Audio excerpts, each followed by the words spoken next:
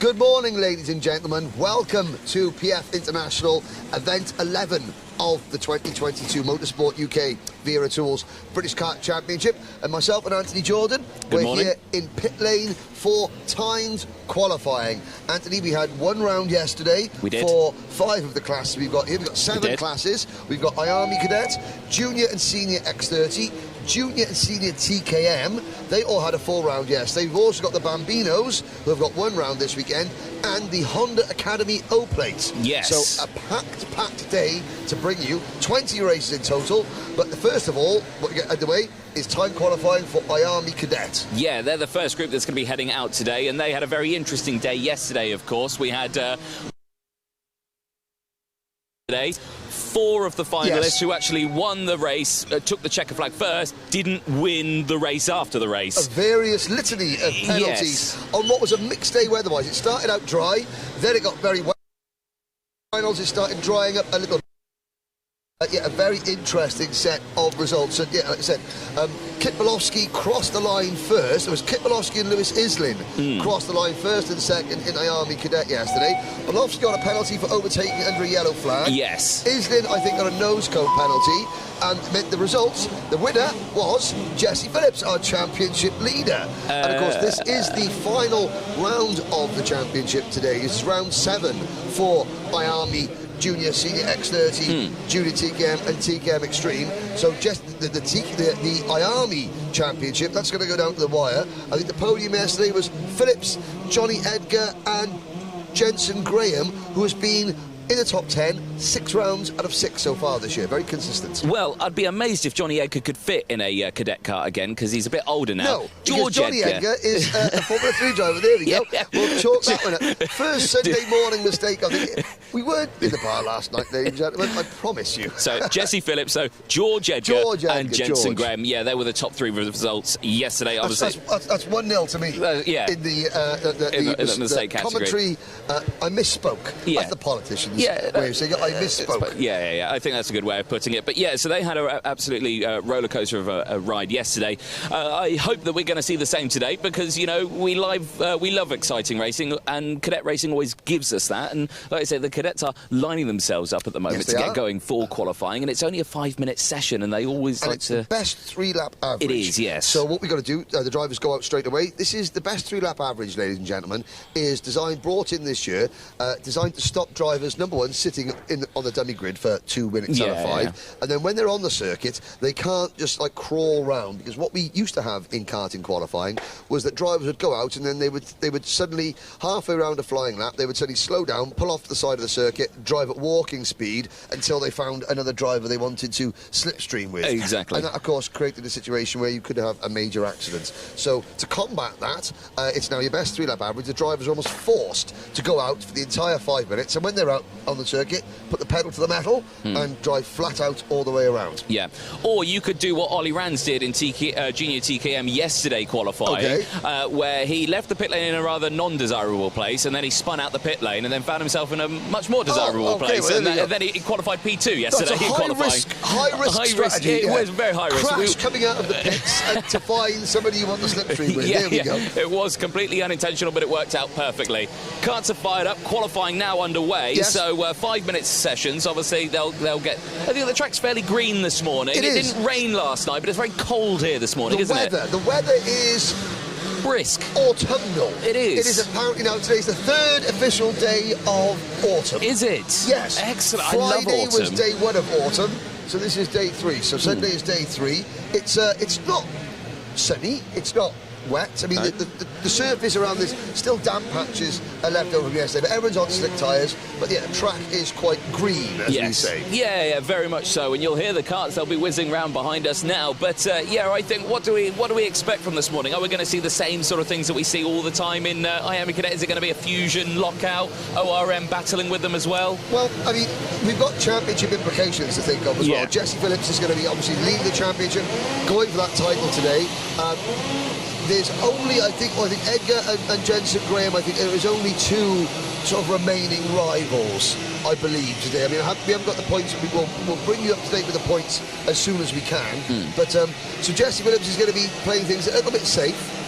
He doesn't want to get involved, penalise himself. But of course, this track is 1,382 metres. We've been here plenty of times before. Yep. Alpha Live, we brought you the IAME Open last weekend, Kart Masters, of course, in August. Yep. So you know that we're going to get plenty of slipstreaming. Yeah. Lots and lots and lots of battling, group racing, group pack racing. Yes. The Ollie Roller Motorsport team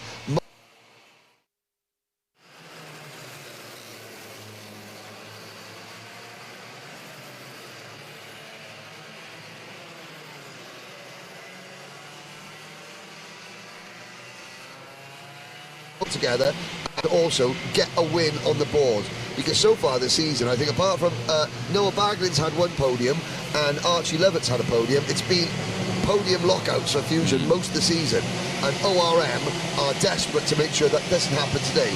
And with drivers in Fusion going for the title, that might give them an opportunity. Yeah. In your personal opinion, what would you think Ollie Rowland would have said to the IMO? Are we done with the kids? IMO, in my opinion, is that the... No, in my opinion, I think we'll stick with that one. Yeah, professional. Yeah, so what would you think Oliver Rowland may have said to his drivers last night? What would you personally think he would have said? Think. Yeah. Think. That's the key thing. So many times this season, ORM drivers have put themselves in a winning position, and then when it's come down to that finite moments where you have to make a split-second decision that will end up winning you a race or cost you a race, the ORM drivers have made the wrong choice. And so I think probably Ollie's gone back through the season and looked at that, because you've got Henry Domain, you've got Noah Baglin, you've got Archie Lovett, you've got Kanish Grau, you've got there's 4 drivers for ORM, all that could potentially, they've got race-winning speed. So it's just a case of think. And almost like, look, it doesn't matter which one of you wins or gets on a podium, just make sure one of you does. Yeah. None of them are going to win the championship. So, that's gone. So it's a case of, right, let's get the...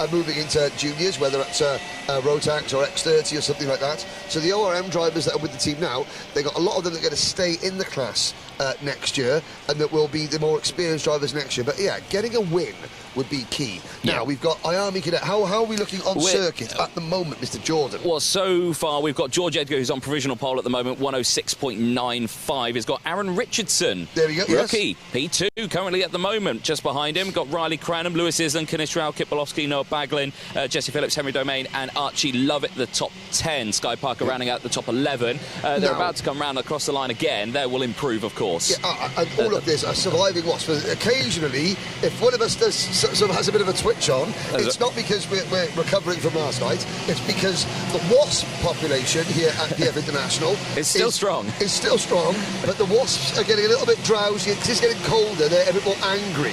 So we've got angry wasps. Yeah. Now, obviously, IAME Cadet is dominated largely by Fusion and Oliver Rowland Motorsport. There's some drivers for Jamie Green Racing also out there. But also, we have a couple of drivers. Well, we've got one driver, Luca Narroway, on the Mad Croc. Now, Luca Narroway update. Yesterday, Luca, we saw his dad and Luca last night. Yeah. Luca was running 16th. I don't think Luca's got a top 20 finish yet this season, but he is aiming at Rissington. He was recently interviewed Luca, and he said, I want a top 23 finish. Very specific about 23rd position. Yeah. Well, this weekend, ladies and gentlemen, it's a 16th place finish is what we're looking for. Right. So we'll keep you updated with Luca now. How is Luca doing in his quest for a top 16 finish? Currently 23rd in qualifying. Checker flag has gone out now. A couple of drivers have taken checker flag. Jensen Graham has taken checker flag, currently in P17. Okay. Not great for Jensen Graham. Aaron Richardson, P13, he crossed the line. Rest of the field coming across now, and it will update on the screen. Anthony will look at his mobile telephonic device and get you up to speed. Yes. What we'll do, we've got one camera, so Jason on the camera. Yeah. I will go and speak to some of the drivers when they come in, and then we'll come back to you in the booth, the outdoor, the fully air-conditioned booth this morning. As soon as qualifying finishes, ladies and gentlemen, we will be hightailing it up to the commentary box to bring you not 1, not 2, not 18, but 20 races today, which is going to be very, very good indeed. So, Jensen Graham has come into the pits right in front of us. Yeah. Where did Jensen end up? A poor session? It was, yeah. He's dropped to P22 for Jensen Graham. So now that the drivers have finished, of course, the finish line, what is our provisional IAME Cadet. IAME Cadet, yeah. George Edgar took provisional pole, well, he's taken pole position in that one from Jesse Phillips, Kip Bolowski, Riley Cranham, Noah Baglin, Kanish Grau, Will Green up in the top 10, P7, from Lewis Islin, Henry Domain, and Jensen Ackerman rounding out the top 10. In terms of Luca Narroway update, 23rd. 23rd, okay. Long way to go, though, for Lucas. So we've got, who am I going to speak to? Let's have a look. Right, then, I'll get my legs working. Get your legs working. I think you're going to take my microphone now. Am I going to take your microphone? I think, because they're both of them. Yeah. Ooh, okay. So, bye. Bye. Bye. Bye. Go just who am I? Ah, there we go. Edgar Phillips Bolowski. Let's go, Jason. Come on, then. Right. Edgar Phillips Bolowski. Now, they've already gone into the sort of scrutineering area. Let's quickly dive through here. And we go, oh, careful not to get run over by Kanish Grau. There's Jensen Green. Jensen, quickly, not a great qualifying session? No, what went wrong? We're not sure, just not much pace. Not much pace. Okay, we've got a long day to get that sorted. Right, come on then, let's go now into there. We go past the number 16 car. There's Aaron Richardson, Kanish Grau. Here come some of the other Fusion drivers. That's Jensen Ackerman coming in. Into top 5 now. So here is where the drivers that have done very well in qualifying, they come in. The scrutineers through that sort of like partition there will tell the mechanics what they want off the carts to check. Let's have a look. Right, who are we going to come to first? Henry Domain. If you can take your helmet off, it's okay. Let the people see you. Okay, Henry. Right, how did that go? It wasn't very good. We didn't get a very good track position, so we didn't qualify very well. But we can still race from where we qualified, so just hopefully we can win the final. That's the key thing. You can still race from there because there's going to be lots of overtaking opportunities, especially if the weather stays dry. Yeah. Okay, there we go. Right, I'm going to do a very unprofessional thing now, of course, and I'm going to have a quick cough on air. So, tell you what, Jason, Jesse Phillips, you talk a little bit to Jason there. Say hello to Jason.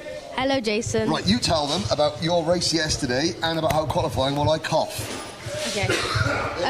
Well, qualifying was good yesterday. I mean, we got P1, so yeah, we can't get much more. And then in the heats, it was good. In the first heat, I just pushed away with George, and then in the second heat, it started to drizzle a bit, so I got a gap, and then, yeah, we won that heat. So then, yeah, we were starting pole for the final, so it was very wet then, so we had to go on wets. But then, yeah, it turned out quite well. We were in third, but then 2 people in front of us got a penalty, so we got the win. There we go. Thank you, Jesse. Now, one interesting thing to know about Jesse is that I saw yesterday during the racing, a lot of the drivers, the mums are the ones that are really, really nervous. You get the dads in the grandstands that are all cheering and shouting, and the mums are the ones that are in the motorhome or behind the scenes. It's different for you, isn't it? Because your dad can't watch the racing, can he? He gets really worried. Your mum is like up there cheering and shouting, but it's your dad the one that is the nervous one, isn't he?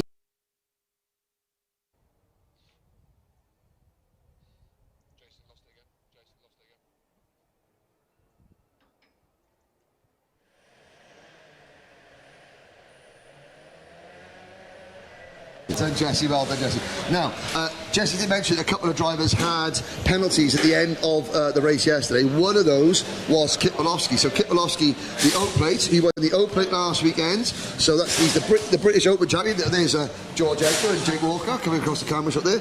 So, Kit, yesterday, you won on the road, overtook under yellow flag apparently, so you got a penalty.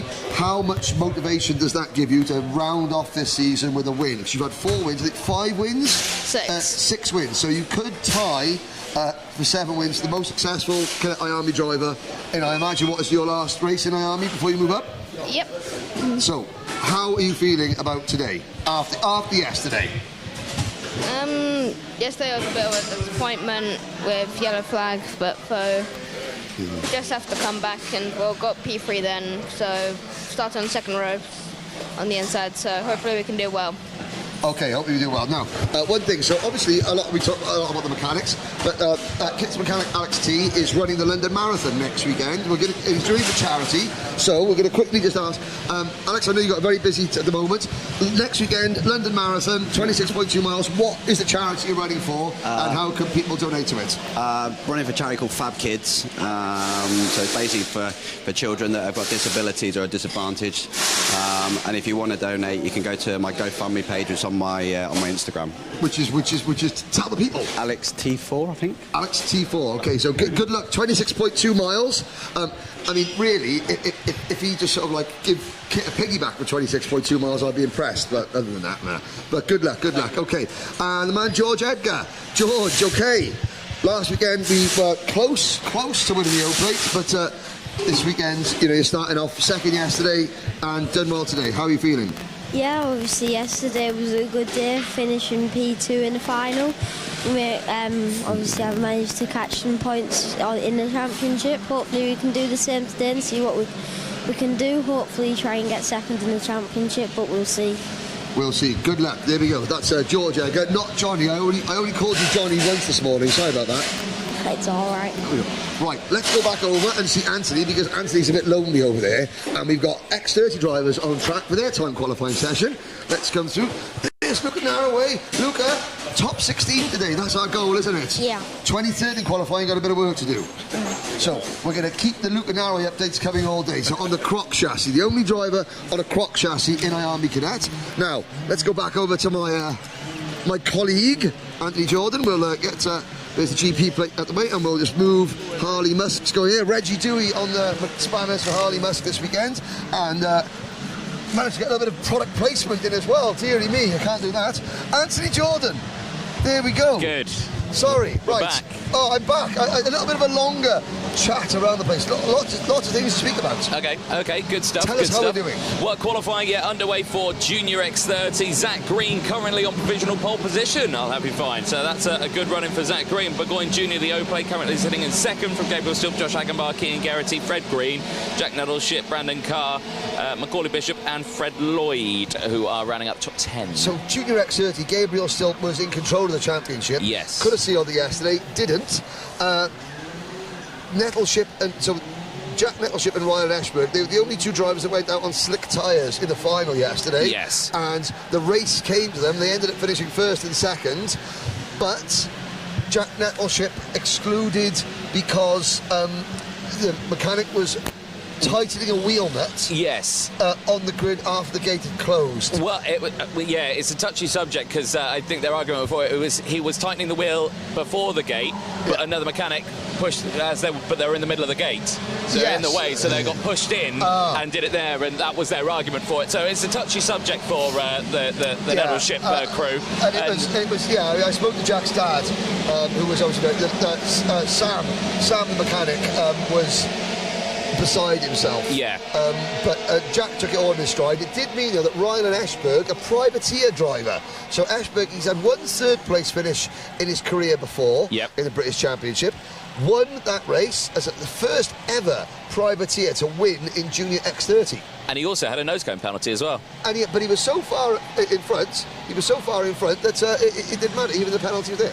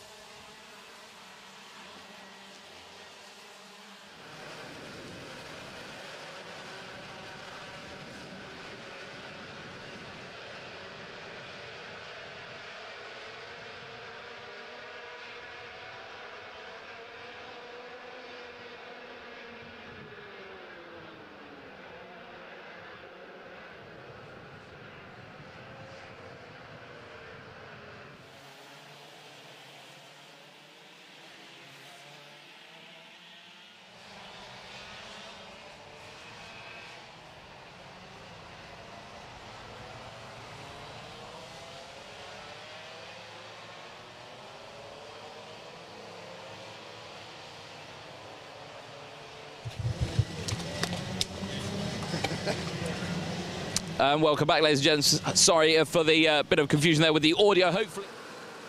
Well, now we are a mic down at the moment, so we do apologise for that. But Henry, like we were saying, Junior X30 qualifying has just finished. I have put the phone away in my pocket, but we'll get a sort of an understanding of where we're going to be going with that one. But like we were saying, yeah, Jack Nettleship yesterday, a disaster for him. But so qualifying results, I'll refresh my page. Fionn McLaughlin there we go. Takes pole position. He's got Macaulay Bishop just alongside him. He's got Gabriel Stilp there in P3 from Burgoyne Junior. Agambar, Fred Green qualifying P6 in that one from Jack Nettleship. Cameron Pratt-Thompson, Kean Geraghty and Taylor Orridge rounding out the top 10. Brandon Carr, the GP plate, finishing P11 in that one. Yeah, it was a bit of a struggle yesterday for Brandon Carr, so we're going to find out how close Gabriel is to the title. So Macaulay Bishop in second, Fionn McLaughlin. Fionn, 4 second places, 4 second places, 3 third places. He finished third yesterday and still not a win. The record, the unwanted record in the modern era of the British Championship for the most second place finishes without a win is 5. That's Connor Duncan. Is it? Connor's got 5 second places and 5 third places, but no wins. Fionn McLaughlin does not want to equal that record. So let's go and find out. We'll go and chat to him with our one microphone. So say bye, Anthony. Goodbye. Goodbye. Come on then, Jason, let's go and have a chat with some of the drivers. Well, first of all, we'll walk around here. There's Fred Green. Fred, you know, the Jamie Green race team, looking good? Wasn't the best. Didn't really get a toe. But you can race your way to the front, yes? yeah, that would be ideal. Excellent, excellent. And of course, here's a man. Last weekend, those of you that were watching the O-Plate realised would have seen this one. So the British Open Championship goes to Scotland this year in Junior X30. Harry Burgoyne, how are you feeling? All right. Yeah, there we go. All right, that's all good. How did you do today? All right, 4th. So just need to make sure we can get up there in the heats. So we're starting well in the final. No problems at all. Thank you very much, Harry. And again, British Open champion on the Gillard chassis. Now, that's the Gillard. It's now an OTK product, but it was the first big win for Gillard in the UK since it went over to the OTK family. Right, then let's scoot our way through here. Brandon Carr, the GP plate holder, of course, won this here. Bit of a rough time this morning, Brandon. Yeah, it's just a bit lack of grip at the minute, but we should be all right for the race. No problems at all. There we go. One quick thing to say, look at that, Leo Brown for the MLC Motorsport team there. Very important. Leo, how are you feeling?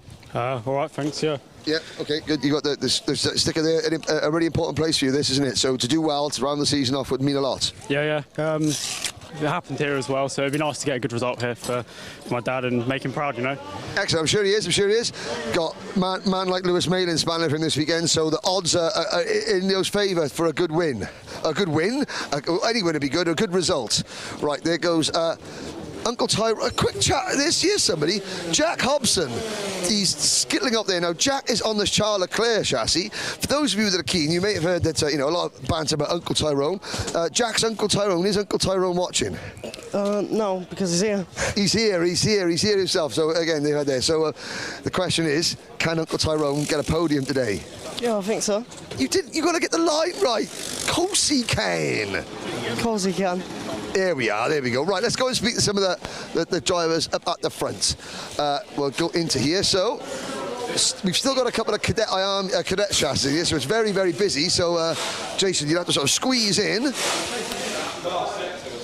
We're going to squeeze through it. Macaulay Bishop, second fastest, P2, well done. 4th yesterday. How do you think it's going to pan out today? I think it's going to go all right. I'm starting on the outside for the first corner, so a bit interesting, but I think if I can just make my way through in like 3rd or 4th, I should be there in the heat. So should be there in the heat, okay, no problems. All right, thank you very much. We're going to squeeze through. There's Taylor Orridge now. Gabriel Stilp. So have we managed to figure out what's going on with the championship? What have you got to do today? Well, I didn't have to race today, but I thought we should. But we're going to try and go for the win. But obviously, if we can't, we won't, because we're trying to win the championship. Because the only way I can lose it now is if I get excluded. Yeah, so of course, every drive, you get a 20-point bonus for racing today, and that's going to be key. But I mean, so Gabriel, you're just going to keep it safe. I mean, it's been spectacular this year. But yeah, the title, as long as you don't get excluded, the title is yours. What have you got to say about some of your rivals this year? It's been fraught, it's been exciting. Yeah, now that the season's coming down to it, what would you like to say? Because we'll come back to you about your achievements. What do you want to say about some of the drivers that you've raced against this year? Yeah, it's been a very hard year with all these good drivers in like top 10. Well done to Fionn for battling me the whole way. Okay, there we go. So that's Gabriel Selp. A cruise now towards the 2022 championship. Gabriel won the IAME International final last year, so effectively IAME world champion and now British champion. But there's one driver over here I want to speak to before we go back to Anthony, and that is Fionn McLaughlin. So Fionn's just helping out with his cart here. Now, we're going to talk to Fionn. So, today is going to be the day, is it not? 4 second places, 3 third places. This has got to be sign off the season with a win, yeah? What's your motivation like for that? I have nothing to lose now, so I'm just going to go for it. Because Gabriel's pretty much sewn at the title. As long as he doesn't get excluded, that's it. So that's going to work into your hands because he's got other things to think about. Yeah. So I'll try my best to win this race, and it's the last chance. So it's the last chance. What are your plans for next year? We don't know yet. We're just going to day by day and see what's going to happen. Okay, well, you want to sign off junior career with a win? Yeah. Yes, okay, because don't forget, Conor Duncan, we've spoken of this, Conor Duncan's record, 5 second places, you got 4. I'm not going, I'll just crash if I'm finishing second. no, that's not true. Okay, good luck, Fionn, good luck. Right, let's go back and find Anthony Jordan to catch up. Oh, look at that. It's a bit of a tight squeeze. I'm on a diet. Right, we'll go through here and we'll... okay, there we go. Well, skillfully done, Jason, skillfully done. Right, let's... and again, this is the idea. There's Dayton Coulthard's cart. Morgan Moore for premium karting going through. And now there's Flynn McDermott's Optima Performance cart. And with deft skill, I shall hand the microphone over to my colleague, Anthony Jordan. Thank you. Yeah, no, that was very theatrical, yes. Senior X30 qualifying is out on circuit. They've had a couple of laps out there. Harry Platten currently, at the moment, on provisional pole. He's got Bart Harrison behind him, Callum Atkins, Aaron Walker, Sam Heading, Gus Lawrence. Gus Lawrence, at the moment, leading the championship points. Is he? He is, yeah. So leading after the final yesterday. He swapped that up a bit. So the drivers crossed the line. And do you know what? There's not really been much changes out there. Everyone kind of out there doing what they need to do. Platten back on pole, Heading put it on provisional pole for a second there, but now Bart Harrison back there. Currently at the moment, Sam Shaw's at the back of the grid at the moment, which is a shame. What a surprise. Now, because we spoke to a couple of these drivers during the paddock show last night. The paddock show is on the YouTube channel now as well. But during the lunch break today, you will get to see last night's paddock show. I think it's a doozy. I think it's a good one. But we wanted to make a special thing. So obviously. The karting can cost quite a lot of money. So, you know, the Sam Heading budget fund is open now. If you have any spare change, if you have, or even some tyres that have done about 1,000 laps, please go and see Sam's dad, Mark, who will take anything. He's already had to sell 7 of his own kidneys, 11 of his own livers to keep Sam racing. And Sam did say yesterday, and this is very serious, that he would potentially have to sell his Elizabeth Duke gold chain to fund his racing next year. So I certainly don't want to be you when Mark sees this. But anyway, yes, back to the actual qualifying itself. 20 seconds left on the timer. I have to say, this is, I think, business as usual, really, at the front of the grid. You know, Bart Harrison. Well, I'd say Marcus Littlewood. He's put in a good stellar performance out there in qualifying. Currently P2 at the moment. Thomas Fleming has retired. He's come into the pit lane. So he has not got a good setup at the moment. And, yeah, so he's not pulled off the side of the circuit. Now, we talk a lot about the passing of the torch, and in every season there's a changeover of drivers. You have drivers, some drivers move into car racing, some drivers move classes, and some drivers stop. this year in Senior X30, there's a whole host of drivers that potentially we're seeing for the last time, which is really sad because, you know, I've been commentating on this sport now for nearly 20 years, and a lot of these drivers, you know, I started commenting on that they were literally just coming out in cadets, and now they're, you know, grown men, and to hear that a lot of them are like leaving or moving on to pastures new. Some of them are going to stay in the sport as mechanics, team owners, and what have you. But this could be a very emotional day in lots of reasons. It could very well be, and yeah, it is a shame to see drivers retire from the sport. And but like you say, some of them are doing it for many years. Started in Bambinos when they were very young. Now they're in their sort of 20s and, you know, in seniors, and, you know, think they've been karting for a very long time as well. Qualifying over, checker flag's gone out. Bart Harrison, pole position, number 77. Harvey Ryby, Sam Shaw, Marcus Littlewood. Harry Platten finishes in P5 from Sam Heading. Lewis Mackey, Alistair Cresswell, Michael Rapsey, and Callum Atkins, the top 10. So Sam Shaw came on strong late in the day. Bart Harrison hasn't won a race in the British Championship since he was in Mini X30. In 2020, he finished third in Junior X30. Last year, I think he finished second or third in Junior X30 as well. Has had multiple podiums. He was leading the championship coming into this round, I believe, but he desperately needs that win. It's been so it's so close yet so far for Bart. Yeah. I think the main person I think you need to chat to here is that man there in the PF International, because he's your championship leader, Gus Lawrence, and he qualified P13. Right. OK, let's go and speak to Gus Lawrence and some of the others. Again, this is going to be a potential... Oh, Jason, I forgot. Bye, Anthony. Bye. There we go, that's better. Gets upset, see if I don't. Right, let's go and speak to some of these drivers again. So, Sam Heading, Kart 7, there's Aaron Walker. Aaron's got that great crash helmet, the Viva Las Grantham crash helmet. But Gus Lawrence, we're going to chat to Gus. Well, I'll tell you what, we'll let Gus get his kart there. So Gus races with the PF International team, the team that's based here at the circuit, run by Paul Fletcher himself. Stephen Lamian on the spanners. This was not quite according to plan. No, it's just it's hard out there, and it's a good track position. People trying to race for you in qualifying. That's about it, really. Yeah. You're one of the most, Gus is one of the most experienced drivers. You get a lot going on. So we think that Gus is leading the championship standings.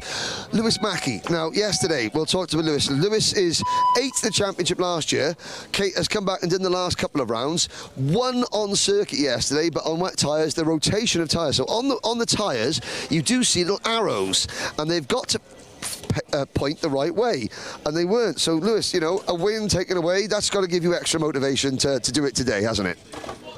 Nanny June's watching, I've just been told. So. Oh, so we're going to say hello to Nanny June. She's on the live chat already. He's going to get his cart. Oh, he's going to pop his cart up on see, the senior drivers. They've actually got to do a little bit of lifting as well. So first of all, okay, family's watching. The motivation is going to be sky high, isn't it? Yeah, we did it yesterday, so we're just going to do it again today, I think. Yeah, everyone's got to get his tyres off. Okay, so we're going to go. Good luck to Lewis, and so. See you later, Nanny June. There we go. Right, let's go and chat to some of the drivers in the top 3. Harvey Ryby has just disappeared out, so Harvey second in total. Harvey, that's not a bad result. Yeah, I'm happy with it. Good result in the end. I don't think we've been P2 in qualifying in the British for, well, I don't think we ever have, to be fair. So, see what we can do in the heats, and away we go. Actually, there we go. Gets a little pat on the head from Sam as well. Talk a lot about the drivers that, you know, this might be their last race of the British Championship. You've got, you know, next year's going to look very different, isn't it? Well, we're not sure what we're doing next year, but well, we'll see what happens. We'll see what happens. Watch this space. Okay, thank you, Harvey. Let's go inside to speak to some of the drivers. Of all the drivers disappeared, we've got Marcus Littlewood is in here. So Marcus Littlewood for the Jade Racing team, and here we go with Bart Harrison. So let's chat with Bart. He's got the highlights to match the sponsor logos on the kart. Congratulations, pole position. Thank you. It's not over. It's not over. What is the situation in your mind with the championship? I'm just trying not to think about it, really. Since I came into the weekend, just do the best I can, and we'll see where we finish. Still a rookie, so. Now, you finished in the modern era, 2019, so 2019-2020. This is the 4th season. of the modern era of the British Championship. In the 3 seasons previous to that, you have finished in the top 5 of the championship that you competed in, Mini X30 and Junior X30 twice, every single season. One of the most consistent drivers in the paddock out of everybody. But the last time you won a final was in Mini X30. How much is that bugging you? It's a bit annoying. I've had a lot of seconds, and also I actually finished 6th in the Mini X30 season. But yeah, I'm sure we can today, and yeah, the pace looks pretty good in the quali, especially since I made an overtake and a couple of mistakes on the last lap. So it's looking pretty good. Looking pretty good, and of course, Bart, for those of you that remember 2020 in Junior X30, you know that the championship, and again, you were on the wrong side of it with Ollie Greenall, but you know that the championship can come down to the very last lap of the very last race. Definitely, yeah. So we'll see what happens today. It's a pretty big gap to bring down, but he's in P13, so we'll see what happens. There we go. Okay, thank you very much. Cheers, Bart. Good luck. Right, let's go back to Anthony to give Anthony a bit more time so he doesn't get upset. No, I'm only joking. But yeah, so we've got the next class on circuit. The TKMs are out. There's Louis Johnson Cool. Louis Johnson Cool, the number 61 premium karting entry, had a good result yesterday. Top 10 yesterday, was it? 7th. 7th, there we go. So 6 + 1 = 7. That's how I remembered that. Right, we'll go back and speak to Anthony. So we've got, I believe this is Junior TKM out on circuit. So Junior TKM yesterday, the defending champion, Alfie Garford, who went up to X30 for a little bit at the start of the year, has come back to Junior TKM. He won yesterday. It would have been his first ever win in the British Championship, but his rear bumper became detached on the very last lap of the race, so he was excluded. So he is going in for it today. There we go. How are we doing? Not too bad, Henry. Yes, which means, yeah, Luke Bate got promoted, of course, to the race win yesterday, which was his first ever British Championship final win as well. Yeah, qualifying underway, 2.5 minutes to go. Darren McInerney currently on provisional pole from Oliver Bowen. Tyler Harris, who just put himself up into P3 from Seth Hathaway, Ollie Rands. Now Garford's just put himself up into P4 from Seth Hathaway, Ollie Rands, Aidan Mitchell, Joe Cheek, Leon Frost and Leo Robinson, not to be confused with Junior X30's Leo Robinson. No. We also have another chop and change as well, because in TKM Extreme we have Charlie King. Yes. In Bambino we have Charlie King. Oh, okay. Right. So 2 very different drivers, of course, in terms of age and height and all sorts. But yeah, so I think right now in Junior TKM, I think it's going to be good. Obviously, championship's pretty much signed, sealed and done for Leon Frost, so, you know, congratulations to him. But he's still racing out there today, you know, he wants those extra 20 points. And I think today for TKM, it's just a hack, isn't it, today for them?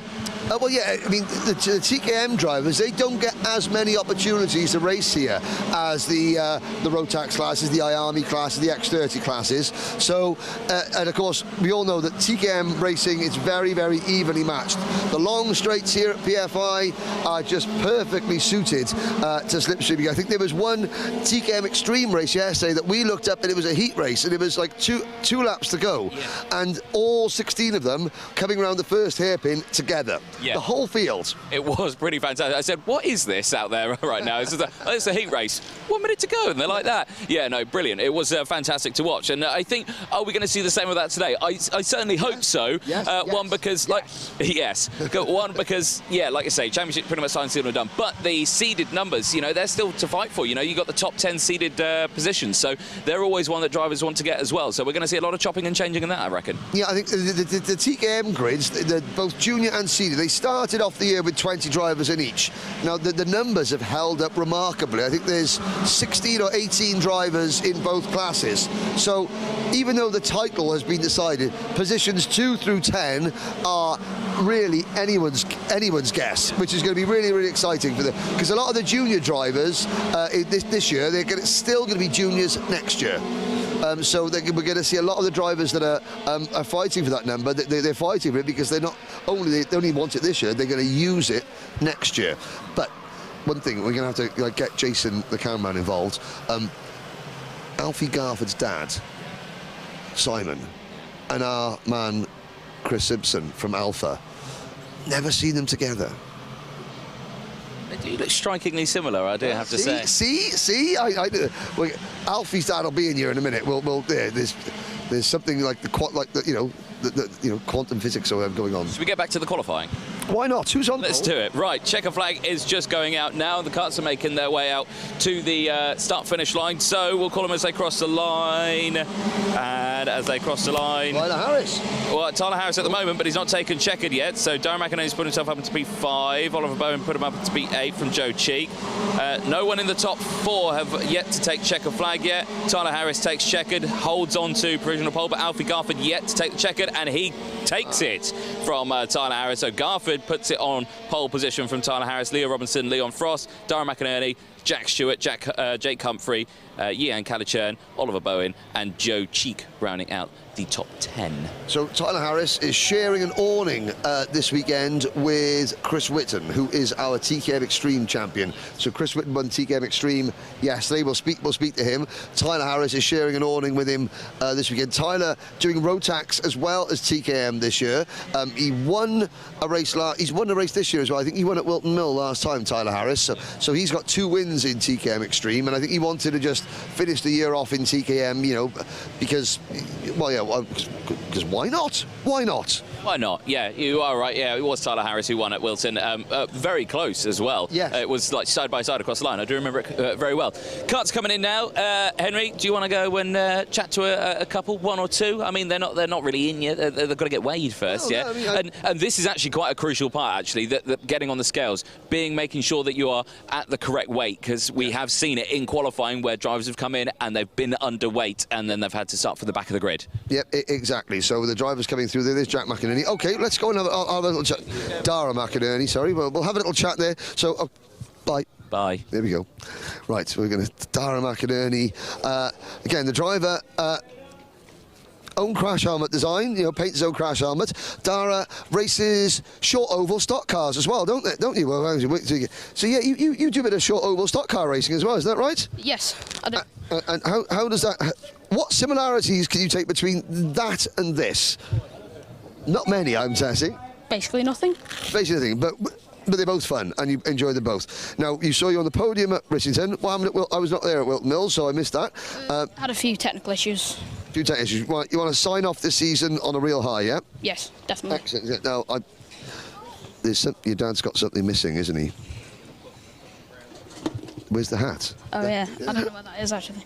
Well, OK, that's why I didn't go right this morning. Yeah. Oh, no, the hair's been missing for a long time, but it's the hat's been missing. Oh, yeah. I don't know why. Wait, you have a word to sort it out? Yeah, definitely. OK, there we go. There's Darren McInerney. Let's go and see now. We'll see. There's now. Let me talk about the brothers. Now here's we'll speak to Simon. Jason. There's our man Chris Simpson. There he is. Baps about Britain. There he is. Hello. Now let's have a chat with Simon Garford, Alfie Garford's dad, over here. Look at this. I mean, we'll speak to Alfie, but I mean, I think there's something in the water there. Look at that. There's something very, very similar. Alfie, you don't recognise both those gentlemen, do you? No. First of all, he's getting his helmet off yesterday. Number 1 wants to, you come back into TKM this year. Halfway through the season, you want to get that first win. First of all, congratulations, pole position. That's not a bad start. Yeah, I think we're going for a bit of redemption from yesterday, a bit of a bad luck with the rear bumper. Mm-hmm. Yeah, just one of those things, the worst possible timing. Yeah, I mean, it's the first time it's ever happened to us, so it was a bit unlucky. No, did you see, look at that, there it is. On a dark night, you'd be like, you couldn't tell the difference. No. There we go. Even he said he couldn't tell the difference. Right, there we go. Let's go and speak to Simon Harris. There's Tyler Harris's dad. Well, where's Tyler? Tyler's in there. Oh, he's a bit shy. He doesn't want to get on camera. There we go. Let's go and speak to Tyler. And also, let's speak to Luke Bates. No, Tyler, congratulations. Well done. I thought I was... Yeah, you were second. I was getting a bit excited. Yeah. But P2 is not bad at all, is it? Yeah, quite good. How are you? I mean, obviously this year doing 2 classes, doing Rotax as well. Talk to your family. You've got family watching Australia, in China. Say hello to them all. Yeah, thanks for supporting everyone. Say it in Chinese. I can't. I spoke Chinese to your family earlier this year. Deary me, it's terrible, but good luck. It's embarrassing, but yeah, thank you. Right, and let's quickly speak to yesterday's race winner.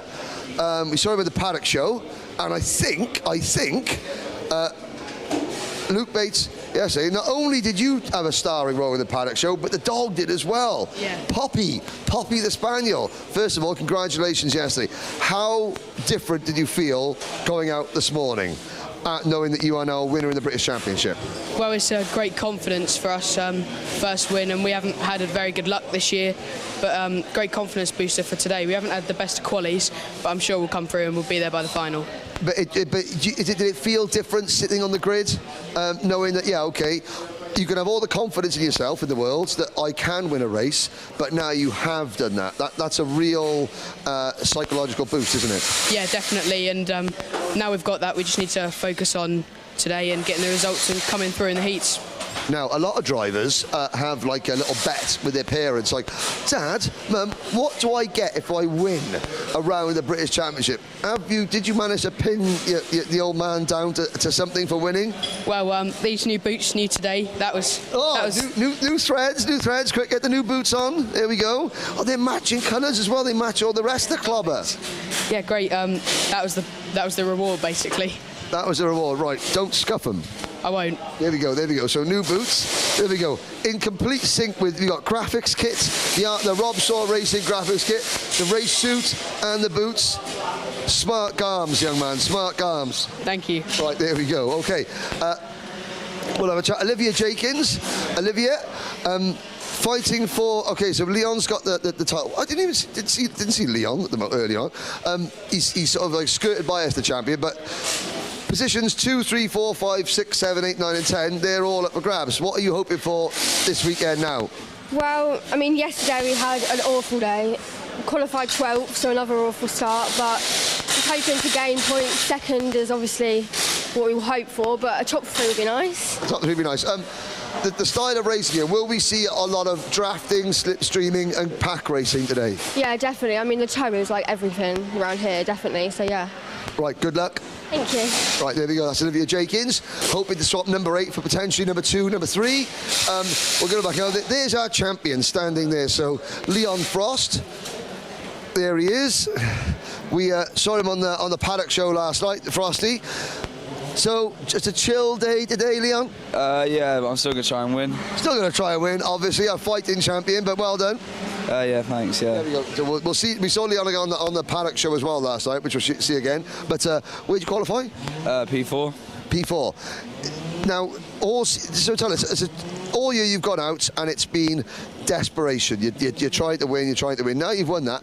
Do you feel as though, there's obviously a relaxation, do you feel as though you're just as focused? I feel a bit more free when I'm out on the track. I'm not thinking about it as much. I'm sort of just going for it more. You know, I'm still thinking about the moves I'm doing, but I'm maybe taking a bit more risk, you know, going in pace where I couldn't. It's a bit harder to overtake, but yeah. Okay, good luck, well done. Right then, let's go back to Anthony. There you go. Mechanic loves a chat, don't you? Always. Always, there we go. Right, let's go back to Mr. Jordan. Here's something that is always really good. Look at that, the Orange Army. Now, that's not a Max Verstappen thing, that's a Marshall thing, isn't it? After the Marshall was, killed at Brands, we found a thing online you could help donate, and you got a sticker for donating. Good, so that's Jake Humphrey, so yeah. Orange Army, most important people. Hopefully you won't need them today because you'll be on the track. Yeah, hopefully not. Hopefully not, there we go. Right then, let's go back to Anthony, but it's good to see. Never, ever forget the Marshals, the most important people of all.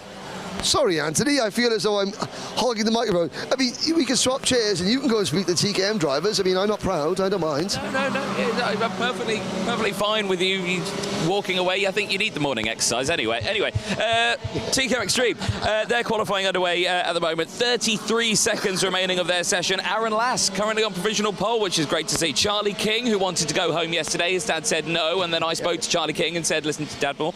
He's currently on P2. Lee Whittingham's there in P3. Ben Watson, Chris Whitten currently P5. Yep. So he's still pushing it, despite the fact that he's already champion. So he's nice hack for him out there this morning.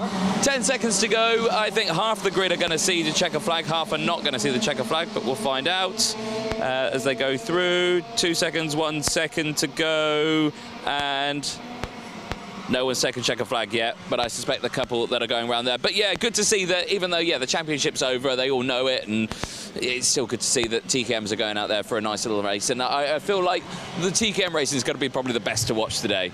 Absolutely. So we're going to just take a short break at the moment. We'll be back very, very soon.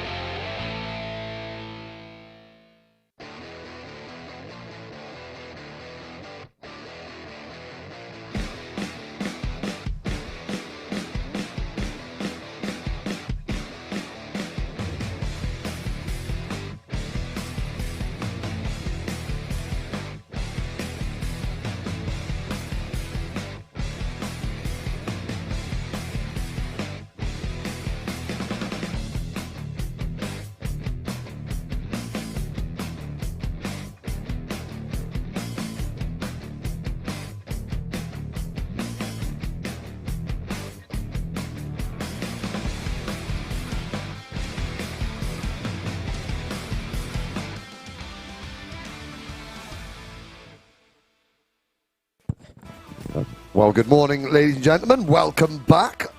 Myself and Anthony Jordan have found our way to the commentary box. Here's the starting lineup for Honda Academy Race 1. Kenzo Craigie and Charlie King on row number 1.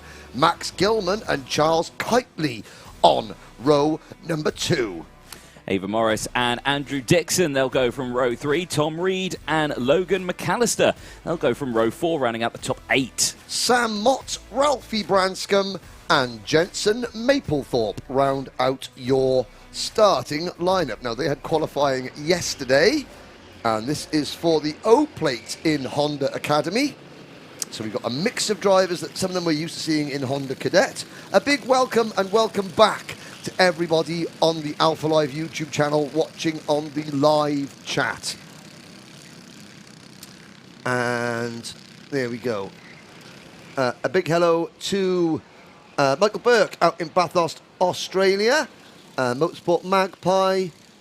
Nanny June is watching. Lewis Mackey. And yes, everybody else on the live chat. Saying Motorsport Magpie saying the big coats are out. Yes, it's not too cold, but it is very autumnal. There's a breeze in the air. There is a breeze in the air. So we are getting ready for the first race of the day. This is a 1,382 metre circuit, and excitement always guaranteed. The Honda Cadets. Now, this is the Honda Academy, so it's 200cc engines, and it is a pooled engine. So RPM Racing Engines, they bring the engine, and they bring all the engines. They've got there's 11 drivers, but they bring a lot more engines than that. And the drivers are given engines at random, or they draw engines out of a hat or something like that. It's a big hat to fit all those engines in. Yeah. But yes, they are given there, so it's completely fair and equal. Yes, indeed. So, yeah, compared to the original Honda Cadets that you'd usually expect to see out in the British Championship, they're the 160. These are the, like Henry said, 200cc Honda engines. But for the first race of the day here at PF International, 4 red lights, lights out, here they go. And it's a great start from the front row, great start from the second row. All the way around the outside, the number 64 of Charles Kitely goes to the lead. The privateer driver snaking past everyone and pulling out a mega lead as he whizzes up the banking for the first time. Kenzo Craigie still there in P2 as they go over the bridge for the first time. It's down the inside, one of the SFR carts going wide there. That was Max Gilman being squeezed and someone into the barrier on the inside. He's all right. He's still in the cart and he snakes his way down the hill. But who was that? It was one of the SFR carts. I think it was the one a little further down, possibly Tom Reed in the 36. So as the drivers now come out of the hairpin number 1, up towards hairpin number 2. The SFR number 50 of Max Gilman. They're in 4th position, but it's Kenzo Craigie. Very distinctive Team GB race suit after he represented the British team in the Micromax class in last year's Rotax Max Challenge Grand Finals. White crash helmet. He leads the way. Charlie King 2nd. Gilman is 3rd. Charles Kitely, Eva Morris. Then Andrew Dixon, Tom Reed, Logan McAllister, Sam Mott, Ralphie Branscombe and Jensen Maplethorpe. That's your order. There's the number 80 cart on your screen. That's Eva Morris, Zip Factory driver. So we complete lap number 1. Craigie leads by 0.4 of a second. Yep, there we go. So good start from the entire grid. 8.5 minutes to go then as they snake up over the bridge then for the second time. And again, a completely different class. So these carts essentially should be a little bit faster than your bog standard Honda Cadet car. Obviously the 200cc, more power, but slightly more weight, I suspect, that they're pushing on those carts now. Yeah, a little bit. Little bit. I've raced both Honda, senior Honda twin 160s and twin 200s. Yes, a little bit, but not a great deal more weight. The drivers, it won't be too much of a factor. It's not as much of a difference as, say, when drivers swap the IAME for a Honda. They go from 2-stroke to 4-stroke. Still very similar. Max Gilman using all the track and a little bit more in that SFR Racing SFR Motorsport number 50. He's still in 4th place, and right behind him, the number 95 of Logan McAllister, the Sate Motorsport team. Good to see the Sate Motorsport team in action. Joe Forsdyke helping out with that team. Joe Forsdyke, ex-TKM Extreme Racer, champion as well in the UK. Very, very, very talented driver. There we go, and they're running nose to tail so far out on track. back over the bridge, and again 7.5 minutes to go. Plenty of time left in this race, but it's their first heat of the weekend, and of course this is being the O-Plate for them, not the Honda Cadet O-Plate. This is the Honda Academy O-Plate, which is why you are thinking like the likes of Kenzo Craigie's running as the 44, not the GP plate. Yes, because it's a different class. It's slightly convoluted. It is. And I think one or two of the drivers entered under the premise that they could win. If they won the O-Plate, they could run it in their usual class. Whether that is allowed remains to be seen. But we'll focus on what is happening in front of us. Now, Charles Kitely is under investigation. That may have been for that absolutely rocket ship start. I think maybe was it too good to be true, that start? But we'll find out. That'll be checked, of course, after the race when they check all the cameras. 6.5 minutes to go. Out of the final corner, back across the line. Still Kenzo Craigie leading the way from Charles Kitely. Charlie King, not to be confused with TKM Extreme's Charlie King, running in P3 from Max Gilman, Logan McAllister, Andrew Dixon, Eva Morris, Sam Mott, Ralphie Branscombe. Then you've got Tom Reed and Jensen Maplethorpe rounding out the field. Yellow flags at turn 1 as there is a cart off at turn 1. Mechanical issue on the outside of the first corner. Going to try and check to see who that is. I believe it is Sam Mott. Potentially so. We'll get a confirmation of that. It's the 38, and it is Sam Mott. And clearly very frustrated there with that. And oh, yes, very frustrated. And that was not quite sure how that translates into what fell off the go-kart. But Sam's certainly trying to explain to his team, watching at the side there, that all is not well. Yes, indeed. So there's Logan McAllister and Andrew Dixon, the two Saint Motorsport team drivers, running nose to tail, pushing each other along. They've got Max Gilman just ahead of them. This is the closest battle out on circuit for P4, 5 and 6. But at the moment, all is calm, I think, all around the main field. Getting close to P2 now, I have to say, because Charlie King is closing in Charles Kitely after that start, but Kitely with the fastest lap of the race now. Yeah, and Kenzo Craigie is doing just enough to keep himself out of danger. Yeah. He checked over his shoulder there, just as he came out of the first hairpin. But Kitely and King can work together. Now, there's the battle for 4th, 5th and 6th position. McAllister, Dixon and Eva Morris. No, actually, that's McAllister. Yeah, it is McAllister, King and Max Gilman, sorry, 4th, 5th and 6th.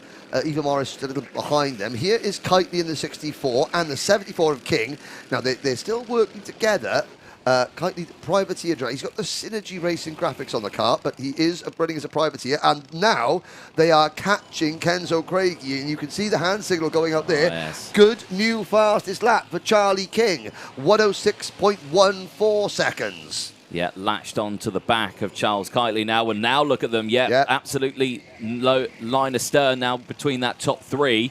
So they are getting very, very close now as they all come back off the bridge down the hill. And any moves for the race lead? None so far. All staying in position. Not yet. No, there's still 4 minutes to go in this one. Plenty of time left. And of course, King and Kitely, they've done all the hard work. Yeah. You're getting to this point. They don't want to undo it by battling, but we can see there Charlie King dropping off a little bit, so a little mistake there for Charlie. It now means that Kitely has got Kenzo Craigie all to himself. In fact, Charlie King, I didn't quite see what happened there, but he dropped off very, very quickly. He wasn't second, now down to 3rd and fading.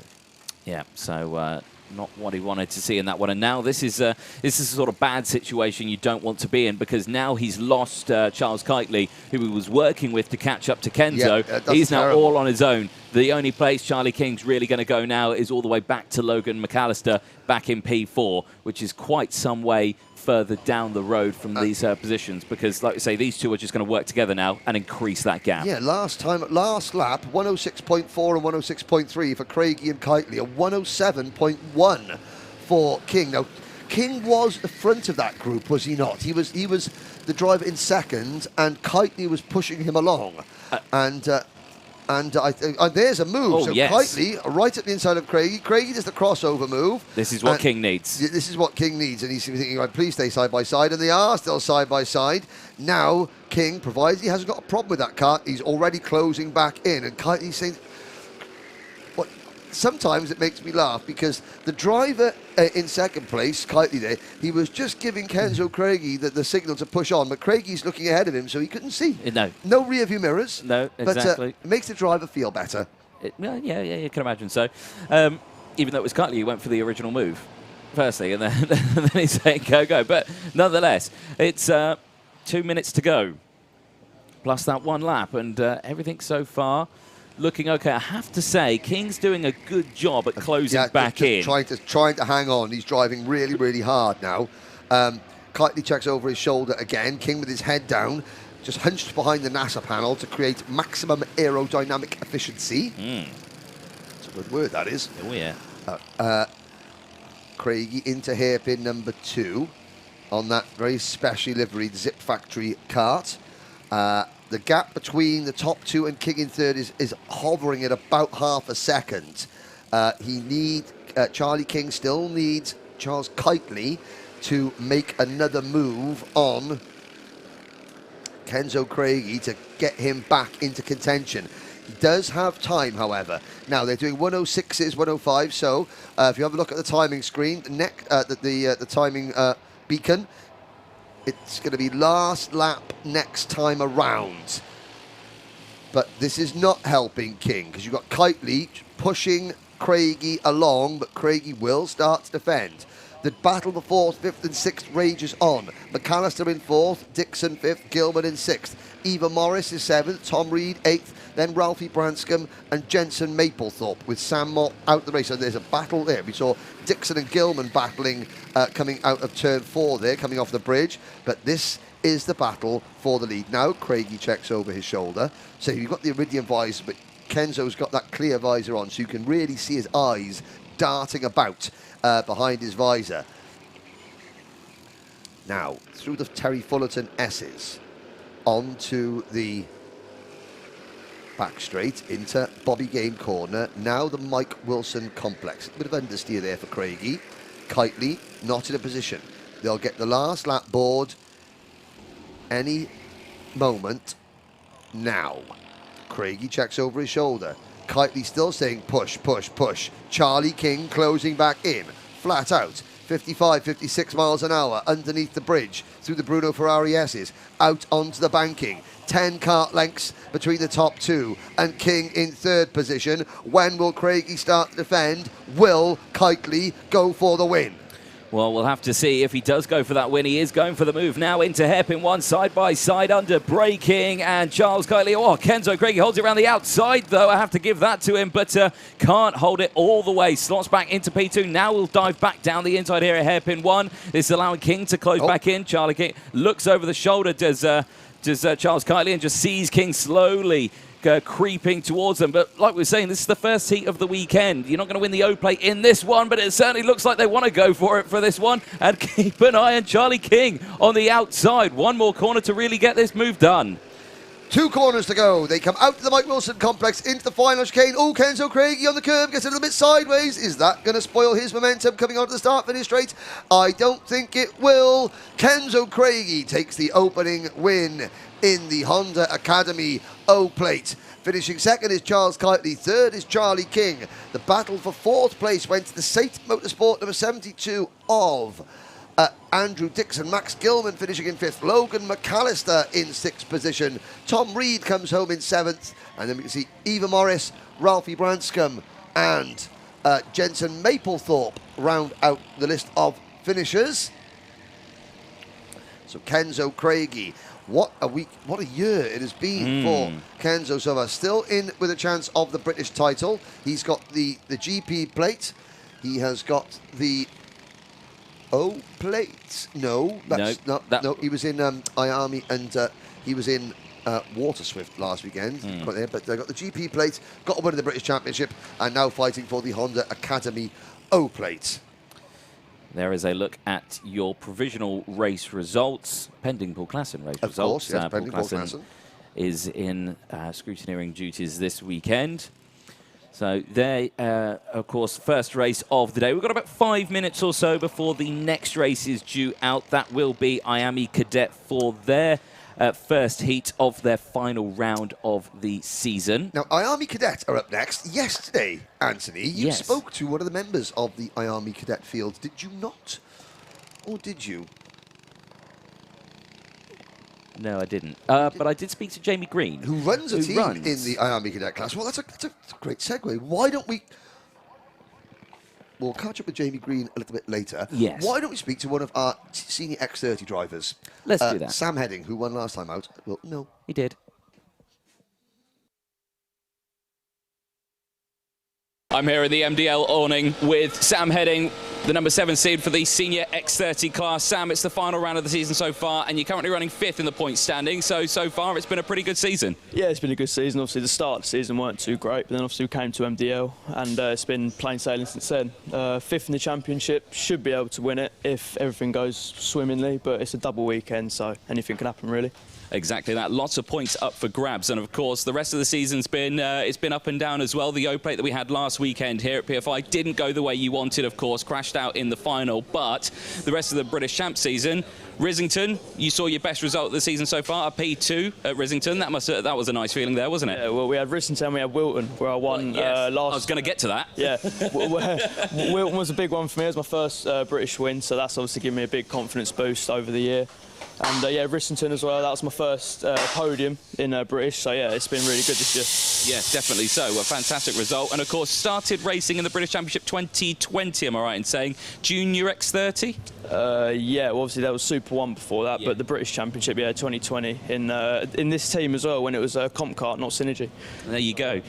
So you've got a good experience with the team, and like you say, you've progressed all the way through the seasons. I think, what was it? You finished P8 in 2020 in the championship in junior, then it was 7th in 21 in senior X30, obviously with your number 7 there that you're running this year.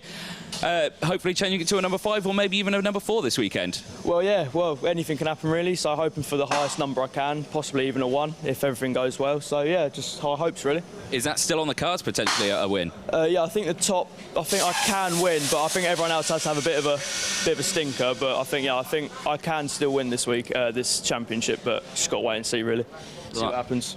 There we go. I'd love to see that one. That would be a crazy shake-up in the final, won't it, on Sunday tomorrow. Obviously, Saturday today, you got one of your rounds today.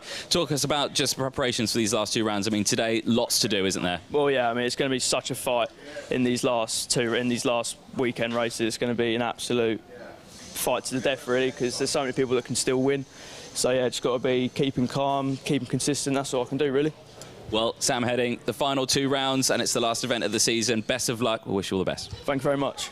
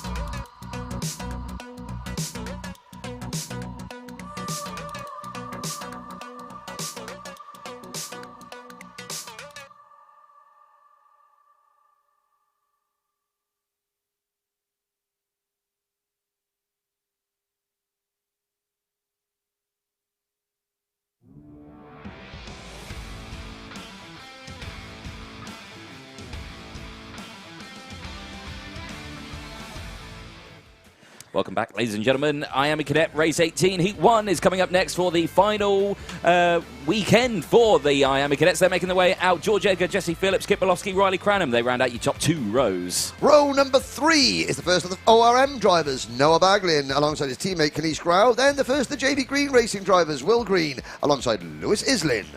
Row number 5, Henry Domain, Jensen Ackerman, Ethan Woodward, and Archie Lovett. They'll round out for rows 5 and 6. Row number 7 is Austin Newstead, now with Optima Performance, followed by Blair Smith, Laith Khan, and Harley Musk.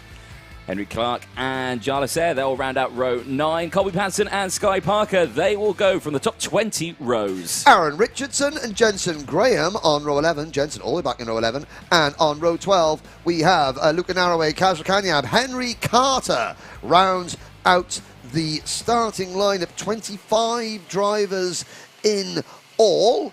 Yesterday, we had a first top 10 of the season for Sky Parker. Ooh, yes. 9th place yesterday in the final. We've still got 1, 2, there's 3, believe it or not, there's only 4, 5, 6 drivers, 7 drivers here out of the 25 that haven't got a top 10 finish this season. Yes.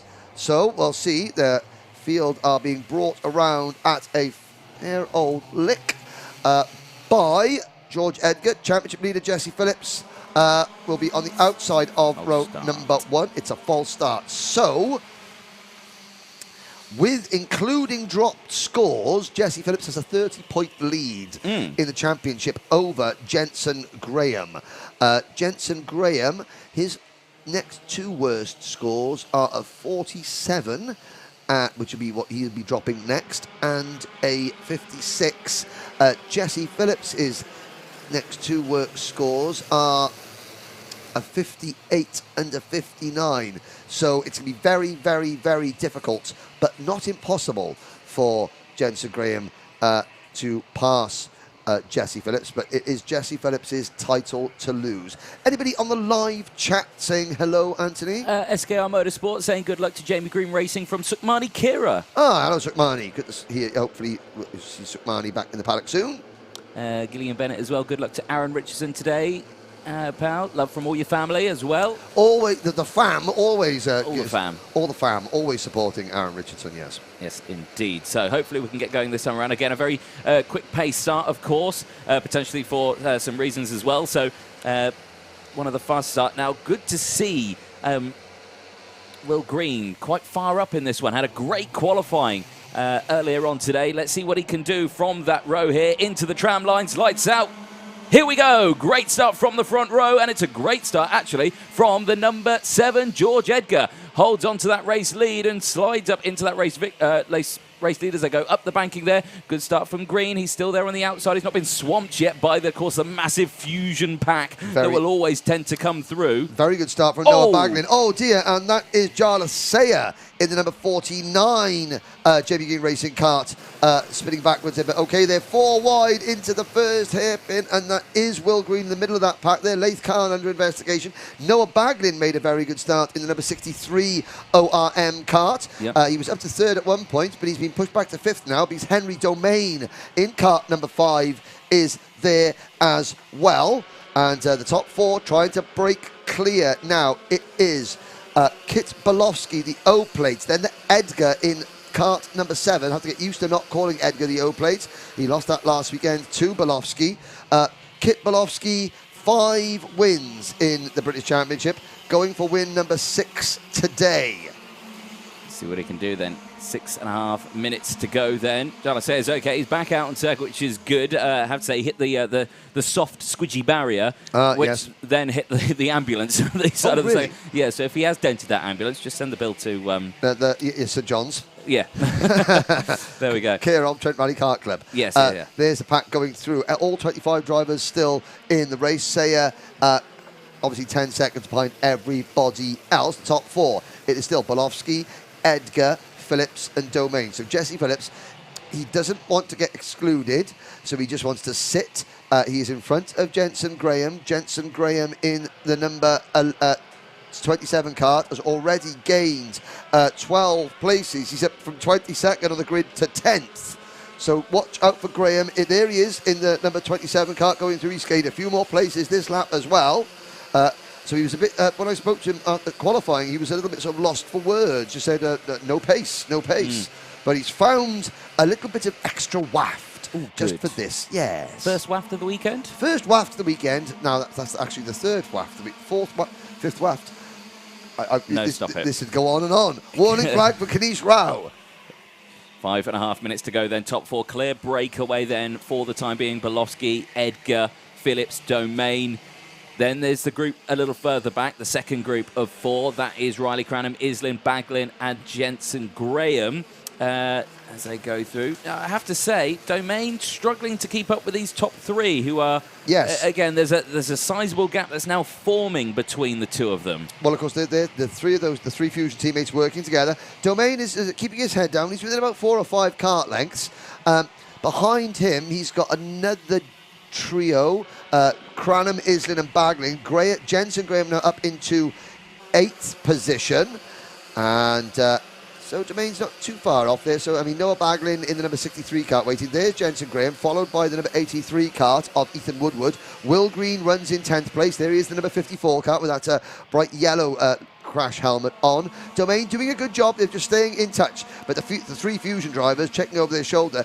Jesse Phillips will just be thinking this is perfect. We're not going to see Jesse Phillips go for any moves. He will sit and wait in 3rd position and be happy with it. Yeah, definitely so.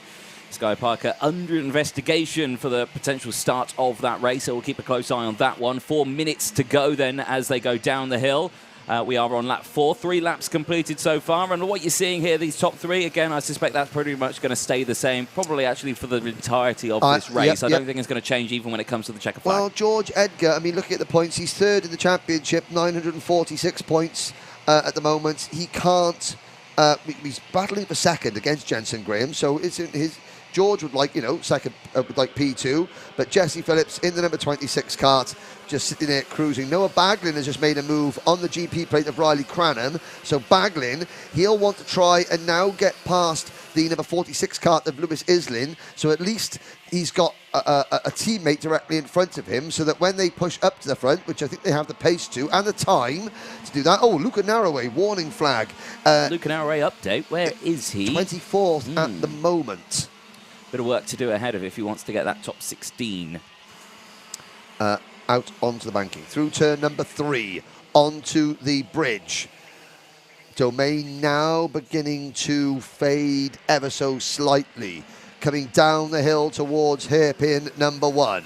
It is Belowski from Edgar, from Phillips. They check over their shoulder just to see. No one defending yet. But Domain is not far behind. Now, Baglin gets pushed back there to 7th by Cranham going into the 2nd hairpin. But Baglin fighting back on Cranham coming into the Fullerton S's. Down onto the back straight. Into Bobby Game corner we go. Behind them, you've still got there that driver on your screen there. That's Will Green, the number 54 kart. And Blair Smith, the Scotsman in kart number 45, working together. They're in 9th and 10th. Ethan Woodward is in 11th place, followed by Rao, Lovett, Richardson, Carter from the back of the grid. Henry Carter up to 15th. Then it's Ackerman, Kahn, Musk, Newstead, Parker, Patterson, Clark, Kamyab, Narroway and Sayer. Was there a hint of a defensive line there from Belowski as they were coming out of the final corner? I think there might have been, and that is sort of just a preemptive warning to George Edgar. So Belowski, having a win taken away from him yesterday after passing under the yellow, signalling to George Edgar that, look, I was denied yesterday, I will not be denied today. So whatever you were thinking of, stop. Yes. Unthink it. Unthink it. He thunk it, he did it. And George Edgar goes in his own little way. Well, last weekend, Edgar and Belowski had a fantastic race for the O plate. Edgar pulling off a superb move around the outside going into the Fullerton S's, and Belowski repaying the favour at this corner here to take the British Open title. Phillips just sitting calmly, the white race suit. He's going to swap that number 26 plate for a number 1 plate. Domain in 4th place is hanging on. He's hanging tough. The trio of drivers behind him have all separated. So Islin, Baglin and Cranham are no longer working together. They've sort of, been separated a little bit. so Domain isn't getting swallowed up from behind. He can just focus on keeping his head down as much as possible as we move into the final minute through turn number 4 and down the hill towards hairpin number 1. Edgar, Bolofsky and Phillips. Nobody deviating from the racing line on this occasion. But Bolofsky will be ruminating about where he could possibly pounce and retake the lead. No moves there through hairpin 2, which again is a favourite one for someone to not go for the move at hairpin 1, which is where everyone thinks the move's going to be, and then sell the dummy there, and then you go for the move at hairpin 2. So that's what we saw George Edgar do on that last lap, but not this time around. No one going for the moves this time. 20 seconds left on the timer. They're going to not get the last lap board this time. They'll cross the line with a few seconds to go. So there's still a couple of laps left in this race, and I think George wanting this race to probably end a bit sooner rather than later. Seeing it cross the line with 8 seconds to go is never a nice feeling, is it? And Domain still there in 4th place. Yes, there's a 10 kart length gap, but that will come down very, very quickly indeed the minute that George Edgar makes one defensive move. Yeah. Baglin, new fastest lap in 5th position, 6th position as he closes in on Islin for 5th. And everyone testing the waters there at the front, weren't they? Yes, they almost jinked to the inside, almost like a dummy move. Now Bolofsky looks to the inside. Edgar does defend. Bolofsky takes the lead. Phillips follows Kit Bolofsky through into 2nd position. George Edgar back to 3rd. Domain still 4th. Now Islin and Baglin on the move, 5th and 6th. We could still have a 6-kart battle for the race win as the clock strikes 0, Anthony. We definitely could. I mean, Domain's done a great job. He's not really had much help from behind or in front at all, and he's managed to keep that gap at a relatively close distance. They've really closed in now, so they'll exit out of the final corner. Last lap board comes up on the screen and on the gantry as they go for it. Here we go then, in towards turn 1. And no moves through this section. They all keep it nice and clean. Any moves as they go into the banking? Nothing yet. Little bit defensive. Edgar does, though, go for the move for P2. Gets past Jesse Phillips. Baglin sets another fastest up of the race. Keep an eye on Domain. Domain now piling on the pressure to Jesse Phillips, and he goes down the inside, down the hill, in towards hairpin 1. We were wondering, was Jesse Phillips going to battle hard? And the answer is yes, he will. But Domain gets him. Here comes Noah Baglin. Right, Noah Baglin picks up 2 places there. He comes across and squeezes Lewis Islin to the inside. So Domain and Baglin move into 3rd and 4th. But Domain gets his line wrong through the 2nd hairpin. Here comes Noah Baglin. They're defending. They're battling against one another. Baglin gets it. Watch the 2 fusion drivers. Oh, Domain and Islin clash wheels. And that is going to allow the number 27 of Jensen Graham through. Riley Cranham also picks up a couple of positions. So, up at the front, this is the battle for 3rd position. It's going to be Kit Bolofsky and George Edgar. 1-2, Edgar tries. Bolofsky holds on. A close finish for the top 2 and the rest of the field as well. Baglin seals a top 3 finish. He finishes in P3 from Jesse Phillips, Riley Cranham, Henry Domain, Jensen Graham finishing in P7 after gaining 15 positions for Jensen Graham. Obviously, after that terrible qualifying that we saw earlier on, Lewis Islin takes 8th from Will Green. Blair Smith rounding out the top 10 from Aaron Richardson. A great running from him. 10 places gained, finishing in P11 from Henry Carter. 13 positions gained, finishing in P12. So a lot of movers coming up through the field in this one.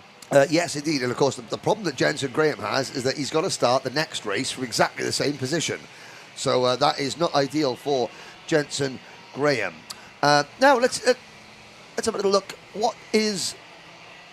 Where are you watching from? Now that we are back with the live chat, we missed you the last couple of rounds. Tell us, let's have a registration check. We know we got Michael Burt from Bathurst, Australia. Where else are we watching the action from on the Alpha Live YouTube channel?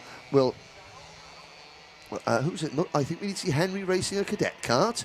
Well, which leg would you like me to fit in the Cadet kart, Motorsport Magpie? Because, that ship has sailed a long time ago. All 25 drivers finished the race, including Jarlath Sayer. So that is race number 18. Junior X30 will be up next. But yeah, please let us know, where are you watching from and who are you cheering for? The grid for Junior X30 will be with you very, very soon. Yes, indeed. I believe Junior X30 grid is about to take to the track, so we're going to throw to a sting. We'll be back in 2 seconds.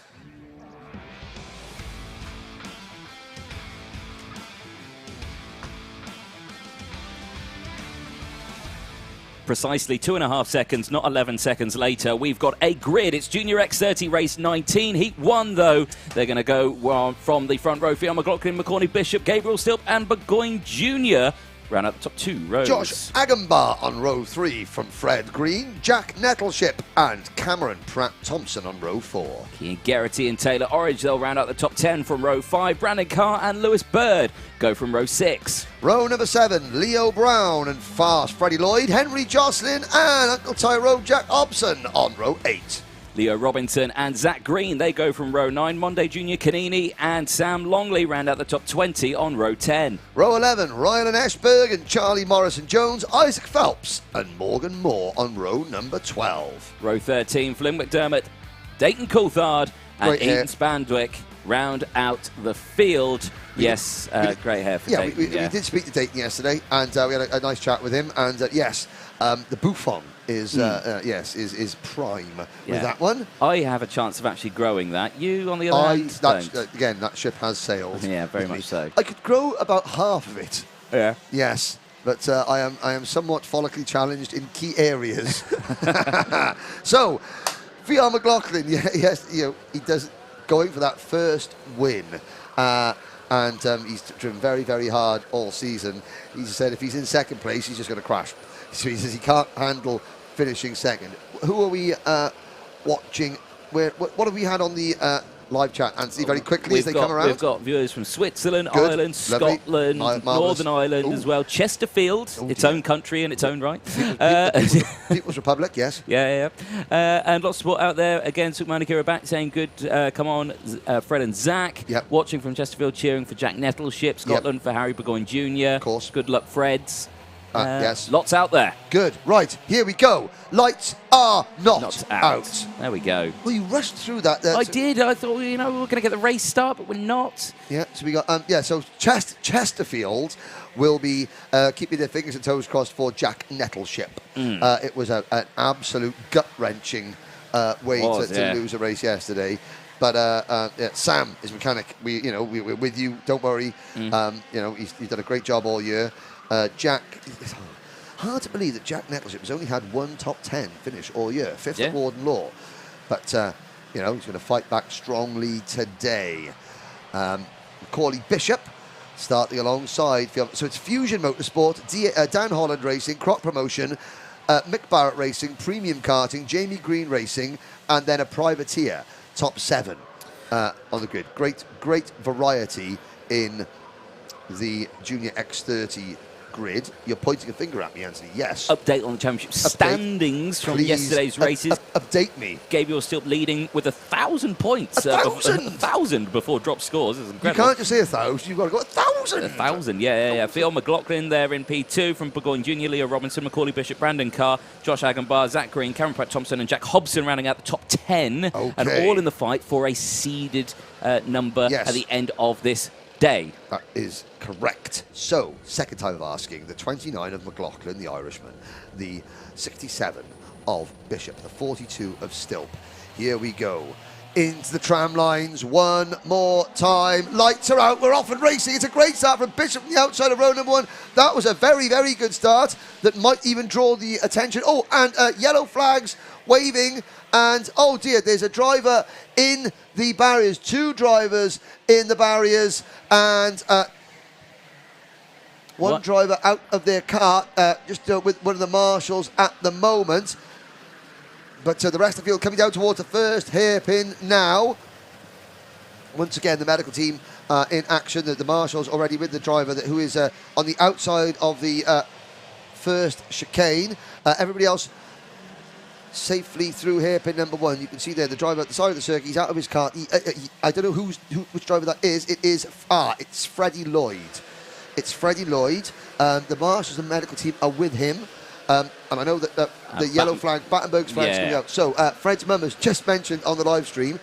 Good luck to Fred. So say to Fred's mum that he's got out of his cart, and then he just had a little sit down on the barrier. So he went backwards into the barriers, he got up and out of his cart, and then is just had a sit down and is in a bit of discomfort.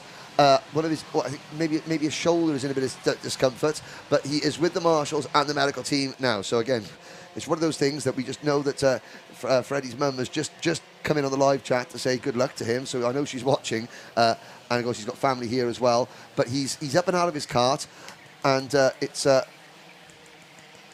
think it's an arm or a shoulder that he's just nursing at the moment. We're going to carry on talking about the racing. So we're under pace kart conditions. Yes, and again, for any viewers who are new to karting, who are joining us for the first time this weekend, the Battenberg flag that you're seeing right now is essentially a full course yellow or a safety car section if you're used to car racing. So the entire field has to slow down, single file, no overtaking. Obviously, they've got to work at keeping their temperatures up, which is what you are seeing there. They're not really allowed to do that, but they're doing it anyway. So yeah, as I say, driver just being seen with up on his feet. Good to see. Yes. Freddie Lloyd up on his feet, walking to the ambulance. So great to see.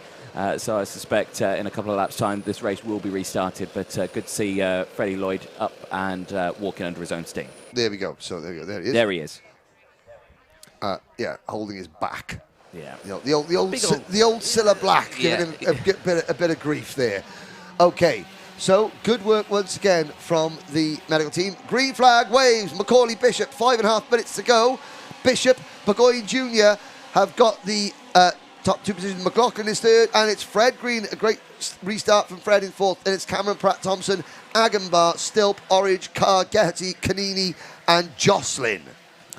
Yep, down the hill there as well. And it looked like Fred Green's got a much better exit than McLaughlin. But no, he stayed there. But it's all heating up for the race lead there as Bishop goes defensive, and Burgoyne Jr. gets the switchback now, side by side, and Bishop back down the inside.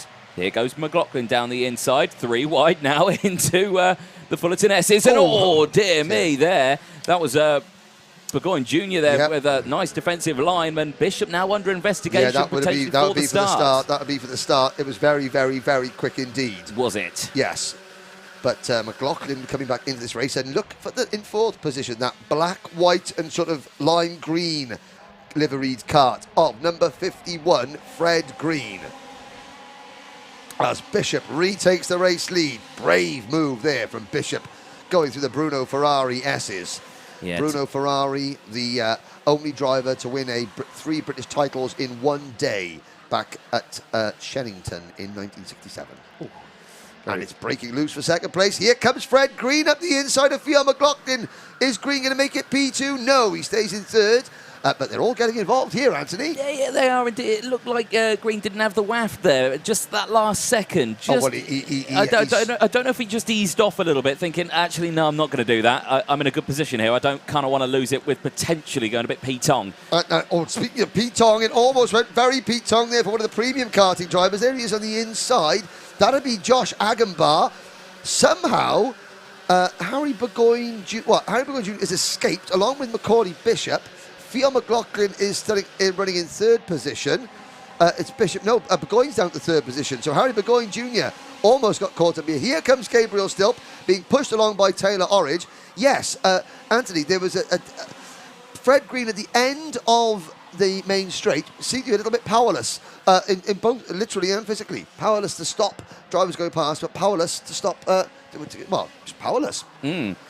Down the hill they go. Robinson now with the fastest lap of the race, 59.130 into hairpin 1 as Brandon Carr now goes down the inside at hairpin 1 on Fred Green. And I think another one going through there as well, the 73 of Keane Geraghty making the move there as well on the outside. Green holding on to that one as they go through. But yeah, like you say, yeah, Bishop and I think Bishop and McLaughlin now, yeah, they've escaped. They've only got about 4 tenths between them. And I think it's dropped down to about a tenth now as Pratt-Thompson holds a defensive line there for the 44 of Lewis Bird. So Bird then losing a place down towards, who did he lose that to? Leo Robinson, yeah, who got past him there, moved up into P15. Back across the line, 2 minutes to go then, and it's still Bishop from McLaughlin, from Burgoyne Jr., as my timing screen has updating itself at the moment. So yeah, Bishop, McLaughlin, Burgoyne Jr. Then there's this good battle for fourth position. Stilp, Orridge and Agambar.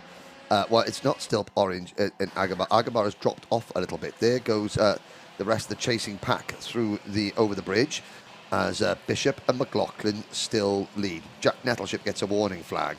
And, there's Taylor Orridge having a little nibble at his own teammate there.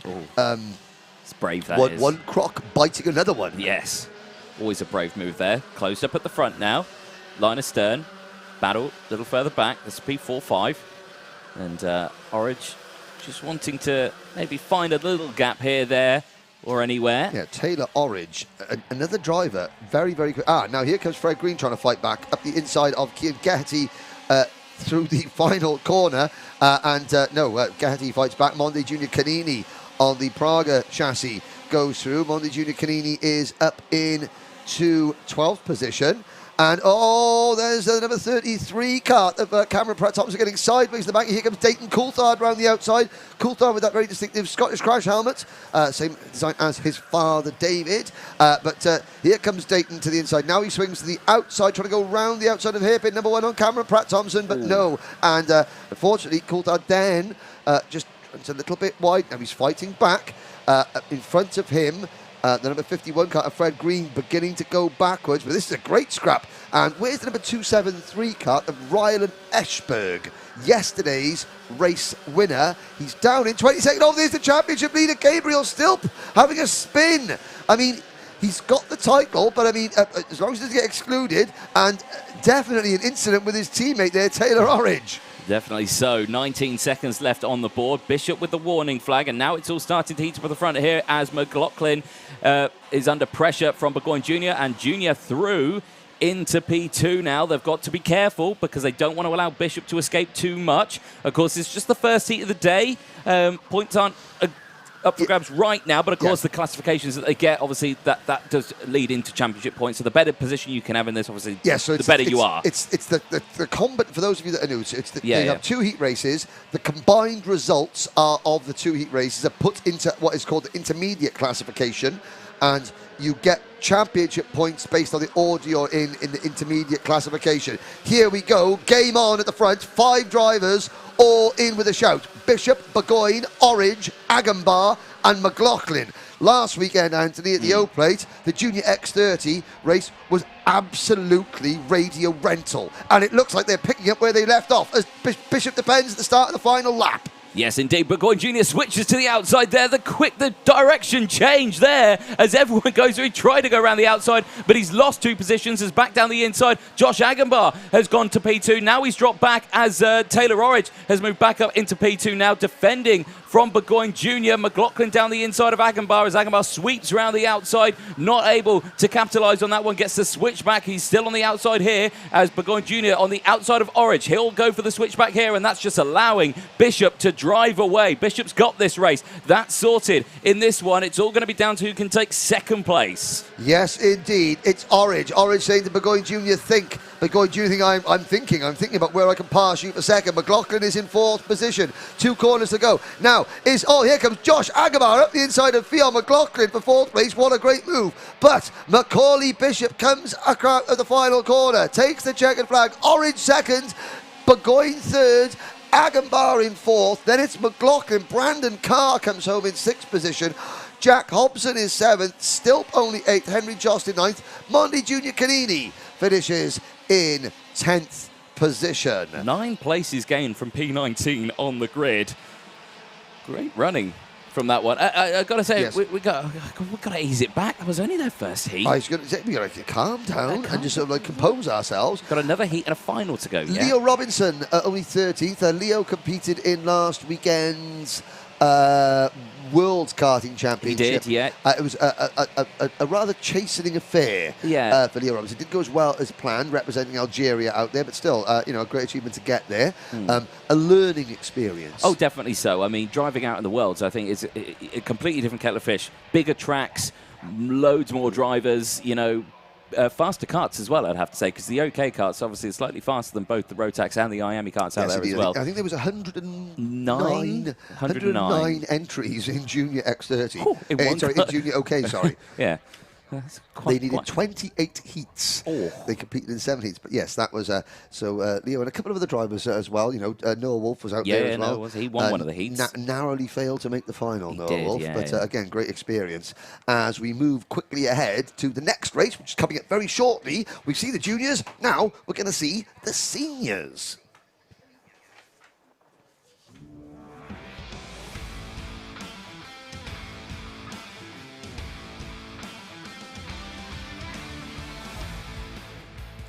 Welcome back, ladies and gentlemen. Yes, as Henry said, it's race 20, it's heat 1, it's Senior X30, and it's Bart Harrison and Harvey Ryby who go from row 1. Sam Shaw and Marcus Littlewood, they go from row number 2. Harry Platt and Air Force 1 and Sam Heading on row number 3. Lewis Mackey and Alistair Cresswell on row number 4. Row number 5, Michael Rapsey and Callaway Atkins. They round out the top 10 from Archie Tillett and Aaron Walker, who has got a Las Vegas helmet with a Grantham sticker over it because he's not in Vegas. Championship leader Gus Lawrence and Oscar Joyce on row number 7. Louis Johnson, Cool and Christopher Bingham share row number 8. Row number 9 and the final row of the grid, James Pashley and Thomas Fleming, who didn't have the best qualifying, retired from qualifying early on after only completing 2 laps. Gus Lawrence leads the championship by 12 points from Bart Harrison. Aaron Walker a further 8 points back, and another 5 points back, Harry Platten. Thomas Fleming pretty much out of contention at this point. So any one of 4 in this class can still win the title. It's going to be very, very tense indeed, especially with Lawrence. Now, again, only 18 drivers, so not the biggest of grids, but of these 18 drivers, you know, I'd say there's probably at least a dozen drivers that if they won today, you wouldn't call it a surprise. Oh, very much competitive. not so. Very, very competitive indeed, yes. They had a brilliant final yesterday. We're going to see some fantastic racing today. I do always enjoy the seniors here at PF. They do give us a fantabby-doorsy race. Oh, that was a very smashy and nicey there. There we go. All right. That's a Harry Enfield joke, ladies and gentlemen, from the early to mid 1990s. Wow. How old were you then? 60? I was in my prime. So, Bart Harrison and Harvey Ryby share the front row of the grid. The Mick Barrett Racing number 77 of Harrison and the Mark Dave Litchfield Motorsport number 71 of Ryby. Lights are still not out. No, so they looked like they were absolutely fine, but then there was some who just decided I'm not going to go into the tram line. There's a good. That's the universal karting signal for false start. And a quick check. Let's have a little look at. So we've got Monty Braithwaite saying, "Come on, Tim Wilson Motorsport." Nico Christiansen from Denmark. Tracy Park saying, "Come on, Seth Hathaway." That's one of our TKM drivers. We'll see him later on. And SFR Motorsport cheering, SKR Motorsport cheering Fred and Zach Green. Kate Taylor, "Come on, Gabe." Oh, Gabriel Stilp. There we are. So, third time of asking. Yeah. We're going to go around. Now, you know me, I love a good statistic. Statistic. There are only 4 drivers in this class have not had a top 10 finish yet this year. Lewis Mackey, suggested a full season, and he won the race yesterday. Christopher Bingham, Michael Rapsey, and James Pashley have not had a top 10 finish in a final this year. So let's try and get. I wonder if we've got a class where every driver competing has had a top 10 finish in a final. We'll try and see if, as the day progresses whether we can get that. Yeah, that'd be nice. Yeah, this is one of the closest championships this weekend. Anyone of probably the top 4 could take it. They could indeed. Lights are out, we're off and racing. Harrison and Ryby are evenly matched at start. Marcus Littlewood makes a good start as well from the outside of row number 2. Littlewood takes 3rd position, and Sam Shaw gets caught out a little bit there as we go underneath the bridge, out onto the banking for the first time. All 80 drivers now look for the black, orange and white machine. The number 5 kart of Gus Lawrence. He's the championship leader. He started 13th. He's got to pick his way through the pack, not pick up any penalties. Oh, Rapsey very wide there. The number 50 bouncing around and back onto the track. He goes to the back of the grid. That's not what you want on the first lap. No, and so we'll look for the number 5 kart. There is Air Force 1 trying to make emergency landing going into the Fullerton S's, Harry Platten. But there's Lewis Mackey up the inside of Sam Shaw. Sam Shaw's not had a good first lap. The number 9 Kart of Archie Tillett for the McBarrett Racing team, trying to pick up place. Here comes Thomas Fleming. Fleming in the number 3 Kart. Potentially his last time we'll see Thomas in Senior X30. As they come out of the final corner, the complete lap number 1. It is Harrison, Littlewood, Ryby, Heading, Platten, Walker, Mackey, Tillett, Shaw and Lawrence already up 3 places into 10th place in kart number 5. Yep, good start then for Senior X30, and down the hill they go. Great start from Bart Harrison. Like you say, look at that advantage he's got already from Marcus Littlewood, who is trying everything he can to try and close that gap up. Battle at the moment is for 3rd place, though. Harvey Ryby and Sam Heading chopping and changing for that position there. Is down the inside there, keeping an eye on that one. It's going to be a change for us because, of course, a lot of these numbers have changed. Obviously, yeah. Gus Lawrence now on the number 5. He lost his O plate last weekend. Of course, now Platten, who's always run the GP plate because he's doubled up his Kart Masters victories. He's now got the O plate because he won the IAME plate last weekend. So no, he's gone from the GP from running that for 2 years to now an O plate. Yes. And Gus Lawrence for 1 year running an O plate, now running a 5. It's very confusing. It's very confussing. Especially for commentators who are easily confused, ladies and gentlemen. At the end of lap number 2, it is Harrison, Littlewood, Ryby and Sam Heading. New fast lap for number 7, Sam Heading, and 2 MDL Motorsport teammates working together. There is Fleming trying to pass Archie Tillett. Gus Lawrence is already in front of the number 9 McBarrett. There's someone pulling off there at the side. Temporarily pulling off. Was that Michael Rapsey? I think that was Michael Rapsey, yes. We'll catch up next time around. Yes, it was Rapsey, who gets back in the race in the number 50 kart, but obviously maybe the engine temporarily cut out. He needs to refire it. But there's his teammate, the BMR restart teammate, Harry Platten, chasing Aaron Walker into the Mike Wilson complex. Out of the Mike Wilson complex to the final chicane. There's a great shot from our cameraman down there as the drivers flash out there. It gives you an idea of just how rough and how physical this circuit is. The drivers really getting beaten about in the karts, in the seats. But Lawrence is now up into P9, chasing down Sam Shaw with a new fastest lap for Gus Lawrence.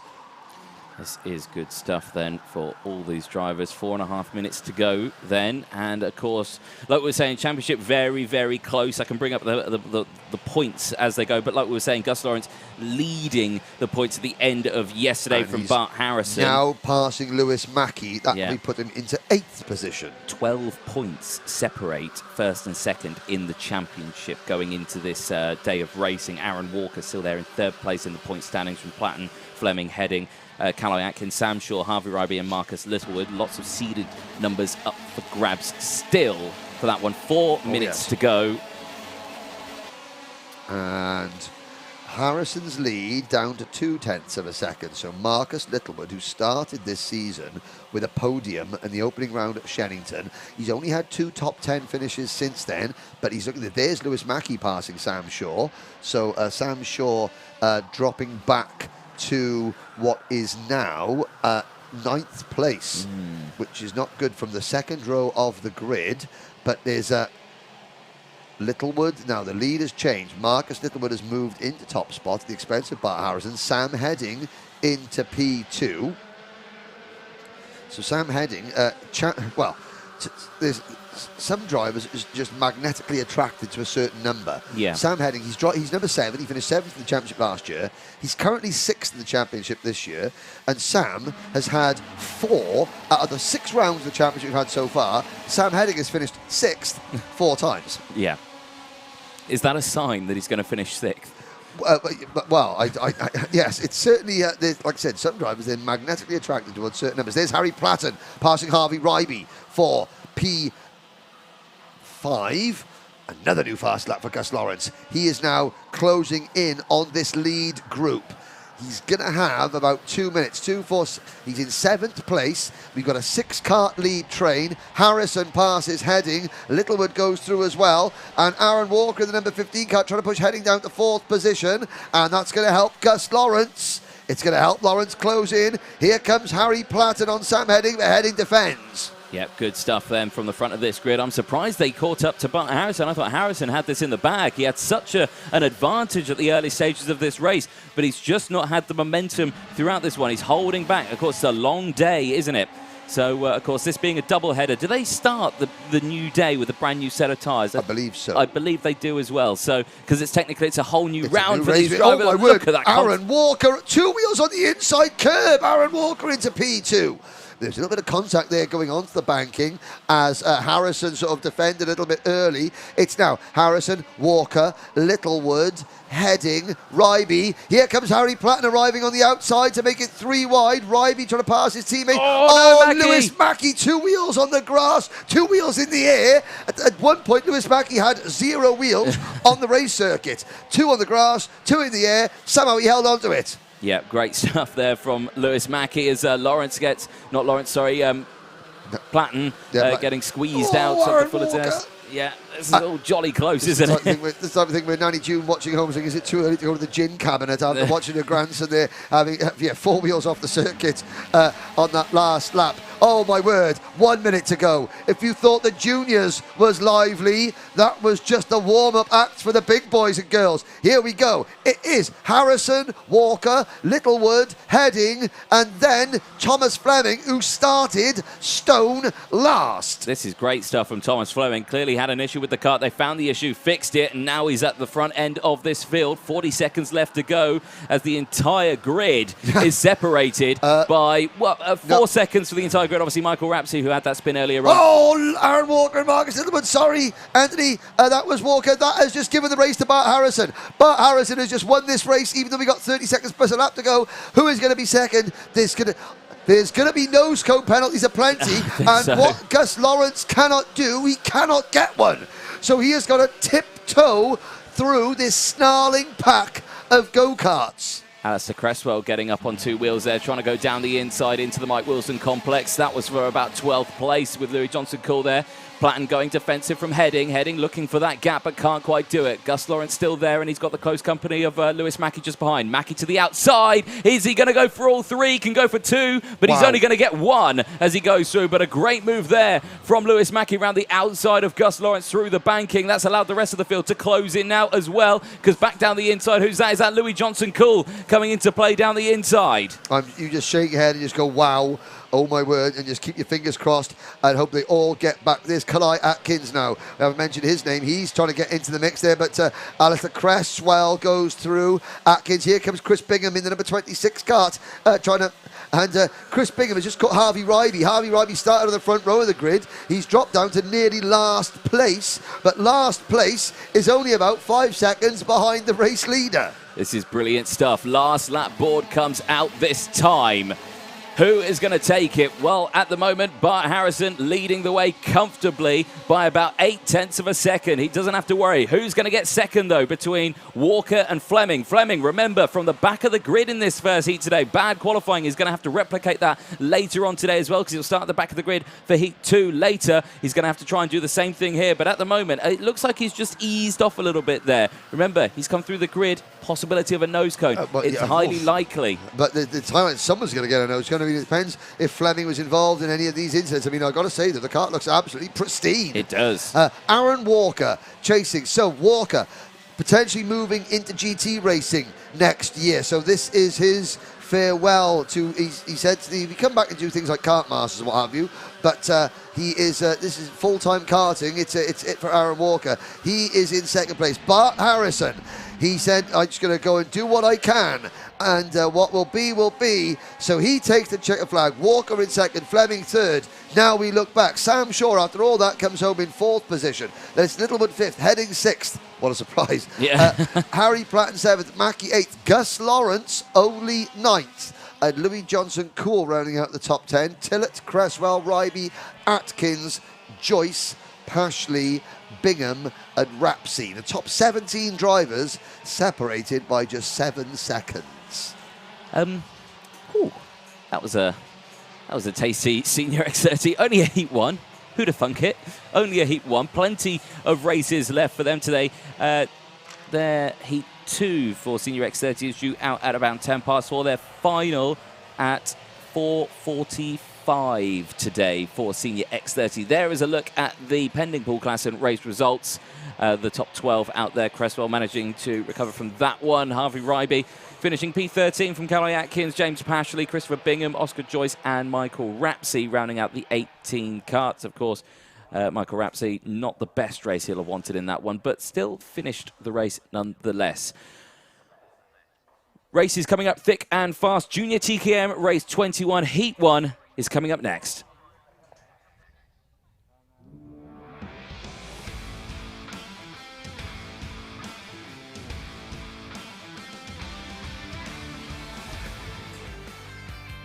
So, like we were saying, the Junior TKM Race 21 Heat 1 is the next grid out on circuit. Here's how they're going to line up then. Alfie Garford and Tyler Harris. They're going to go from the front row. Leo Robinson and Leon Frost, your championship leader, winner, championship-elect, is starting on that second row. Dara McInerney and Jack Stewart, they go from row 3 from Jake Humphrey and Yihan Calichurn rounding out the top 4 rows. Oliver Bowen and Joe Cheek go from row 5, rounding out the top 10 from Joel Hull and Olivia Jakins on row 6. Luke Bate and Ollie Rands go from row 7 with Aidan Mitchell and Seth Hathaway rounding out the top 8 rows. Rounding out the final row on row 9, Patrick Leaf and Oliver Bourne. Henry... Exciting race in that last one. Absolutely. And I mean, even though in this class, Junior TKM, the championship has been decided in favour of Leon Frost. Looking at that, so Olivia Jakins, second, 556 points. Ian Calichurn, third, 556 points, losing out on a tiebreaker. Ollie Rands, fourth, 555 points.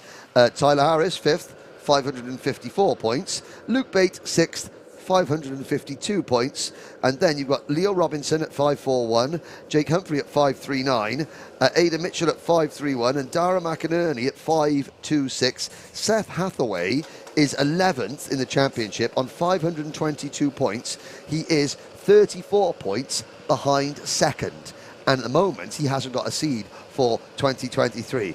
That is how close the battle for everything else, second down to 11th, is. So it's a close one. It's close. It's very, very tense. Here we go then. Into the tram lines. Lights are out. We're off and racing. Garford looking for redemption after yesterday. Takes the race lead. Leo Robinson slots into second place. And McInerney. Here comes Leo Robinson at the inside of Garford for the race lead. Can he get it? Yes, he can. Yeah, good move there from Robinson. Saw the gap, went for it. Garford there. Now back into P2. Rest of the field slots through 3, 4 wide at the back of the field as they come down the hill. Now McInerney still there in P3 as back down the inside goes. Alfie Garford gets it done, and I have to say, Leo Robinson fights it back, comes back down the inside, still side by side for the race lead. Garford goes back down the inside, and it's just a game of top and tail all the way through this first lap. And Garford, so Robinson, again, my stat check. So Leo Robinson, he's had 4 top 10 finishes out of the 5 rounds we've had so far this season. In this class, the only 2 drivers that have not had it yet had a top 10 finish in one of the finals, Oliver Bourne in kart 34 and Jack Stewart in kart 57. Go. At the moment, they are a little bit further down the order, but they got a chance. So there's only 2 drivers having had a top 10 finish in the finals this year. Of the 18 drivers we have in front of us across the line, across the bridge rather, Garford, Robinson. Here comes Tyler Harris to the inside of Robinson. Tyler Harris takes over second place on the. He's a Talco supported privateer. So nice move there. McInerney tried to follow that as well. Yihan Calichurn down the inside of Bowen there through hairpin number 2. The Class and Motorsport E-plate of Yihan Calichurn, second yesterday. Yes, indeed. And there you can see him just going through their very distinctive orange helmet. I think more distinctive is the E-plate more than anything. Yes, it's quite distinctive, isn't it? Being the only letter. Yes. On the number plates. Yes. Yeah. But Yihan, again, very, very quick driver, learning a lot. I have to say, we've got a change to lead. Tyler Harris passing Alfie Garford for top spot. And here comes Leo Robinson having a look at the inside. McInerney in 4th place. And in 5th, is that Leon Frost, the champion, in 5th position, the number 7 kart? I think it might well be. I think you are correct. Yeah, down the hill, fastest lap of the race as well for Leon Frost earlier on in this race. So looking very quick out there. Now I know why Dara McInerney has suddenly got his quick turn of pace. His dad must have found the bucket hat and put it on. Must have. Because he is fighting for third place, although Leo Robinson is loath to give it up. Then there is Leon Frost in kart number 7, is next in line. Then it's the number 70 kart of Joe Cheek. Now, having a great chat. I mean, you can't have a chat with Joe Cheek without laughing. No. Because he's a real character. Cheeky character. He is a cheeky character. Cheek by name, cheek by nature. Very humorous indeed. Yes, the Klassen Motorsport team that run Joe Cheek.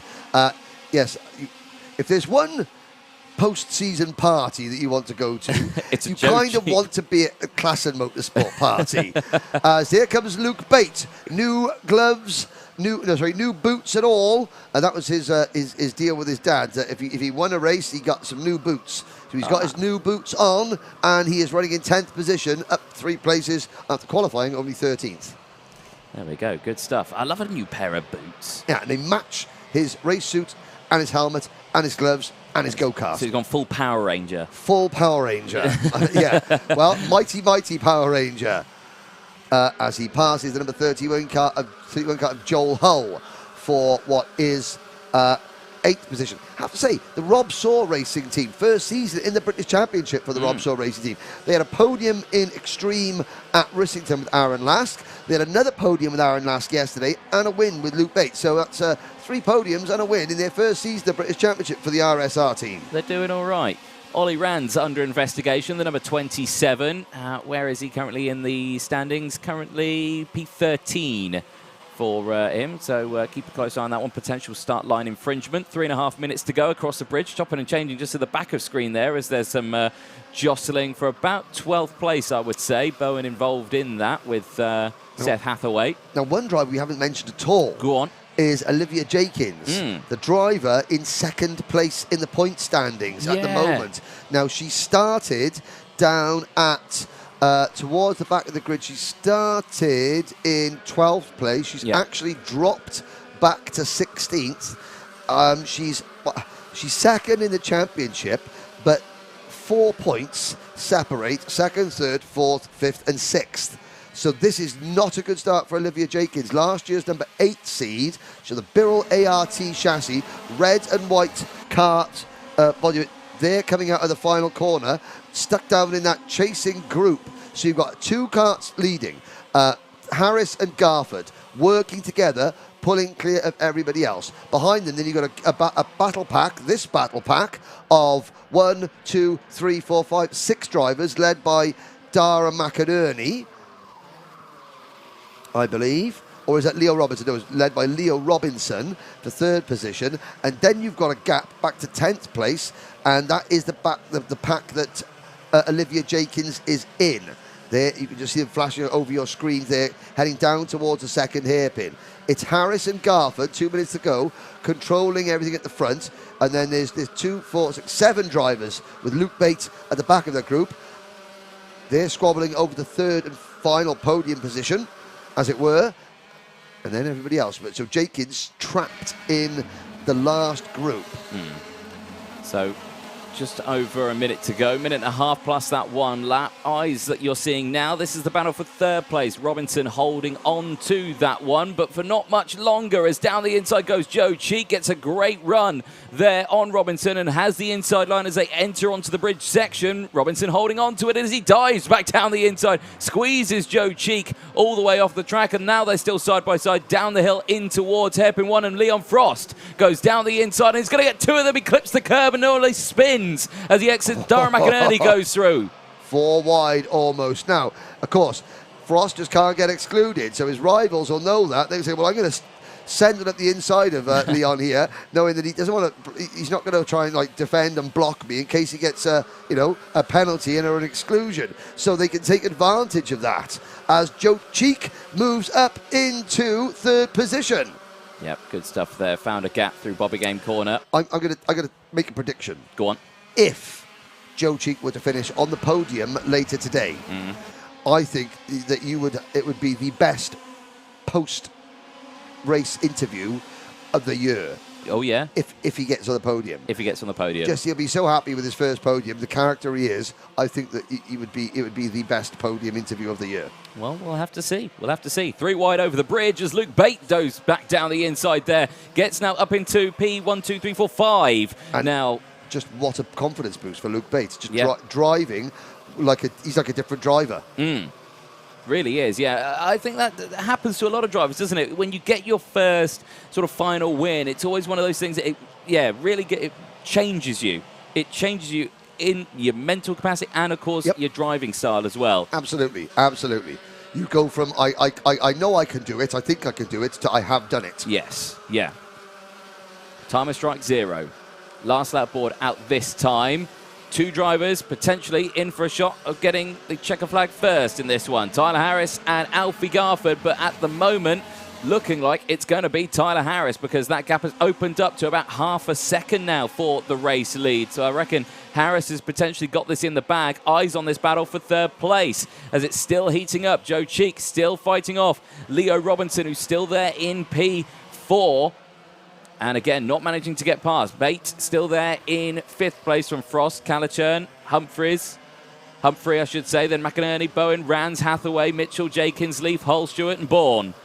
The entire field, and still Robinson has not found a gap as Joe Cheek switches back to the outside and back down the inside does go Leo Robinson, but he just hasn't got the waft out of the corner. Keep an eye on Luke Bate because he has got the waft out of the corner and was looking to the inside of the Terry Fullerton S's, but he couldn't quite do it. Now Frosty's coming into play. Not going to go for the move. Sticks behind. Thinks against it as Yihan Calichurn doesn't think against it, and he does go down the inside. Exactly, again. Yeah, and Yihan Calichurn now going for second move at Luke Bate as well. Great opportunism there from Yihan Calichurn. Here comes Leon Frost, and Leon Frost said he was going to try and win. Even though with the championship in the bag, he was still going to go out there and go for it, which he's doing, but he comes home in 6th position. Tyler Harris takes the first win of the day in Junior TKM. Alfie Garford 2nd, Cheek 3rd, Robinson 4th, Bate 5th, Frost 6th, Calichurn. Humphrey, change of order there, sorry. Robinson 4th, Calichurn 5th, Bate 6th, Frost 7th, Humphrey in 8th, McInerney in 9th, and Ollie Rands rounding out the top 10. Okay, these first heats have been a bit much. Well, yeah. The TKM drivers in particular, they don't race here as often as the other classes. Yeah. So, they're whereas the other classes, they know how a longer race is going to unfold, for example, and so they sort of plan things accordingly. The TKM drivers are just taking it, one race at a time. It's like, oh, great, I can slipstream here, I can overtake here. Oh, I know there's 8 minutes to go. It doesn't matter because I can slipstream here and I can overtake there. And so on and so on and so forth. Pretty much, yeah. Yes. Now, you mentioned about Luke Bates. We got the next race coming up very, very soon, I believe. It will be TKM Extreme Heat 1. And that will be the next race. We've got a couple of minutes to go. Now, you mentioned about I'm going to allow self-indulgent moment here. I want to congratulate my son for making the Welsh national basketball under-15 squad this week. Talking about Luke Bates, how different he was after winning that race, and then he after winning the final yesterday, and then driving the way differently this morning. Same with young Henry there after getting picked on Thursday for Wales. He played his club side on Friday and dominated. Different player. It's not just across motorsport; it's across all sports. Young sportsmen and women, when they get that big boost, then it changes them as an athlete. Monty Gorringe is chiming in. Good at Sam Johns representing Landau Kart Club. That is correct, Monty Gorringe. Interesting fact that you don't care about. I sold Monty Gorringe one of my old race karts when he started racing back in day. Interesting. Yes. Interesting. You're right, I didn't care. There's Aaron Lask. He's running with the Rob Saw Racing team. Nice shot there, nice iridium visor. Engines firing up, but I don't think they're heading out just yet. He's got Kean Bennett just behind, another RSR driver as well. Great showing from the Rob Saw Racing team. Of course, they've done fairly well across these their first year of racing, I have to say. Not the first year of racing. Well, no, first year of the British Champs. Yes. Obviously the racing. Many Interesting fact. Go on. Michael Cornell, podium at the very, very first round of the British Championships, the modern era, here, March 2019. Hasn't had a podium since. Hasn't had a podium since. Maybe that can change. There we go. Ben Watson there, Class and Motorsport. Lowers the visors, cool, calm, collected. No Yes. issues there.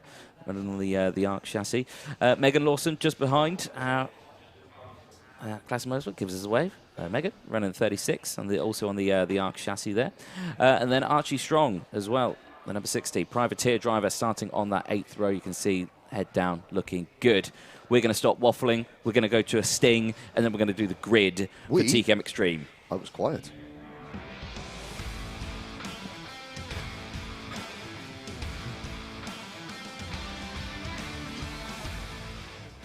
Here we go then, the full starting lineup for race 22, Heat 1 for TKM Extreme. Pole position will be your 2022 champion-elect, Chris Whitten. Jack Saunders starts alongside on row number 1. Charlie King and Harvey Roth go from row number 2. Aaron Lask and Lee Whittingham, they go from row 3. Cian Bennett and Isaac Marsh go from row 4. Michael Cornell and Spencer Lane start on row number 5. Ben Watson and Sam Johns on row 6. Megan Lawson and Ashton Cox go from row 7. Archie Strong and Kai Springfield go from row 8. 16 drivers. Not sure if Kai Springfield is out. Doesn't look like he has. He had an issue yesterday, didn't go up to the final. So, in this class, ladies and gentlemen, and this is something that everybody watching the TKM Extreme, keep up to date there. So, 15 of these drivers have scored a top 10 finish in the final this year. One of them, Megan Lawson, number 36 for the Class and Motorsport team, hasn't. If Megan Lawson makes it into the top 10 in the final this afternoon, then every single driver in the class would have scored at least one top 10 finish in a final over the course of the season, and that would be magnificent. Did you work that out all by yourself? Well, my statistical knowledge and research. Very good. Endless hours of research because I haven't got any friends. Haven't got anything else better to do when you're at home. No. Right, here we go. Chris Whitten, driver number 5, is going to swap the number 5 for a number 1 plate next year. Lights are out, we're off and racing. Whitten doesn't get a great start. It's Jack Saunders round the outside to take the lead going into turn number 1. Everybody else under the bridge and out onto the banking cleanly. Yep, good start then from the entire grid now as everyone dives back to the inside there. Everyone through, you can just see everyone just giving each other nice racing room, which is good to see. No one really bashing side pods, everyone just finding that piece of tarmac to themselves and keeping it. When you say racing room, you said they were giving themselves about 2.5 inches either side of the side pods. That's more than enough racing room. 93 running slightly wide there, Aaron Lask. Yes, Aaron Lask not being given quite as much racing room as he'd like there from Lee Whittingham as they come to the Fullerton S's. So, like we were saying, Chris Whitten, obviously in this championship, he's a championship champion-elect. Yes. He's dominated this one. He can't get excluded from the day. No. Disqualification would mess things up significantly for him. He's all good. The only other seeded driver, other than Chris Whitten, in the top 10 in the standings at the moment is Spencer Lane, the number 7 seed. So everyone else in that top 10, all in a chance of changing their numbers this weekend. Sam Johns is second at 577 points. Aaron Lask, 569. Jack Saunders, 558. Harvey Roth and Charlie King and Spencer Lane tied with 548. That's 5th, 6th and 7th. Lee Whittingham, 8th, 541. So, Sam Johns is defending a 9-point advantage over Aaron Lask, an 8-point advantage rather over Aaron Lask for P2 in the championship. And I saw Sam's mum yesterday. I haven't seen Sam's mum for a while. So the whole fam from Cardiff are out in force this weekend cheering on Sam. Jack Saunders there still leading the way from Whitten. Harvey Roth there, who took his first final win at Wilton Mill. Yes, well. It was first final win of the season. Final win of the season, yes. Second final win in total. He won at Wilton Mill last year. He did, yeah. So he seems to like Wilton. If every single round of the British Championship were at Wilton Mill, Harvey Roth would be a champion. Wilton Mill Kart Club, available.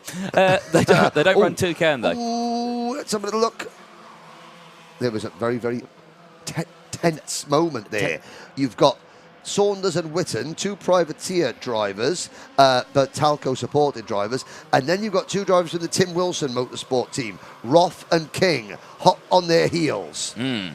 So I did see earlier on, it did look like Jack Saunders did point to the inside to Witten, just say, you go for it. Mate, go down the inside. I mean, Jack Saunders, yes, he led the first half of the final, but then fell back, had a few issues and fell back. But he said, look, we should be there or thereabouts again today. Saw him last night, and yeah, should be there or thereabouts. Chris Witten and his family were having a celebratory meal. I think Mr. Witten Sr. was having maybe a celebratory sangria or 7. Chris wasn't, and Chris is focused, ready to go. Chris builds his own engine. So we asked the question yesterday, who was the last driver before Chris Witten? Here we go. I know the answer because I checked this morning, and I was right with my my summation. Chris Witten built his own engines, and he's a British champion. Before Chris Witten, who was the last driver to win a British championship building their own engines? Answers in the live chat now. You've got 4 minutes, 20 seconds plus a lap to get your answers in. Or you could watch the Paddock show, and the answer's in there. No, get my guess is in there, which turns out to be correct. But meaning that the answer is in the Paddock show. Which isn't online, though, so you can't watch it. So lunch break. There we are. Okay. Before the lunch guessing. break. The last driver to win a British championship whilst building their own engines, any class, answers in the live chat. I know the answer. 3 minutes to go, or 4 minutes to go, I should say. They go across the line, and it's still Saunders who leads from Witten. Still there in P2. Roth still holding on to third. And I have to say, Aaron Lask in that 93 closing in on this top 4 as Roth goes to the inside of Witten. Witten doesn't fight it and just says, yep, off you go. No need to just yet. Just out for a nice Sunday afternoon, Sunday morning drive in the countryside. Exactly. Yes, with 15 of my friends. Yes. That's all it is. Yeah, it's almost poetic. It is. Sam Johns is next in line after the top 5, closing in the number 27, and he has got Lee Whittingham, Isaac Marsh, or as he's also known, Gus Lawrence's stunt double, Isaac Marsh, Cian Bennett, Spencer Lane, Ben Watson, Archie Strong, Ashton Cox, Michael Cornell and Megan Lawson. Hope that Archie Strong's dad Chris is okay. A little bit unwell in the paddock yesterday, but he's all right now. I'm sure he's fine. Yes, indeed. Now, 2.5 minutes to go. Saunders didn't defend there, but sort of jinked across, and now he's going to get snookered. A 3-wide move, and that's Charlie King up the inside. Aaron Lask goes from 5th to 2nd in the space of 1 corner. Oh, this is going to be close. Now it's going to be game on, and you can see behind this lead group, Johns in the 27, Whittingham in the 34, Marsh in the 40, Bennett in the 44, Spencer Lane in the 7. They're all closing in, as is Watson in the 95. Cox, in fact, look at that. At the moment, 4 seconds separates all 15 drivers in this class. 2 minutes to go. Yes, indeed. This is certainly heating up to be a good day of racing in TKM Extreme as Saunders back down the inside of Roth. Roth now falling down the order as Sam Johns comes through as well. So Johns trying to get the move done. Roth fights against it, but everyone's slotting back into position. Less than 2 minutes to go. Clear breakaway now for the top 3 as they go across the line. It is Charlie King who leads from Aaron Lask. Chris Witten there in P3, and Chris has kind of just held on to P3 for the time being in this race. He's just saying, I'll slot into P3. It's all good. It's all fine. Don't worry about it. Contact there. That was the number 40 of Marsh getting into the side of number 34 Whittingham as they go on the banking. Whittingham getting sideways. That slows Lee Whittingham down. He shakes his head. And loses a bit of ground there to the 2 Tim Wilson Motorsport karts directly in front of him. They are Harvey Roth and Sam Johns. Now, there's a move at the front of the field. That is Charlie King passing Aaron Lask. Aaron Lask fighting back. They're having a little conversation with each other, saying, no, I'll go in front. You follow me. Witten in 3rd place, thinking to himself, well, you just carry on, gentlemen. I don't care. I'm the champion. Yeah. That's pretty much the gist of what Chris Witten is saying. Yeah. I mean, even you can't see his face, but I can see his face underneath. It's just stone cold. Just I don't care. I don't care. No, carry on. It's great. I'll watch. Yeah. Yeah. I'll watch. Saunders in 4th place. Then a gap back to Roth, Johns and Whittingham. 30 seconds to go. What will Charlie King do here? The answer is up the inside, and Lask tries the crossover move, but King stays on the inside. Witten has a little look, then backs out of it, and that is And that is the difficult thing that Chris Whitten has to deal with today. That urge to go for a gap, he has to temper it. Yeah. So he had to back out there because that move, it might have worked, but it might have resulted in an accident and a penalty. So Whitten just backed out of it. Yeah, Saunders with the advantage there, goes down the outside through hairpin 1 and gets the switch back and moves up into P3. So Whitten down into P4 now and has dropped back from these top 3, thinking, you know what, I'm just gonna see what happens here. As Charlie King goes very defensive there from Aaron Lask. Lask wanting to go for that move, and Saunders now getting involved. I say Roth is back in here now. Look at that, it's gone from the group of 3, the entire grid's back to play. We're nearly everybody. Isaac Marsh has had a spin on this lap and has dropped to the back of the field. But here we go. 14 drivers all in a line, battling for the heat win. Heat, not final. It looks like a final, but it's still just a heat win. Up for grabs. Oh, there's Whitten again. 2 wheels to the grass, trying to avoid Jack Saunders. And it's Lask. Saunders. Oh, and that's Whitten spinning sideways. Oh, so champion-elect out of contention. Here comes Saunders and Lask. Saunders gets a great undercut to take the lead. Here's King in 3rd position in the red and white race suit for the Tim Wilson Motorsport team. And he's going to get a crossover move there on Aaron Lask for 2nd place. Saunders has the race lead, touching sides there, and King has it. His nose cone's very wobbly there, I won't lie, for Charlie King, so that's not going to look good at the end of this race as he goes through. Bit of debris flicking up there from underneath there as well, and I think his rear bumpers come off. That's what that debris was. So his front bumpers come off, and now his rear bumpers come off for Charlie King. Yes, this is a nightmare for him. The structure has collapsed on the rear bumper. So Saunders takes the win. King 2nd. Spencer Lane in 3rd, Lee Whittaker in 4th place, Aaron Lask is 5th, Sam John 6th, then Ben Watson, Cian Bennett, Archie Strong, Ashton Cox, your top 10, Michael Cornell, Harvey Roth. I don't know what happened to Harvey there. He got involved with that thing with Christopher Whitten, Megan Lawson, Chris Whitten, Isaac Marsh. Now, on the live chat, let's have a look there. Did someone asked Mark Litchfield? No. Biff Harris. No. The answer, the last driver before Chris Whitten to win a British title, building his own... What? Save it for the lunch, just before the lunch break. Save it for just before the lunch break. Okay, fair enough. Let some more people have a guess. Okay. Question that I've got, though. Charlie King in that one. Looks like a nose cone. Yes. Rear bumper. Yes. Is that 1 penalty or is it 2? Well, a nose cone is a 5-second penalty automatically. Yeah. A broken rear bumper, as Alfie Garford discovered yesterday, is a non-compliance. Even though there was no time to give Charlie King the technical flag, he is entering Parc Fermé with a kart that does not conform to the regulations. So that would be a disqualification. But yeah, I believe, yes. So a broken rear bumper. Normally, that would give him a technical flag. Right. It is something. It's like if on the last lap, if your chain guard flies off. Yeah. Your kart comes into post-race scrutineering in a non-compliant form. Right. Okay, I see. Well, TChem Extreme, their first heat is done and dusted. And again, like we saw yesterday, the entire grid there for a brief moment when they crossed the line on the penultimate lap was separated by less than a second. Yes, the top 13 finishers separated by 3.6 seconds. Excitement guaranteed.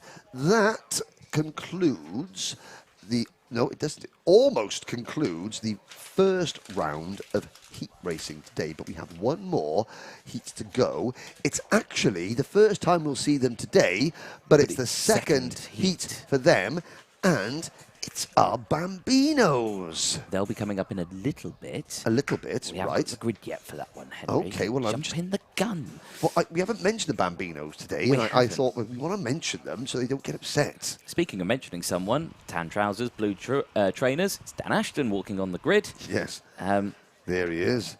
Good combination, good trouser trainer combination for one of our clerks of the course, Dan Ashton. Bambinos, though, this is the 4th and final round of their championship.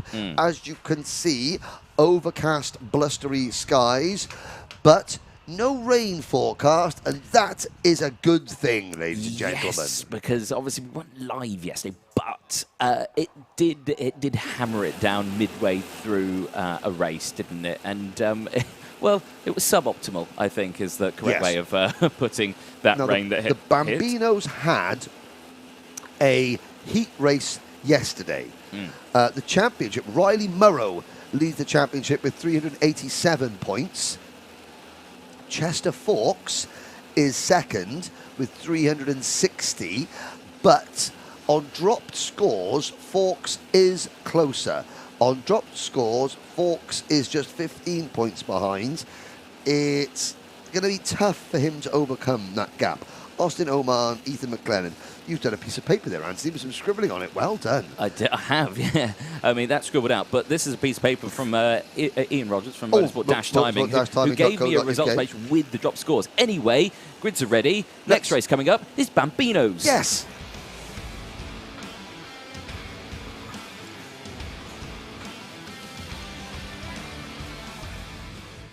Yes, indeed. Race 23, Heat 2. Bambinos are taken to the circuit. Not many of them, but we'll go through the grid. It's Chester Fawkes and Riley Murrow who go from row 1. It's Austin Oman and Ethan McClelland who go from row 2. The second half of the grid. Cole Teal, Charlie Page, Harper Das, Daniel Ferguson. 8 drivers, the smallest, the slowest. So we'll play the game. How many of them are? Hang on a second. Have we got all 8 on the circuit? I'm going to refresh my page. Oh, I don't think Harper Das has left the pit lane. Yes, he has. Has he? Yes. I can see him. Well, he's not hit a timing beam yet. Well, he has. Well, he may not have hit them, but he's out there. Maybe a transponder issue for Harper Das. But the number 95 is out there on the circuit. Oh, of good. That we can guarantee you. Good. Full complement. So, Anthony, the game, the Bambino game here at PFI. How many wide can we get them? Oh, yes, we do like it. I mean, we've not got a big grid out there, so we can't say too many, but I'm going to say 3. I'm saying 4. I'm going to say half the grid are going to be side by side at some point. Okay. That's my thing. There it is.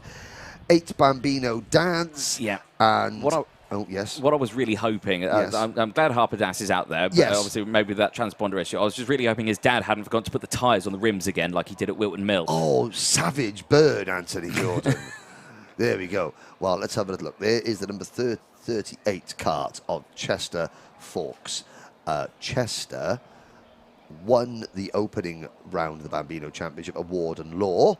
Riley Murrow has won the other 2 rounds we've had this year. And I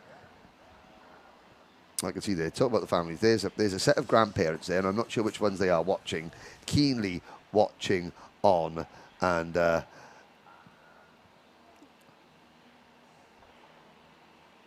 not sure who they're watching, but again, watching the youngest Bambinos in action. 1 light, 2 lights, 3 lights, 4 lights. Lights are out, we're off and racing.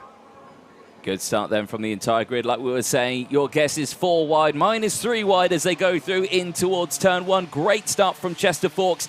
Gets away well. Great start from the car in 3rd place. I believe that's Ethan McClelland who's got himself up. It is the number 23 up into 2nd and potentially up into 1st place. I think he has. No, up into P2. He's done that move nicely as they all file themselves through the bridge for the first time, back down the hill. Are they going to go 3, 4, 5 wide? Who knows? We'll find out. So far, it's 2 wide. They're all behaving at the moment. They are behaving. They're all behaving.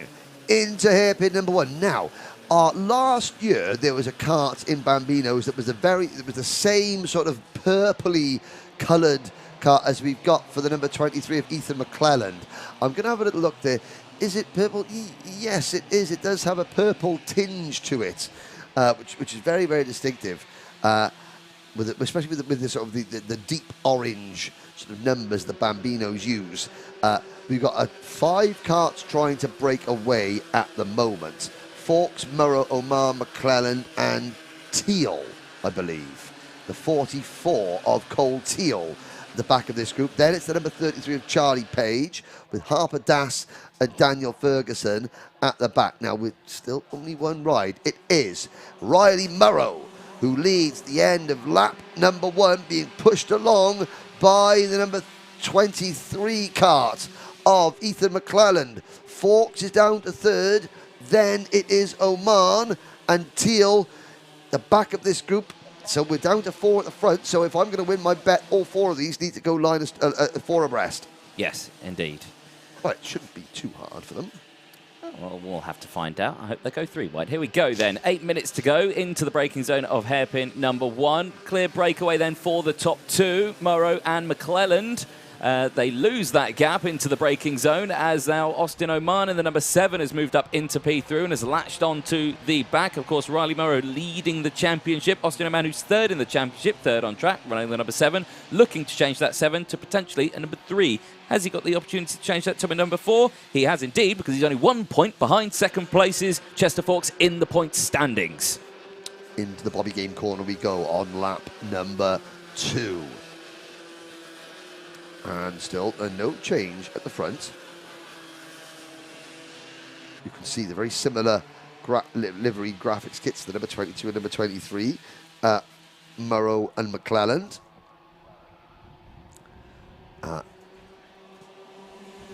McClelland, second place, at a 4th at Glenagorse, a runner-up finish at Wilton Mill. For Morrow, second in the opening round at Warden Law, but since then he's been undefeated. He won at Glenagorse and won at Wilton Mill. The number 7 car, Austin Oman, 4th at Warden Law, 2nd at Glenagorse, and there's a move. Yep. Oman into P2. Yeah, fastest up of the race on that last one as well. Chester Forks, well, there's only 2 drivers in this class that have finished in the top 5 in all 3 finals of the year so far. One of them is Riley Morrow, and the other one is Chester Forks. Still, the top 4 nose to tail. Cole Teal runs 5th. He's now 2 and a bit seconds behind this group on your screen now. Then it is Charlie Page, Daniel Ferguson. Harper Das has just retired, I believe. I cannot see Harper Das. No, Harper Das is there. He is, but his transponder is not picking up. So there is a transponder issue for Harper Das. His transponder is picking up intermittently because he's only picked up one of the laps he's completed so far. Sure they'll sort that one out. Ian Rogers, Chester Forks down the inside there into the exit of the Mike Litchell complex. The Mike Wilson complex, I should say, as they come through. And again, a bit of contact there between McClelland and Forks, but they jostled themselves back into position. I think that was just 2 karts fighting for the piece of the same track, and it didn't go too well. Battle here as Oman holding on to second place. Morrow holding on to the race lead. No drama between the 2 of them so far. Back down the hill, 5 minutes to go. There's stuff in this one, but it's bubbling up nicely. They're waiting. They're waiting. It is, yeah. So Morrow and Oman are now breaking clear. Austin Oman didn't finish in the top 5 the last round at Wilton Mill and is currently 3rd in the championship. But Morrow, your champion-elect. Interesting that, Edward Haynes has moved, the 2020 Bambino champion, has moved into Honda Cadet. Austin Newstead, last year's Bambino champion, is now in IAME Cadet. Which direction will Riley Morrow go? Here's a battle between Das in the number 95, Ferguson in the number 15, and Charlie Page in the number 33. You can see how far back they've fallen, but that doesn't matter. They're having just a good scrap amongst themselves. These young drivers, it's just a fact. Opportunities to hone their racecraft are key. Yes, they learn a lot in these stages. I think it's more at this stages to get used to the sort of, just racing in general. Of course, it's a lot of these drivers' first year in a kart, and a lot of drivers, they do start in Bambino, some start in cadets and so on. I remember speaking to a lot of drivers, their first experience in a kart was on a driveway in a Bambino. Yes, or, or in an allotment park or something. If you live in a little cul-de-sac, then right quick, look, just get up there, son, but avoid Mr. and Mrs. Jones's Volvo. Something along those lines, yeah. Yes. Quick, before the neighbours wake up. So, the battle between the 95 and... Oh, there's a little mistake. Oh, and a problem. And pulling off is the number 44 of Cole. No, it's 15. It's Daniel Ferguson. The Crocs chassis of Daniel Ferguson. I haven't really mentioned the different variety of equipment. Morrow and McClelland. They're both on Fullerton chassis, as is Chester Forks. Austin Oman is on a right, as is Harper Das, and the number 33 of Charlie Page is on a Project 1 chassis.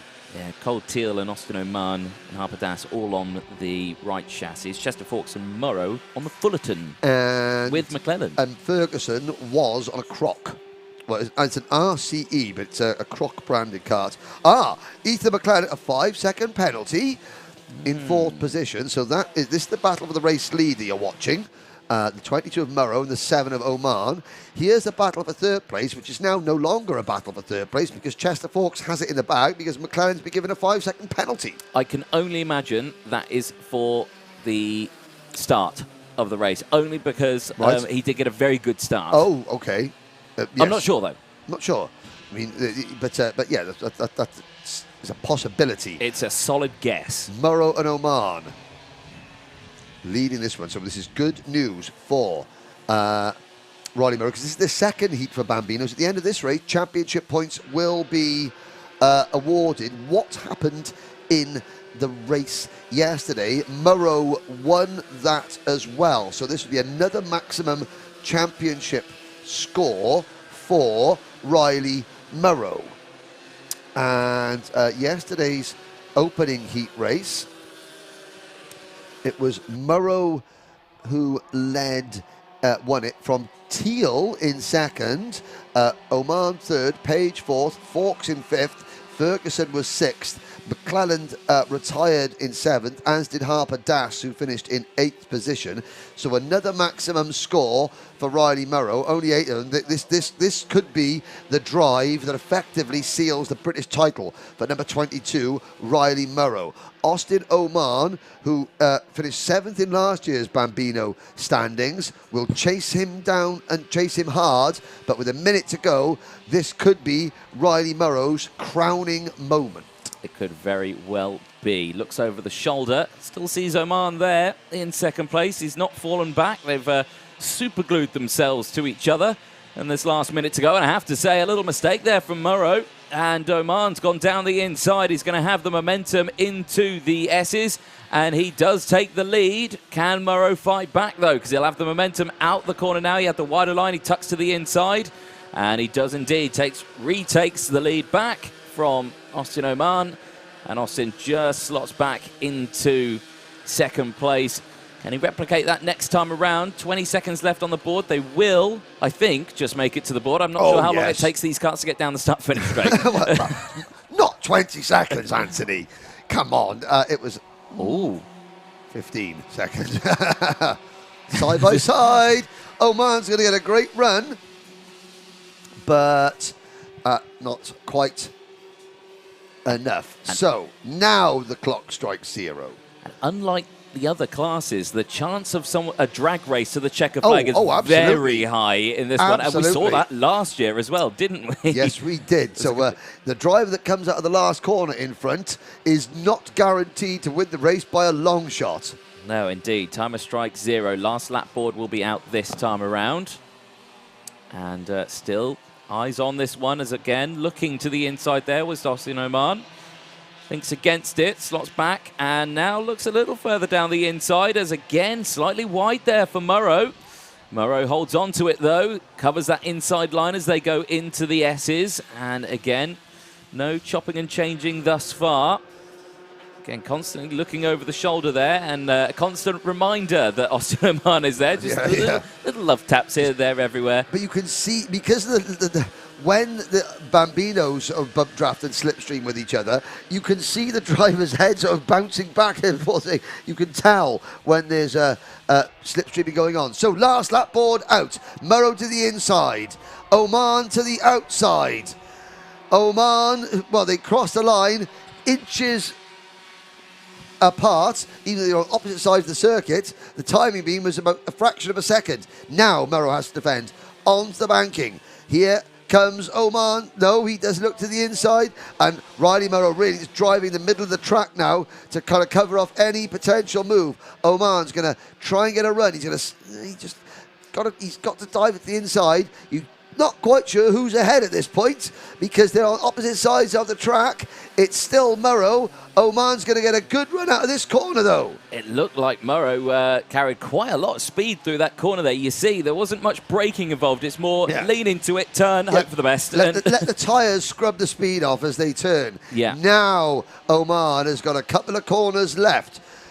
He looks to the inside, swings out wide, going into Fullerton S's. He's going to get a good run onto the back straight. Can he close in? No, because Murrow is just keeping his car in the middle of the circuit. Now Oman diving it to the inside, leaning into the corner. They both take a very, very wide line into the Mike Wilson complex. So, Anthony, drag race to the line. Who's going to get it? We'll find out then as they exit out of the final corner now. And it's a good exit from Austin Oman, actually, and he's going to try and cover that off. Does Riley Murrow. Across the line they go.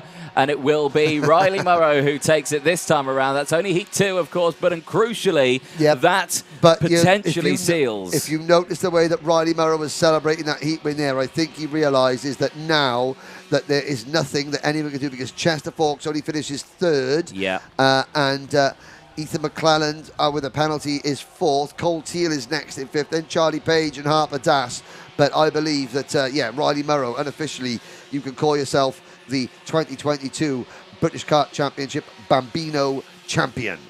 Yes, indeed, and that'll be a lovely result for him. But, of course, that'll definitely be confirmed at the end of the final. Of course, everything we say in commentary is 100% provisional. Absolutely provisional and should be ignored. And should be ignored at all costs. Yes. There is a look at the pending Paul Classen race results, of course, also provisional.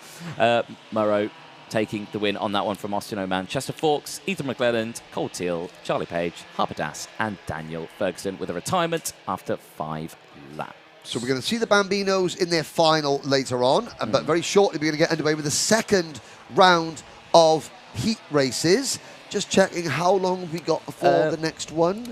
Actually, we have our lunch now. We've got 34 minutes. Okay, ladies and gentlemen.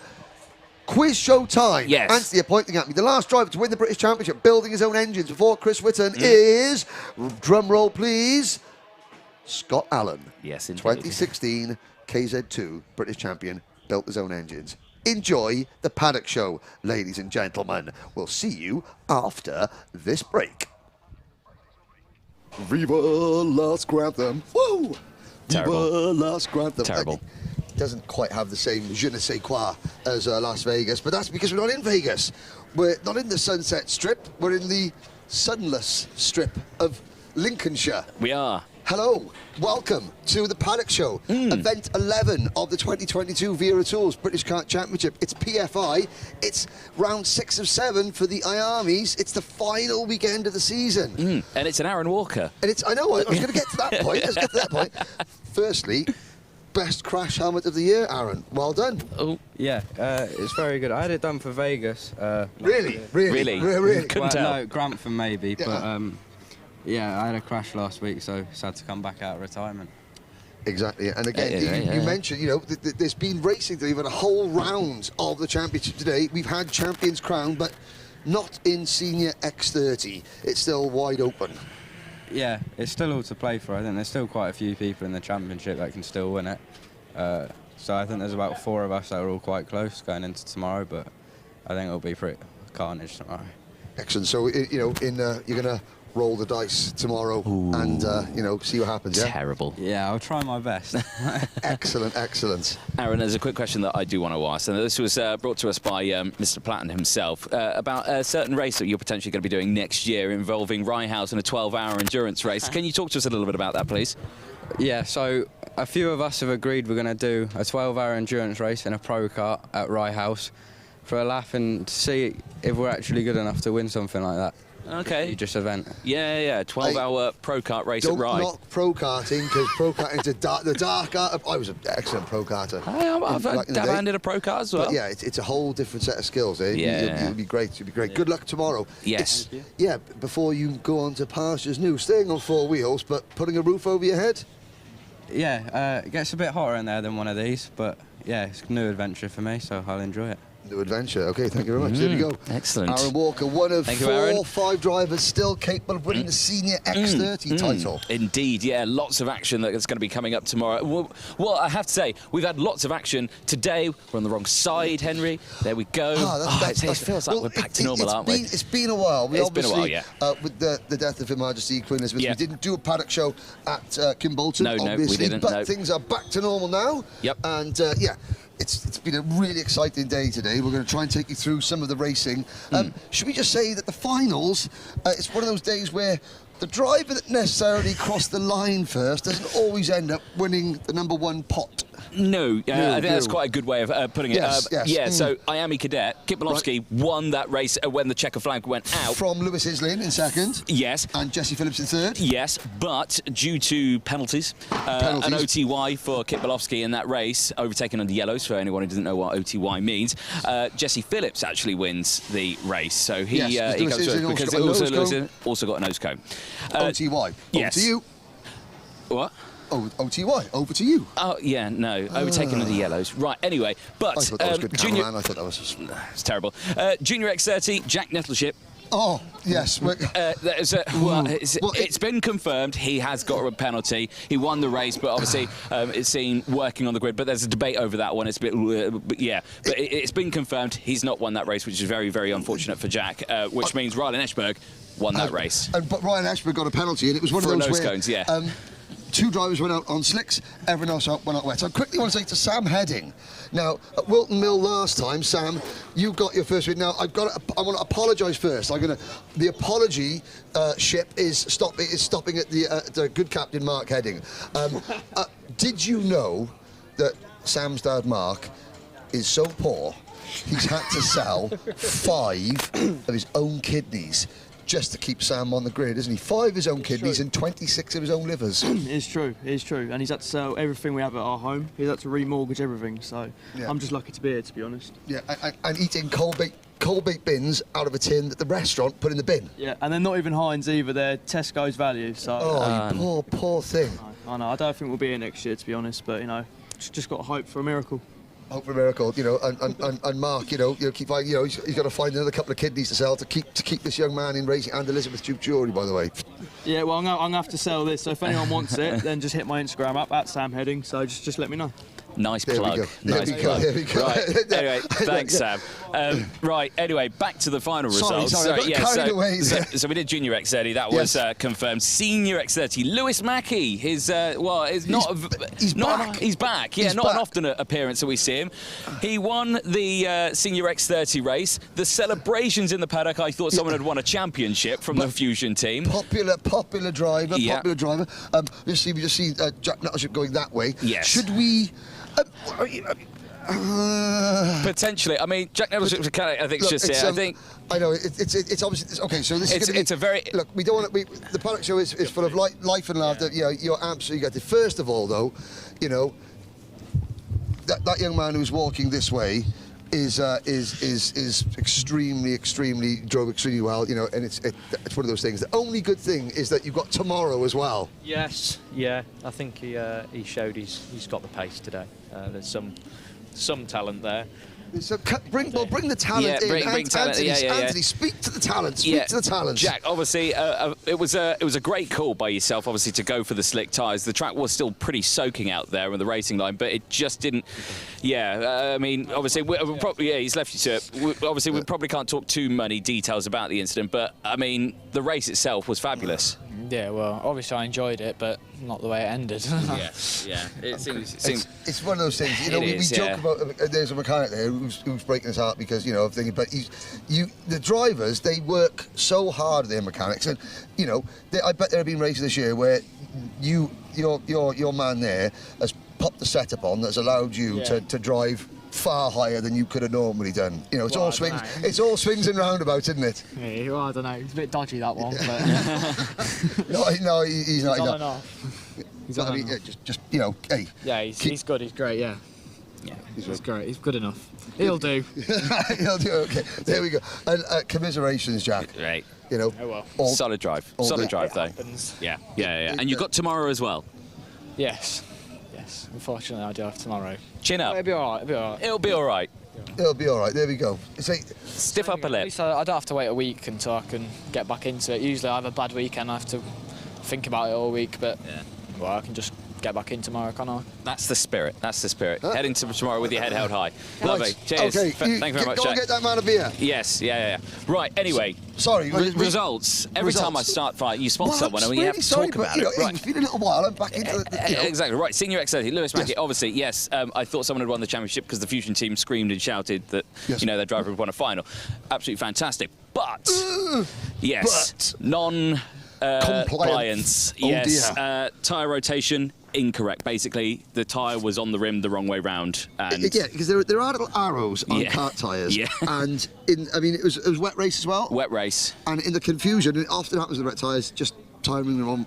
Put it on the wrong way round. Even Fusion can get it wrong. Even Fusion can get it wrong. Yeah. So we're 3 races in, and the first 3 finals, the driver that crossed the line first ended up not winning. Not winning. Harry Platten took the race win then in Senior X30. Now, Junior TKM, Alfie Garford. Now, that's still, I think that's still in discussion at the moment. He's in with the stewards at the moment, but I spoke to them before they went into the stewards. They're not even hopeful that it's going to come out of the way. I mean, the rear bumper was not attached when he crossed the line. He had a meatball flag, and I think he came into the pit lane, and it's looking like a non-compliance. Well, I mean, dearie me. So again, 4 out of 4. 4 out of 4. So there's got to be one more race where the winner actually crossed the line first. There is indeed. TKM Extreme, ladies and gentlemen, and it was Chris Whitten, who is now our 2022 Wera Tools British Kart champion. Provisionally, of course. Provisionally.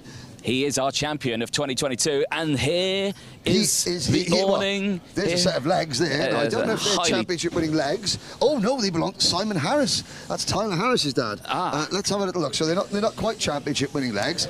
Let's have a peek in to see if we can spot a provisional 2022 champion. See, aren't I nice, cameraman? Yeah. Anthony just walks in and leaves you. I hold the awning roof open. It doesn't matter, because I was too excited to chat to this man here, Chris Whitten. Obviously, we say everything's provisional, of course, but I'm sure you're going to be celebrating in here.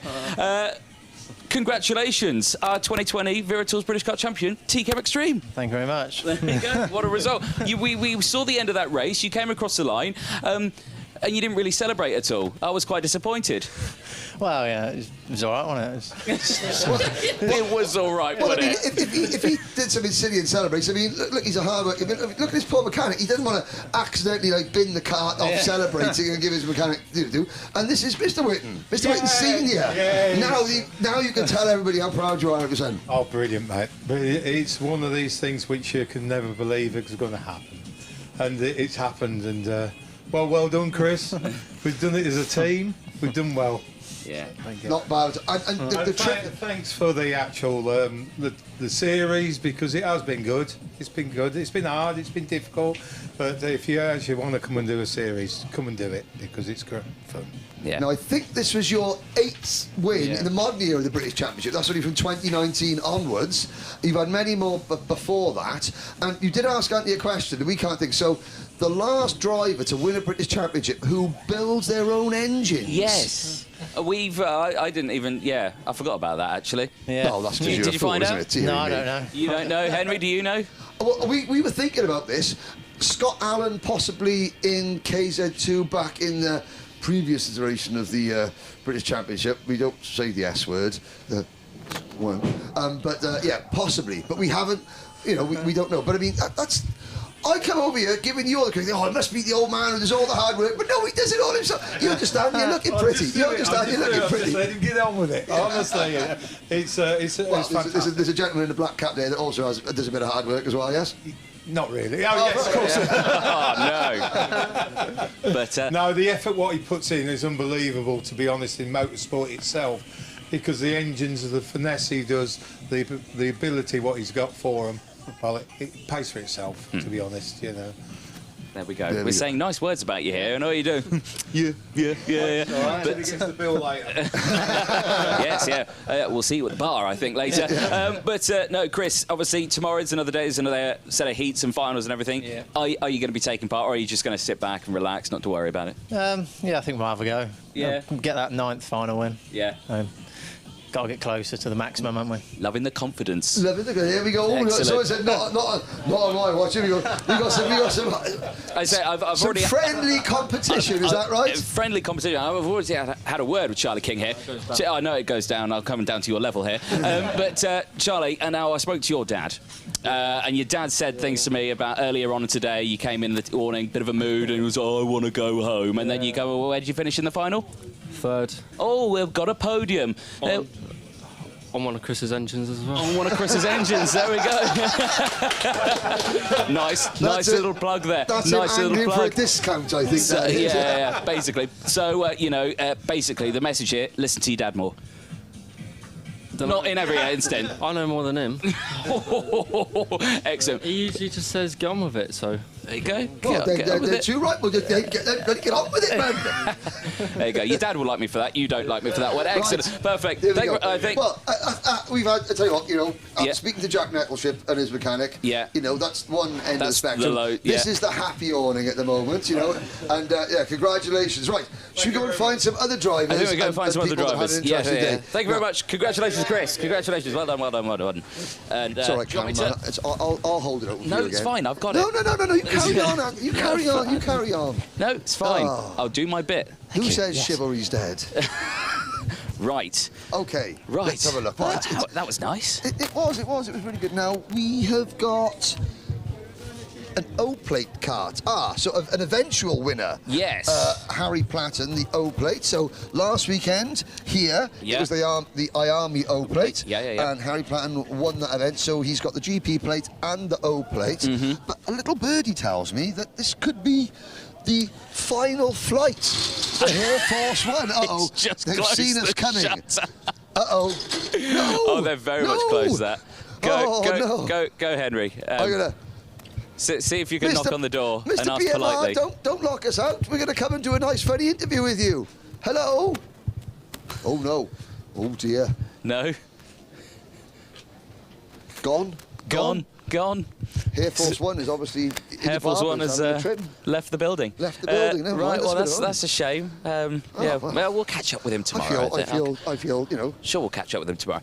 Anyway, who else we got? I mean, there's still, like we said, there's still championship up for grabs tomorrow. I think potentially that the junior TKM is also pretty much done and dusted. I think Leon Frost. Yeah, Leon Frost is this way. Yeah, should we go that way? Come on, Miss Caramel. We'll go this way. We'll go this way.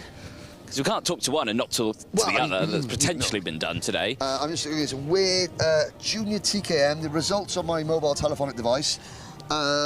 Luke Bate eventually. So I've got Alfie Garford disqualified. That's now official.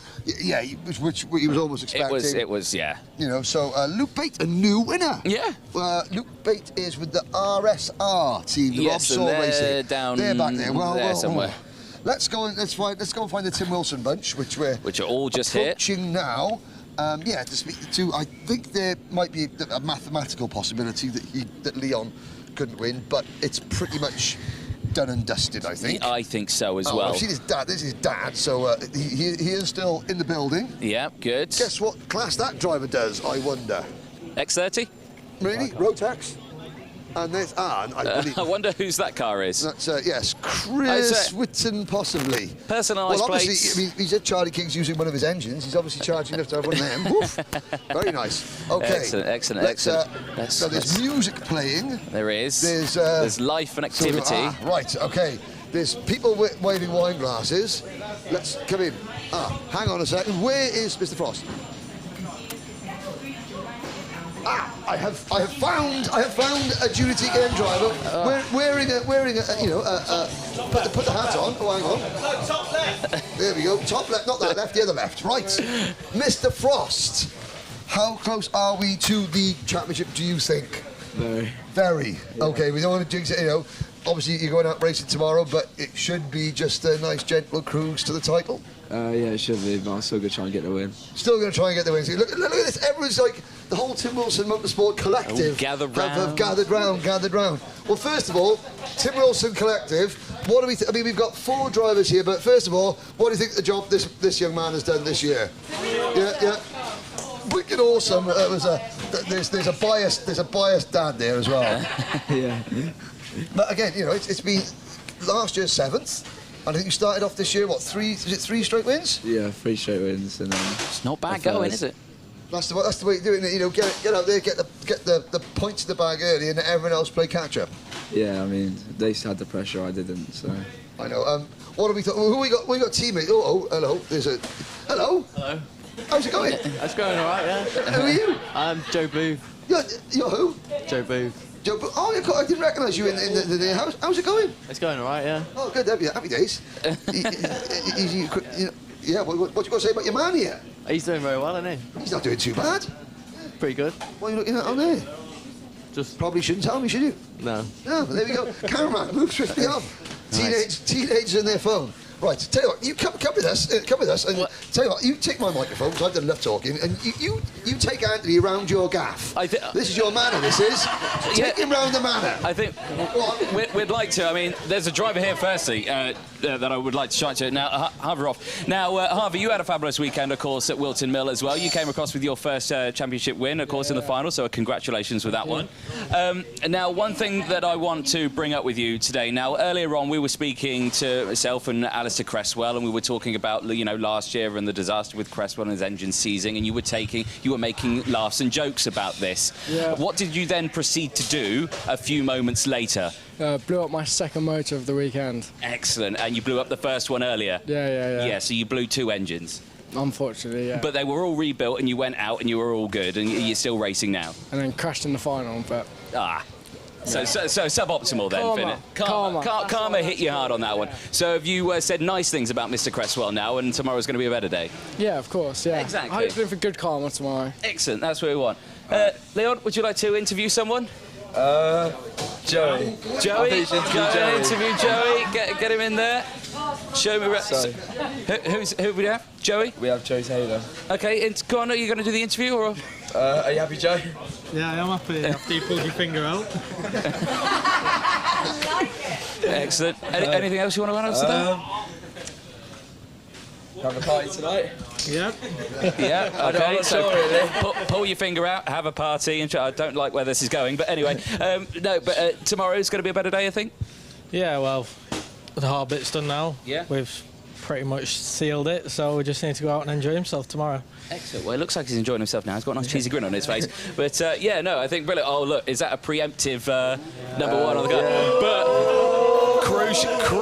crucially, it's not stuck down yet. So there we go. They've not done it just yet. So there we go. Still some work to do there. But, no.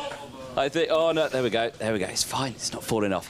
Perfect, but yeah, no, I think you're looking forward to tomorrow, and potentially, yeah, that could be on there for good, or for a year. For a year. For a year, yeah, that's what we want to see though, isn't it? Yeah. Brilliant stuff, brilliant. Right, Heza, shall we... Thank you, Tim Wilson Collective. Thank you very much, right. Thank you. Have a good day tomorrow. Thank you. Right, enjoy. Mr. Cresswell. Right, let's have a look. Where else can we go? Let's go this way. I think, yeah, we'll head back this way because I think there's some more. Yes, there's more people down here. There's more people down here.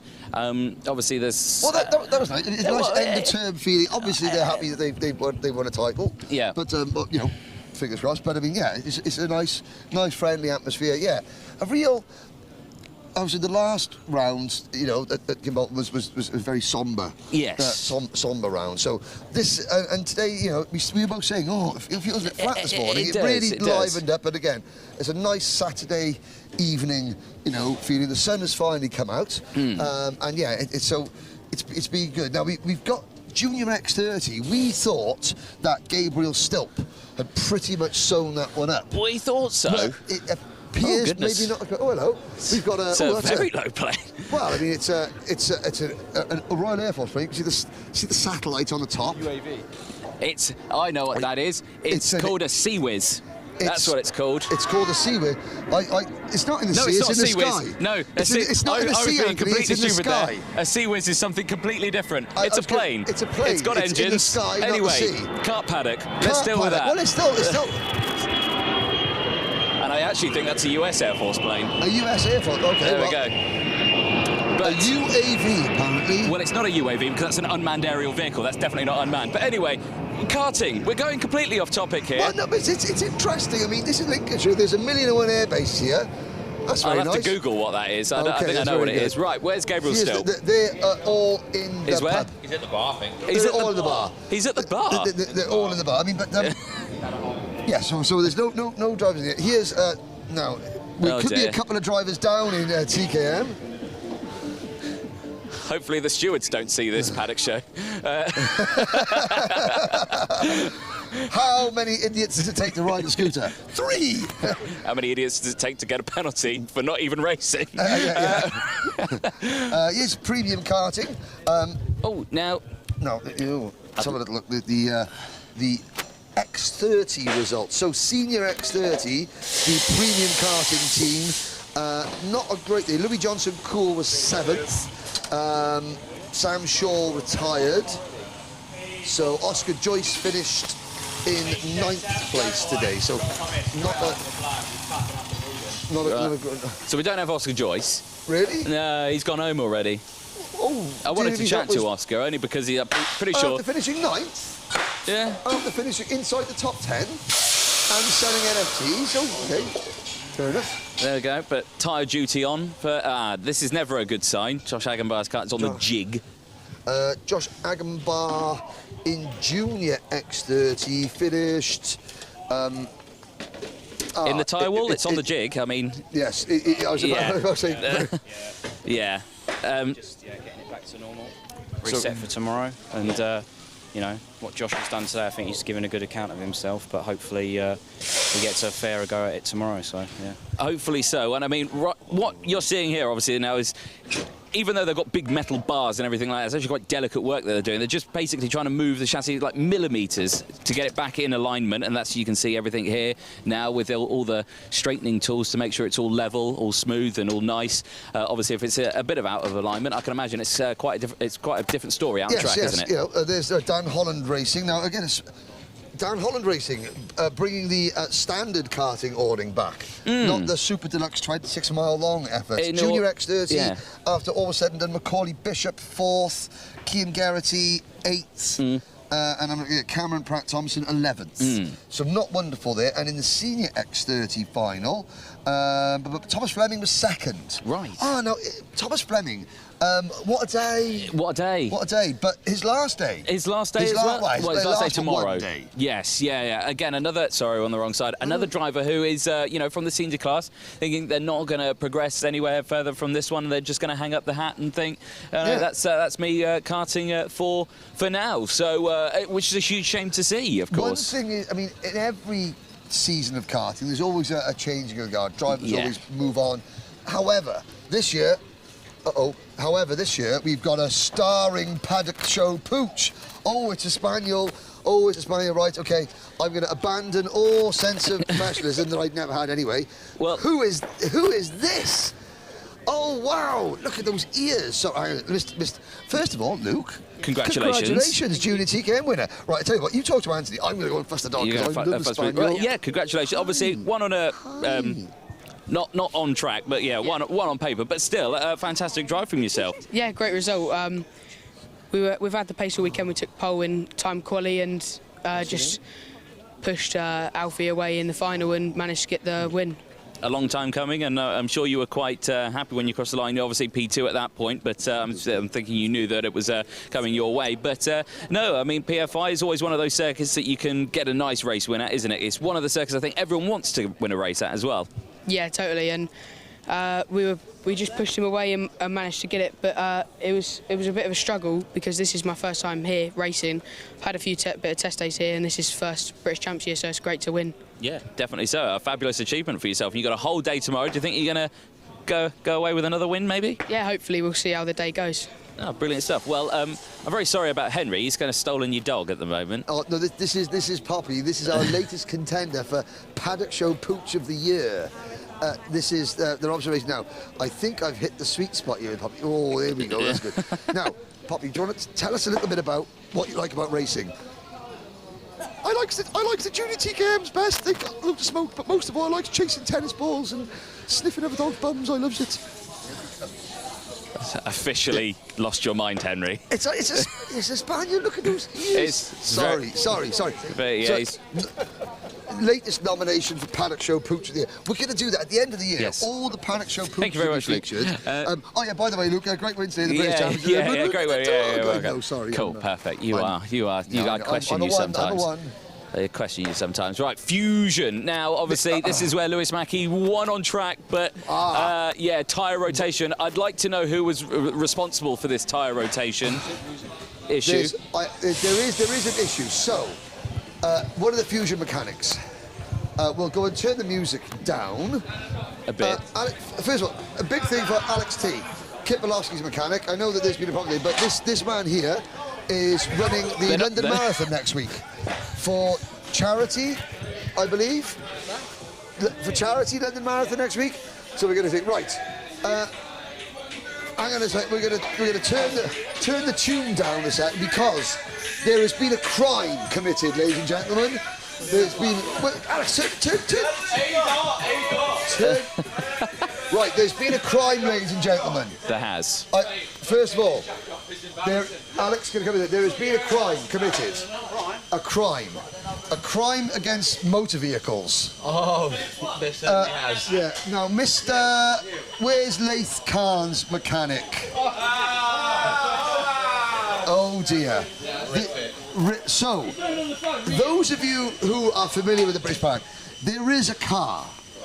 Yes. It's a Mercedes. It's purple. And somebody has decided that instead of just keeping it the normal sort of factory colour, yes, they have put a purple vinyl. It looks like my nan's curtains from about 1984. Yeah. I mean, I've got to say, what are we thinking of the wrap? I mean, let's do it. So this come stand up, young man.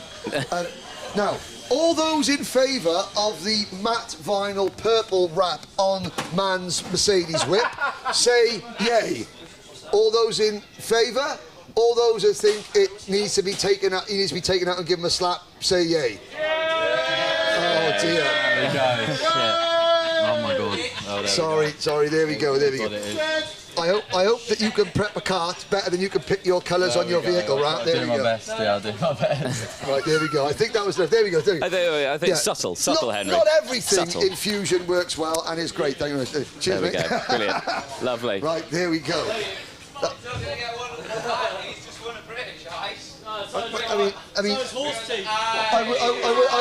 I would say, however, in the man's defence, he hasn't gone full Lextan sunbed like and walking up the stairs. There we go. Yeah. Questionable. Everything in here is teeth and tans, and that's not just the mums either. There we go. Right, anyway. But yeah, Fusion, ups and downs again. Like we say, Lewis Mackie won it on track. Unfortunately, non-compliance. He did not win that race. But, Henry, we've had fun on this one. You've gone off the...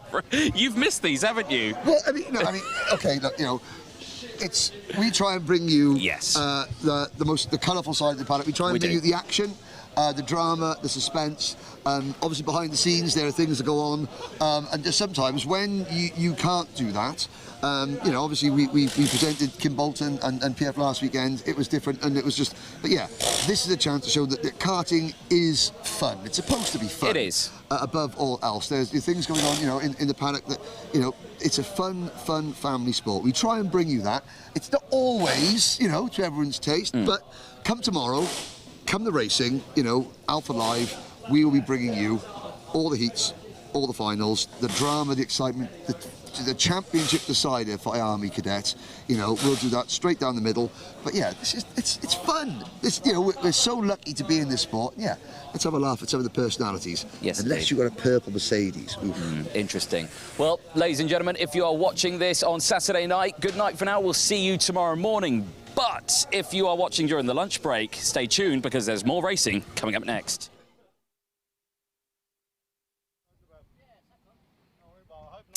Well, welcome back, ladies and gentlemen. I hope you enjoyed the paddock show. And no, dogs were harmed in the making of that film. And Anthony, you have finally done your research. What was that plane that we saw? You called it a Sea Whiz, but it was definitely completely the wrong nowhere thing. near the sea. It was definitely in the sky. I know that much. Tell us what it was. It's an AWAC. AWAC. Yes. But your man on the start gantry is your help for that, Ryan, on the start gantry. He did say what that was because I got it completely wrong. What's an AWAC? It's an excellent question. Well, it's an airplane. I know it's an airplane. It's an airplane with a big radar, right? Basically, it's a big radar plane. A radar plane. Yeah. There we go. That's the technical term for it. It's a radar plane. Well, ladies and gentlemen, welcome back. We have the second round of heat races and, of course, the finals to go this afternoon. The first race will be race 24, heat 2 for the Honda Academy O plate. That will be starting very, very soon. Will be indeed. Okay. I've got my other wife is on the live chat saying good morning from Royal Oak, Michigan. What do you mean? I'm right here. No, my other wife. No, I'm right here. No, but you're my wife, my karting wife. My other wife is saying hello. Dearly me. Outrageous. He's not happy with being the other wife. He now wants to be the main wife, ladies and gentlemen. Dearly me, Anthony. No one wants to be the main one. Well, someone drew the short straw. Sorry, Noel.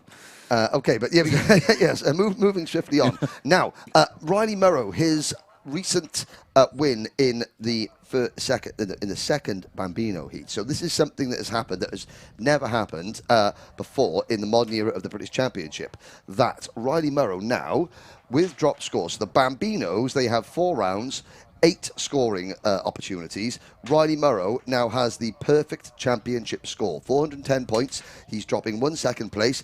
No matter what happens in the final, he has the perfect championship score. But here we go, race number 24. It's on the track now.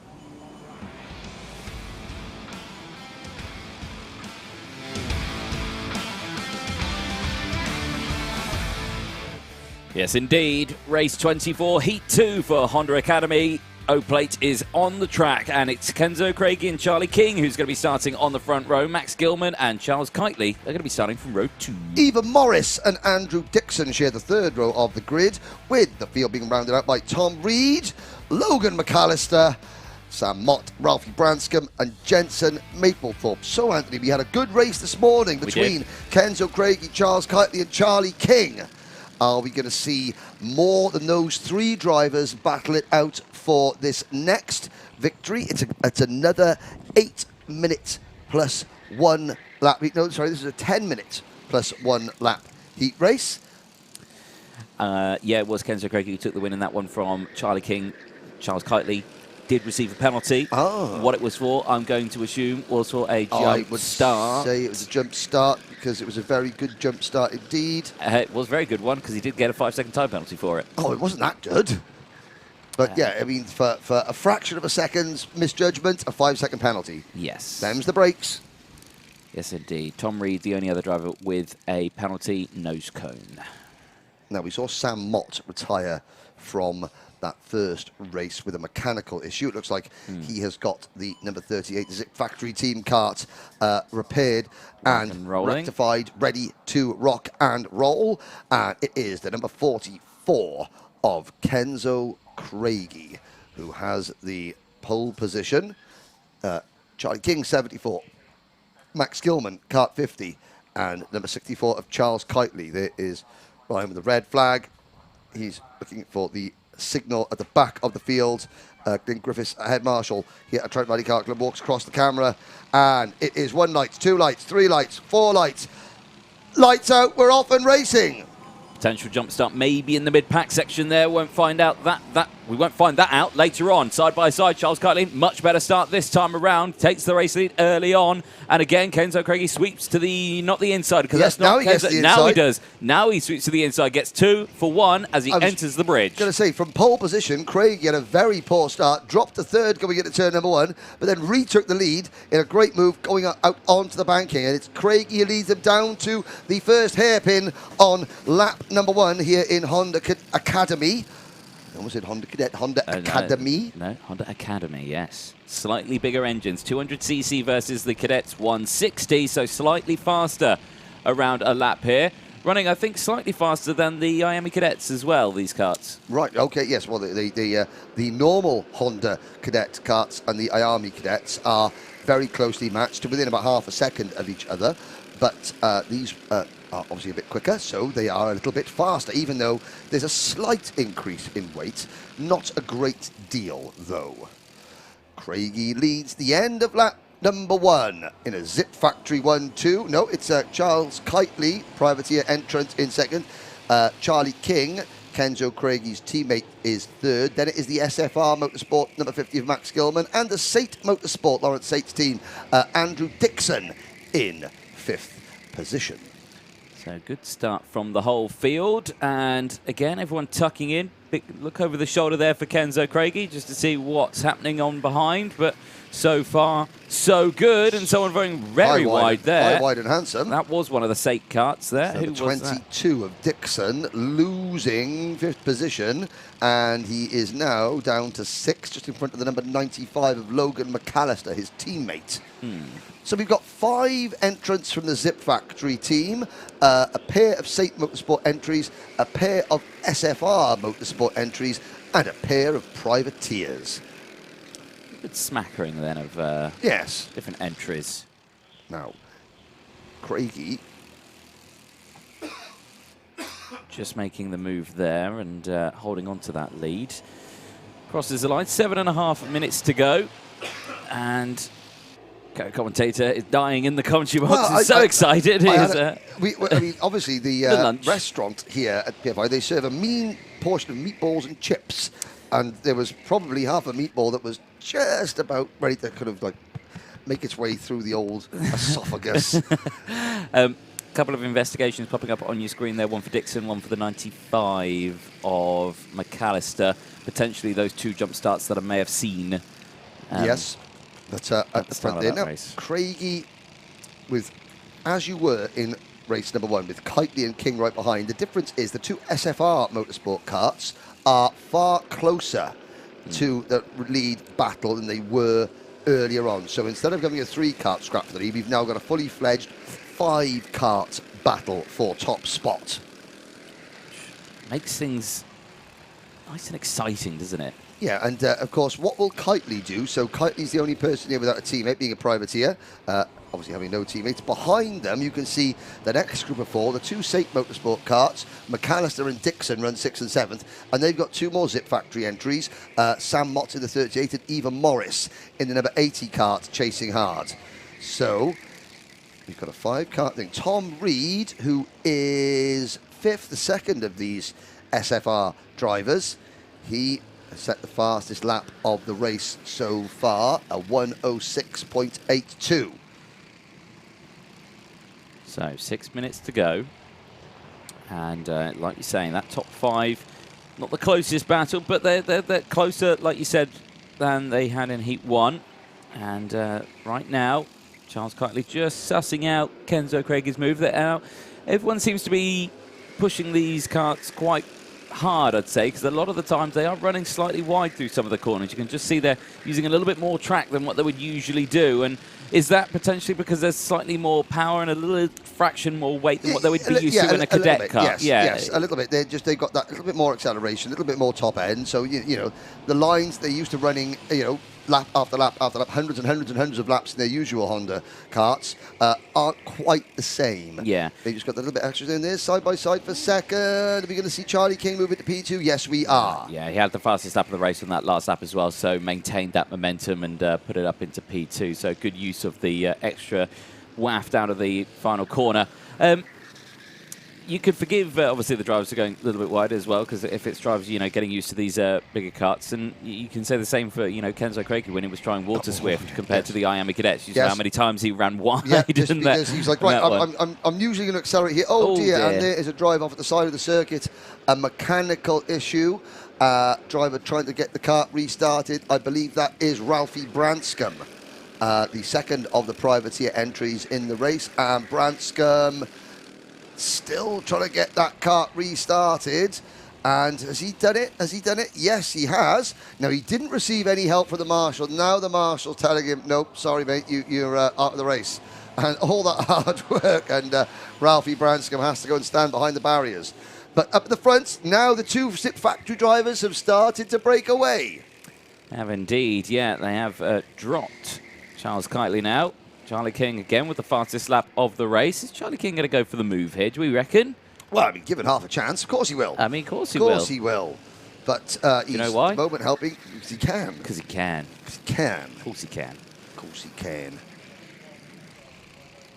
King, though, with those 4 points for the intermediate classification, of course. Craigie, if he stays in this position and he crosses the line, he'll have scored 0 points, meaning he'll get the 65 points, meaning he'll be starting on the...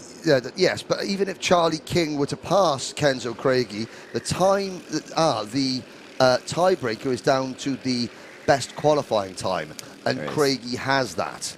Yes. So Craigie would still start from pole position, even if there was a tie on points, and Charlie King has now been passed for second place by Charles Kitely. So Charles Kitely really could be the difference between Kenzo Craigie starting on pole or not, because if Kitely can get past Craigie, if King can win and Kitely finishes second, then Kitely, then King rather, would have pole position. Looks like Charles Kitely has turned that car up to 11 on the dial, because it's just come out from nowhere. I mean, it was... Spinal Tap reference, ladies and gentlemen. Well done, Anthony. Thank you very much. Yeah, it was all the way back there, but not by much, but of course managed to close it in, get an overtake, and is now back with the race leaders. And Craigie looking over his shoulder there with a confused look with the hand signals there. Maybe I thought, I don't know what's happening. Yeah, I mean, all these other drivers... Trouble in Paradise, maybe. Yeah, all these other BBC drama reference. Getting them in thick and fast today. Yeah, so Kenzo, maybe he got a little bit of contact from behind, or maybe something happened that we didn't quite see. That he's sort of saying, well, come on, what's going on? Because Kenzo is the most experienced driver in the field. There he is on that special liveried Zip Factory driver. It's got the gold side parts of it. It's that part of the GP plate winning combination. They Zip done a special graphics kit for Kenzo on that side of things. Oh, he runs very wide there. A carbon copy of what we saw in Water Swift. And then he gets a little bit of a nudge from behind. And the two SFR karts, they did drop off a little bit. They were 2 seconds behind the lead trio at the start of this lap. There's 90 seconds to go. And I'm just thinking, are they closing in a little bit? The answer is not quite sure that they are, even with these three sort of beginning to battle now. Well, it's still Max Gilman in 4th place, Tom Reed in 5th, Logan McAllister, Andrew Dixon, Sam Mott, Evan Morris, and Jensen Maplethorpe. Remaining 10 drivers out there in that order. Eyes on that group, and yeah, again, gap 1.8 across the beam. Yeah, 2 seconds, so losing 0.2 a lap to this leading trio. And again, there goes Charles Kitely to the race lead. Not for long. Outbreaks himself, and Kenzo Craigie back down the inside. And they're back to normal again. It's not so much the outbreak itself, but it's just the momentum of the banking. And so Kenzo Craigie, that's twice he's done that in this race. Just sort of, okay, you pass me there because I know that your cart's just going to run a little bit higher at the banking and I'm going to get you back. Now it's game on because Kitely retakes the lead. Craigie has to come back up the inside going into the second hairpin. And now we'll see the gap there. And, there appears to be some wildlife watching as well. That was a grouse. Now, there are plenty of grouses around this neck of the woods, usually found sitting at the side of a road, waiting to throw themselves underneath a passing car. The whiskey famous grouse. No, it's the famous grouse. They've got an unerring desire to become roadkill of grouses. Here we go. Last lap board is out. It's Craigie, Kitely and King. Your top three with Gilman and Reed 1.5 seconds back. There we go then. And Charles Kitely again back down the inside, gets it done. And crucially, so does Charlie King. And now Craigie back down into P3 in terms of the points. That shakes it up just that little bit more in terms of who's going to be starting on pole position later on. And indeed. Oh, and that was King going in on Kitely there. The cart washing out from under him and almost taking him out. Craig giving to P2. Can Kenzo Craigie now salvage a win? Kitely looks over his shoulder. Gilman and Reed continue to close him. They're going to run out of time. They are indeed. Not many opportunities to get that overtake done this time around. So again, look over the shoulder there for Charles Kitely. All fine and dandy. I don't think Kenzo Craigie is close enough to potentially go for a move. He might go for a move here, though, because he's found a gap out of nowhere. But it's not gone through to fruition. Out of the final corner they'll go then. Checker flag will come out to Charles Kitely across the line. Oh, no! He gets a 5-second penalty as he crosses the line. Oh, dear. So, Kenzo Craigie will take the win. Charlie King will take second. Max Gilman will be third. Tom Reed will be fourth.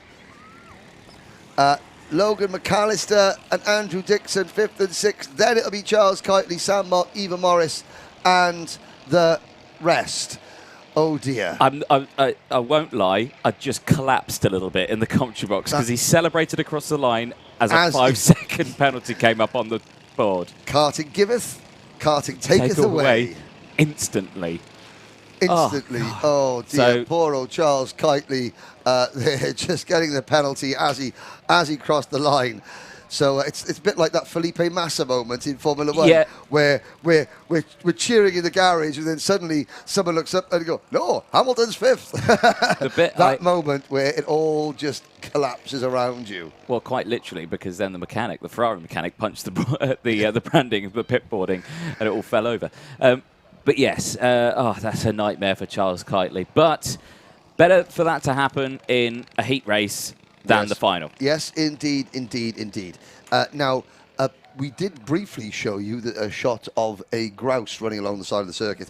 It wasn't because it was entertaining. It was because there's a worry that said bird might make its way out onto the track surface, which would be less than ideal. Well, less than ideal if you're the bird. But if the restaurant here at PFI wanted to do roast grouse later on, it might be perfect. So, roast grouse might be all right. Speaking of birds, there's Dan Ashton on there. Hello. Hello, Dan. Yes, give us a wave. Doing his best Nigel Edwards impression. No clipboard. Trying not to laugh. Trying not to laugh. There we go. So, next race will be the second and final heat for IAME Cadet. 4 minutes to go. Oh dear. Now, did we play? We played the interview with Sam Heading. Did you speak to Ollie Rands earlier? I did. I did speak to Ollie Rands. Well, I wonder if it's time that we could catch up with that interview that you played yesterday. Possibly. Maybe. I think so. Okay, we'll try it. Why not? We're here in the Tim Wilson Motorsport awning, and we've got Ollie Rands, number 27, in the junior TKM class. Ollie, it's been a fabulous first year for you in the British Champs, of course, running as a rookie, and currently going into the final weekend here at PF International, running P3 in the championship.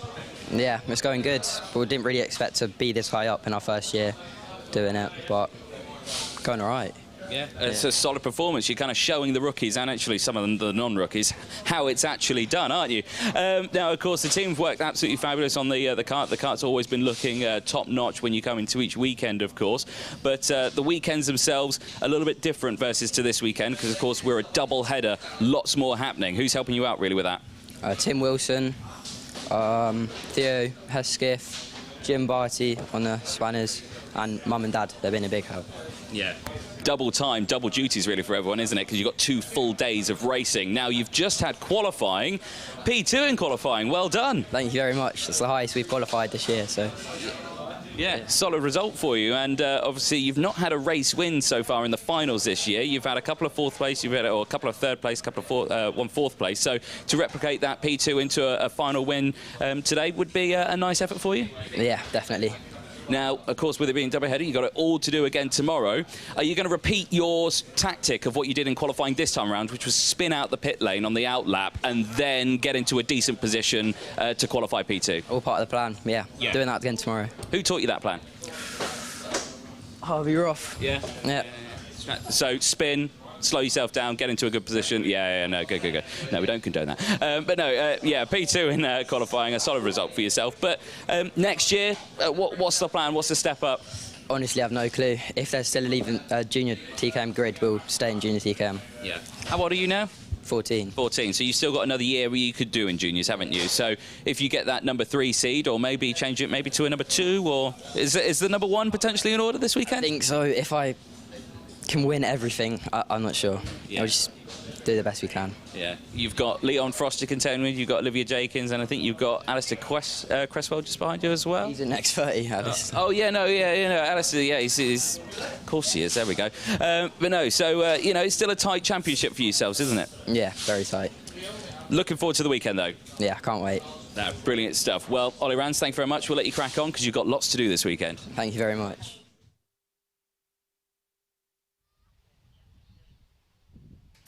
Well, good chat there with Ollie Rands yesterday in the Tim Wilson Motorsport awning. Of course, crowned Leon Frost provisionally, but it's pretty much signed, sealed and done for him in the championship. There is Sky Parker. There was a question mark over Sky whether or not that she was going to take part in this one, suffering a little bit from a migraine. So good to see that she has made it to the grid. Brave effort there from young Sky Parker, who, of course, took her first top 10 finish of the season in yesterday's final. And Sky isn't actually that far away. She's 11th in the championship. Yeah. She is 8 points off a potential seeded number. So that's probably why the motivation, to sort of dig deep and grit your teeth and get out there. There's Kazra Kamyab. Well, next race is due out in just a moment's time. Let's watch a sting, then we'll talk about the grid. Oh, what a lovely sting. Go on.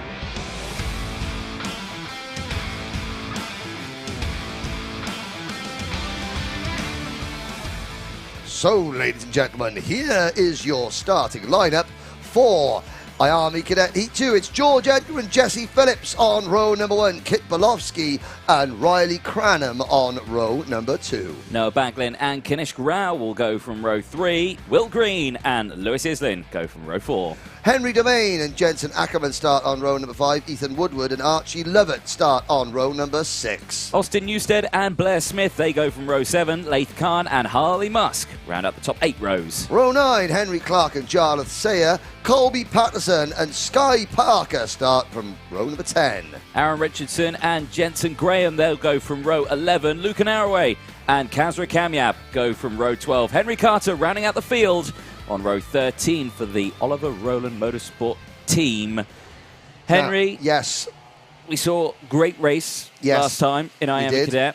We're going to most definitely see the same this time around. And this is the race that could pretty much seal the British title for Jesse Phillips. I know now, Jesse's parents are both here watching, but it's Jesse's dad that can't watch normally. Really? The mum is fine, but the dad is somewhat nervous. But even dad is out on the banking watching this one because Jesse is, well, it's pretty much odds on that he's going to be the title winner, but will he do it today in this race? The lights are out, we're off and racing. It's a good start from our pole sitter. Edgar has the lead through turn number 1. Phillips is taking it easy at the moment and has dropped back a little bit, and it looks like one of the ORM drivers up into P2 as they file across the bridge, down to P3, and it's a great start from young Will Green in the Jamie Green Racing, number 54. Third, make that 4th as they come around hairpin number 1 for the first time. Under the back. And a spin at the back. 3 drivers go for a spin.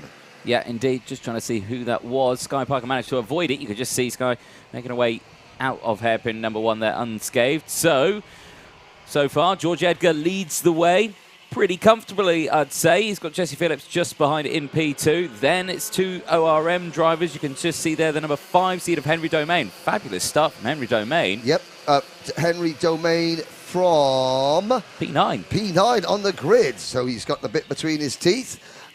Green is there in 5th position as they come out of the final hairpin, the final chicane to complete lap number 1. Edgar and Belofsky trying to push away again. Under the bridge, Baglin, Domain, Green, and then you have got Cranham, Phillips, Islin and Rao, 9th. Woodward is 10th, and Lovett, Musk, Ackerman, Graham, Sayer, Carter from the back of the grid, already up to 16th position. Great first lap for Henry Carter. Yes, indeed. So, Jesse Phillips at the moment in P6 now. Has just got past Will Green. Currently in the intermediate classifications. Currently in 5th in the intermediate classifications. So that would be good. That would be really good. Make that 7 now for Will Green. Drops back a little bit. Edgar Belofsky, 1 and 2. Sky Parker, who is... yeah, has got a bit of a migraine. She is still out there in 22nd position. And they come through the Mike Wilson complex. Kanish Rao there running a little bit wide, the back of your screen, in the number 22 kart. They complete lap number 2. 5 3/4 minutes remaining. Now, here's going to be the acid test. Baglin and Domain. They've got to work together with the GP plate holder of Cranham behind them. Can the 2 ORM drivers now work together to close in on Edgar in the 7 kart and the O plate of Belofsky? that's going to be the main question, isn't it? Because that gap at the moment, is it increasing or is it decreasing? That's the question. At the moment, it's just over a second. Just a schmickle over a second. Schmickle over a second. And the first split, the first sector, the top two were thing. And there's been a change because now Domain has been passed by Cranham and it's Jesse Phillips in 6th position. Phillips just sort of like, yeah, there's no need to try and push and win this race for Jesse Phillips. Yeah. He's done all the hard work. Now it is just a question of getting it home in one piece safely, picking up the points, and he's ahead of Jensen, Graham, both in the race and in the intermediate classification. So it's all the season's hard work has come down to the next 4.5 minutes for Jesse Phillips just to get the kart home cleanly. So he's behind Domain at the moment. There's Jesse Phillips in kart number 26. Remember last year, Jesse had one, I think he finished at the podium at Kimbolton last year and was very young, enthusiastic driver. This year sort of came in, and you have to say that at the start of the season, you had proven race winners like Edgar and Belofsky, drivers that have won in Honda like Islin, all on the Fusion Motorsport team. Jensen Graham as well, who has been multiple podium finisher in Honda the last couple of seasons. And Phillips sort of flown under the radar, but has been ultra consistent. Looking at Phillips's run of form, 4th at Shenington, 1 at Warden Law, 4th at Granagorse, then 2nd at Rissington, 2nd at Wilton Mill, and of course a win yesterday. On that last lap there. Oh, yellow flags out into Bobby Gain corner. And there sure what is, scores that. Look, trying to see a kart off the side of the circuit. Well, they've cleared quickly. And I can't, yes, So- they cleared. It looked like it was Jarlath, Sayer and Colby Patterson having contretemps. Will Green, fastest lap of the race, 106.79 seconds for the driver of kart number 54. That's a Paralin chassis. Now, most of the drivers in the class are on the Synergy karts. Looking down there, the only non-Synergy drivers in the field. Well, Luke Narroway is down as being on a Synergy, even though he drives a Croc promotion. But that could be just, it's only the Jamie Green Racing entries who are not on the Synergy kart. So Will Green on that Paralin chassis doing a very, very good job. Fast lap of the race. He runs in 7th. There he is briefly there. So there's the top two. He's the back of that second group there. And Will Green doing a great job of just staying with the big boys, as it were, in terms of the teams that they represent. And a change the lead first time. Oh, Sky Parker, 5-second penalty for Sky Parker. She is 19th at the moment. That will drop her down. Jessie Phillips taking a new fastest lap of the race.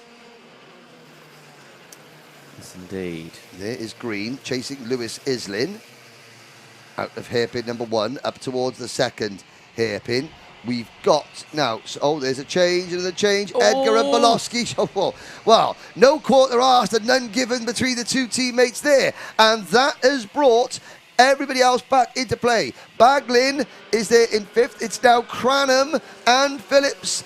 Baglin, they all flood past Kit Bolowski, who goes to the back of this group. Now he comes straight back in on Lewis Islin. Wheel-to-wheel contact there, but Bolowski goes to the lead, back to 7th place because Will Green has taken over P6. Yeah, that is the classic cadet train taking effect there. You lose one, you lose several, and now he's dropped well off the back of this leading group of 4. Now as they go through. So it's 3 fusions and 1 ORM. And that ORM is Noah Baglin. Now we saw Baglin here at the O-Plate and he was loving life, wasn't he? At the O-Plate yes. was Noah Baglin. And has he got the same setup here? And, you know, right now it's looking okay. You know, he's there in P4. He's keeping up with the leading group. Because he won the O-Plate in Water Swift. He did. Well, it wasn't an O-Plate, it was an international qualifier, yes. But it was a win. It was a big win. It was his first major win and a really significant win for the Oliver Roller Motorsport team. Can Baglin now carry that form over, maintain that momentum? I mean, he's got 3 Fusion drivers in front of him. We've got 20 seconds plus a lap to go, and it's going to be very interesting to see. He's got no teammates around him, because Henry Domain and Kanish Grau, the next 2 RM drivers, down in 8th and 9th positions. And in fact, Henry Carter has got past them. So Carter, from the back of the grid, has moved into 8th position. But what can Noah Baglin do about the 3 drivers in front of him? All season, the ORM team, their main problem has been getting their drivers to successfully work together. They've done it in patches, but not like throughout an entire race. Well, they haven't got to worry about that now because Baglin is all on his own. Can Noah Baglin just take the fight to the Fusion drivers? Yes, he can. He passes Phillips. That's going to be the easy one because Phillips isn't going to want to get into any incidents that could cause him to be excluded. So he's into 3rd position.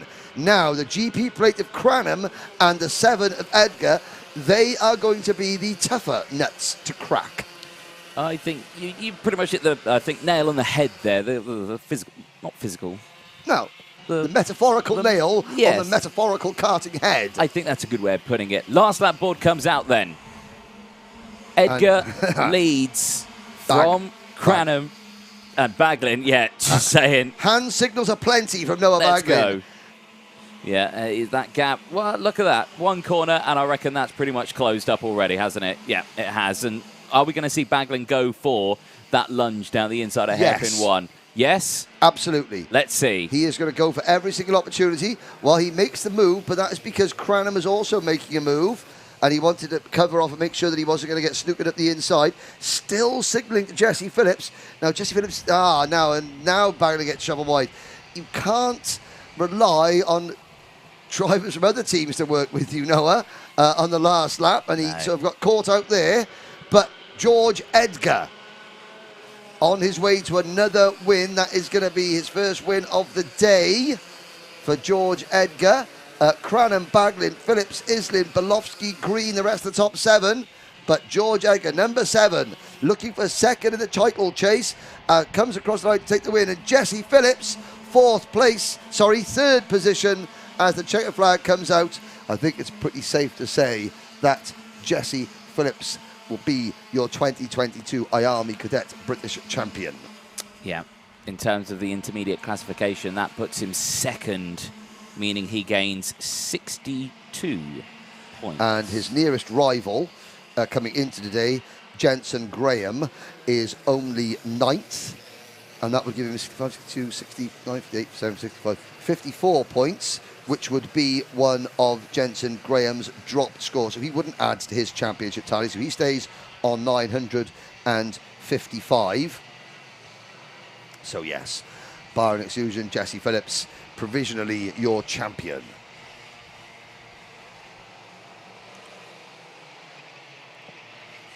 Jotting some notes. You're now. doing some notes, you're doing some sums. Everybody else back home can look at the results on your screens as we get race number 25 of the weekend done and dusted. So Phillips finishing a strong third there. The race is on for second position in the championship. Yes, with that extra 65 points, that puts George Edgar well above the 955 from Jensen Graham. Of course, with that result, he won't score a great deal of points. Yes, so we'll obviously our friends at motorsport-timing.co.uk will be able to bring you the live championship positions as they happen in the finals. There is Fionn McLaughlin, a look into the... Now, I wonder what is that's Gaelic on the side of his crash helmet. I wonder what that translates into.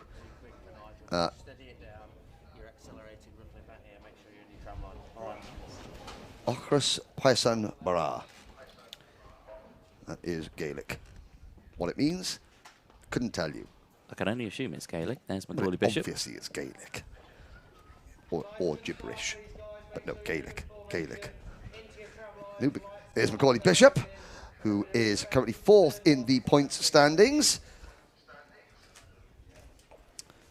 Bishop has not finished, well, in all 4 seasons of the British Championship so far, he's never finished outside the top 10 in whatever class he has been in. 9th in 2019. Management. Management. They've been on. Come on, Jack Hobson. Right, management. Come on, Jack Hobson. Yeah, giving his usual, his real name. There as the eyes of a driver that is desperate to win a final before the season is over. Don't want to match that record.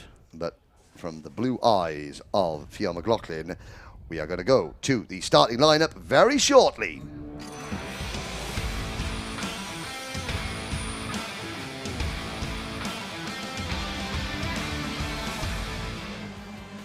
Here we go then. Ireland's Fionn McLaughlin and England's Macaulay Bishop on row number 1. Championship-elect Gabriel Stilp on row number 2 alongside Scotland's Harry Burgoyne Jr. Row number 3, Josh Agambar and Fred Green. Jack Nettleship off his not win yesterday. He starts alongside Cameron Pratt-Thompson on row 4.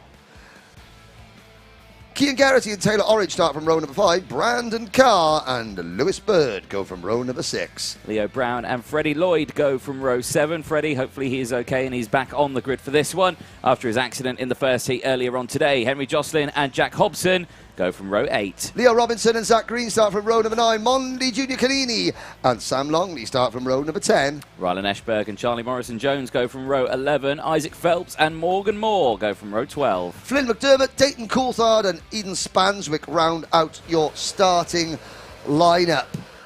So Leo Brown is, he's racing with very big memories here. His father, a couple of years ago, passed away not long after attending a race meeting here. So Leo Brown for the MLC Motorsport team, watching, it means a lot to Leo to do well here. We come into the tram lines. Lights are out. We're off and racing. McLaughlin gets a good start. Comes across to take the racing line. Still up into P2. And side by side for third between Bishop and that is Josh Agambar. Monday up the banking. Oh, that is keep it pinned, Monday. Well done, son. Good stuff from Monday Junior Canini there. Gets a quick recovery back out on track, albeit though at the back of the grid. 3 wide in the back of shot there as again lock up there from Stilp under braking in the race lead as everyone files into hairpin 1 for the first time. Good clean running out there now as Lloyd looks to the inside there, but just can't quite hold on to that position. Yeah, fast Freddie Lloyd, after injuring himself in race number 1, is back out there 100% in race number 2. He's now with a Fusion Motorsport team, is the number 17. Freddie Lloyd, there's Brandon Carr, and there is Fred Green in the number is it Zach Green, number 53, possibly?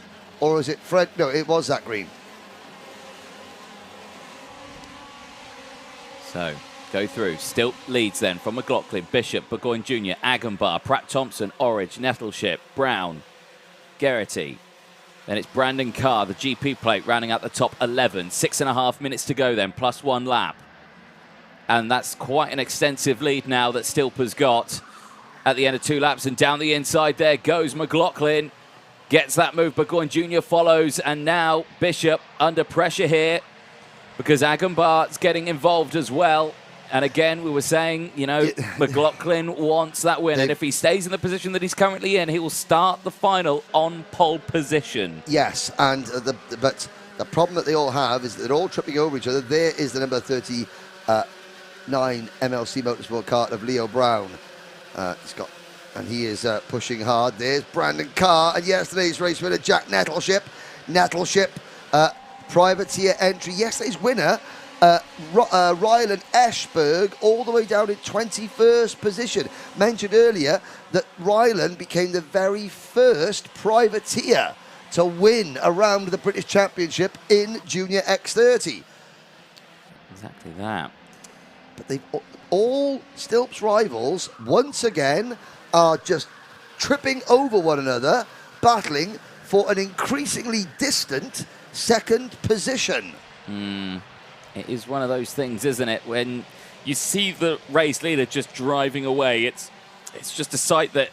It's just that sinking feeling that you get, isn't it? You just know that it's not going the way I want it to. But I know, everyone is battling and squabbling amongst themselves. Yeah. That is the problem. So now they've sort of sorted themselves out into an agreed order, as it were. It is Bishop beginning to close back in on Stilp, with Burgoyne hot on his heels. Then Agenbar for the premium karting team. There on your screen, that turquoise, white and black liveried entry. Behind Agenbar is McLaughlin. Then a gap to Taylor Orridge. Leo Brown was in 7th position. Cameron Pratt Thompson for the Dan Holland Racing Team now takes that position. Leo Brown fights back, though, going into the first hairpin. And with a man like Lewis Malin on the spanners, Leo Brown looking for a really good result. He hasn't had a top 10 finish yet this year, and of all tracks, PFI is the one he wants the top 10 finish at. Definitely so. All heating up there in the top field again, just behind these drivers, of course. Fred Green still there, P14. He's dropped down 8 positions, which is a shame. Jack Hobson still there, P15 from Lewis Bird, Morgan Moore, Sam Longley. Leo Robinson still rounding out the top 19 from Ryland Eschberg. Eden Spanswick, Flynn McDermott, Dayton Coulthard up 3 places, so he's had a good start. I think he's dropped down just 1 there as he's crossed the line in P24 from Monday Junior Canini with a good recovery. And a driver that's dropped more than 1 place is Gabriel Stilp. He's gone from 1st down to 3rd. New leader, number 67, Macaulay Bishop for Dan Holland Racing. Harry Burgoyne Jr. is 2nd. Then it's Stilp in 3rd, McLaughlin in 4th, and Agenbar into 5th position. Josh Agenbar, 4 top 10 finishes this year, but none higher than 4th. There you go, Bishop there, just holding off that potential attack there from Stilp. And Burgoyne Jr. just behind. It's getting a bit tense in here. You're not feeling it just yet, but 3 minutes to go. It's getting tense here. 3 minutes to go, and Bishop checks over his shoulder. Stilp is latched on to Burgoyne's rear bumper. McLaughlin still there in 4th. They come across the bridge one more time, down the hill towards hairpin number 1. Here comes Harry Burgoyne Jr. Scotland's Harry Burgoyne Jr. moves into the race lead. Stilp capitalises to take 2nd place as well.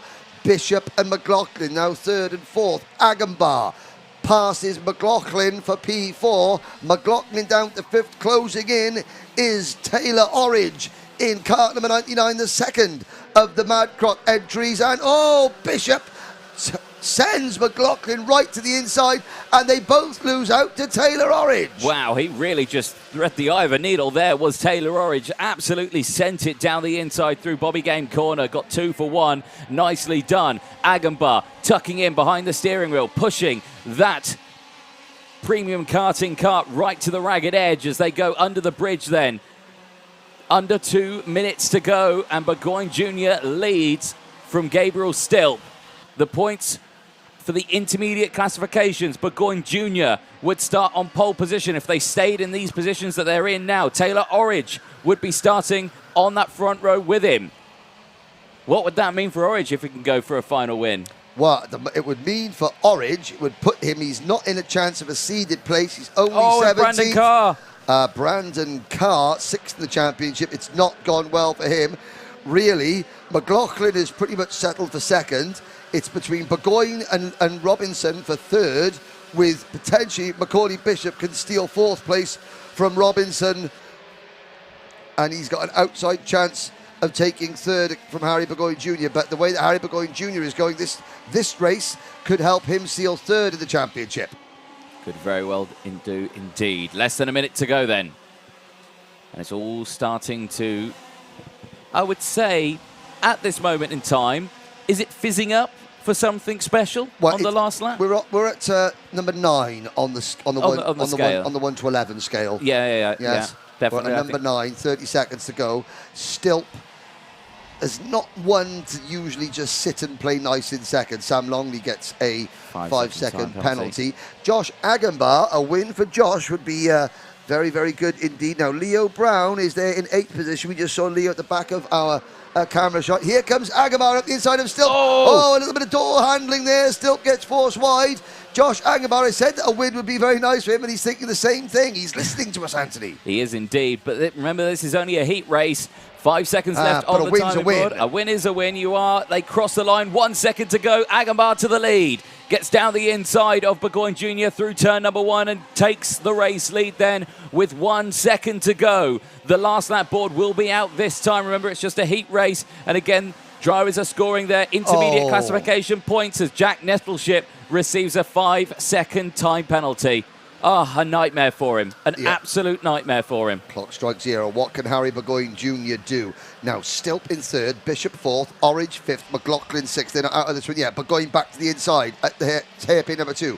Takes the lead back. Agambar's not going to be denied. He was about to make a move going into the Fullerton S's, and he did make it. Oh, that was a good move there from Josh Agambar. He's not giving up this one without a fight. We're going to have 6 going for the race win as we come to the last lap board next time around. Here we go then. Last lap board, like you say, will be out this time to any one of these 6 drivers on your shot. Out of the final corner they go, and it's Agambar who leads from Burgoyne Jr., Stilp, Bishop, Orridge, McLaughlin, all in this top 6. And again, this is just a heat race as Burgoyne Jr. sweeps to the outside, and he's going to go for the move. And look at the speed and momentum that he had there, and just sailed past Agambar to retake the lead. Down the hill they go. Bishop looks to the inside, but Agambar closes the door, closes it even more. But Bishop holds on to that inside. On the outside, it comes Orridge. Orridge sweeps to the outside. He gets side by side with Bishop, and he gets squeezed and bumping and barging as they go through. And near comes Stilp back down the inside. He can't do it though, as Orridge still fighting with Macaulay Bishop. Well, that move from Mick Barrett Racing's Harry Burgoyne Jr. was worthy of a race win and worthy of sealing 3rd place in the British Championship. I am sure Harry Burgoyne Jr. for Mick Barrett Racing will come across the line. The checkered flag is out. He takes the win. Agambar in 2nd. The 2 crop promotion drivers are 3rd and 4th. Orridge beating Stilp. Bishop 5th. McLaughlin 6th. Geraghty is 7th. Pratt Thompson 8th. Leo Brown 9th. And Fast Freddie Lloyd gets a top 10 finish after hurting himself in the earlier heat race. Nettleship is 11th on the road, but will get a penalty ahead of Jocelyn, Fred Green, Jack Hobson getting a penalty at the end there. Uncle Tyrone not happy. And Lewis Bird, Eden Spanswick, Leo Robinson, Charlie Morrison-Jones, Zach Green, and Monday Junior Canini recovered very well on the Praga IPK chassis to finish 20th, ahead of Dayton Coulthard, Morgan Moore, Isaac Phelps, Sam Longley, Flynn McDermott and Brandon Carr. Yesterday's winner, Ryland Eschberg, retiring on the last lap.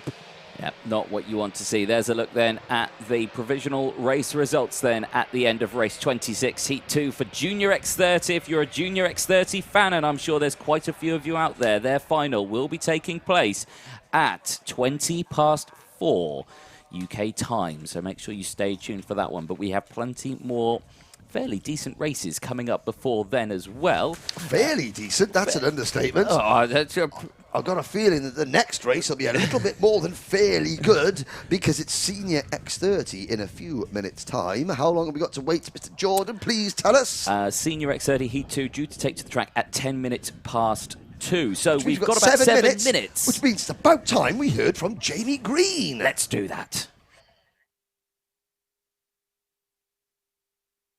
I'm here in the Jamie Green Racing awning with someone who doesn't really need an introduction to racing, Jamie Green himself.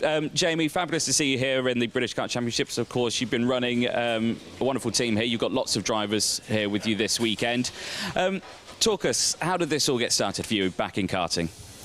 Well, my kids decided they wanted to go racing, so I was back in the karting paddock. That probably started because I did some races myself to keep sharp just before I finished racing in DTM.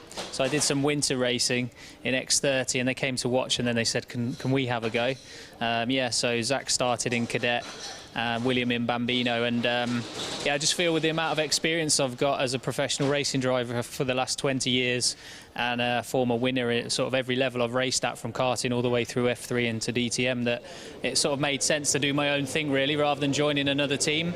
I love racing and it's the main thing I'm qualified to do, so yeah, I'm enjoying being back where I started and helping kids, you know, progress through the ranks. And I mean, you've got lots of experience with that. I mean, 2001 racing in Formula A, of course, then you come through, you've got Formula 3, Formula Renault 2.0 as well, and of course, dominating in DTM, lots of race wins in DTM. But yeah, all that experience that you've got, yeah, bringing it into paddock, is that something, maybe one of those things you can offer what other teams couldn't, really? Yeah, I mean, you know, I've just turned 40, so I'm a relatively young team boss. I'm full of enthusiasm and passion for the racing, and passing on my experience, which is current and relevant to young drivers that want to do the same thing. So yeah, I mean, it started off with my kids, but we've got other people in the team who are learning and developing nicely, and that's it really. Just about my passion is really developing drivers, and I think I'm in a good place to do that. Yeah. Now, obviously, you were talking about the driver. You've got driver Jarlath Sayer in the team as well, but you've also got Will, Fred and Zach Green, who are all in the team, which is a joy for us in the commentary box, I have to say, because it's a green. We need to figure out which green it is. Hold on, yeah, it's that one. But no, you've done a fabulous job, obviously, racing in two classes, IAME Cadet and the Junior X30s. Yeah. What would you say is the bigger of the challenge between the two classes? Surprisingly, I'd say Cadet is harder as a team, especially when, you know, you're starting out with inexperienced drivers. You know, we're not offering free drives to experienced top drivers. We're running with, you know, 9-year-olds in Cadet at the moment, in Will and Jarlath. We have up to 6 drivers in the team in Cadet at other events like LGM and club rounds, but at British Champs it's just these two for now. And yeah, it's hard. It would be a lot easier if I had an 11 or 12-year-old in my team in Cadet. But yeah, we're still able to finish in the top 5, as Will showed at Wilton at the last round, and Jarlath was running, you know, in and around the top 10 in some of the timed sessions yesterday. So he's just turned 9 years old and is also inexperienced. So yeah, it's hard, but I like a challenge. Definitely so, and a challenge couldn't be more so than IAME Cadet, of course, because it's a very, very tough championship to race in. But I feel like the team has done an incredible job with getting the drivers. Like you say, they're so young, it's their kind of first years, and they're already up that sharp end. And in IAME Cadet, that's quite an achievement in itself. So clearly you've got something you can offer to the drivers. Future though for Jamie Green Racing, where do we see this going? Are we expanding even more? Yeah, I mean, we have another awning the same size as this, so we can accommodate up to 9 drivers, I think, in a professional manner. But yeah, you need to do your talking on the circuit. That's always been my motto. So yeah, we'll just keep our heads down, keep working hard, keep improving the results, and I think as a team we'll get bigger and stronger. Yeah, it's the final round of the British Championships this weekend at PFI. Obviously, lots of races. It's a double-header weekend, so there's lots more happening. Going into this weekend, do we feel like there's a little bit more we can offer the drivers, or is it just going to be same story, do your best, head down, crack on? Yeah, I mean, I've been in that position going into the last round when you're trying to win a championship. These guys aren't in that position yet, but as an example, Zach is in and around, I think he's 8th at the moment, so just inside the top 10 in the British Championship. He's 12 years old, racing in junior, so that in itself is already a really good achievement. Like I said, all the drivers in the team are young for their class that they're racing in, so if he could, for example, finish in the top 10, that would be a really good year to get a seeded number. Fred, his cousin, has come on really well in the second half of the season, so he's capable of getting a top result as well. So just giving them that advice, like you said, actually the right advice, business as usual. Just because it's the last round, we don't need to tense up and overdrive. Do what we've been doing, and I think they've all got the speed to get good results. Yeah, definitely so. And like we say, it's been a fabulous year. Obviously, the drivers have done such an amazing job, and I think you've really delivered to these young drivers as well, because all that experience you've got, you've given it to them, and like you say, they've done an absolutely fantastic job over this season. So, I mean, next year, are we going to keep the same drivers? Are we just stepping them up a bit, or are we going to swap it out? Are we sticking with IAME, or is it going to be a change for next year? I think we'll be sticking in the IAME paddock. I think the level's a little bit higher. I think it's a bit harder to win in IAME. Rotax has its place, and I think club level is a good thing to do. But we're sort of looking to develop drivers to sort of a world-class standard. So yeah, we'll be doing whatever Cadet is next year. I'm not sure what the engine is. That's all up in the air at the moment. So there's a lot of indecision in that area. But X30 is pretty obvious. It will stay as it is. So both Fred and Zach will be doing junior X30, and these guys will be doing the intermediate or Cadet class next year. Well, brilliant stuff. Well, Jamie Green, thank you very much for taking your time out for chatting with us. Enjoy the rest of your weekend. Thank you very much. Well, great to hear from Jamie Green and his team doing really well this year, progressing and taking lots of steps in the right direction. Like Jamie said, a lot more steps to still take, but on the way there is a look at Harvey Ryby on the outside of row number 1, the foreground of your shot, the pole sitter for this next race, Bart Harrison. But Ryby, hard to believe that Harvey Ryby has never finished in the top 10 in a British Championship before. He's got 3 top 10 finishes this season. Sure, he appreciates you reminding him of that. Well, I'm just saying, he's not in the modern era at the British Championship, but Harvey's been around a while. He is currently 9th in the points standings, so he could get into the national seedings. Bart Harrison, though, is ready to go. Look at the little Diamante helmet. Oh, that's a nice touch on the old crash helmet. Fashionable. That is, it's a bit like Thor's fist thing in Avengers. That's not Thor's. That's. It is, isn't it? No, not Thor's. No, it's the other one. The purple Josh one. Josh Brolin. He's the actor that plays him. Thanos. Thanos. That's it. Thanos. Anyway, Sting, racing, karting.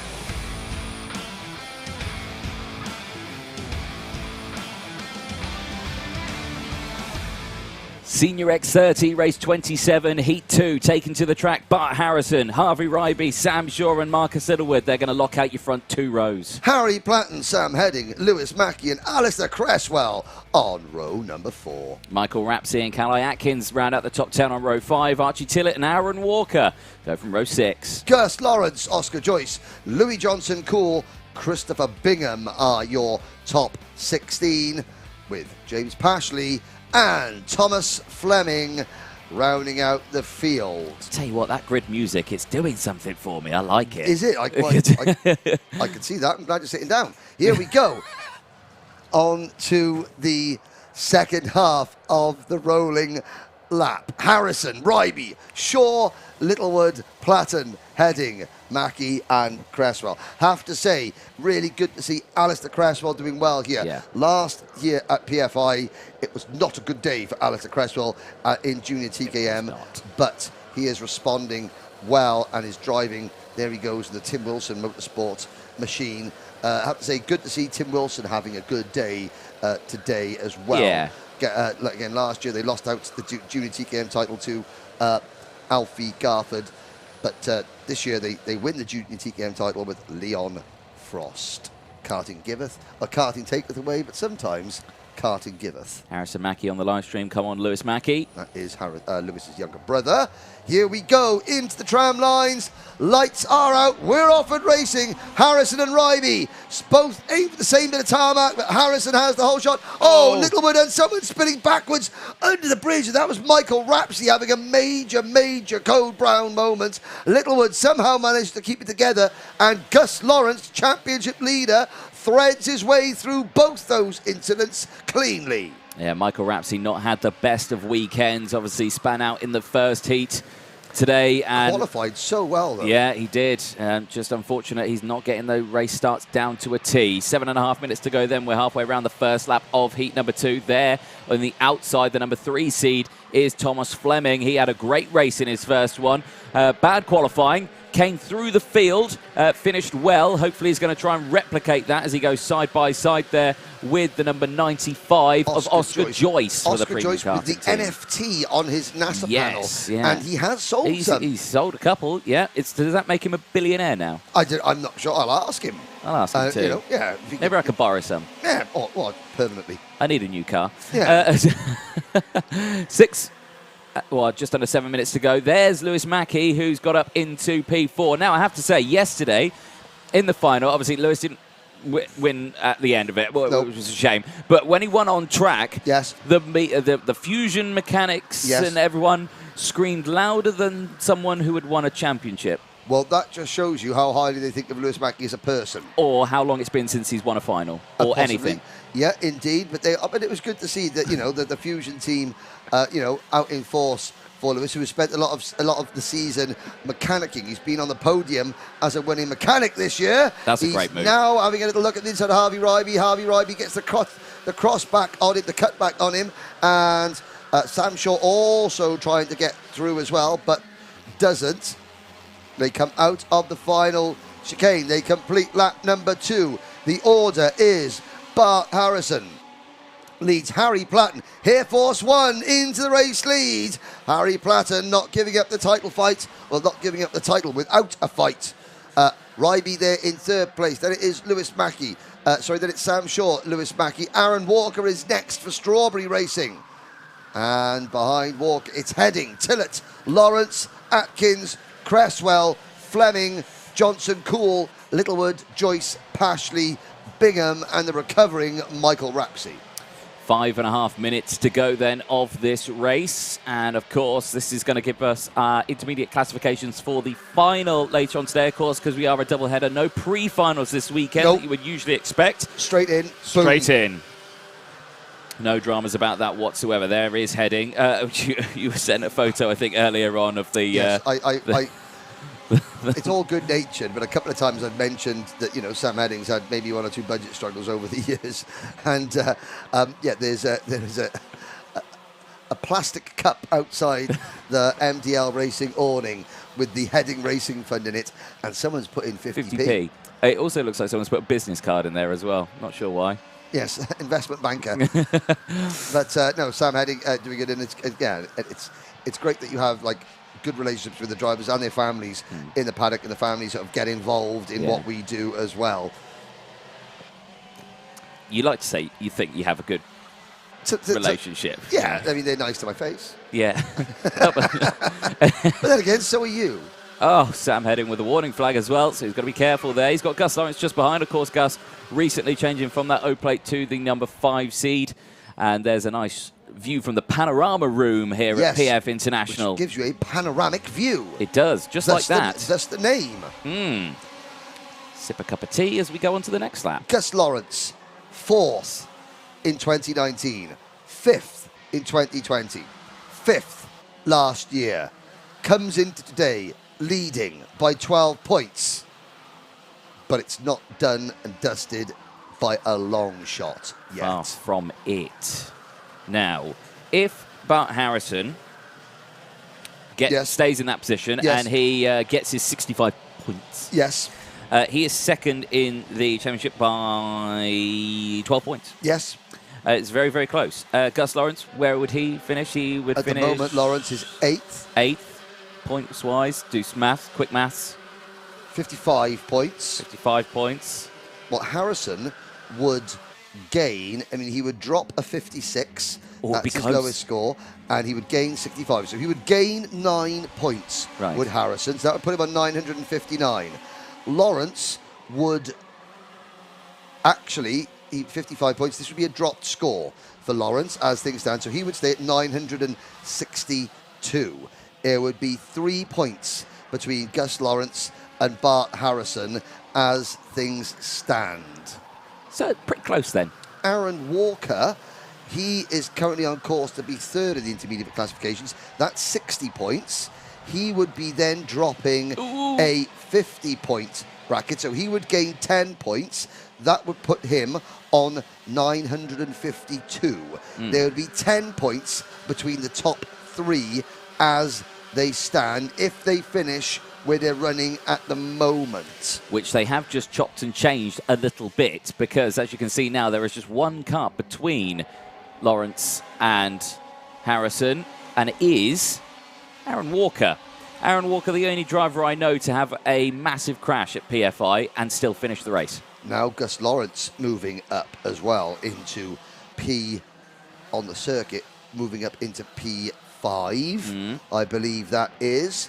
It's going to, I mean, Harry Platten is just, he's on course to come second in the intermediate standings. That would be 62 points. He would be dropping, his worst score then would be a 53, so he would gain 9 points. That would put him on 946. 16 points behind Gus Lawrence. That wouldn't be enough to keep him in the championship because he can't gain 16 more points in the final race. I think we should wait until the finals. Well, and then we see the points come up on our screen, thanks to Motorsport Dash Timing, and they're all correct and they're all good and they're not our terrible maths. Anyway. Oh, there's Bart Harrison making a move. That wasn't terrible. That was blinking good. Gus Lawrence goes with him. And Harrison up into the race. No, the third position. Yes, indeed. So good start from that one. Big hello to Karting Taylor, England. Thank you for the £2. That's very good. Kind. Well done, that person. Oh, and here we go. There's some battling going on, heading in the 7. Mackie in 8. Here comes Gus Lawrence. Now he passes on track. We've got 2 drivers. The number 33 of Alistair Cresswell and the number 9 of Archie Tillett coming to grief. They're both getting back into the race now. This is going to change the intermediate standings as they cross the line. Harrison is now 4th. Lawrence is up into 5th position. That would be... we're not going to do the maths. We're not going to do live maths, you ladies and gentlemen. But it's painful to see. But I would say that there is going to be at least 3 drivers, Lawrence, Harrison and Walker, in with a chance at the title as they go into the last race of the season. Oh, that's going to be an exciting one for that one. I'll tell you what time that's going to be kickstarting after this race as Aaron Walker gets squeezed slightly onto the grass there as everyone fighting for position. You just saw there the 61 of Louis Johnson Cool as well, just slotting in. Time of strike 0 then, and it is Gus Lawrence there in 3rd place. Platten still leads for the time being. Ryby still there in 2nd place as well. Lawrence there in 3rd. Looking comfortable at the moment. Across the line, final lap board comes out. Who's going to take the checker flag in this one, of course, because for Harrison, this will be maximum points, 65. But again, no maths. Doing all he can do. Yep.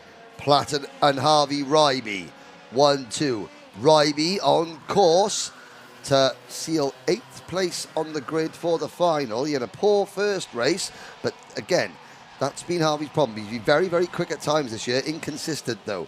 Harry Platten in control. Not quite sure where Harry Platten's title challenge sort of got derailed because he's been very, very strong all year.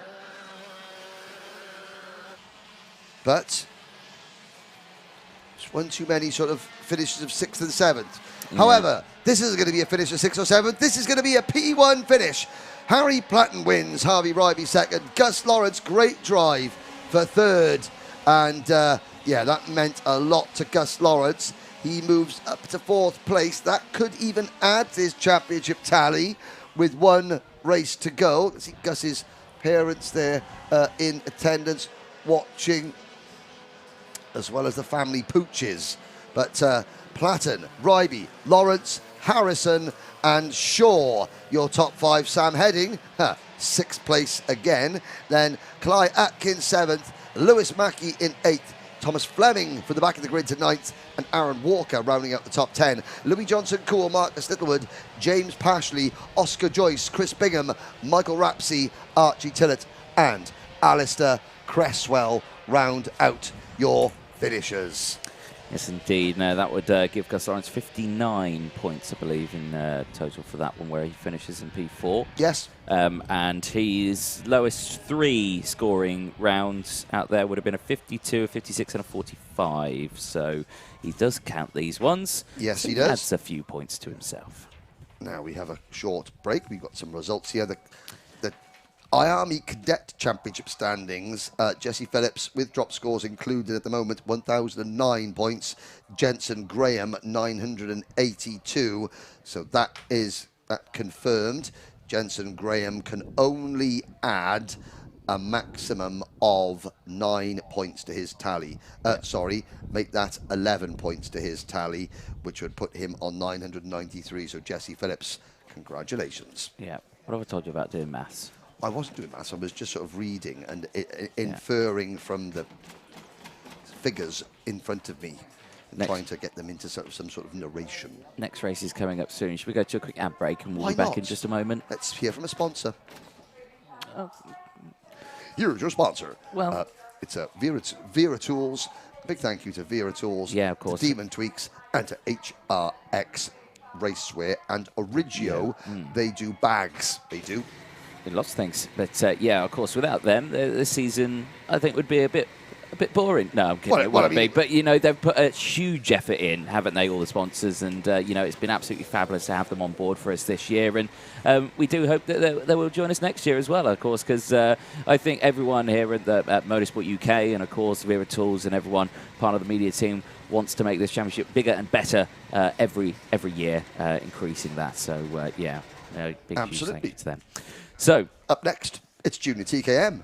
It is, but we haven't got the grid yet. Well, no, but I'm just hyping things up a little bit. Oh, we have got a grid. I'll say it again. Up next, it's Junior TKM. Go on.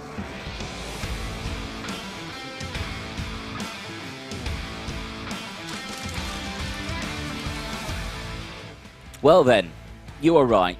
Junior TKM is up next, and here it is. Right your grid. now, in full Technicolor. Your starting lineup is Alfie Garford and Tyler Harris on row number 1, Leo Robinson and champion Leon Frost on row 2. Dara McInerney and Jack Stewart, they go from row 3. Jake Humphrey and Yihan Kalachern go from row 4. Oliver Bowen and Joe Cheek on row 5. Joel Hull and Olivia Jenkins on row 6. Luke Bate and Ollie Rands go from row 7. Aidan Mitchell and Seth Hathaway round out the top 8 rows. Patrick Leaf and that man, Oliver Bourne again on row number 9. Oh, very late start there for Yihan Kalachern. Gets it fired up. Now, Yihan, don't cut the track. Stay on the track. Do not take a shortcut. Just gun it to catch up the rivals. He's out on the circuit now. Garford and Harris, Robinson and Frost, McInerney and Stewart, Humphrey and Kalachern, Bowen and Cheek, Hull and Jenkins, Bate, Rands, Mitchell, Hathaway, Leaf and Bourne, your starting lineup. This again could be very, very good indeed. There you can see the top of your camera shot there. Yihan Kalachern trying to catch up with the rest of the pack, and now he is going to get to a point where he can't catch up with the pack, but he might. Oh, I don't know. This could be. I think that Kalachern is going to start either at the back or a little bit away from the rest of the field. Yeah. Oliver Bourne's got an ultimatum here, whether or not he lets him pass or not. There you go. Top quality.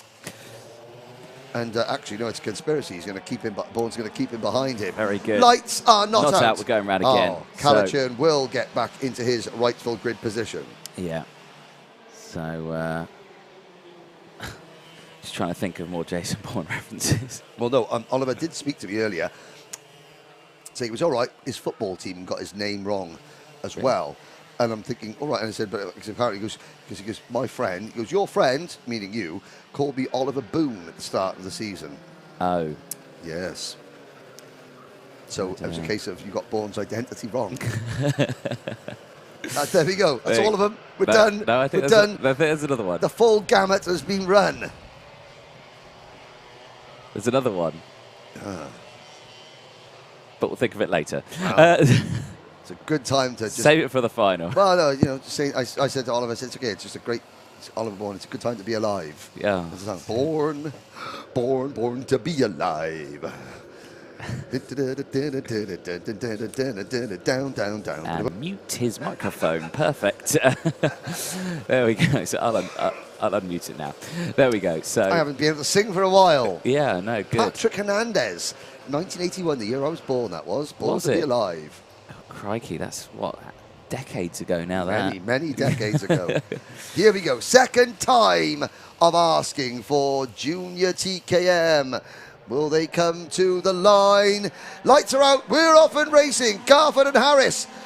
Ava turn number 1. And Harris gets shuffled a little bit wide. That's going to give Alfie Garford a huge lead. Yeah, Garford there. Major good start there. He's opened up quite a significant gap as the rest of the field squabble for second, third and fourth. Onwards is down the inside goes Leo Robinson and round, and debris on the track. The 57 is round. That's Jack Stewart, privateer. And he was really high up on the grid as well. He had a great qualifying session, qualified 6th or 7th. And Joe Cheek, I think, was also caught up in that as Stewart spun. Cheek tried to dive to the inside to avoid him and just clouted the number 57 Kart, who has got a nose cone that is somewhat skew-if now. I think Oliver Bowen also included in that coming together. But so not the tidiest first lap that we've seen this weekend. And to be fair to the entire paddock, they've all been pretty good, haven't they, the race start? So, but the race start wasn't as good as this man here as across the line, Alfie Garford. Holds on to that lead. 0.6 of a second clear from Leo Robinson, Tyler Harris, Darren McInerney, Leon Frost, Jake Humphrey. No changes as Joe Cheek is under investigation, potentially being out of his starting position. We'll find out later. Yehan Calichurn, he's there in P7 from Luke Bate. 5 places gained for Luke Bate, the 95, so a good start for him. Joel Hull from Olivia Jakins. Ollie Rands round out the top 11 as down the inside goes. Darren McInerney for P3. Just half, no.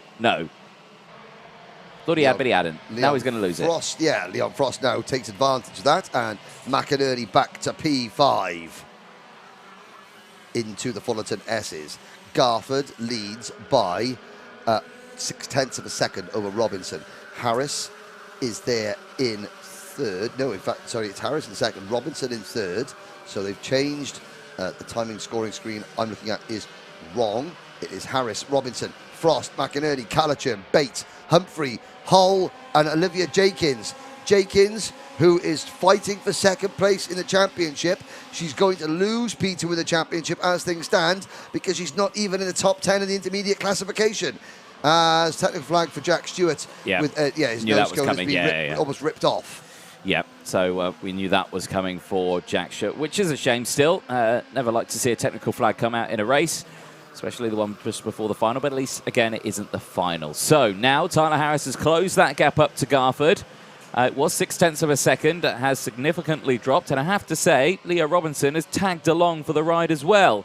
Frosty's still there as well as Darren McInerney, but he's just dropped back, actually. So it is now, who's that moved up? Yehan Calichurn, potentially, I think, who's moved up. So, yes, it was, the E-plate, who's there now in P5.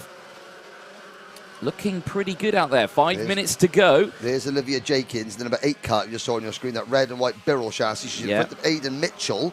But there's Jakins. She flashed across the screen now. At the moment, she is down in 11th position. So this is not good for Olivia Jakins. And Jack Stewart is making his way. Yeah, that's why he's got a warning flag there, because it's been shifted over, hasn't it? Yes, it's... it looks like, you know, in Tetris where you just get it wrong. Yeah.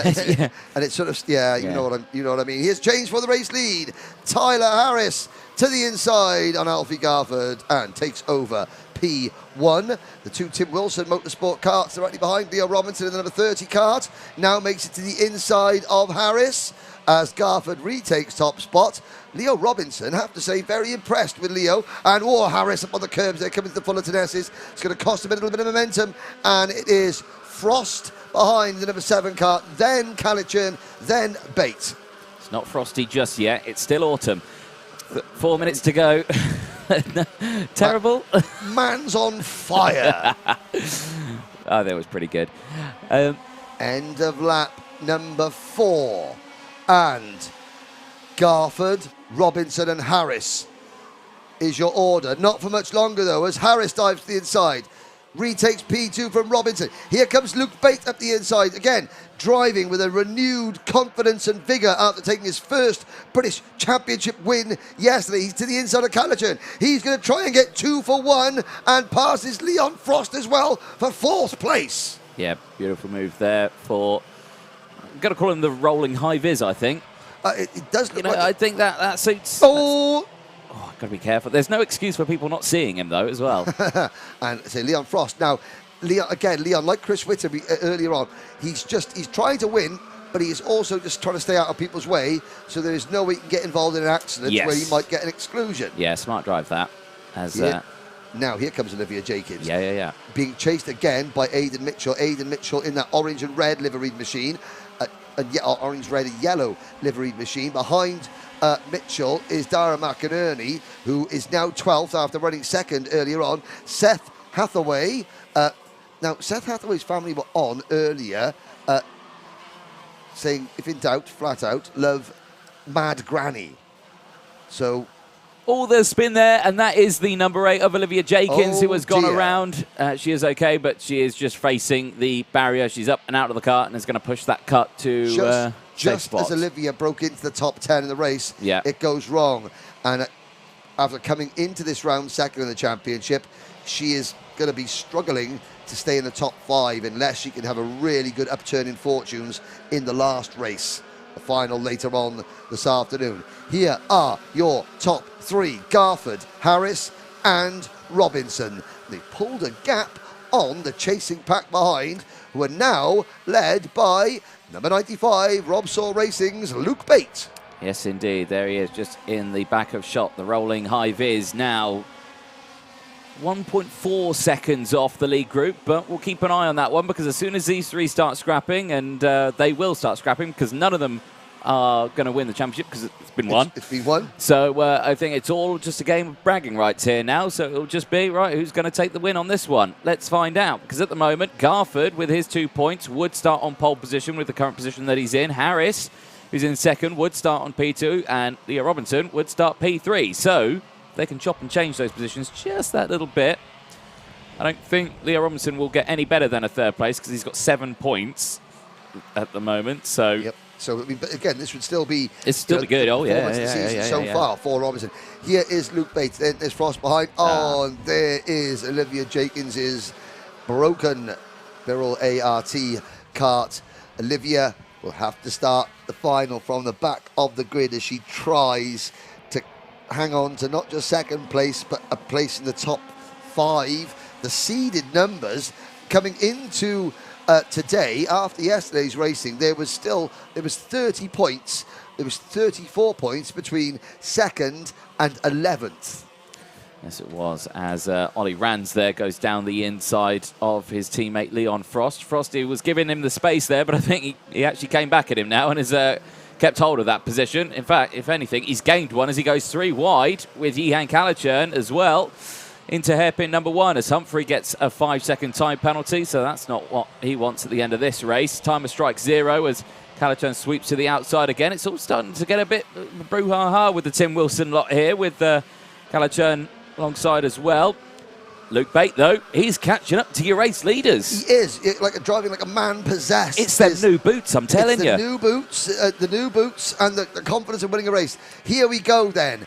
Garford, Harris, Robinson and Luke Bate make it 4 for the race win as we start the final lap. Garford begins to defend against his fellow Talco privateer entered driver. Alfie Garford, who leads them into turn number 3. Robinson watches. Bate closes. Yes, he does. And fastest lap of the race there for Luke Bate, 102.380. He's latched onto the back of this trio in towards hairpin 1. And again, Harris to the inside. Goes side by side with Garford. Bate now looking to potentially go down the inside of Leo Robinson here, and he does go down the inside. Moves up into 3rd place only just because Robinson holds it on the outside and has the waft out of the corner to maintain that position. Again, Garford holds back onto that race lead. He takes it back from Harris, but Harris has got the momentum. Momentum for Harris as he dives to the inside here through Bobby Game corner, and it's going to be 3 wide potentially. It's going to be 2 wide through the Mike Wilson complex. Superb driving, superb driving. I've got to say credit to Tyler Harris there, who gave Alfie Garford racing room. Garford took advantage of that. I mean, it's a shame. I don't think we'll be able to see a replay of that later on. But if you looked at that last half a lap there, the racing room that Tyler Harris gave Alfie Garford was really, really good indeed, because they could have taken each other out quite easily. Let's have a look again at that last couple of corners, because here, Tyler's at the inside. He makes the move. He has the lead, but he doesn't squeeze Garford onto the grass blocks. We've seen that time and time again. He showed Alfie Garford a lot of respect there, and Garford was able to hang tough around the outside and take the winners. Bate comes through to take 3rd place. Yeah. Now, that's great from Tyler Harris. It's a heat. What Tyler can't do is he can't do that again in the final. No. And this sounds horrible. In the final, Tyler, you keep squeezing Alfie out. And Alfie won't mind that. Alfie will understand that. He's a racer as well. That was great sportsmanship from Tyler Harris there to not squeeze Alfie, but then Alfie took advantage and beat Tyler to the line. If that happens in the final, Tyler, you've got to keep squeezing Garford towards the grass blocks, because then Alfie is forced to brake and he cannot stay on the outside, and you will win. Yeah. Exactly that. That's my Zen moment. Zen moment. There we go. You saw the pending pool class and race results pop up on the screen there. Good results then.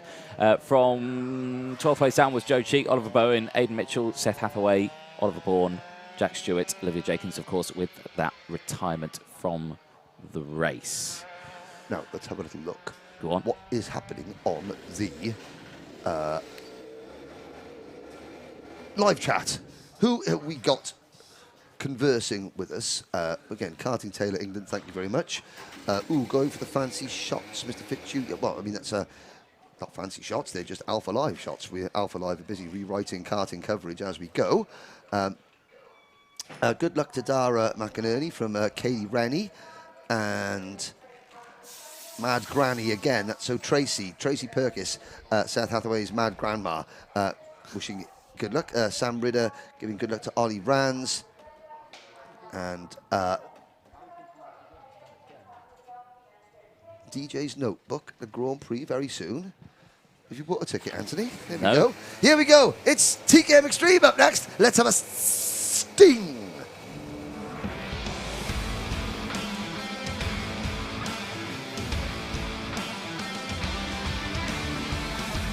You do worry me sometimes, Henry. Anyway, starting grid for TKM Extreme. Here's how they're going to line up then. Chris Whitten, your 2022 champion-elect, starts on pole position with Jack Saunders alongside. Charlie King and Harvey Roth go from row 2. Aaron Laskin, Lee Whitcomb share row number 3. Kian Bennett and Isaac Marsh on row number 4.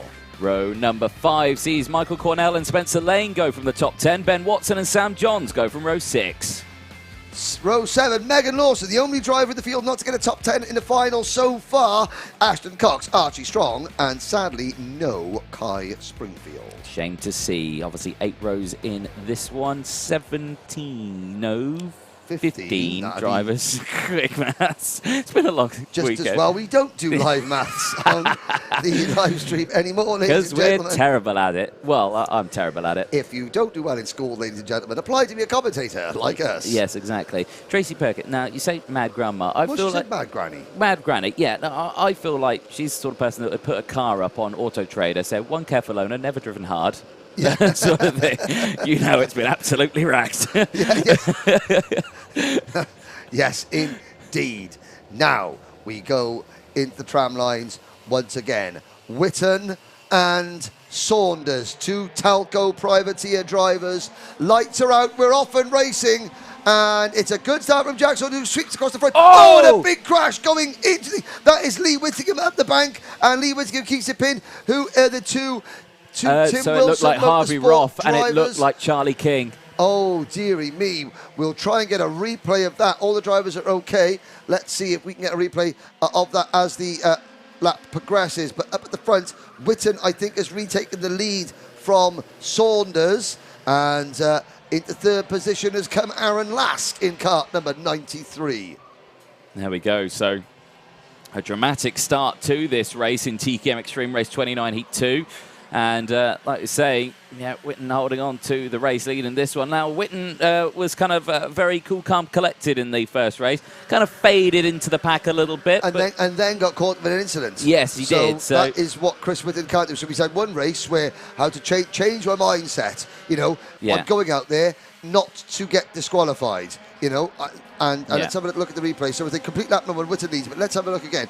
As they come in, watching about the 4th or 5th row, there is... And it's a wheel-to-wheel contact there between the two Tim Wilson drivers. Yeah. Lee Whittingham on the outside had nowhere to go, was sort of bounced in the air, up the banking, and continued on. Now, there are going to be 1 or 2 damaged go-karts in this pack because there was that contact there. All 3 drivers have continued. King and Roth, 14th and 15th. Lee Whittingham, believe it or not, he is a little bit away behind the rest of the pack. But we have... and Chris Whitten slowing down. Oh, dear. Whitten slowing down, and that could be about to be a retirement for Chris Whitten. You can't blame him. Maybe I'm thinking, OK, I'm in this league group. I want to get out of the league group. Something has gone wrong. And this is what happens sometimes. It's just the pressure is off. And you don't realise it, but sometimes that pressure that you feel when you're trying to win a championship, that focuses the mind so much on everything that's going around. Whitten has continued. It was Whitten just bailing out. So you've got to change the lead. Well, Landau International Raceway, global home of World Motorsport, birthplace of champions, is being represented at the front of the field by number 27, Sam Johns. Big up the Landau Massive. Not biased in any way, shape or form there, are you, Henry? No, but I'm just saying where Landau, he's representing Landau. I'm obviously biased for Landau International Raceway, as you well know. But other than that... Chris Whitten's still out there? Yep, he is. This is sort of like, after recent events, you can't kind of say smile and wave like the king. Yes. 5 minutes to go then, and it's still, it's top 10. There's Michael Cornell out there. Now, is that the push start or is that the direct drive? Oh, I don't know. It's a flat circuit, so... Michael Cornell does have the direct drive, the clutchless version of the kart, which he was trying out. Not quite sure. It's a vintage NASA panel, I know that much. Oh, yes. Don't see that shaped NASA panel much anymore. Is that a vintage Tony Kart one? Is he on a Tony Kart chassis? I believe he is indeed on a Tony Kart chassis. It's a Jade Engines tuned motor. Right. I think that is... That be pushed? No, it's not. It's the button start. Yeah, it's the button start. Yeah. It's the only thing that is new school about Michael Cornell's racing setup. Yeah, old school. Old school race suit, old school crash helmet, old school NASA panel, but new school starter motor. Yes, and he's probably got a new school rib protector under there as well. Well, yes, and that goes without saying. Here we go. Sam Johns, race leader.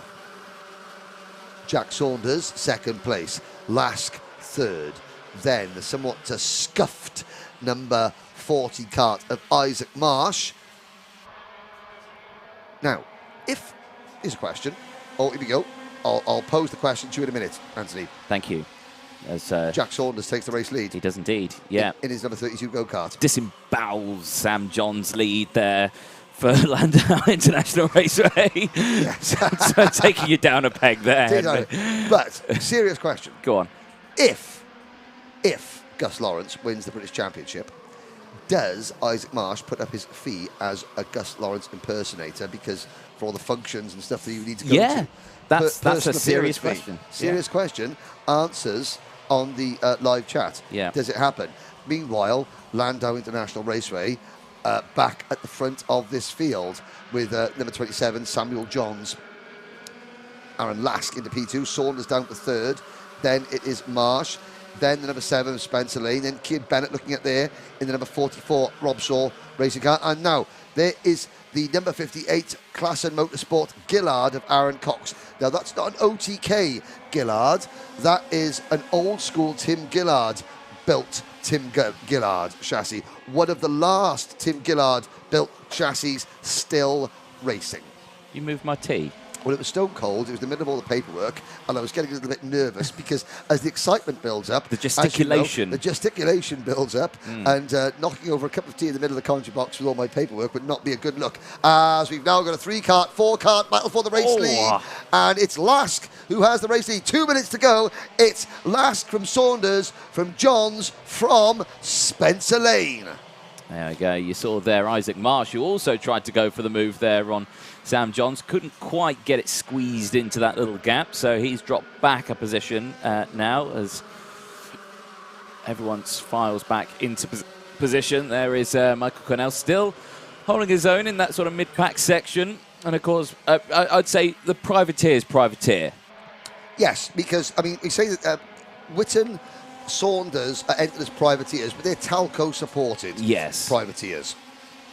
You know, they're running in their own awnings, but they do have support from Alan Turney, TKM on the Talco brand. Yeah. So, but yeah, Cornell, the privateer's privateer.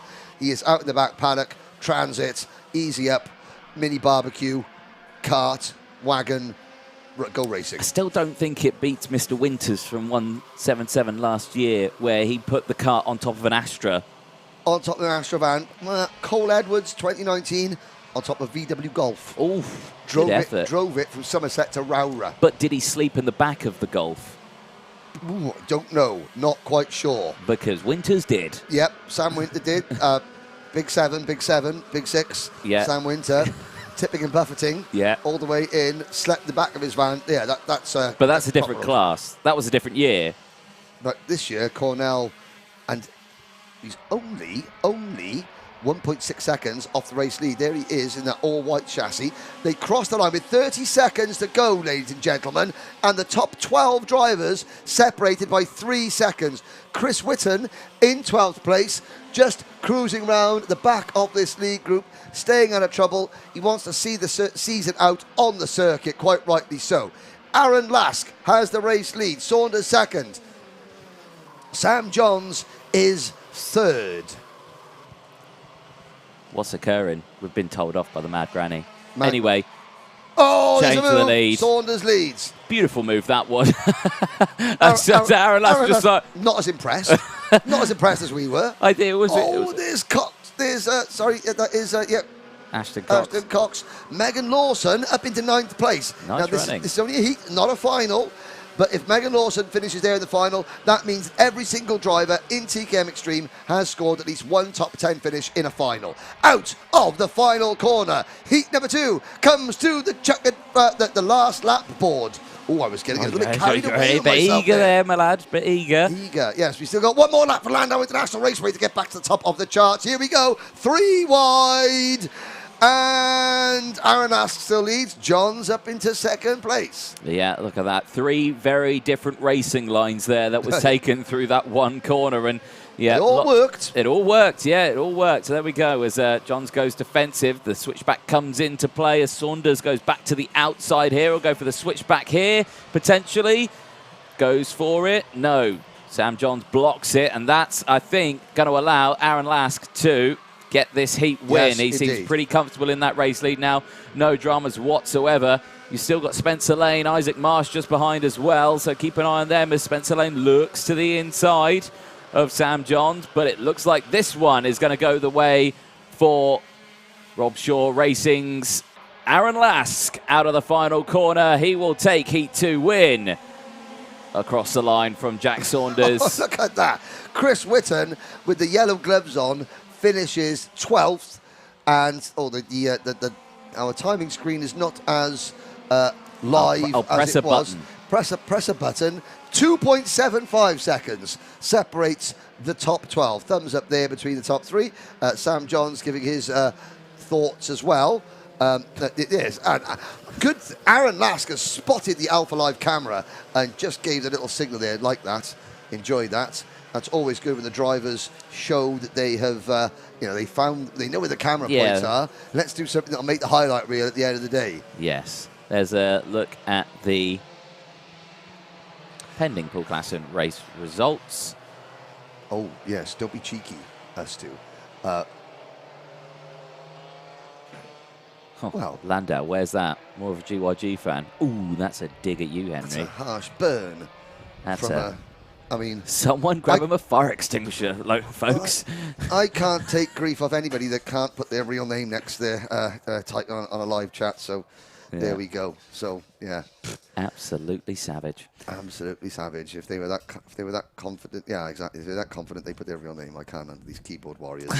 this North Wales, South Wales thing, it always really gets me going. Right, here we go. That's the end of the TKM Extreme heats. The next race will be the Bambinos. Yes, And indeed. It's our driver there. Our first final there. 3 minutes to go. But Riley Murrow has scored. He has the perfect championship score, 410 points. Even if he doesn't go out in this, if he pulls in and retires, there's a bug. There's a bug on his tyre, and I can imagine if he starts rolling, that bug will cease to exist. Okay, let's start the Save the Crane Fly. Save the Crane Fly starts here. On Riley Murrow's tyre, there is a rather large bug. Let's call him Graham. Oh, Graham, please move, because if Riley Murrow... Fly away. No, don't go down into the Eternals. That'll be the end of it for you, Graham. Yay! Graham lives, ladies and gentlemen. Oh dear, we got far too invested. Well, I say we got far too invested. Oh no! No, he's on the back of his neck brace. He's going to go for a high-speed ride round PFI in a minute. Murrow looking around. What are they talking about? Austin O'Man's thinking, yes, keep distracting the champion. Keep distracting the champion. Riley Murrow saying, someone get Graham off the back of Riley Murrow. You're not allowed passengers on there. So Austin O'Man is second in the championship at the moment, but just 2 points in front of Chester Fawkes. So who is going to be second in Bambino behind Riley Murrow? Well, let's find out as the, I think this is the engine warming phase that they're going through at the moment. So, of course, I'll just be sorted out. Hopefully, Graham is okay on the back of Riley Murrow's kart there. They're just behind the number 44 on your screens. Cole Teal, yeah, currently at 5th in the point standings. He may have gone up or down a spot or two at the end of the heats. But again, a driver aiming for a seeded number this year, and I think that's very doable for him, as there is only 8 of them, and yeah, the top 10 go through. But, ladies and gentlemen, let's find out who is going to win the Bambino final. It's race 30 coming up next.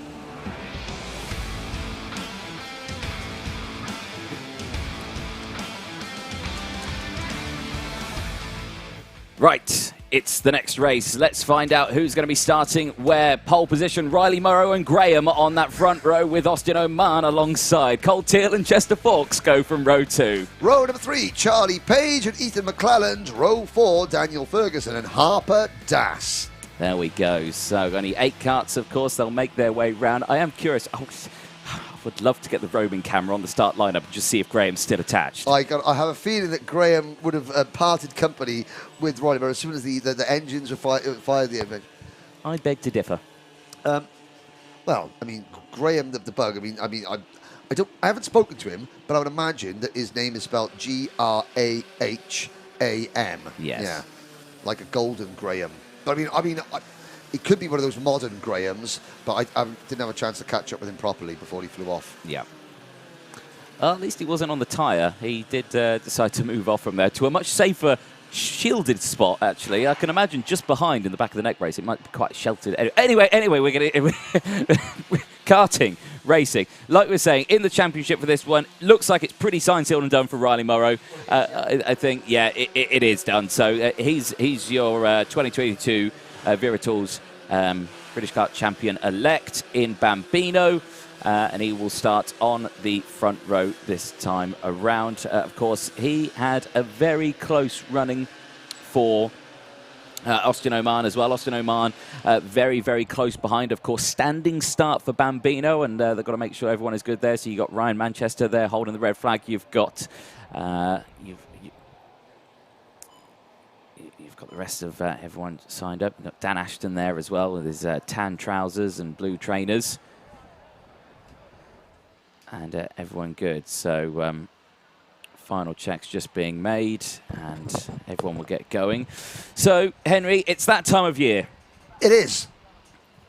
You know, we're going to be crowning champions at the end of these races, all afternoons now. It's been a fabulous season, 2022. We've already crowned a champion this year, of course. We've crowned a couple already in the form of KZ2, but this time it's time for the Bambinos as 3 red lights, 4 red lights, lights go out. Here we go. Great start from the entire grid. Austin Oman cuts off that approach from Cole Teal. He holds off the number 44 and slots into second place. Riley Morrow and Graham leading the way then as they go up through the banking for the first time.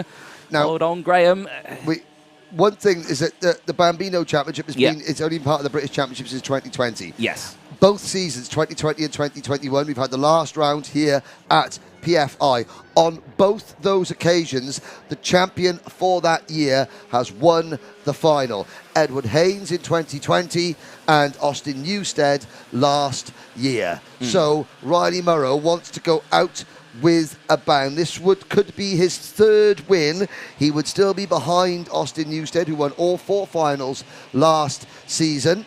But for Riley Morrow, it would be 3 wins out of 4. Austin Oman, well, hard to believe that Austin Oman, he only scored his first podium finish this year at Glenagorse. He finished 7th in the championship last year, but he is chasing Riley Morrow hard as we come through the Mike Wilson complex, named after 5-time world karting champion Mike Wilson, Barnsley's greatest ever sportsman, in my opinion. As they cross the line, Morrow looking at taking a long look at his mechanic there to get a signal. So the season started off at Warden Law, where Chester Fawkes beat Morrow with Harper Das on the podium. He then went to Glenagorse in North Wales. Morrow beat Austin Oman and Fawkes on the podium. Last time out at Wilton Mill, it was Morrow from Ethan McClelland and Harper Das getting his 2nd podium finish of the season. Das is a little bit off the pace this weekend, down in 7th place at the moment. It is Morrow from Oman, Teal, Fawkes and McClelland. Your top 5 are all there. There's a slight gap back to Charlie Page and Harper Das, with Daniel Ferguson off the back of the grid. There we go. So now, this time around, it's not looking like a clear breakaway for our top 2 that we saw earlier on in Heat 2. Of course, Heat 1 was yesterday.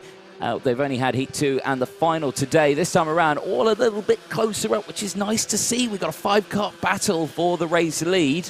12 minutes to go in this one, of course, 15-minute finals. And again, a big look over the shoulder there for Morrow, who I don't think actually at that point saw Oman was there, because Oman was a little bit further on the right-hand side and he looked over his left shoulder. So, yeah, I don't think he would have seen much of...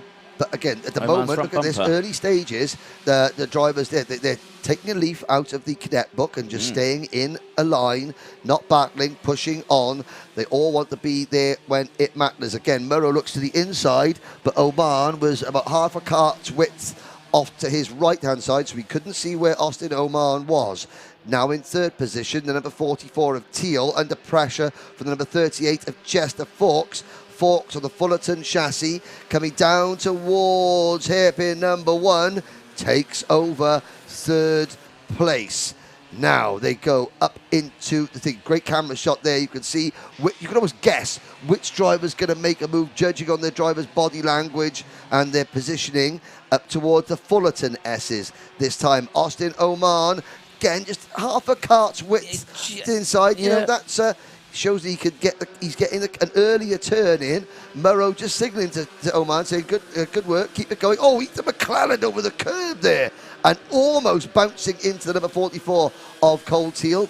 That is going to cost them both a little bit of time, as Chester Fawkes now pulls into 3rd position and pulls away. Now, the bigger karts, of course, can hit that curb and it's okay, but if a Bambino hits that curb, it's quite a sizable curb and they have to watch out for it. Pulling out of the slipstream, here comes Austin Oman for the race lead, and gets that race lead, only just squeezes that kart past. And now the top three with a breakaway now from the rest of the field, as Chester Fawkes, with the fastest lap of the race, has latched on to the back of these two now, leading the way. So it's Morrow from Oman and Graham.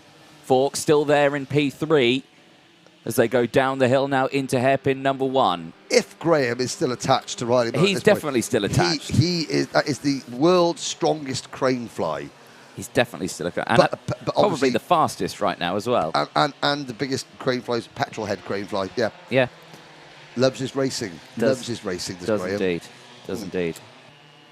Just hope he doesn't end up as a bug on the windscreen of the visor of the driver behind. So, just under 10 minutes to go. Oman leads this race. And of course, we saw this earlier on, which was absolutely fantastic between these two.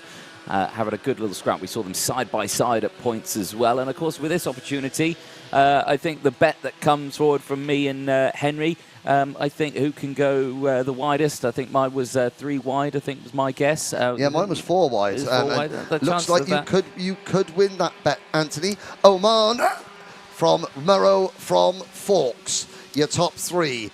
Then a gap developing back to McClellan, Teal, Das, Page and Ferguson.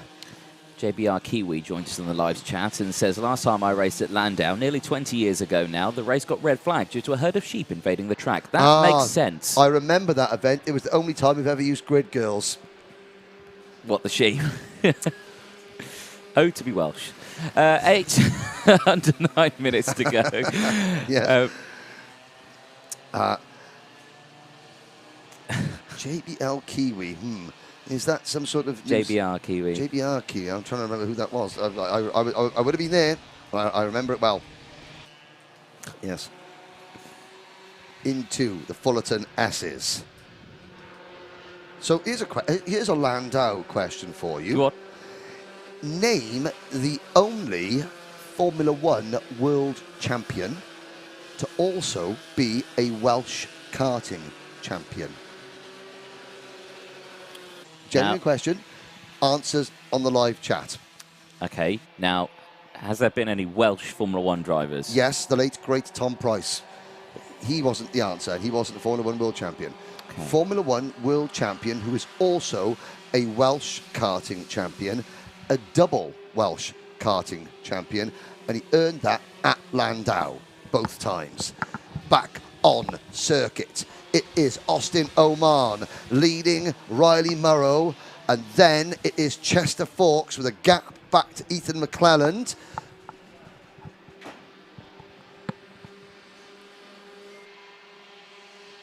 Into the first hairpin.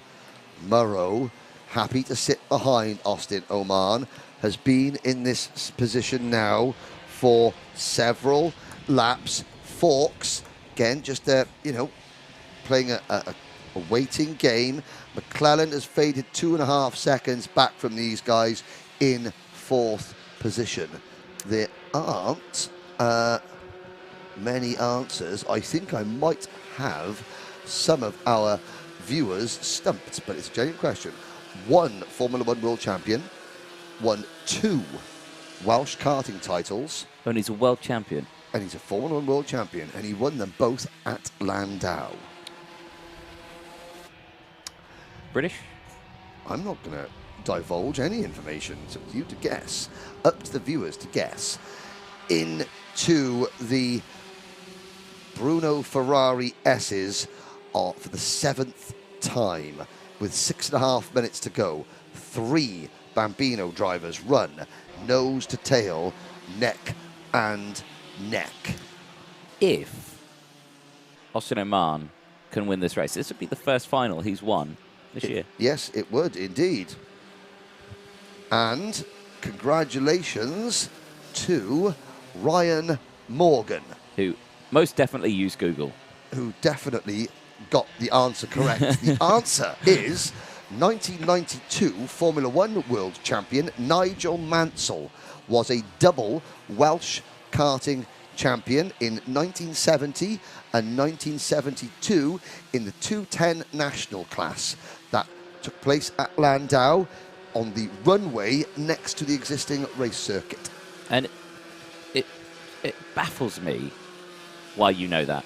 Well, I know that because I did a history. I did a couple of magazine articles for Karting magazine back in the day on the history of the Welsh Karting Championship, and the two people that were very instrumental in that, they both passed away now, Harry Maund and his wife Evelyn Maund, who were stewards at Rissington and Landau for many, many years. Bit of a signal there between the two drivers. Riley Murrow now passes Austin Oman. I think they're trying to get rid of Chester Fawkes from proceedings.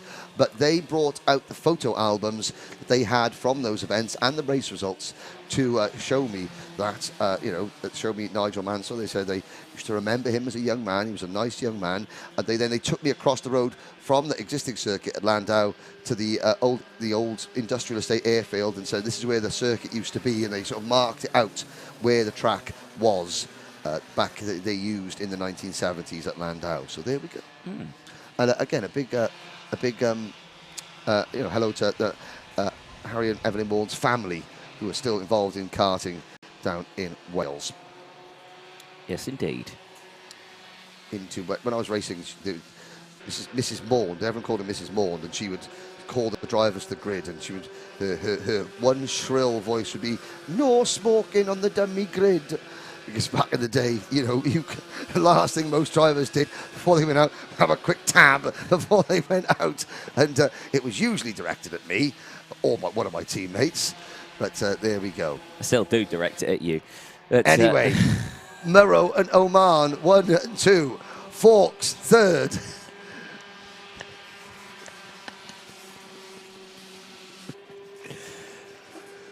Three and 3/4 minutes to go. The Maund family was a part of my childhood down at Pembrey, says Bryn Alban. Yes, they do. Harry Maund used to run a go-kart shop in Cardiff, and when I was 13, me and my dad went to have a look and get, to try and buy a kart, and it was Junior Yamaha. Ooh. And my dad, the primary school teacher, looked at the price of the kart, and it was at that point that the world of journalism and commentary became a little bit more appealing. Now race for the lead. Austin Oman still challenging Riley Murrow. Now there was a chopping and changing there, and it's good to see the people watching there. Yeah, the Maunds are down at Pembrey, long circuit. Yeah, Rissington, Landau, Dunk as well, and again that generation, that initial generation of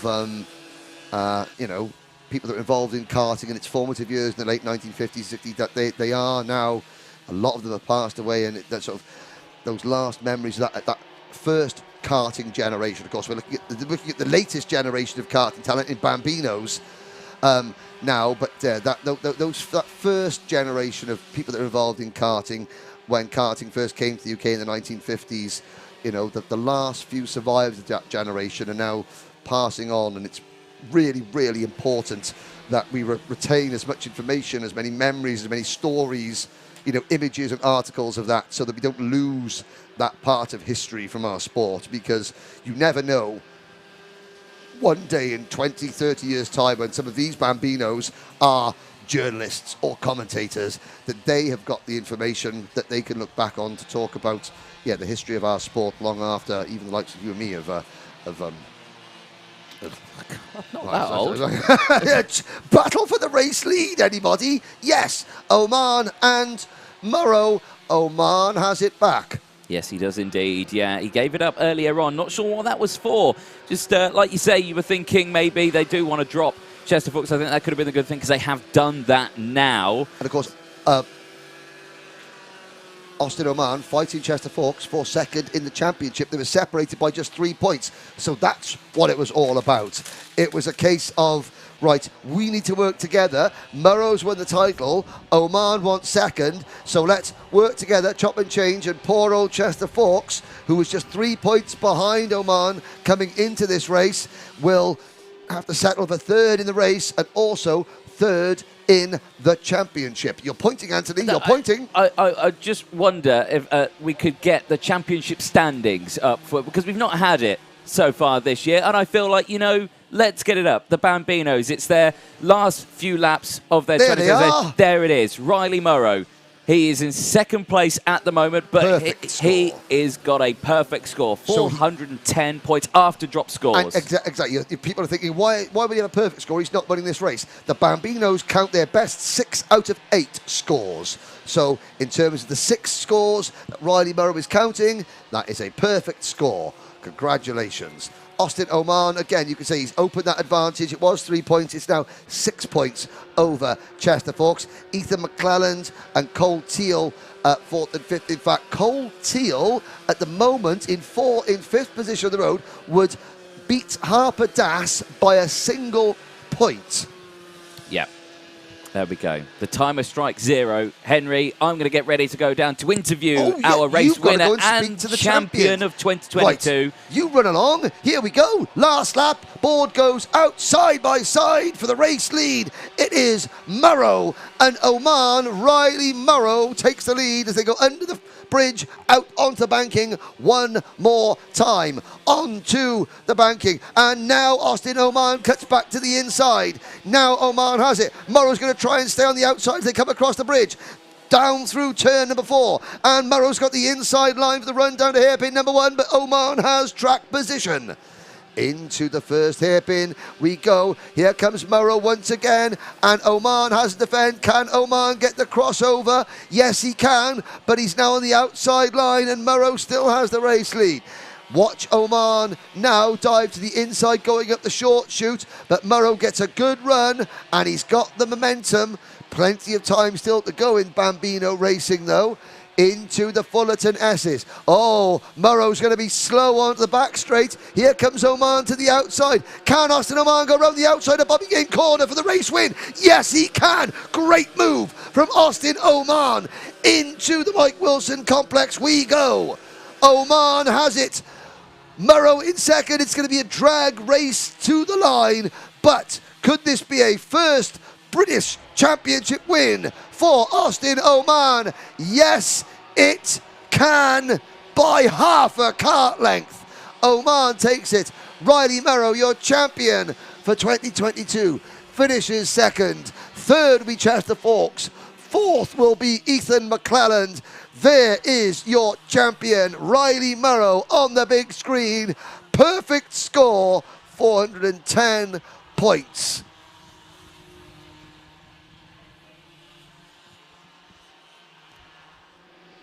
Well done to Riley Morrow. And I think if he looks up at about this point, well, when he comes to the Fullerton S's, he will see that on the big screen.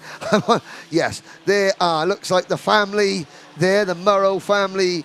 Now, I believe Riley is the English family. There they go. Yeah, a big round of applause. And Riley Morrow now sees his face on the big screen. Oh, and he almost runs off the track. He almost ran off the track going to Fullerton S there, because he suddenly looked up and saw his face looking back at him on the big screen here at PF International.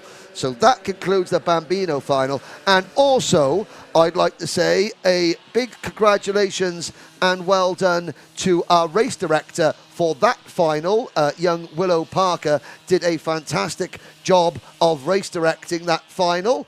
So well done. And I know that Willow is working hard on media in her school, and that would be a great something to put on, you know, a CV that you race directed around the British Kart Championship there. And I bet none of the viewers at home noticed that there was a new race director at the helm. Congratulations, well done on that one, Willow.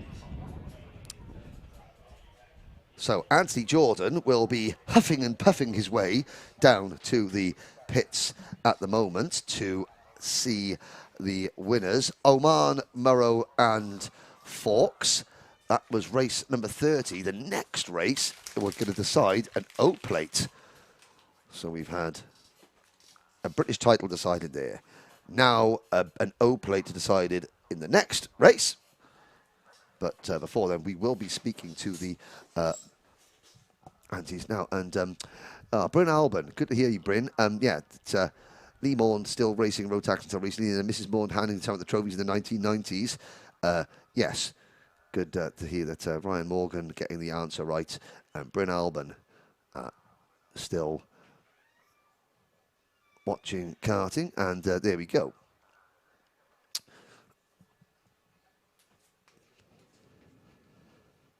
All 8 drivers in Bambino finished that race. Ethan McLaren finishing 4th, Cole Teal finishing 5th, Charlie Page coming home in 6th, Harper Das was 7th, and the field being rounded out by Daniel Ferguson in 8th position. Unofficially, the top 6 in the championship: Riley Murrow, Austin Oman, Chester Fawkes, Ethan McClelland, Cole Teal, Harper Das, with Charlie Page 7th, Lewis Cacaldi in 8th, Daniel Ferguson 9th, and Jensen Biglands in 10th position. But Anthony Jordan is down in the pits with our top 3 drivers. Take it away, Anthony. Thank you very much, Henry. Yes, a fabulous little race there from the Bambinos for the final time. Now, we'll chat to our champion in just a moment, but I want to jump in with this man just here firstly, Austin Oman. Now, it's been all season waiting, but you finally finished the end of the season with a race win. Well done. Thanks. It's a long time running, wasn't it? I saw your dad come in. He was like, yeah, you've done it. But are you happy for everyone? Yeah. It was a brilliant race, wasn't it? It was hard against me and Riley, but I won because he backed off because it would have caused a crash. Ah, good driving then. Good strategy that you had there. But a great race you had with Riley all the way through that one. It was a good start as well. Some nice overtakes. Yeah. I have no idea what to say. Who would you like to thank? My dad, my papa, and my engine builder. Yeah. Is that everyone? Yeah, everyone. Good man. Well done. So, high five. Give us that. Well done. First win of the season. Nice work. Right, let's chat to this man here, because Mr. Riley Murrow, you are our 2022 British Kart champion. Well done. Definitely a hard race between Austin and me. He's a good driver. He knows what he's doing. He's been helping me all the season to get where I have been. We've been pushing along, working together as much as possible. I knew eventually we would have won at least one race, but it was very unexpected for him to win this one. Right, that's a lot of strategy talk you had there. But the talk we want to hear now is your celebratory talk, because you're champion. It's done, it's over, you've done it. I'm really excited. It feels great to win the championship. I'm hoping to do well next year as well. Oh, brilliant stuff. Well, to give you your #1 plate is Dan Parker from Motorsport UK. A nice handshake. Congratulations. Well done. Well Brilliant stuff. And a big round of applause there from the rest of the paddock as well. Riley Murrow, our 2022 Wera Tools British Kart champion. And a brilliant result there. Let's chat to third place now as well. Chester Fawkes. Where is Chester? He's over here. Chester, let's have a chat. Good race from you as well. That was third place finish. Nice work. Yeah. Are you happy with that one? Not really. Not really. It's a podium. You can be happy with that one. You've got a smile on your face still, haven't you? Yeah. That's the main thing, isn't it? Next year, what's the challenge? Are you going to come back and do it again? No, because we're going to go in IAME Bambinos, but IAME can't do it. Right, okay, so we'll have to see what happens then. But end of the season, are you a bit sad it's finished? Yeah. Yeah, did you want it to keep going? Yeah. Should we come back next week and do it again? Yeah. Good stuff, that's what we want to see. But congratulations, well done, P3. Thanks. Excellent stuff there from our Bambinos. And we've got plenty more races coming up next, so there's more finals. We're going to be crowning some more. Henry, we'll take some more back to you. Well, great to see that after retiring from Quidditch, Riley Murrow wins in karting as well. Congratulations. And we don't always interview the Bambinos at the end of their finals. Sometimes these drivers age between 6 and 8 years old. You don't always get, much out of them when you have a camera stuck in front of them. But those 3 drivers there, again, great enthusiasm, great compliment, great sportsmanship. Riley Murrow, when Anthony asked him about his question, first of all, he spoke about how great Austin Oman was, which is fantastic to see. But the next race up will be the final for the Honda Academy O plate. That will be starting in 4 minutes' time. 11 drivers set to compete in that. And looking at the some of the championship standings, there's going to be some really, really good championship battles coming up later on. But let's have a word from our sponsors first.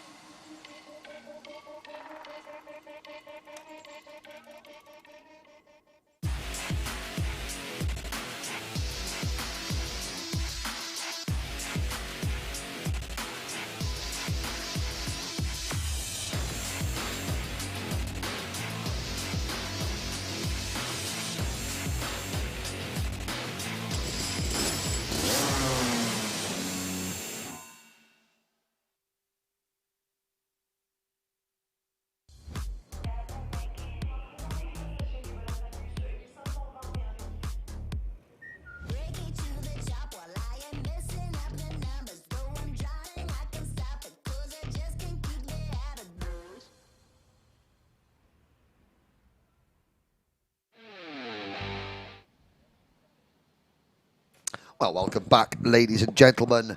We are just a moment or two away from the start of the Honda Academy O-Plate. And that'll be the next race on track very, very soon.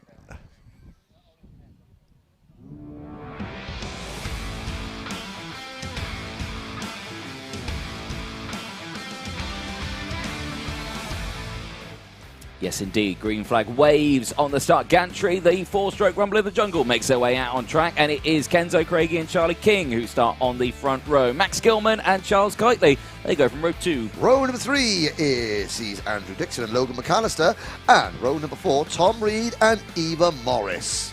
Row number 5 is Sam Mott and Ralphie Branscombe. You've got Jensen Maplethorpe, who rounds out the field. Row 6. And all 11 drivers are on track. 4, 6, 8, 10, yes, 11. Yep, you can count to 11. Well done. I almost had to take off a shoe there. Just a good lad. Run out of run out of fingers and thumbs. Almost to start on the toes, but no, 11 drivers.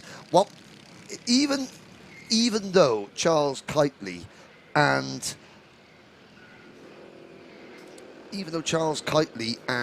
Charlie King have pushed Kenzo Craigie all the way in the heats, in terms of experience and knowing how to get the job done at a major event, especially here at PFI, Kenzo has to start this race as the favourite. Oh, yeah, definitely so. I mean, you know, someone who's won a GP plate, has won countless races in the British Kart Championship.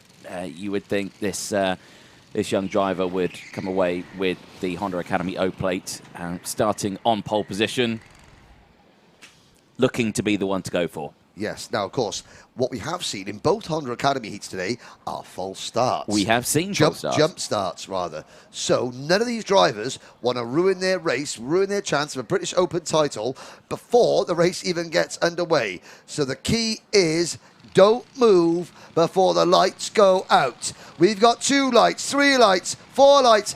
Now the lights go out. It looked like a good solid start from everybody. Charles Kitely from the outside of row number 2 gets another rocket ship getaway to take the race lead. Craigie down to second, and I think that is one of the Zip livery drivers. It's not Charlie King. It is possibly Eva Morris up into 4th place. That car is rapid off the line, isn't it? That Charles Kitely car, isn't it? Absolutely flies off the line. Is Charlie King in 3rd position? He's got the Passion Motorsport race suit on. Then the first of the SFR karts, Max Gilman in 4th place.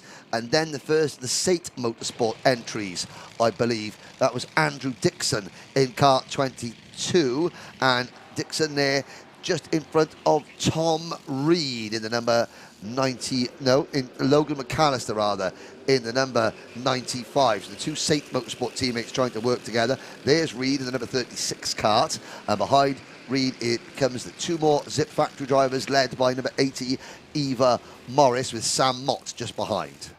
There we go. So they exit out of the final corner, and Kenzo Craigie leads the way still as Charles Kitely is holding off Charlie King in P3. Max Gilman still there in P4 with Andrew Dixon, McAllister. Then it's Reed, Morris, Mott, Branscombe and Maplethorpe. The entire grid. 13 minutes to go as they exit off the bridge down the hill. Once more for the second time. No lunges this time around, but I have to say, Charles Kitely has latched onto the back of Kenzo Craigie there and has slightly, only slightly, dropped Charlie King from the top 2. Not much in it, though, and King will be looking to fight back strongly as this 15 minutes plus 1 lap race progresses. So far, everybody sort of taking things nice and steady. The entire field in a single pack. But Craigie, well, they don't want to let him get too far away, because if he gets into a rhythm, he can pull a gap, even in this very, very evenly matched class. Pooled engines, so none of the engines on the karts actually belong to the drivers that are using them, and they drew the engine numbers out of a hat to show that, look, this is what the equality is. But isn't it strange how the 3 drivers who coming into this, the 3 drivers that we're used to talking about competitively racing in the British Honda Cadet Championship at the front, and they always find a way to get back at the front. They do indeed. 12 minutes to go. No changes. Top 3 breakaway from the rest of the pack. 2 groups of 3 then. Craigie, Kitely, King.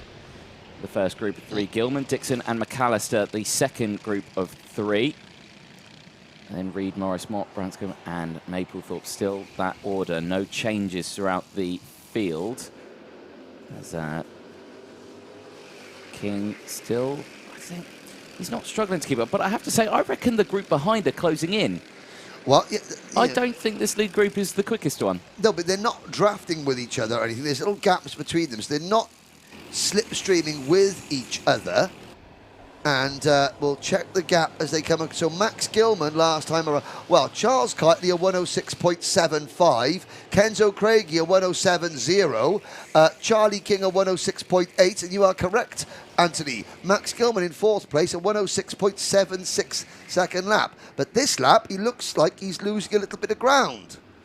Just a little bit. I mean, I think the reason because of that is because he's lost the 2 behind that I think were pushing him along as well. So he's kind of in his own. Yeah, he went a bit too quick. So the top 4 last time around, Kenzo Craigie, the race leader, was the slowest of the top 4 in terms of outright lap time, although on this lap, Craigie is fastest of all through sector number 1 and looks as though he's stretching the field out a little bit. Yeah, once again, like an accordion, in and out, all the way through this race. And I suspect it will just, I suppose, edge just that little bit more as the race progresses. But we'll find out as they, once again, exit out of the final corner back onto the start-finish straight.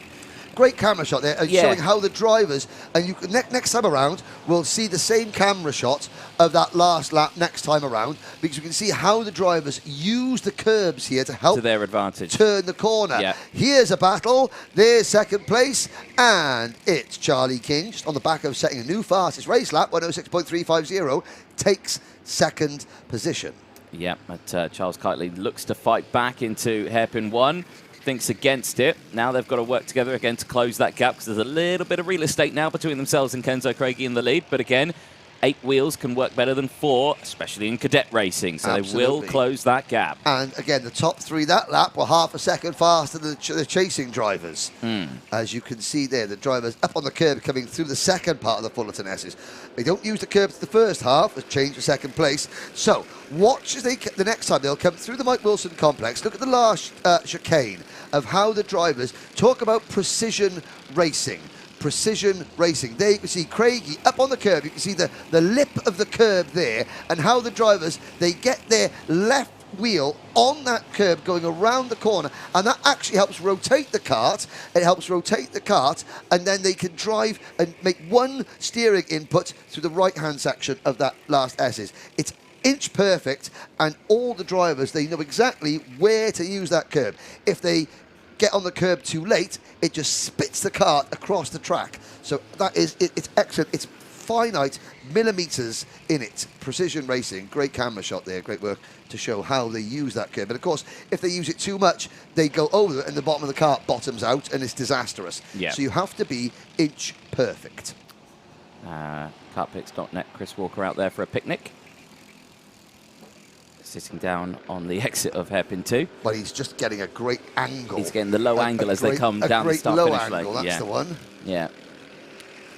Man like Chris, he can't bend over anymore like that, so he has to, yeah. Oh, I'm probably going to upset Mr. East, and I'm going to upset everyone else now by saying that Chris Walker, best in the business. Yeah. Sorry, Josh. Sorry, Mr. Stratton. Sorry, Mr. East. You're very, very good at what you do, but I'm old school. Chris is old school.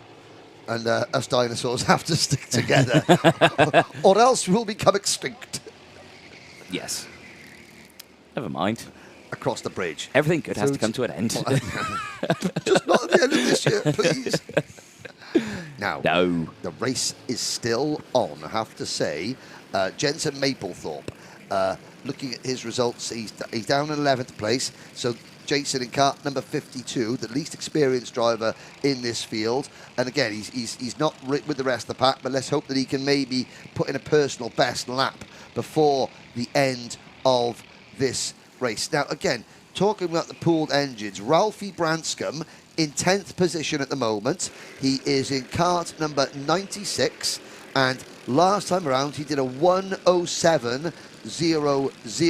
That was his best lap of the race. You're oohing, Anthony. Yeah, well, it was a bit of a moment there as 36 Tom Reed just clipped the back of Andrew Dixon's kart, and it just went a little bit sideways. Ah, okay. So, but there's Ralph. So Ralphie Branscombe did a 1:06.81 last time around. He's in 10th place, and he is 5 seconds off the race leader, Kenzo Craigie. Last time around, Kenzo Craigie did a 1:06.58, 0.3 of a second, and you know, so that just between first and 10th in terms of lap times, that showing just how equal, and this pooled engine idea in Honda Academy, how it is such a level, levels the playing field up so much. it was also the back of Sam Mott's cut that he made right, okay. with. This is closed in again after their brief moments of battling.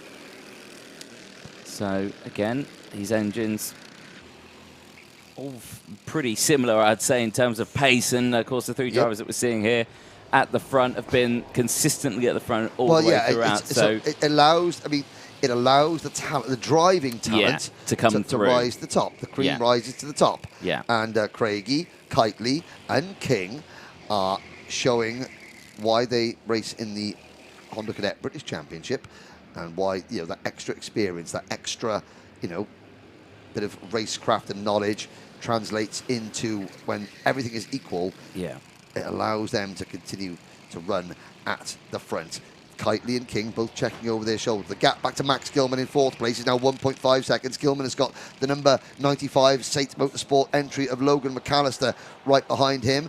I'm just looking at this. So in terms of equipment that they're using, so they're all using the RPM racing engines. You've got Craigie on a Zip leading this race. Charles Kitely is on a Synergy chassis in 2nd place. Then Charlie King on a Zip in 3rd. Max Gilman in 4th is on a Xenon chassis. Logan McAllister in 5th has a Synergy. 6th is Andrew Dixon. He is on a Project 1 kart. And then you have Sam Mott on a Zip. Tom Reed is next. He is on a Synergy with Eva Morris on a Zip. And Ralphie Branscombe in kart number 96. He is on a Project 1 chassis.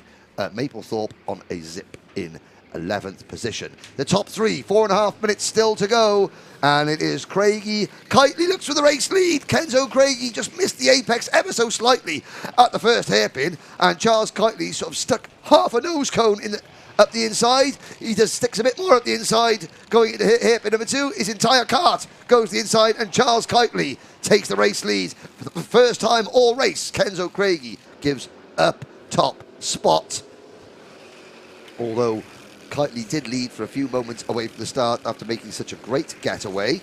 Now the 64 privateer entered driver has the race lead. Craigie and King 2nd and 3rd. The gap back to Max Gilman in 4th place is 1.7 seconds. Is it going to go up a little bit as they cross the start-finish line? It goes to 1.9, although McAllister pushing Gilman along. And if things get a little bit more lively at the front, because here comes Craigie back up the inside of Kitely for the race lead. New leader, Kenzo Craigie. New 2nd place driver, Charlie King. No, not quite. Kitely holds on. Now, was that Kitely holding a slightly tighter line going into the banking there, which meant subsequently we ran a little bit wide going out, and then, yeah, it was just a nice wide entry, tighter exit from Kenzo Craigie. And I feel like that one's more beneficial when you go into the because, again, even if you're, let's say you're leading going into that banking, if you do go for the wider line and the person behind goes to the tighter line, he'll wash out and then you can go back down the inside. So I feel like even in any sort of situation, taking that wider entry if there's is beneficial. If there's 2 or 3 drivers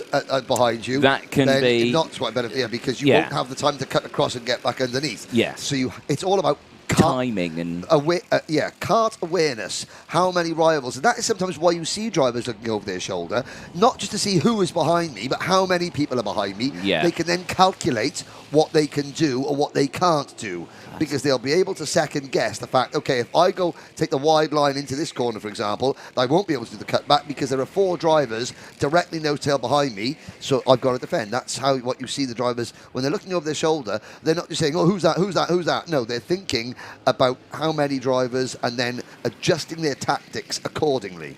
That sounds far too technical for either of us. But it's that's why we commentate, and that's why we talk about it. We don't do it. Yeah, exactly. Change the lead. Charles Kitely back in front. Nice move there through hairpin 2. Yeah, well timed. They're not wasting any time getting that move done. Timer very quickly running out now in this 15-minute final. Oh, yes. Just under 2 minutes to go, plus that 1 lap. Plenty of time left. And, of course, is Charles Kitely going to have learnt from what he's just seen, witnessed, from going defensive into the banking that last lap? Is he going to potentially go for a different racing line now? Let's see what happens as they come to the start-finish line at the end now. Finishing lap 12, we're on lap 13, and into the banking he goes. Let's see what line he takes. Now, both Kenzo Craigie's big wins this year, I'm talking about Honda Cadet at Kart Masters here at PFI, and the British Championship round at Clay Pigeon. Both those races, the lead pack started battling amongst themselves seconds after Craigie took the lead, which then gave Kenzo Craigie a big advantage over the last half a lap. Yes. That hasn't happened yet. We've got a minute to go. So the pressure is now on Craig. If Craig is going to win this, he's going to have to win it without being given the advantage of a healthy lead over the last half a lap or so. But Craigie is good at these one-off events. We've seen him do this at Wilton Mill in Micromax when he won his ticket to go to the Bahrain. Yes, he is. And he takes the race lead, 38 seconds to go. So that is one of Kenzo's, the modus operandi is similar. Now he takes the lead, 30 seconds to go. We're going to have 2 laps remaining now. What will Kitely and King do? If they battle amongst themselves, they'll give the race to Kenzo Craigie. They have to resist the temptation to fight and still push and push and push, even though the clock is ticking towards 0 very, very rapidly. Basically, it all falls down to really what Charlie King does, because if Charlie King goes for the move, Craigie wins. But here we go. Kitely goes through it. Now, Kitely still at the inside. Kenzo Craigie missed his apex that's there. Kitely has the race lead. Craigie second. Craigie comes back up the inside of Kitely at the second hairpin, retakes the lead. Now, what does Charlie King do? Kenzo Craigie's fate is in Charlie King's hands as much as of his own at the moment. If King follows Kitely and pushes him as we start the final lap, it's game on. If King now makes a move for second place, no, he's pushing. He's pushing Kitely. This is going to be a last lap shootout. 3 drivers, Kenzo Craigie, Charles Kitely and Charlie King. Last lap board in the air. 1 lap in the Honda Academy O plate. It's Kenzo Craigie with the lead, but only by a whisker. Very much so then. Under the bridge they go then for the final time, and Kenzo Craig with that tighter line, but a miscalculation there by Kitely means he runs out wide, and that allows Charlie King to go into P2, and now they'll go down the hill for the final time. And again, everyone tucks to that inside line, hugging that white line all the way to the apex, under braking there. A little bit of contact between the two of them, but they all get round the corner with the same position that they entered it. In towards hairpin number 2 then for the final time. Again, 3 wide. They did what the Bambinos couldn't do in their final, but they have done it here. And again, here comes Kitely, who's got the momentum down the inside, but Kenzo Craigie has now got this win. He's got the advantage. He defended going into the second hairpin and then held the inside line so that nobody could get the crossover coming out. He emerges out from Bobby Game Corner with a 10 kart length lead. The battle is on for second between Kitely and King. But Kenzo Craigie for the Zip Factory team, he is going to add the Academy O plate to the GP title. And there is your winner, Kenzo Craigie for the Zip Factory team, beating Charles Kitely. A great effort from the privateer driver to finish second. Charlie King comes across the line in third. Half a second separates the top 3 at the end of that race. Max Gilman finishes 4th. Logan McAllister is 5th. Tom Reed 6th. Sam Mott 7th. Andrew Dixon comes home in 8th. Eva Morris is 9th. Ralphie Branscombe is 10th. And Jensen Maplethorpe finishes in 11th position. Well done, Kenzo Craigie, winning a very, very exciting Honda Academy O-Plate event. Anthony Jordan is winging his way down to the pits to interview the top 3 when they get there. And it's been a heck of a season for Kenzo Craigie. 1 more big date in his diary. It's another big date in your diary as well, Alpha Live viewers. That is the weekend of October the 15th and 16th, because that is the final round of the Honda and Rotax British Championships, which will come to you from Wilton Mill. That's where Craigie will, alongside the likes of Jarrett Clark, Cole Denham, fight it out for the British title in Honda Cadet. There is a look, Max Gilman, thumbs up. Gilman finishing 4th in that event, and congratulations behind him. There's the 74 of King, the 72 of Kitely. All the Academy drivers head into Parc Fermé. There's the Saint Motorsport number 95 of Logan McAllister. There's Sam Mott, and there's Charlie King on the P3 part of it. Kenzo Craigie going through tech at the moment. We'll see him. There's Max Gilman. And there's our social media for Motorsport UK lady, who is all the social media posts that you're seeing on Facebook and Instagram, what have you. That is courtesy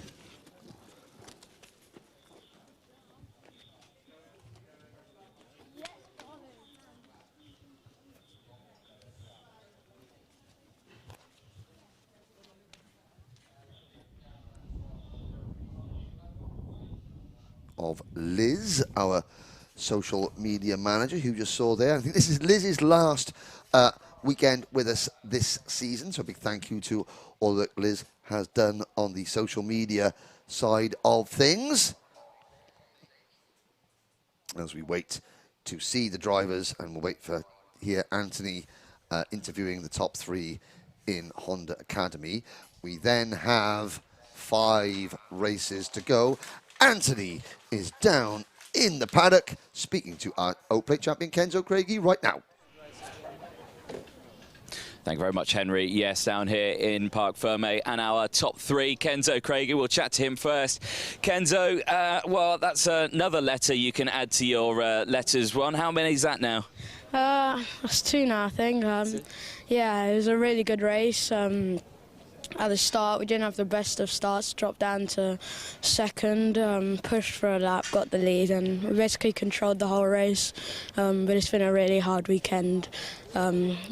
Yeah, it's been really good. A fabulous weekend, of course, for yourself, and, of course, running that all the way throughout. You know, tough old one for you. Now, of course, usual racer in the Honda Cadet class. Now, how would you say these would shape up? A little bit different, a little bit faster? Yeah, I mean, they're quite a bit faster.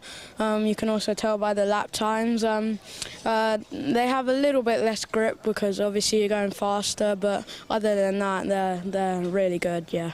Yeah, no, brilliant stuff. And, of course, the racing as well. Fabulous stuff out there. And, of course, one more thing that we need to give you. Miss Dan Parker from Motorsport UK is going to present to you with your O-Plate. Here it is. Congratulations. Well done. Congratulations. Thank you. Brilliant stuff there. Kenzo Craigie, well done. We'll give you the smiles and photos. I'm sure there'll be people who are watching. There's Dad just hanging over the top of the fence there with his nice cheesy grin there. Congratulations, Kenzo Craigie. There. Let's chat to second place then, Charles Kitely. Charles, firstly, your starts are pretty good. Yeah. They're all right, aren't they? Yeah. Now, one of them was a bit too good because you had a jump start earlier on in the day, but you got it dialed in. You did a bit of a better job. A brilliant race from yourself. Some good overtakes there, but it's a bit difficult, isn't it? There's lots to think about, isn't there? Yeah, just lots to think about. Like, should I overtake Kenzo or should I push him? I'm not sure. So. You have the question of do I either defend or attack. It's one of those things, isn't it? But no, a brilliant result. You come away P2 in that one. Have you enjoyed yourself here this weekend, though? Yeah. Who would you like to thank? My dad and Ben Maximin Motorsport, and my mum and my family and my sister. Oh, brilliant. Brilliant stuff. Well, well done. Charles Kitely, our man, in second place there. Let's chat to third place, the number 74, Charlie King. Not to be confused with TKM Extreme's Charlie King. No, you're a very different Charlie King. Congratulations, P3, on that one. A pretty good race on that one. It looked like a tough fight. Yeah, definitely was very tough. It's hard, but came out well in the end. I saw you celebrating with Kenzo when you came in. Obviously, good friends with Kenzo. Yeah, very good. Race against each other a lot, or? Yeah, bits. Bits here and there? Yeah. You going to take it to him next time around? You think, I'm not going to let you win next time, though? Yeah. Brilliant stuff. But a great race on there. Main thing, you've enjoyed the weekend. The kart's running well, and, it's a step up. What would you usually race in Honda Cadet? Yeah, a 160. A 160, right, OK, yeah. So, obviously, a bit more power in this one. And how would you say it shapes up? Was it, again, a bit trickier to drive, or? Not really. Just both you have to find it nice and fun to drive, and then everything works well. Love that confidence. It's not really that difficult. There we go. Cool. Who would you like to thank? I like to thank Zip, my dad, and everyone. Oh, brilliant stuff there. Charlie King, third place then in the Honda Academy O-Plate. Plenty more finals coming up. IAME Cadet is the next cadet class coming up next.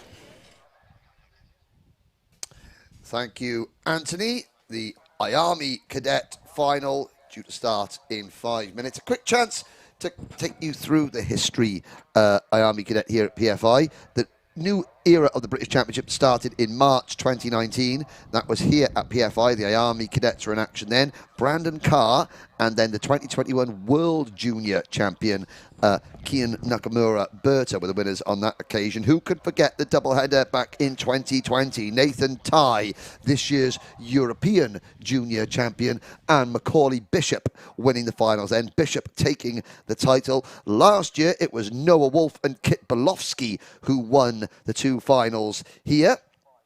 So that is the results here at PFI. But before we get into the starting grid, a couple of words from our sponsors.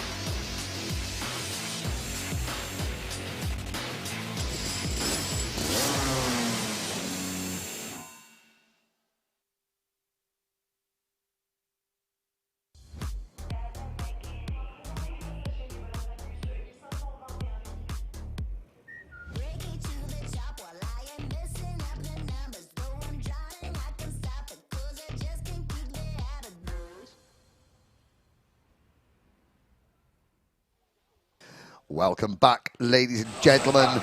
Here is a look at your 2022 IAME Cadet Champion-elect, Jesse Phillips. A few comments coming in on the live stream. Gillian Bennett saying good luck to Aaron Richardson in this race. The whole family are supporting him. Now, Anthony Jordan comes into the commentary box with chocolate. My word, Anthony. But before we get started, Anthony, thank you very much for chocolate. I have a serious issue on the live chat. We will not be giving out shouts to people demanding them. So Jacob Baker, absolutely not a shout out for you, Jacob Baker. We will not give a shout out to you on the live chat, Jacob Baker. Is that correct, Anthony? Let's sting the next race. No, Jacob Baker, we won't.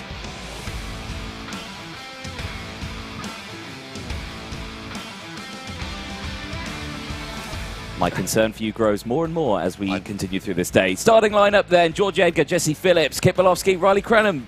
First two rows. Then it's Noah Baglin and Will Green, Henry Domain and Lewis Islin. Row number 5, Jensen Graham and Henry Carter. They round out the top 10 from Aaron Richardson and Blair Smith. Kenny Scrow and Ethan Woodward go from row number 7. Harley Musk and Jensen Ackerman on row 8. Row number 9, Austin Newstead and Archie Lovick. Henry Clark and Colby Patterson round out the top 20 drivers. Sky Parker and Luca Narroway on row 11. Laith Khan and Kaz Rakamiab on row 12. Running out the field, Jarlath Sayar. I will repeat myself one more time. No. Jacob Baker. We are not going to give you a shout out live on air, Jacob Baker. Right. Behave and eat chocolate. I will do that in a moment. So this season, Kipolowski won the opener at Shannington. Jesse Phillips won at Warden Law. George Edgar won at Glenagorse. Bolofsky won again at Rissington and Wilton Mill. Yesterday it was Phillips back on top of the podium. This is the last chance for Oliver Rowland Motorsport to prevent Fusion Motorsport from completing a 2-year win streak. Let's see if they can do it. Into the tramlines then for the final time in 2022.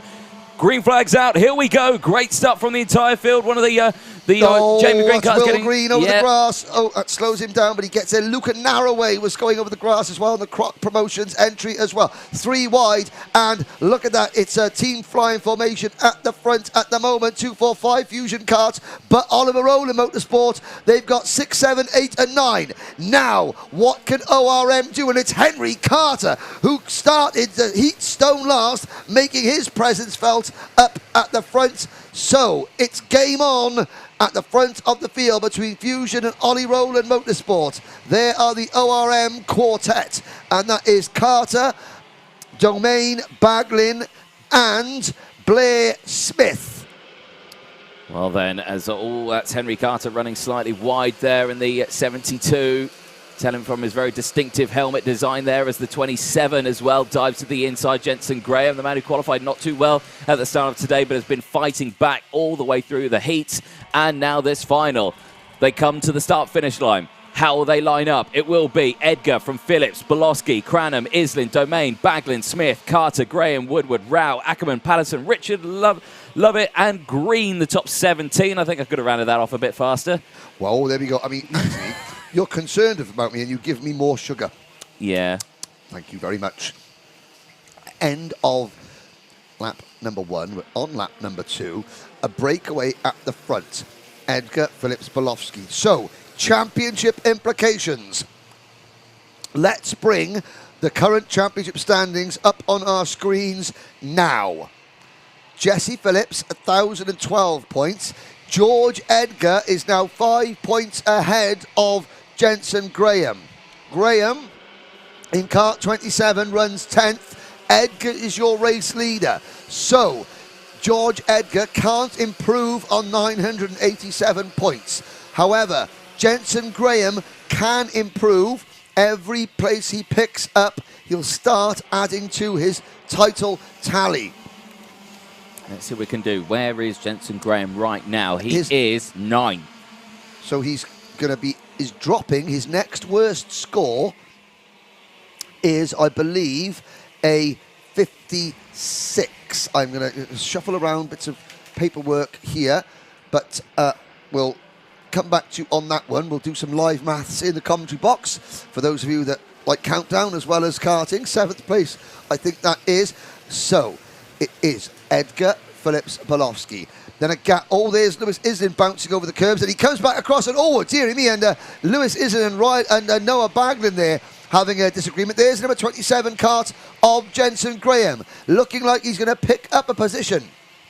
Kit Bolofsky in 3rd place has 980 points, so it's between Edgar, Graham and Bolofsky for 2nd, 3rd and 4th in the championship. We'll keep the points on the screen to the end of this lap, because there's been a few changes of position, namely Jensen Graham moving up a position. Now, has that gained him any more points? Yes, 2. It has. Gained him 2 points. Graham is now in 7th position, and so every position that Graham gains, he is going to add a point. So by my calculations, he needs to finish 3rd.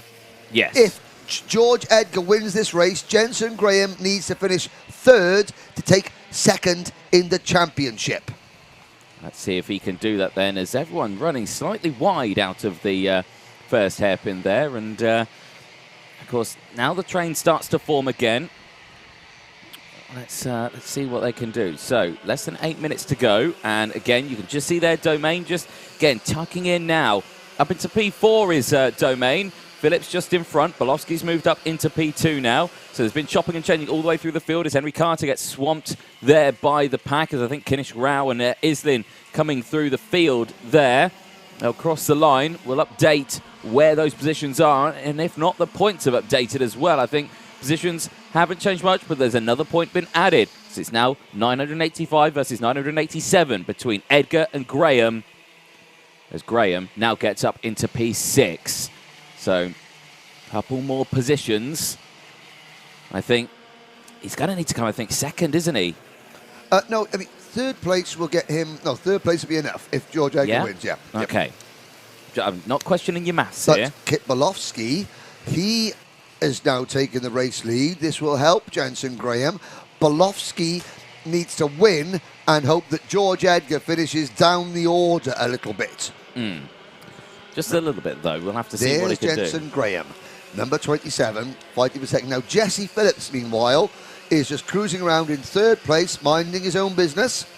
George Edgar retakes the race lead.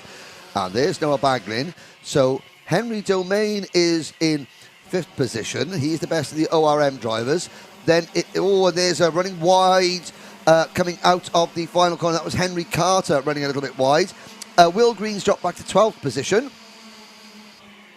At the moment, Kanish Rao and Ethan Woodward are tied for 9th and 10th. Sky Parker was 11th in the point standings, but sadly, Sky is down in 21st place at the moment. So let's look. Edgar, you know, he in the British Championship, George Edgar, 2 wins, 1 second place and a third place. He has 5 top 10 finishes in the season. Bolowski, it's been feast or famine for Kit Bolowski. He's got 5 wins in the British Championship. That puts him, he's the most successful driver in the British Championship in terms of IAME Cadet race wins. Zach Drummond has 4 wins. Harley Keeble, Harry Burgoyne Jr. have 3. So Bolowski, a 6th win would just give him that bit of an extra comfort zone in terms of his role as, or his position as the most successful driver in terms of overall wins. But he has lost, I think, 2 wins this year through post-race penalties, which is why he is not your champion this year. And now George Edgar is just 2 points in front of Jensen Graham, because Jensen Graham has moved into, well, 6th position. Edgar continues to lead from Bolowski. They are clear. Then it's Phillips in 3rd. The reason we're not looking at them is because they're 2.5 seconds in front of the battle. There they are. 2.5 seconds in front of Domain, Cranham and Graham. That is going to make it difficult for Jensen Graham. So Graham can only get past another 2 drivers, which would put him in 4th place. Yeah. That would put him in a tie with George Graham for 2nd place. The tiebreaker is the best finish in the last race of the year, which would go the way of Edgar. Only if what happens here stays how it is. Correct, Anthony. If that doesn't, then we have a change. So, and again, the points that you lose from 1st to 2nd is 3 points. Yeah, 65 points for a win, 62 points for 2nd, 60 points for 3rd, and then going down in increments of 1. 1, yes. So it does. You knew that. It does look as though at this time that Fusion Motorsport will complete the clean sweep of victories this year. You know, of the 6 rounds, 18 potential podiums, Fusion drivers have taken 16 of the 18 podiums so far this year. The only drivers to stop that clean sweep: Noah Baglin, 2nd at Warden Law; Archie Lovett, 3rd at Wilton Mill.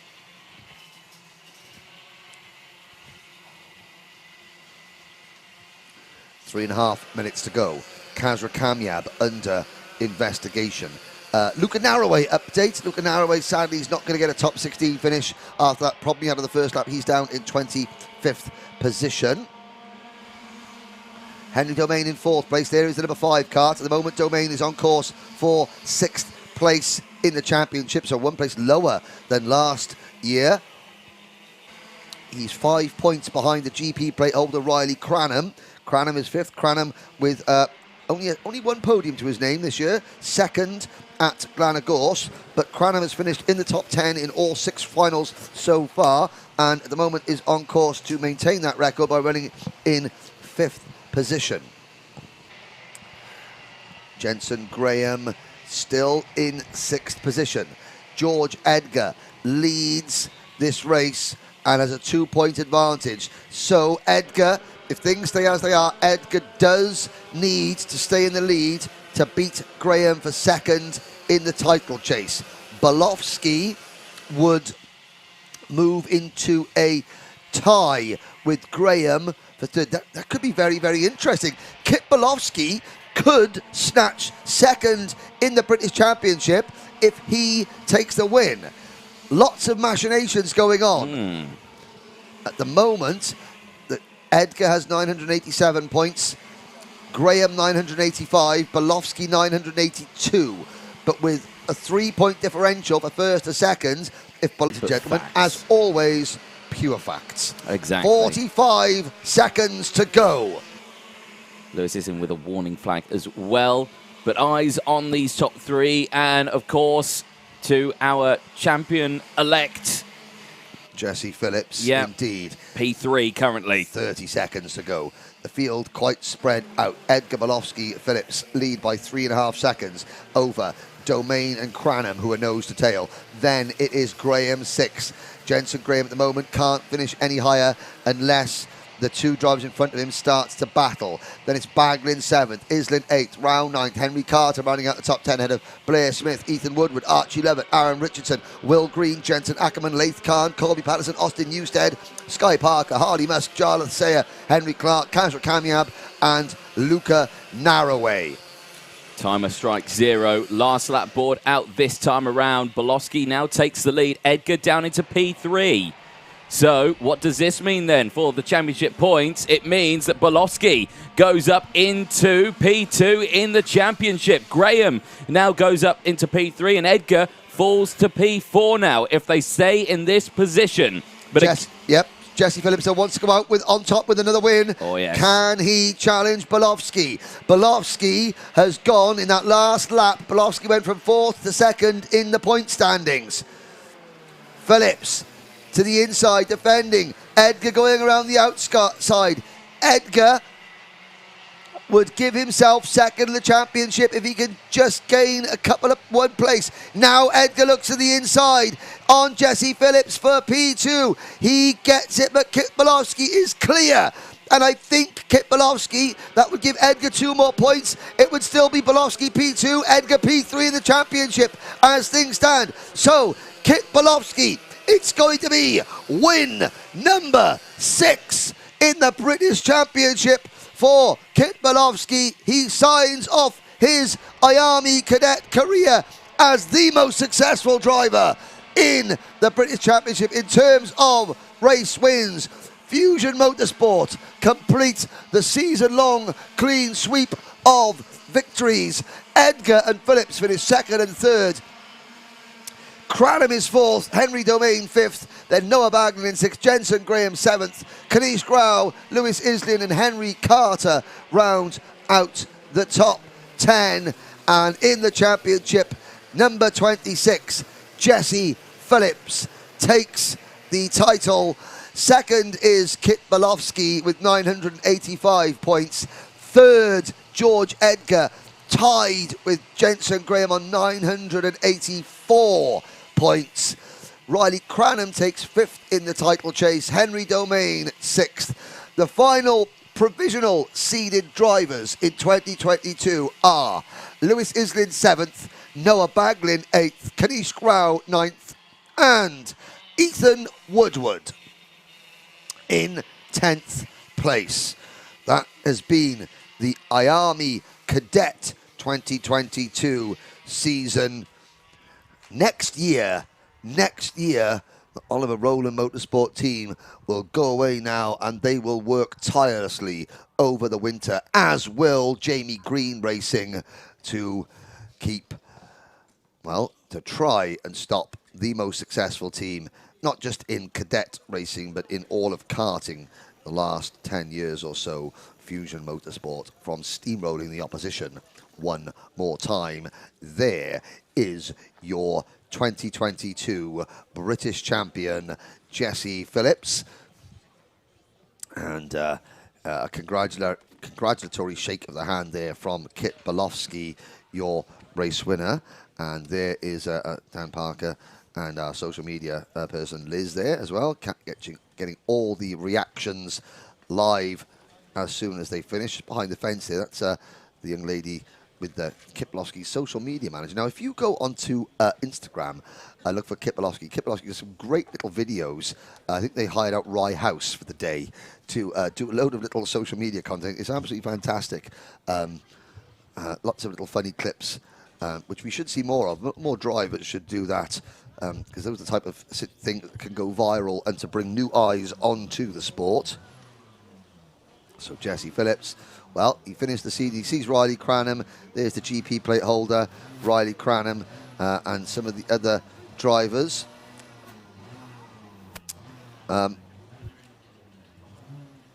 that's the other driver there, the Fusion driver. That's last year's Fusion suit there. This year, they got the white suit. And again, I think the drivers have got options to change certain colour panels on the race suits. And of course, with so many drivers in the team, some of the parents, some of the mechanics might request a slightly different colour race suit to make the drivers easier to spot in a pack.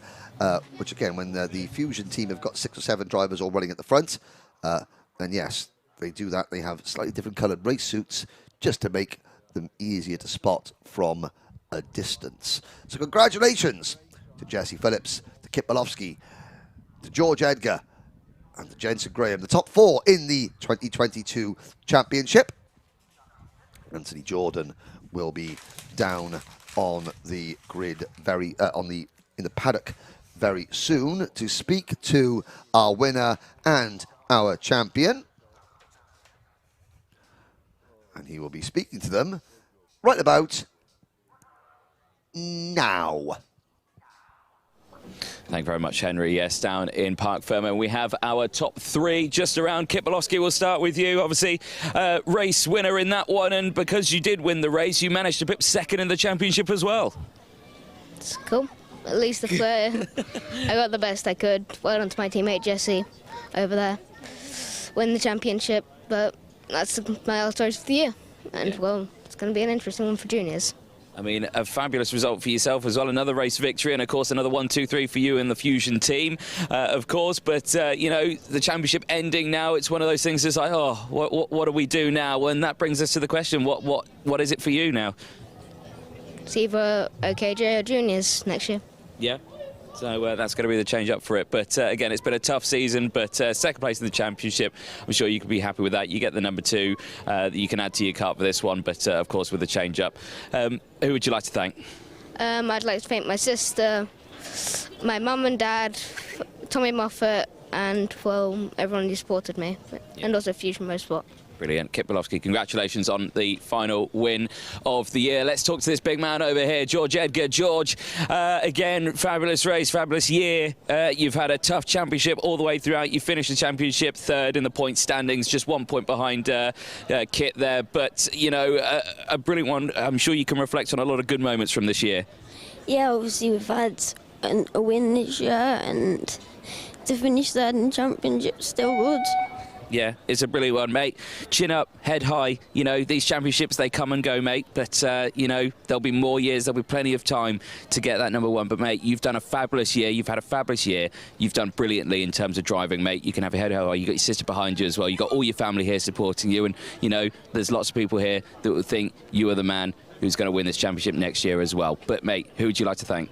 I'd like to thank Jacques Performance, all the Fusion Motorsport, and Jake Walker from Mechanicum. Well, George Edgar, congratulations, well done. P2 here, you can enjoy the podium a little bit later on, celebrate with everyone for the 2nd place. Well done. Thank you. Brilliant. Let's chat then to 3rd place, and of course, our 2022 British Kart champion in IAME Cadet, Jesse Phillips. The season's done, head held high, nice cheesy grin. Congratulations. Yeah, thank you very much. Brilliant year again, highs and lows all the way throughout the season, and of course you end the championship 1,010 points after drop score, so a pretty good achievement from yourself. Well, yeah, I thought it was very good, and this last race was good to get a podium as well, so yeah, it's very nice. A tough old race in that one, of course, and I think we'll introduce Stan Parker at this point, who will present to you your #1 plate for IAME Cadet. Congratulations, well done. Well, a brilliant story for yourself, but Jesse, we'll say one final thing. Who would you like to thank? Well, my mum and dad, Fusion Motorsport, Jake, Nessie, and from Aspire Sports, and yeah, all my family that came to watch, and my 2 dogs. And your 2 dogs. What are the dogs' names? Shelby and Max. Shelby and Max. So this is for Shelby and Max then. #1, congratulations, our 2022 Wera Tools British Kart champion. Thank you. Brilliant stuff there for the IAME Cadet class. There is more racing coming up, and it wasn't said better than Kit Bolowski. The juniors are going to be exciting. It's Junior X30 coming up next.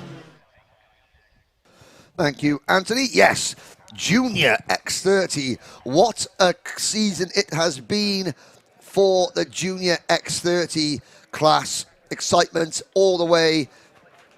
We'll quickly take you through the season. It started off at Sherrington, one of the races of the year. Henry Jocelyn won that for Nick Barrett Racing. Gabriel Stilp won the next 2 at Warden Law and Glenagorse. Leo Robinson won at Rissington. Stilp took his 3rd win of the season last time out at Wilton Mill. And then yesterday, Rylan Eschberg, gambling on tyres, won, becoming the first privateer in Junior X30 to win a round of the British Championship. Now, in the history of this class, the modern era of the British title, it has been the most successful. Gabriel Stilp is in a tie with 3 wins, outright wins, with Oliver Gray and Oliver Greenall. A win for Stilp in this next race would make him the most successful junior driver in the history of the modern era at the British Championship. A win for Croc Promotions would put them on 6 wins in the British standings, and that is just 1 behind Fusion Motorsport, who have got 7 wins. Here at PFI, well, in 2019, it was Georgi Dimitrov winning both finals. In 2020, Luke Watts won for Cato Motorsport, Oliver Greenall won a very emotional final to seal the title then in the last race of the season. Last year, it was Dan Ginchard and Sam Shaw winning for Argenti Motorsport and Premium Karting, respectively. So we're going to get a new winner in Junior X30 today. Rylan Eschberg is starting down at the back, so it's not impossible, but it's somewhat unlikely that he will do the double, but don't tell him that. But the 27 drivers who are about to go out for their last 15-minute plus 1 lap race of the season. Stilp is your de facto, he's your champion-elect in the number 42 Croc Promotions kart. But the driver that a lot of people are watching is Fionn McLaughlin, kart number 29 for Fusion Motorsport. Fionn, 4 second places, but no race win. It's going to be Junior X30, and it is coming up now.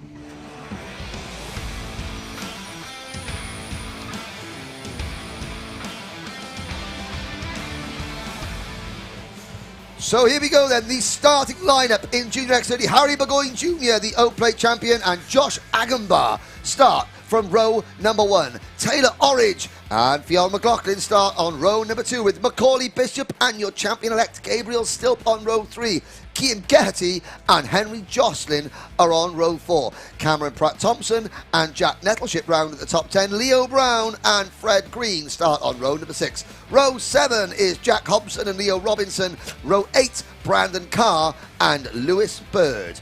Row 9, Freddie Lloyd and Zach Green. The top 20 rounded out by Morgan Moore and Charlie Morrison Jones. Eden Spanswick and Dayton Coulthard start from row number 11. Monday Junior Canini and yesterday's winner Rylan Eschberg on row 12. Sam Longley, Isaac Phelps and Flynn McDermott round out the starting lineup. Now, Dayton Coulthard. He's got a certain family member in the paddock watching today out on the banking. Big welcome to David Coulthard. Hope you're enjoying the racing. And what can Dayton do in this one? It's been his first season in the British Championship, and this driver who didn't come through the cadet route, so he's a lot less experienced than any other driver out on the grid. And you can see that Dave Boyce has been running him on the right chassis this year, but all eyes on the front of the grid, Anthony Jordan. This one could be absolutely special. Oh, Taylor Orange Taylor Orange almost storing the kart. Now he does get, he gets it going again. Are we going to have a false start this time around? They're in the tram lines. No, it's go. Lights are out, we're off and racing. Burgoyne takes the lead into turn number 1. Hold your breath. There we go then. Great start then from the entire grid, and it was very lucky there for Taylor Orange. That slowdown lap maybe have been a little bit too slow for one car out there, but yeah, gets it fired up luckily and gets going. So now they'll all screech down across the bridge and down the hill. Macaulay Bishop already gesticulating wildly there. Agambar up into P3 as Sam Heading. Is that Sam Heading? Yeah. No, it's not. No, of course it isn't. He's in the wrong class. He's in the same race suit, though. Sam Heading's so poor, he's had to go back to juniors. There we go. Only joking. You said that. I can get away with it. Nobody else can. Sorry. Here we go then. Through the Fullerton S's, and that is now Macaulay Bishop challenging Josh Agambar. Here comes Fionn McLaughlin at the inside as well. Kian Getty in the number 73 kart also challenging Agambar as they go through the Fullerton. And now Stilp sends it at the inside and hits the barriers goes Jack Nettleship. He does a perfect 360 and carries on going. Wow. Well, there'll be yellow flags in that section, of course, to repair the damaged barriers. But, yeah, that's a full 360, keeps it going. But that's not the way you want to start a final, especially at the end of the season. No, but, I mean, and again, you can see the marshals are already on track now. They're going to get those barriers. Do you know what? The marshals have already repaired the barriers. Well done, Team Trent Valley Kart Club, once again. The other side have got a few barriers. Oh, dear, that's the MLC Motorsport time. And a collision down at the chasing pack there. Nettleship again getting, no, that was number 15 Jade Carter, Charlie Morrison Jones, and Dayton Coulthard having nowhere to go, just noses into that collision but carries on. Here we go, battle for the lead. It's Harry Burgoyne Jr. and Taylor Orange. Dayton will have to be careful. He's not got a nose cone penalty after that, of course. No fault of his own, just nowhere to go and just unfortunately colliding with the kart in front that was sideways. Again, nice shot there of the kart screeching through the final chicane before they enter back onto the start-finish straight. Down the straight they go. Less than 10 minutes to go, and it's still Burgoyne Jr. who leads the way in this race, but only just. Taylor Orange, despite the fact that that car almost didn't even start this race, is latched onto the back of the race leader. Now, let's have a little look. Burgoyne Jr., 5 top 10 finishes this year. Harry Burgoyne Jr. has got 14 podium finishes to his name in the British Championship since 2019. 5 wins, 6 second places, and 3 third places. That ties Danny Curl for the most podiums in the modern era of the British Championship. Another top 3 finish here, and Harry Burgoyne would have more podiums in the British Championship modern era than any other driver. There is Brandon Carr moving down the inside of Jack Hobson on the Charles Leclerc chassis. Just now getting squeezed out wide there by the 17 of Freddie Lloyd. I was going to say, Uncle Tyrone almost getting forced onto the grass, but that's all right. Done a rally driving course. Ain't you, Tyrone? Of course I have. There we go. Also, it was at a funny angle. It was at a funny angle. And again, we just really appreciate, again, the families getting involved and allowing us to have some fun with the drivers, giving them like little nicknames and stuff like that. It's all part of, you know, the fun of the British Championship, the Wera Tools British Championship, but it's serious time now. And it is Taylor Orange leading from Burgoyne Jr., but that has allowed Stilp and Bishop to close back in. Fionn McLaughlin has dropped back to about 7th place. 8 minutes to go, and it's Orange, Burgoyne, Stilp, Bishop, then a gap back to 5th position, Kian Geraghty. McLaughlin, Agambar, Jocelyn, Pratt Thompson, and Fred Green are rounding out the top 10. Brandon Carr is 11th, followed by Freddie Lloyd, Leo Robinson, Zach Green, Uncle Tyrone in 15th. Then it's Leo Brown, Lewis Bird, Eden Spanswick, Isaac Phelps, Monday Junior Canini, your top 20, all 27 drivers still running. The only change in terms of the top 10 championship positions with the positions that they're currently in is for 8th and 9th. Henry Jocelyn, with his position that he's currently in, has pushed himself up into P8 in the standings. Pratt Thompson has been demoted back down to P9 in the standings. That would be where they would finish in the championship standings. And it's all starting to heat up here, and Taylor Orridge off the track. Yeah, Orridge getting shown the grass blocks at the exit of hairpin number 1. Now, Fionn McLaughlin with half distance approaching. The number 29 Fusion Motorsport Kart comes into the picture ever so slightly. And again, please don't think, ladies and gentlemen, that I'm showing any bias towards any driver, because I certainly do not. However, there would be a lot of people that would be very, very happy if McLaughlin could finally get his first win. He has done absolutely everything apart from win a final in the British Championship. And of course, McLaughlin spent a year on the sidelines in 2020. Yep. COVID restrictions meant he couldn't travel across from Ireland, so he effectively lost a season of his career to the COVID pandemic. Everyone else was able to carry on racing. He wasn't. Yeah, and that can put a real downer on everything you do. You know, missing a whole year of racing is quite a big miss. Yeah, I mean, I think you still do racing out in Ireland, but of course, you know, there was less racing in. Of course, you haven't got the same level of intense competitiveness. Yes, yeah. So he's up into P4 now. It is Stilp, Bishop, and Macaulay Bishop, another driver so celebrated in the British Championship, the 2020 IAME Cadet champion. He's got 5 wins, 2 second places and 4 third places. That's 11 podiums in total. But Burgoyne Jr., a top 3 finish here, would make him the most successful driver of all in terms of podiums. I can see that the North American arm of the Macaulay Bishop fan club, based in Royal Oak, Michigan, is on the live chat cheering him on. Yellow flags waving. Who is that? Has just pulled out at the side of the circuit. It looks like a crop promotion car, I have to say. Is that Taylor Orridge? I think it's Lewis Bird. Oh, so one bird that has turned sadly into roadkill. Yeah, P16 was Lewis Bird, and the number 44, he will drop down out of this race, which is a shame. It's a shame to end the last race of your season. Oh, yes. Broken down at the side of the track. It's not nice, you don't want to end your season watching the race that you're supposed to be driving in. Yes, yeah, definitely. 5 minutes to go. Bishop. Now, Macaulay Bishop has won races in IAME Cadet, in Micromax, in Mini X30, in Junior Max. He hasn't yet won a final in Junior X30.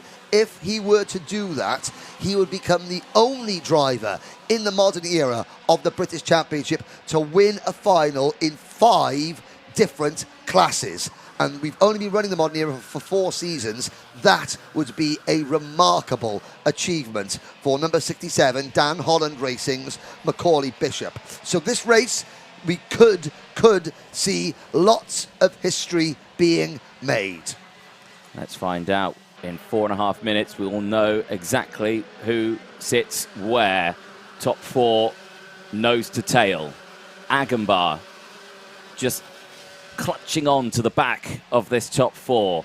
Yep, Josh Agambar, his best finish this season has been a 4th at Wilton Mill. He's currently 5th, wants to get on the podium. Premium Karting haven't had a junior podium this year. Warning flag for Bishop, change of lead, Anthony. Yep, Burgoyne Jr. gets that move done, gets it done, and down the inside there goes the 42 of Stilp on Bishop.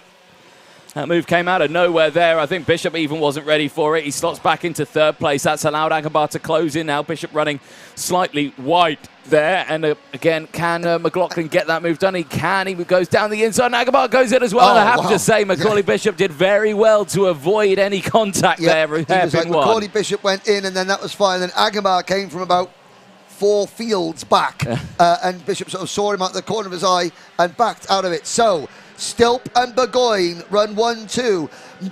Fionn McLaughlin in 3rd. Agambar 4th. Bishop is 5th. Behind the top 5, it is Jocelyn, Geraghty, Orridge, Fred Green and Pratt Thompson, your top 10. Fast Freddie Lloyd in 11th. Brandon Carr 12th. Then Zach Green, Leo Brown and Leo Robinson, your top 15. Jack Hobson, Uncle Tyrone is 16th. Then it's Eden Spanswick, Isaac Phelps, Mondi Junior Canini and Dayton Coulthard rounding out the top 20. 2 minutes, 50 seconds to go, plus that one lap. Down the hill they go. And again, just line astern. We saw this happen earlier on. These two breaking away, the same two drivers we saw broke away, but then the gap closed up. Oh, and it'll close in because absolutely Harry Burgoyne Jr. sitting and waiting is not in his vocabulary as he has a little look at the inside. Yeah, he does indeed, but this time doesn't come to fruition. Slots back in behind Stilp. Stilp and Burgoyne just running a little wide there. McLaughlin there now in P3. Not so wide out of the corner. He got a much better exit, and look how quickly he closed up into the Mike Wilson complex. He's got a nice run here. Has he got the momentum potentially to get that move straight away? If he's got the fastest lap of the race when they cross the line this time, which I think he may have done. No, it wasn't. It was Macaulay Bishop in 4th place, but still he was a lot quicker than the two in front of him as Burgoyne Jr. goes for the move. Keep an eye on McLaughlin as he doubles down and gets 2 for 1 and goes to the race lead, and Bishop follows as well. Okay. Fionn McLaughlin leads with 1 minute and 45 seconds to go. Watch McLaughlin defend for all he's worth, and he's under investigation.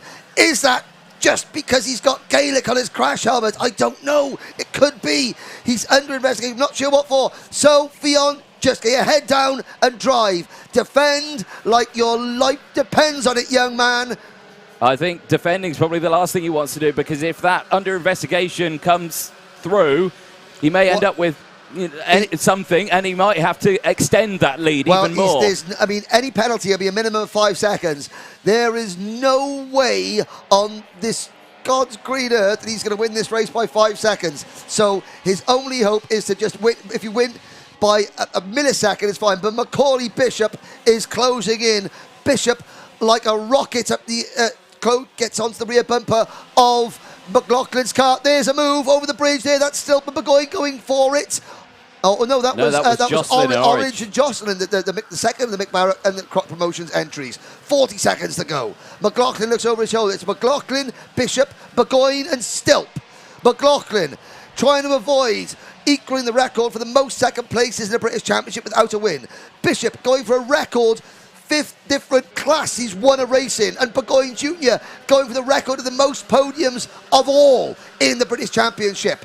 This is going to be a record-breaking, history-making last lap and a bit. We've got 10 seconds to go. 2 laps of what has been a fantastic Junior X30 British Championship season remaining, Anthony. I think you're going to have a historical I'm going to burst the gasket. Yeah. Anyway. Where are my tablets? Timer strike 0. And again, still a little wide there as Burgoyne Jr. battles back and goes down the inside as they enter onto the Litchfield Bridge. Down the hill they go. McLaughlin leads. Checks over the shoulder. Sees Bishop's there. Bishop doesn't go defensive. Oh, and there's contact. And it's McLaughlin. McLaughlin off at hairpin 1. The chance he wanted for a final win has gone in tatters, and he drops all the way down to about 7th place, right out of shot now, and Bishop leads the way. Bishop leads, and off the track there's more contact, and that's a heavy hit there. That's Morgan Moore. Morgan Moore off the circuit, and he's up and out of his premium karting entry. Now, did the camera pick up the contact go at the first hairpin? So, Bishop leads. It's 2nd for Burgoyne Jr., 3rd for Stilp. Bishop checks over his shoulder to see where his rivals are. Through turn number 1, yellow flags waving, no overtaking on the banking, so Bishop can defend. Now Burgoyne's going to set him up for a move as they come off the bridge. Now we're out of the yellow flag zone. Through the turn 4 area, Orange runs in 4th, Joss in 5th, and look at Fred Green up into P6. Fred Green, his best finish of the season was 9th yesterday. He's going to improve on that today. Yes, he will, and it's all started here now again, because still back down the inside through hairpin 2, in towards the S's. He can't quite make the move there. He's going to slot back, and it's still Bishop who's got this, but Burgoyne's got momentum. Burgoyne's got momentum. He's going to go for the switchback here. He punts the back until the momentum changes, and again, still goes to the outside. I reckon Bishop may have this one as they exit out, but Bishop may win it. But your man in 3rd, who's going to come to the line, checker flags ablaze, and it's going to be Bishop from Burgoyne, but stilps your champion across the line, and a big incident as 2 karts off. Is it Jocelyn? It's Jocelyn in the number 51 kart of Fred Green. So Fred Green's best career finish comes to a catastrophic ending at the exit of the last corner, and Green also in the barriers. But for Zach Green unofficially has just claimed the last seeded position in the field in kart number 53, and there's Cian Geraghty off the circuit. It's been a very, very hectic last lap. I think Geraghty crossed the line in 6th place, and then the kart failed. So a provisional look at the results. Macaulay Bishop, that is win in the British Championship, win number 6 for Bishop in his 5th different class of kart. Fantastic. Harry Burgoyne Jr., that is podium finish number 15. A British Championship, a modern era British Championship record for that young Scotsman, the O-Plate. And there is your 2022 provisional champion, Gabriel Stilp, the Mad Croc Promotions team in P3. Taylor Orange finishes 4th. Josh Agambar finishes 5th. Then it's Cian Geraghty, Cameron Pratt-Thompson, Freddie Lloyd. Fionn McLaughlin comes home in 9th position. The top 10 rounded up by Zach Green. Leo Brown takes 11th, followed by Brandon Carr, Ethan Spanswick, Bondi Junior Canini, and Leo Robinson, your top 15. Isaac Phelps, Jack Hobson, Jack Nettleship, Ryan Eschberg, and Charlie Morrison-Jones were next. And there's just a little bit of insight into what was going on there. Katie McQueen gives Gabriel Stilp a congratulatory shake of the hands. Flynn McDermott finishes 21st, Sam Longley 22nd, Dayton Coulthard 23rd, and we lost Henry Jocelyn, Fred Green, Morgan Moore, and Lewis Bird. Well, Anthony Jordan is going to go down to the paddock to speak to the top 3 very shortly. So he's going to speak to the winner. So 5 history amongst all 3 drivers there. You're looking at the driver on the left who's won finals in more classes than anybody else. On the right, you're looking at the driver who has got the equal most amount of Junior X30 race victories. He has got the IAME International Final Championship, which is effectively the World Championship for X30 engines, and the British Championship, both at the same time.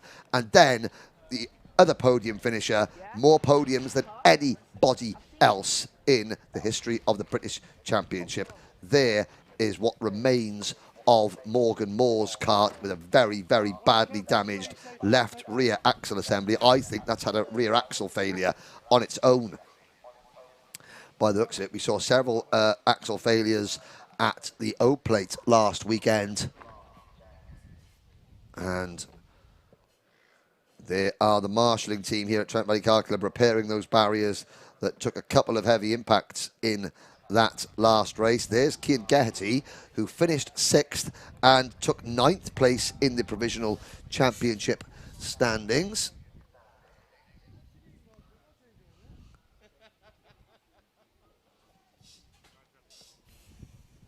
And once again, the marshalling team here. The marshal there in the black trousers there and the black headphones just waving his hands there. That's Glenn Griffiths. He's the head marshal here at Trent Valley Kart Club, and he's the guy that keeps all the rest of this brilliant marshalling team doing their job. Anthony Jordan is with our race winner now. Thank you very much, Henry. Yes, down in Parc Fermé. And of course, you were talking about all the way through that race how history has been made in many different circumstances. I think it can go down as probably one of the craziest finals at the end of a season that we've ever seen. Let's chat to then our race winner, and that one, Macaulay Bishop. Macaulay, well, probably not the way you really wanted to end that one. I mean, it's the first place. Congratulations for that one. But talk us, what happened at hairpin 1 with McLaughlin? Yeah, no, like he went to the white line to defend. It was later on into the race. I was on the outside on the white line. I couldn't really do anything. He just come across and, yeah, pretty much took himself out of the race. Yeah, so obviously we didn't catch it on the cameras, but I saw it out the window, so yeah, I didn't quite see the full picture, so thank you for clearing that one up. But yeah, it's you know, one of those things. It's been a tough season for yourself, and I mean, you finished the season P4 in that one, so a tough season, but you've had some pretty good races all the way throughout this season, haven't you? Yeah, it was quite a struggle at the start of the year. Managed to find some pace in the middle of the year, and obviously ended it on a high on the end of the year, so couldn't really ask for much more. Yeah. What's the plan for next year? Is it are we sticking with juniors? Is it another year of juniors for you? Yeah, we're definitely doing juniors next year. Not sure what class. I think it's going to be X30 still, so hopefully you can go for the title next year. We'll see. Who'd you like to thank? All of DHR, Grice and Sean Carter for the setups. Brilliant stuff. Macaulay Bishop, congratulations, our final winner from the final round here at the British Kart Championship. Let's chat to second place, Mr. Burgoyne Jr., who is just here. Well, that was an exciting little final there, wasn't it? I mean, you finished the championship again, that one P3, and finished the race in that one P2. But, you know, it's a solid year, hasn't it? Yeah, it's been a good year. Middle of the year was a bit rocky, but managed to get back at the end, so it's been a good year. I mean, when you get a season like this, you know, where it's been right fighting at the top, does it really motivate yourself to get back out in the kart for next year? Yeah, but just need to see. Just need to see. What is the plan for next year? Are we thinking of another year of juniors or? No, I need to go senior. Senior now this time, so it's a full step up for you, so a much bigger challenge out there. But again, for yourself on this one, P2, a fabulous weekend for yourself, and who'd you like to thank? My mum, my dad, my little sister, my little brother, Shorts Performance, Mike Barrett Racing, and all my sponsors. Brilliant stuff. Well, congratulations to Harry Burgoyne Jr. there, P2. Let's chat to this lot here, but more importantly, let's chat to this man here. Now, Gabriel Still, whenever we do an interview, you're never smiling. You can smile now because you're champion in 2022 for the British Kart Championship. Congratulations. Thanks. Is that it? Thanks. Yeah. Oh, great. Thanks for that. Great. Cool. Good man. You know, solid result. Yes, not the result you may have wanted at the end of that race, but, you know, you come away in the championship clear by, well, you had 1,021 points. That's a pretty good effort. Yeah, yeah, I don't know what to say. Don't know what to say. There we go. Well, what you can say is thank you to Miss Dan Parker here, who's going to present to you your #1 plate there for there we go. And you got the whole Croc family there behind you. But main thing, who would you like to thank for this entire season? Croc, Mum and Dad, Grice for the alright engines, like they weren't that good. My mechanic, who else? Taylor for the Saturday. Oh yeah, sorry, Kalai, yeah, for the great driver coaching. Caden was awful, but Lewis is, yeah, Lewis, but... Lewis is Lewis, Caden's awful, Kalai's the best. Cool, yeah, I think we rounded that up nicely. Well, Gabriel Still, congratulations, our Wera Tools British Kart Champion 2022. Well done. Thank you. Excellent stuff. So there you can see high spirits in the Junior X30 paddock, and plenty more races to come up. We've got Senior X30. It's coming up next. Thank you very much, Anthony. That was, I think Gabriel was being a little bit sarcastic there, a bit of joking there when he said that engines were all right. I think him and Grice work very closely together, and he appreciated everything he does. That is Junior X30. Senior X30 is your next race. Let's crown a champion.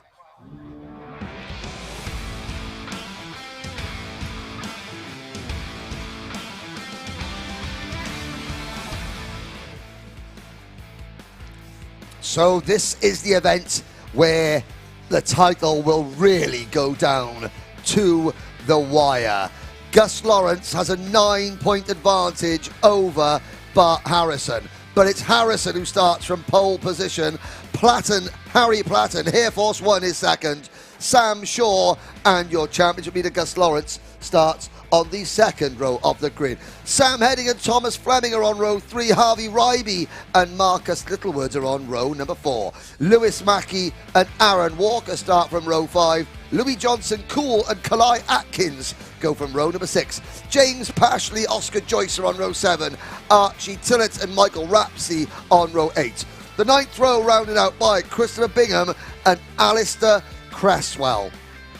Well, Senior X30, it's a head-to-head fight between Gus Lawrence and Bart Harrison. If Harrison, we'll check the point standings as they cross the line. Harrison has the championship lead at the moment. This season in Senior X30 started off with Harry Platten winning at Sheddington. Kalai Atkins won at Warden Law. Thomas Fleming won at Glanagorse. Sam Shaw won at Rissington. Sam Heading won at Wilton Mill. Harry Platten became the first repeat winner yesterday here at PF International. Gus Lawrence has been a competitor in this class for since the start of 2019 at least.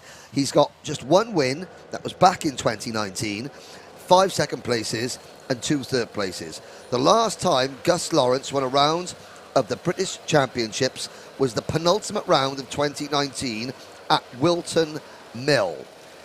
He is riding a 3-year winless streak, but that will mean nothing if he can claim the British karting title in the next 15 minutes. And he would become only the second driver in the modern era of the British Championship to win a championship without winning a final after Alfie Garford in junior TKM last season. We will go around again one more time. We've got 3 races to go, ladies and gentlemen. The other 2 races, the TKM and TKM, the Junior TKM and TKM Extreme titles, they have already been decided. This is the title decider of all title deciders.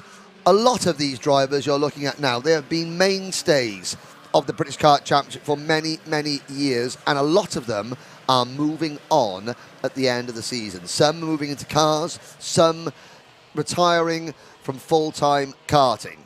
These drivers have given us literally years of excitement, years of pleasure, and for many of them, it is their swan song. They will all want to go out on a high. Clouds get a bit dark out there, aren't they? The clouds are getting a little bit dark. Don't want to jinx it. At the moment, things are dry, but let's see. We do not want any unnecessary lubrication on the circuit in the next couple of moments. You do choose your words well, don't Carefully you? is the answer to that one. Yeah, this is going to be a final. This is going to be a final. Sit tight, ladies and gents. Yes, indeed. Harry Platten, the BMR Restart team, on the outside of row 1. The Mick Barrett Racing, number 77 of Bart Harrison. They come into the tram lines. Lights are out. We're off and racing. Harrison leads. Hold your breath into turn 1, ladies and gentlemen. Holding. It's all good. There we go. They've got through. And again, a little concertina effect there as Mackie is 3 wide with, I think, Aaron Walker there as they go over the bridge. Then as they exit down the hill into hairpin 1 for the first time. Harrison not going defensive. And down the inside, look, Sam Shaw. And wow, he just squeezes his nose down the inside, and Bart Harrison now being squeezed off the track, and he's dropping down the order. Now Gus Lawrence comes in. And Sam Heading, they were like there together. Gus Lawrence looking down. Has that damaged the championship leader's kart? Has it damaged Sam Heading's kart? Bart Harrison got bowled aside there like a skittle on an alley. He really did there, and I don't know if Gus Lawrence just hit the back a little too hard there. Did that break the bracket? But I'm not sure if Gus Lawrence was getting hit from behind at the same time. It was a huge concertina effect as they complete lap number 1. Gus Lawrence has extended his championship lead at the moment because he runs 3rd, Harrison runs 6th. In fact, let's have a look at the championship standings as things run. Yes, they do. So let's see how it looks then. 10.5 minutes to go. Lawrence has 993 points. Harrison has 981. Platten 977. Walker 969. Fleming 963. There it is on your screen. Harrison back down the inside there on Fleming. So, now we'll see. Bart Harrison, youngest driver in the class. First-year senior driver. Harvey Ryby, another first-year senior driver. So is Alistair Cresswell. But Harrison, now he's got to get his head down. He has worked very hard to get to this point. he has come into the last round of British Championships leading before and not come away victorious. A look at his season so far. Harrison started the year with a 5th at Shenington, 4th at Warden Law, 4th at Glenagorse, 4th at Little Rissington, 3rd at Wilton Mill, Change for the lead. and 5th yesterday. Gus Lawrence takes the lead of this race. Now, Lawrence has got to be thinking, he'll know that there was contact a lap ago at this corner. Yep. Has that damaged the nose cone bracket? If it has, it's a 5-second penalty. So Lawrence has now got to try and get his head down, and if at all possible, just to be on the safe side, get as far away from Bart Harrison as possible. To put that into context, ladies and gentlemen, the entire grid is separated by 6 seconds. The top 17 are separated by 4.4. If the race finished now, Gus Lawrence would go to the back of the grid if he had a nose cone. Yes, and that would then give the title to, well, it would not quite, we won't say it would definitely give the title, but at the moment, Lawrence has an 18-point lead. Harry Platten, second, just 6 points behind Bart Harrison and just 2 points in front of Aaron Walker for 4th. Sam Shaw would move up a place to 7th in the championship standings, with Kalai Atkins dropping down to 8th. Harvey Ryby and Marcus Littlewood would be the last 2 seeded drivers. Gus Lawrence has done everything he needs to do this weekend to get in the position that he's in right now. He's leading the final on Sunday. He has got the maximum points he can achieve at the end of this season, 998. Currently 18 points separate himself and Bart Harrison for second in the championship. But what can Harrison do? There's a lot of real estate between Harrison and this group in front. Yeah, and I have to say, I mean, Harrison got rattled there on the second lap. You know, he made a great start. Sam Shaw made that move going into the first hairpin. That pushed Harrison wide. Harry Platten under investigation. And then Harrison was trying to defend to sort of get back into rhythm, and there was a collision. Several cars behind went into him and pushed him even further wide. That has knocked certainly Harrison sideways a little bit. He's now got to get his head down. We've got half the race to go. We're on lap number 4. No, we're on lap number 5 now. Let's see if the championship order has changed at all. I don't think it has. Lawrence still would have an 18-point advantage over Harrison, with Platten 6 points further back. 7 minutes to go. Harry Platten has latched onto the back of Gus Lawrence. He's not managed to break away. That's the crucial part that we're seeing in this, isn't it? He hasn't broken away. No, we'll check the gap.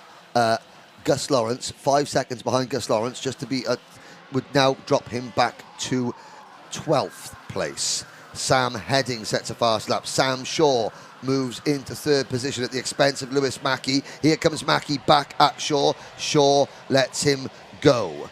Walker is 5th. Sam Heading is 6th. We talked about Sam Heading's magnetic attraction towards 6th position. He's 6th in the point standings, and he has finished 6th in 4 of the 6 finals we've had so far this year. He's potentially going to finish 7th at this rate as Marcus Littlewood goes down the inside, and now Kalai Atkins goes to the outside, and there's contact between the two of them. That was Harvey Ryby and Kalai Atkins. That's Ryby the second of the MTL cards. Yeah. Well, yeah, they both got a number 7 on them, but Heading is number 7 and Ryby is number 71. Oh, that's making it nice and clear for us. Yeah, exactly. Yes. Thanks, MTL. Now, Harrison in 7th place. He's finally broken away from this chasing pack. He has got Thomas Fleming following him at a distance. He's got 5.5 minutes to close a gap of 2.2 seconds to the top 6. Lawrence leads Platten by virtually nothing. Mackey is 6/10 further back in 3rd. Then Shaw, just passing Lewis Mackey, gets a warning flag for his troubles. Walker is next, and then it is Heading and Harrison. Here is Kalai Atkins and Marcus Littlewood. Then Harvey Ryby, Archie Tillett in the number 9 kart, Alistair Cresswell in the number 33, James Pashley in the number 4, in the number 52, Oscar Joyce, Chris Bingham, Louis Johnson Cool, and Michael Rapsey.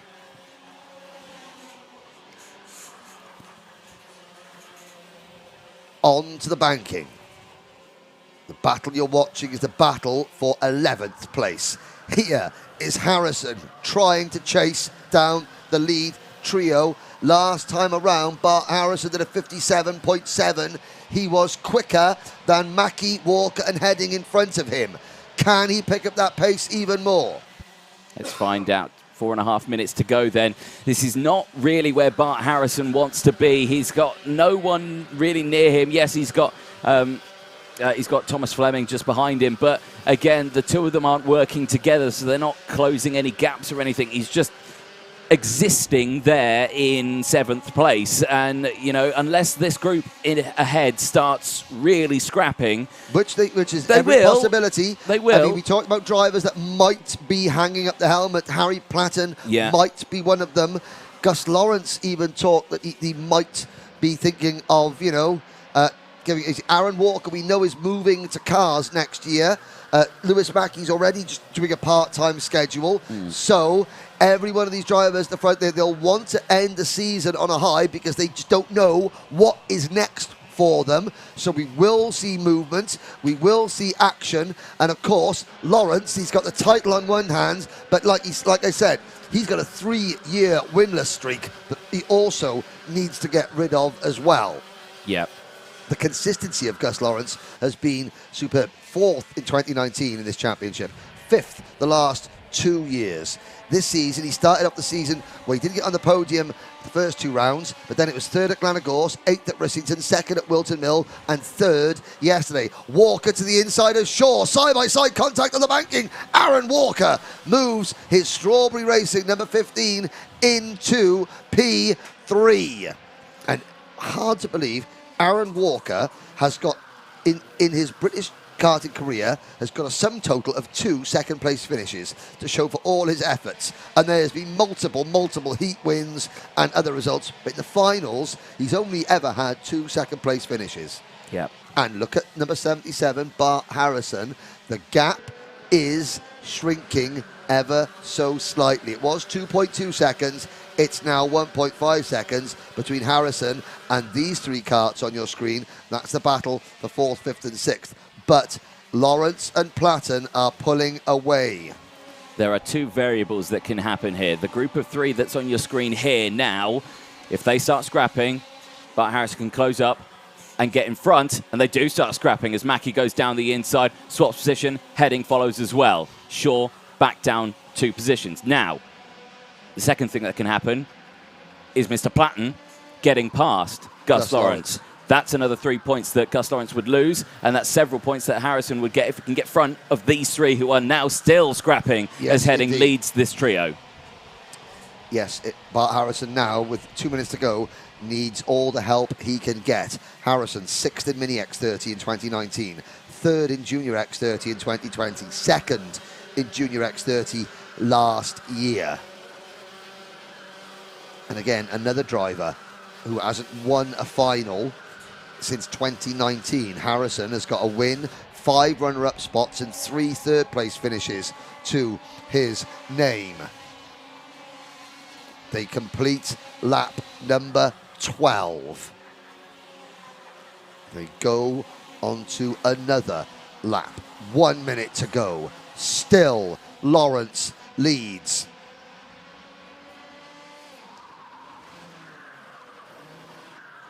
Still, Platten sitting on his rear bumper. He's like one of those cartoons, you have the red devil and the white angel on your shoulders. Oh, yeah, you know, Platten, is he Lawrence's angel or is he the devil? He is sitting on his shoulder. What will he do in the next 30 seconds plus 1 lap? He is 3rd in the championship at the moment. Last year, he finished 4th in this championship. He finished 3rd in 2020. Lawrence, calm. We haven't seen Gus Lawrence look over his shoulder once. That's experience for you. That is a sign of Lawrence's long standing in this sport. He is bolt upright in his seat. And don't think that's not because he doesn't think there's anyone behind him. Oh, Trust he knows. me, you can hear that cut behind Harry you. Platten is right there. Oh, and now there goes to the inside. Platten! He might want to have looked over his shoulder then, because Platten committed. He fully committed there, went for the move, and Gus Lawrence wasn't prepared for it at all. He still went for the apex, and Platten was there. Gives it a little shake of the hand there, just think, oh, it's all right, I got this. But Platten, I think, you know, he's, like you said, he's hanging up the helmet at the end of this weekend. Potentially. But he wants to end this one, potentially, with a race win. Potentially. Yes, he does. Gus Lawrence has probably thought, I really want to win a race, but a championship is better than just a #1 pot. Last lap board goes out. The gap in the championship between Lawrence and Harrison is now just 15 points. Bart Harrison still runs 7th. This is Gus Lawrence's title to lose. Harry Platten, well, I think he probably knew that Lawrence wouldn't defend, so he committed to that very late braking opportunity at this point 1 lap ago. Here, Force 1, if this is his final flight, he wants to land on the top step of the podium one more time. Mackey and Shaw battle over 4th place. But here are your 2 leaders. Here is your potential race winner, and following him for the team that bears the name of this circuit, run by the man who built this place, Gus Lawrence, could be on his way to winning a British title, and in the modern era of the British Championship, it would be the first British title for the PF International team. Platten wins, Lawrence is 2nd, there's the fist wave, Walker is 3rd, Mackey 4th, Shaw comes home in 5th, Bart Harrison takes 6th, Fleming is 7th, Heading 8th, Atkins and Littlewood round out the top 10. But after years of winning with Mark Litchfield, and Mark is here, obviously running his own team now, and then years of winning with Oliver Hodgson, now the PF International team are winning again with number 5, Gus Lawrence. Here is the smiling face of Isaac Marsh's lookalike, and again Isaac Marsh, our TKM Extreme driver, he'll be taking more bookings now for public appearances as a Gus Lawrence body double now that Gus is a British champion. There is a look at the race results. Platten, Lawrence, Walker, your final podium, provisional podium of the season, with Mackey, Shaw, Harrison, Fleming, Heading, Atkins and Littlewood your top 10. Into the pits, Anthony Jordan is making his way down to the now. Let's see if Gus Lawrence did have a nose cone penalty. He crosses the line and goes over there, and it hasn't always been a harmonious relationship, but good sportsmanship there. All is forgiven between Lawrence and Harry Platten. And there is Platten, your race winner. And he gets across the weighbridge.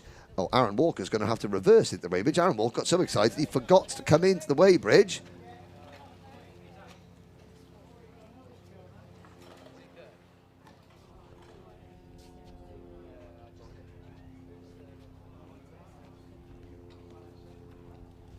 And, ooh, let's have a look. Is that a nose cone penalty for Aaron Walker? Certainly having some form of a discussion. Will they move Aaron's kart over, or will it be Lewis Mackey's Fusion kart over?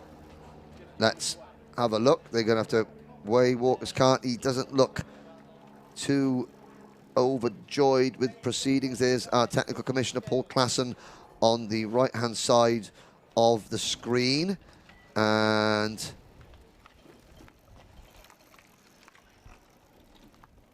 it does appear as though there's a nose cone penalty for Aaron Walker. Oh dear. Lewis Mackey goes onto the weighbridge, and just a glance. Well, Mackey's had a couple of podiums before last season. Well, he's had 2 podiums, and he now has a 3rd podium because, sadly, Aaron Walker and the Strawberry Racing team He's am I allowed to stay here this time? He's yes, a funny old guy, is Lewis Mackey. I hope his nanny June is watching. I know his brother Harrison is watching on the live stream, and all I have to say is I'm glad that nanny June is back to her old self and feeling better again.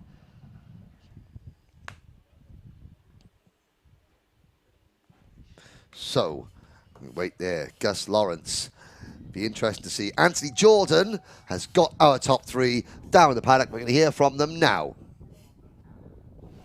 Thank you very much, Henry. Yes, down in Parc Fermé, and we have our race winner in that one, Harry Platten. Well, that was a long race.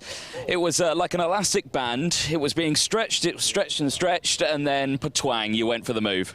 Yeah, same as every other race we've done here, to be honest. Yeah, just fired it in, tried to do a move that would give me a big enough gap yet again to win the race, and obviously it worked. So yeah, not too bad. Congratulations on Gus winning the championship. Fair play to him. He's done a good job all year. Been really hard to beat, to be honest. His pace has been outrageous. So yeah, it's a good weekend. Solid weekend, a solid performance from yourself as well. You finished your championship in P3. Of course, you go away with that number 3 seed. Now, well, obviously, we had a chat before really the weekend was really started, before we were live, and you were saying this was going to be the end of, you know, racing. Is that the case? It can't be. That's not going to be our last race we see of you, surely. For a while. It will be for a while. I mean, I'll hopefully go to World Championships in a few weeks. But racing over here probably is done now, yeah. Really? Yeah. That would be a huge shame, mate, because you're one of the, you're not just one of the quick drivers out there, you know, you're one of the, well, you're one of the talents, you're one of the personalities out there as well, you know. Despite the fact that you give us such a stone-cold look on your face all the time and your interviews like, yeah, you're one of the personalities, and, you know, that race just showed it. And, you know, to finish the season on a win is fantastic. And who'd you like to thank? Yeah, well, obviously we've won yesterday and today, well, yeah. And we've had 5 podiums out of 7 rounds this year, so I couldn't ask for much more. We've done a really good job. Just like to say a big thanks to the team, my mum, my dad, everyone in the family, Tom Grice, everyone at Grice Racing Engines, and the mechanic as well, Big Cam. Done a good job all year, all of them. Well, solid stuff. Harry Platten, congratulations. P3 in the championship, first place here. Thank you. Excellent. Let's chat to second place on track, but certainly not second place in the championship. Mr. Gus Lawrence, you may have lost the O plate here last week, but you win the number 1 plate this weekend. What a win. I'm honestly quite emotional and speechless, to be honest. Been a quite hard day, like qualifying 13th and then having to get through to get the points for the pre-grid for the final, and obviously to do well in the final. I've not eaten much today, really. I've been quite nervous, yeah, just sort of pottering about, and yeah, it's paid off. What's the championship victory meal now for you? A pot noodle? I can't tell you. I'll be quite hungry on the way home, so it might be McDonald's drive-through. Right. But yeah, we'll see. We'll see. See what time we get home. Well, no, fabulous stuff for you. I mean, Henry was talking about in terms of in the modern era of the British Championship. That's the first time that the PF International team has won the British Championship in the modern era of karting, and you know that's quite an achievement for yourself. You've worked so hard with the team as well. You've worked tirelessly with Paul behind. I'll probably have a quick chat with Paul as well. But you know, the season as a whole, it's been a tough one, but you've come away on top. Yeah, I can't. Going two rounds ago, I was 5th, happy to get top 3 in the championship, then had a good show at Wilton Mill, and then the table's totally turned. And then to come into this weekend, fighting for it, really, like for the win, just had to make it happen. And yeah, can't believe it, really. Got speechless, really, yeah. Well, another person you can say thank you to, Mr. Dan Parker from Motorsport UK presents Gus Lawrence with the number 1 plate at the end of the season here, and gets the photos in as well. But Gus Lawrence, we'll end it with who do you like to thank at the end of this season? Everyone, honestly. Paul standing right there for supplying all the equipment, sponsoring me to race for him. My mechanic Stephen over there for a faultless job, and my parents, Big Bob back there, everyone involved. Can't fault it at all. It's been fantastic. Brilliant. Congratulations, Gus Lawrence, our Wera Tools British Kart champion for 2022. Where's Lewis Mackey? Now, Lewis, you finishing P3 in that one, so I guess there was some, you pushed forward, all the wheels facing the right way this time. Yeah, I'm allowed to stay here this time, apparently. So, no, a cracking result for yourself. Nanny June was watching, your brother Harrison was watching as well, so you had the whole family there. But brilliant stuff for you. The next carts are firing up, so a quick word, who'd you like to thank? Just my dad and all of Fusion Motorsport, and especially Joe Bullen for the power. Oh, brilliant. Other than that, cheers. Yeah, brilliant stuff. Lewis Mackey there joining us there, 3rd place. Henry, back to you.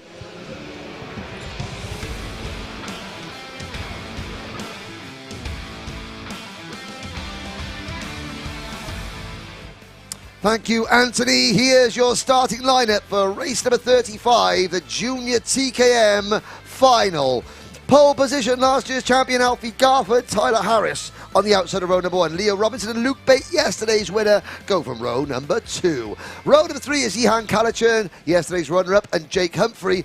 Oliver Bowen and Joe Cheek start from row number 4. This year's champion Leon Frost starts from row 5 alongside Aidan Mitchell, with Ollie Rands and Patrick Leaf next. Row 7, Dara McInerney and Seth Hathaway. Row 8, Joel Hull and Jack Stewart. The 9th and final row of the grid, Oliver Bourne and Olivia Jenkins. Now in the point standings, Leon Frost has the race lead, but Dara McInerney, Tyler Harris, Ihan Kalachern, Luke Bate, Ollie Rands, Olivia Jenkins, Leo Robinson are separated by 21 points. 21 points separates McInerney from Robinson. McInerney was excluded from the final at Warden Law, which means he has to carry that 0 points score. And that would be a remarkable turnaround if he could get himself a seed. And we got one driver stopped at the exit of the first corner, and the rest of the field take the start for this 12-minute final. Out onto the banking we go. And it is the number 33. Oh no, Seth Hathaway. So Hathaway not in contention for a seed. His season ends early.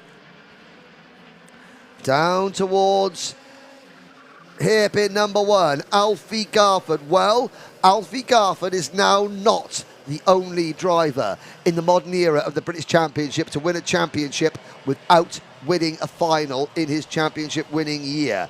Gus Lawrence becomes the second. However, Lawrence has won a final in his career. Garford hasn't. And that is Jack Stewart out of the race at the second hairpin. He tried to get his kart back on track. But the rest of the field now down to, we've lost a couple of drivers. At the end of lap number 1, we'll get a championship update. But realistically, anyone of 7 drivers could finish second in this season's point standings as we head on to lap number 2. It's Harris leading Garford. Tyler Harris has got 2 wins in his career. Now there's a yellow flag. Sorry, Henry. The number 22 car off. That's Patrick Leaf off the circuit. So Tyler Harris at the moment would be second in the championship. Let's have a quick look on your screens. These are the championship positions as things stand. Now, a driver in green means they've improved their position in this race, and a driver in red means they've lost a position. Look at the amount of change there is going on. Harris would be second, McInerney would be a remarkable third, Kalachern and Bate fourth and fifth. Olivia Jenkins started today second in the point standings. She has dropped to 8th in the point standings. Joe Cheek and Jake Humphrey would also get a national seed as well. But there, Tyler Harris with 610 points would have second. The battle is on for all the minor placings, however. Yellow flag still out in the first section as the kart gets recovered. And again, this is probably one of the closest battles for second place that we're seeing. Like we're saying, all that chopping and changing in the standings, which is great to see going into the final race. But of course, Leon Frost with that commanding lead, 640 points.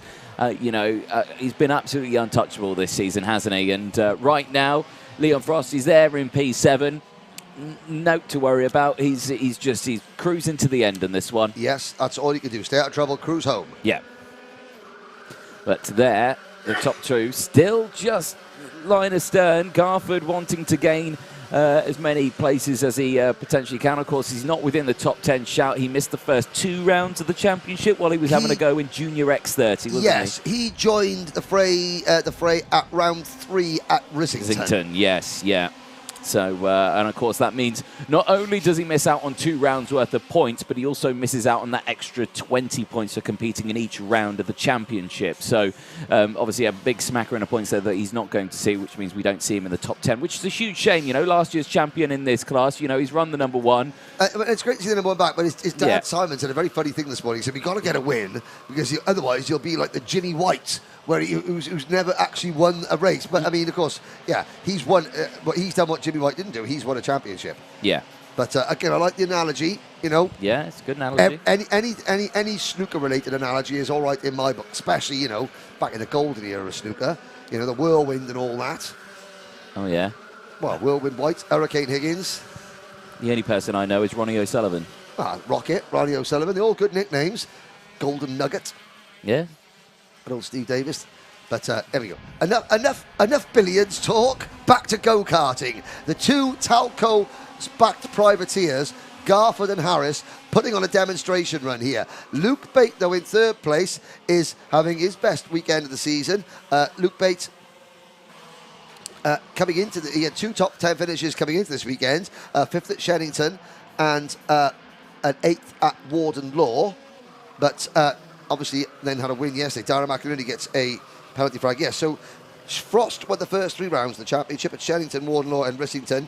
Tyler Harris won last time out at Wilton Mill in a fantastically exciting race. And Luke Bate won yesterday. So this is a 6-round championship. We've got Darren McInerney in 14th place, but 4.8 seconds separating the top 13. Really, really good stuff. Yeah. Now, with that overtake, Luke Bate puts himself up into P4 in the championship standings now as well. Joint on points with Yihan Kalachan, but because he is ahead in this final, he would get the higher of the positions and he'll get the lower seed number in effect. But that battle, very, very close out on circuit. Joint on points, and they're right there next to each other as well. Olivia Jenkins has gone back up into P7 now in the championship standings as she's managed to get past Ollie Rands. So Rands down into 10th place, Olivia Jenkins up into P9. Yes, so Jenkins, the red and white Birrell chassis, not in this group, but in the group that has just flashed across your screen going into the first taping. There you can see the number 8 cart of Olivia Jenkins. She is defending against Joel Hull, so she's moving to 8th position, and this is where literally every single position could mean a championship point, a championship position gained or lost. Now, we lost Seth Hathaway at the start of the race. We also lost Patrick Leaf on lap number 1. Jack Stewart has got his kart back up and running again. Oliver Bourne is in 15th position. Darren McInerney is 14th. Aidan Mitchell 13th. Jake Humphrey is 12th. Oliver Bowen 11th. Ollie Rands rounds out your top 10 at the minute. But they are this group chasing the 2 leaders who've got a 2.1 second, Harris and Garford. Now, if it is going to be a head-to-head fight between Harris and Garford, are we going to see a mirror image of what happened in the pre-final? Has Tyler Harris learned? He showed Alfie Garford an awful lot of respect in the last lap of the pre-final, a little bit too much respect for the last lap of a final itself. Yeah, that's the ultimate question, really, isn't it? I mean, well, right now, Tyler Harris is leading, so he doesn't have to worry about that from Garford at the moment. But Garford, on that last lap, fastest lap of the race, 102.42. Maybe he's going to hold that momentum, potentially go for change of the lead. Who knows? The gap's about 0.3 of a second, so 5 minutes to go, plus change. It's still, well, Tyler Harris. Last year, Tyler missed out on a place in the top 10, even though he won the last round. So Tyler Harris won last round. It wasn't a double header here at PFI, it was just a single header. Tyler Harris won that race in the final. That was his first win. He backed it up with another win earlier this year at Wilton Mill. So in terms of overall junior TKM results, Zach Oates has 5 wins, Alistair Cresswell 4. So a win here for Tyler Harris would put him joint 3rd with this year's champion Leon Frost and Oliver Richardson on the all-time junior TKM win list. Yes, indeed. So, battles raging on throughout this field. In terms of the championship standings, obviously Frosty with the win. Tyler Harris is still there in 2nd. He's obviously defending that one from Darren McInerney. Points difference between those two, 11 points. Dara's still in P13. Not made any moves, really, has he? And I'm really surprised with that because Dara can gain points now. Every position for Dara would be a point gained. So he's I'm not quite sure what the problem is with Dara McInerney. He's whether this is a slight power issue or a setup issue, but McInerney, I'm looking at on the banking, and he's still just down there in 13th place. He's going to come into your screens now. He's got the sort of the dark blue cart there, just flashing across the street at the back of that group. So he's got 2, 4, 5 drivers pretty much directly in front of him. So that's 5 points that he could gain. That would put him on 604. Which is 6 points behind Harris. You have to gain a little bit more. So there's number 72 of Dara McInerney. And is he going to get past number 14 of Aidan Mitchell going into Fullerton S's? No, he doesn't. Not committing to the overtakes right now. And is that due to, you know, waft out of the corners? Or not sure. There may be just a setup issue or a power problem that we don't know about. But certainly, Dara McInerney not as quick as we thought he was going to be in this event. But hey, that's how competitive this race is. You know, you have drivers that have good rounds and bad rounds. Because everyone wants to end on a good round. It's Harris, Garford, Bate, Robinson, Callagher, Frost, your top 6. Joe Cheek runs in 7th. Then it's Jenkins in 8th. 9th for Rands, Hull 10th, and Aidan Mitchell, Oliver Owen, McInerney, Jake Humphrey, and Oliver Bourne, your top 15. Jack Stewart runs in 16th position. Yes, indeed. Less than 2 minutes to go then in this final. It's still Harris who leads from Garford. Bate in 3rd place from Robinson, Callachurn. Then it's Frost, Cheek, Jenkins, Rands, Hull, Mitchell, Bowen, Dara McInerney, Humphrey, Bourne, Stewart. 2 retirements, Leaf and Hathaway. Alfred Matthews Racing joins the stream and says, come on, Leon Frost. He's doing everything he needs to do right now, which is just chill. And not get excluded. So he is going to be, I mean, all our other champions have actually finished on the podium in the final class so far. We might have to go and do an extra interview as we got our first change of lead. Alfie Garford into top spot at the moment. So 1 minute 15 seconds to go. Garford now has the race lead. And Alfie just, wants to get that monkey off his back, get that first win, get the weight off his shoulders, and, be a winner. It wasn't his championship winning season. He's going to have to beat his, well, he's not his teammate, they're both privateers, but, they're both Talco supported drivers into the Fullerton S's. Out onto the back straight, 45 seconds to go. Tyler Harris looking strong, looking composed. It's a good one. Takes a tighter entrance and washes out a little bit during the middle of the Mike Wilson complex. Harris is going to get a good slipstream now on the main straight. It's been a long day.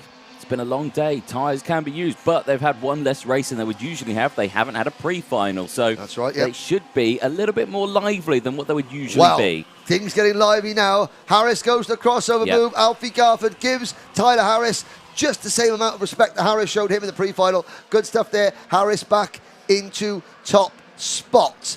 But game on. The clock in Junior TKM strikes 0 now. There we go then, side by side, and again Garford taking the long way round, looks to get the switch back but can't quite do it as Harris just parks that car in the middle of the track, but he's got past again. So he did that before they even exited the corner. So that was all that was that Garford took the normal racing line on the exit, could carry the speed, and Harris just slowed it down a little bit so he could get in the middle of the track. Harris expected the crossover move, and Alfie went, okay, I'm just going to go carry on going around the outside. So, let's see. The racing has been superb between these two. They've got one more lap to go. Who is going to emerge in front? Now Harris gets to the inside and forced his way past Garford out onto the banking. Garford trying to go high, wide and handsome. Harris gives him room. Is he going to squeeze him as they go onto the bridge? He's going to squeeze him, and Garford comes out in front. Down the hill we go. Garford, the more experienced of the two, forces Harris right to the inside. Now Tyler Harris goes to the outside. Now it's time for the crossover, but Garford's going to have the inside line. Harris checks over his shoulder. The chasing pack are closing in, but it's going to be a head-to-head fight. I can't wait to see what happens between these two drivers going into the last couple of corners. Garford has it. Harris is going to get a good run. He clips the curb there. He's not going to have a run into the Bobby Game corner. I don't think. It's now or never for Tyler Harris. It's now or never for Garford to finally get that first win. It really is going to be just one more corner to get this done, and it's not going to happen. So the number one is the number one for one final time across the line. Garford will win the final round of the championship, but he loses the one, and they're celebrating in the grandstands there as Tyler Harris finishes second. Yihan Kalachan finishes third from Luke Bates' fourth place, but it can be overshadowed by Leon Frost, who finishes on track in P5, but becomes your 2022 Wera Tools British Kart champion. Ciao! There we go. And yes, so Leon Frost finished in 5th place. Leo Robinson takes home 6th. 7th for Joe Cheek, and there's some great sportsmanship. I don't often say this, and this is not a slight. Tyler Harris, he's just that little bit too nice. It's, you know, he's a great driver, and again, that is the type of racing that you want to see between the two drivers, Garford and Harris. But when push came to shove, Garford was more inclined to really squeeze Harris to the inside and force Harris to get out of the accelerator. That's sometimes that sort of the great white shark killer instinct that every karter does need at some point. And Garford is rewarded with his first British Championship win. Let's take nothing away from Tyler Harris, who's been superb all weekend. He finishes second. Oh, and the number 31 kart of Joel Hull has stopped on the slowing down lap. Yihan Kalachan, another podium for the Klassen Motorsport team, and Yihan Kalachan, that is his 3rd podium of the season for the English champion, the E-plate holder. And here is Alfie Garford. Now he steps on to the weighbridge. The number one, he's represented the class with that number one, and he finishes his, or I'd imagine would be his junior career, in P1 on the podium. Great stuff.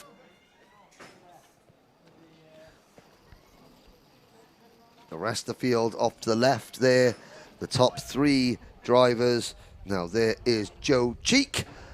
Now Joe again had a nasty accident at Kimbolton in a club meeting, and actually nicked his main artery in his leg, and the paramedic teams there were very quick on the scene there. So he has come back from injury this year. A quick glance at the provisional seeded positions. Tyler Harris would get P2 in the championship. Dara McInerney will be 3rd in the championship. Yihan Kalachan 4th, Luke Bates 5th, Leo Robinson 6th, Ollie Rands 7th, Olivia Jenkins will be 8th for the 2nd year running. Ollie Rands beats Olivia Jenkins in a tiebreaker. They finished 7th and 8th in that final position, in that final.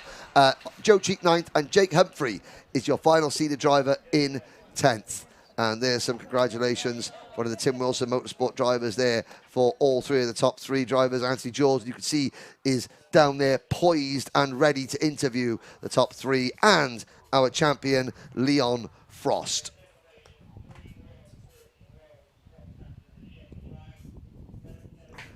So for the penultimate time today, Mr. Jordan will be speaking to our podium finishers, and then it will be one more race to go. The last race of the day will be TKM Extreme. So Anthony Jordan is in the paddock right about now.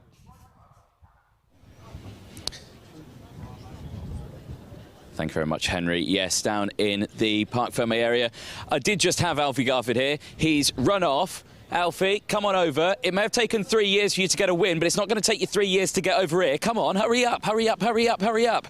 Right, so congratulations, 3 years in the waiting, but you've come away with a final victory. Yeah, it's about time. About time. Yeah. Obviously, not the championship this year. Obviously, you missed the first 2 rounds. Obviously, you were having a splash in Junior X30, but nonetheless, you've come back into the season. You're coming back strong as well. And I mean, you know, it shows that you've still got the pace out there, and it shows you've still got the championship fight in you. Does this mean, like, next year we're going to see you in one kart all the way through the season this time? Yes, I think so. I think we're going to be going to try and get another #1 next year. So. Yeah. That's the plan. That's the plan. Who'd you like to thank in this one? I'd like to thank my mum, my dad for bringing me here, My sponsors, Next Base Dash Cams and Motorbase, they make it all possible. And my granddad for coming along. He's over in the gate right now. Brilliant stuff. Well, congratulations. Just going to make sure that bumper's definitely still on there, isn't it? Yeah, it's definitely still on there. We've got new regulations for next year, haven't we? Yeah, it's all the Euro style, yeah. Yeah, we've got plastic bumpers next year, haven't we? Good stuff. Well done, mate. Alfie Gaffer there. Tyler Harris, as Henry said it, probably the nicest driver in the paddock. Maybe a bit too nice out on track, but phenomenal race from yourself. Second out there on track. Congratulations. Yeah, thank you. Leading most of the race to get done in the last 2 laps. But I didn't need to risk anything too much to get P2 in the championship. No. So, it's still good. You've come away with a fabulous result, of course, and like you say, you're stretching your legs out in some nicer, warmer climates at the moment, because you may be nice and warm because you just finished a session, but I'm absolutely freezing. But, you know, to finish here this weekend, you know, the championship with the P2 on track, and, of course, P2 in the championship, a nice feeling for yourself, I'm sure. Yeah, definitely, especially after the rocky start to the season. Yeah, so nice to finish on a high. Who would you like to thank? I'd like to thank Talgo Racing, my dad on the spanners, and everything, really. My mum for coming to support me, and everyone watching at home, like in the UAE, China, and here. Yeah. Well, fabulous stuff. Tyler Harris, congratulations. Well done. Fabulous season from yourself. Yeah, thank you. Excellent. Let's chat to our third place man, Mr. Yihan Kalichern. Yihan, our driver of the day as well from one of the rounds. So, you know, third place in the final round. That's quite nice to end the season on, isn't it? Yeah, it's quite nice to, yeah. And then, yeah, I'm just speechless, kind of. Yeah.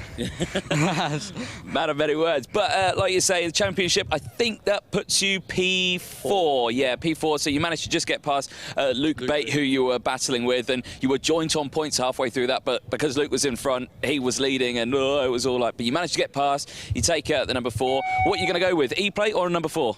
Probably E-plate, I think. Probably E-plate? I think so. Yeah. That's probably a nice one to go for, isn't it? It's more distinctive. But anyway, congratulations on that. Who would you like to thank?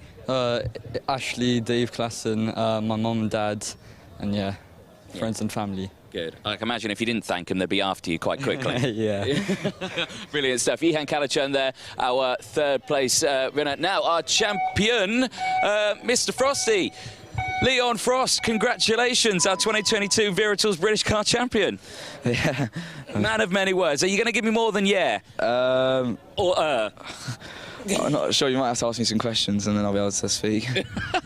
Right, OK. First question is, what was the strategy for this weekend? Because we didn't see you yourself fighting at the front. You were just hanging back, relaxing, not worrying about anything. I mean, I wanted to qualify at the front on Saturday and I didn't because I messed it up, but I sort of had to finish top 6, and obviously I didn't start top 6 for the final, so I just had to work a bit hard in the final, and then just the top 6 would have sealed it, and that's what I did.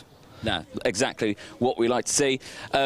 Dan, get off your phone. Present, please, Mr. Leon Frost with our number 1 plate, of course, winning our Wera Tools British Kart Championship in 2022. Who would you like to thank? I'd like to thank, obviously, my mum and dad, my granddad, and my team, Tim Wilson Motorsport, Ant for helping me get out in the second heat today, and Litchfield, Jade, and just everyone else that's helped out, and Spellfame. Well, brilliant stuff. Congratulations. Leon Frost, our Wera Tools British Kart Championship in 2022. Well done. Thank you.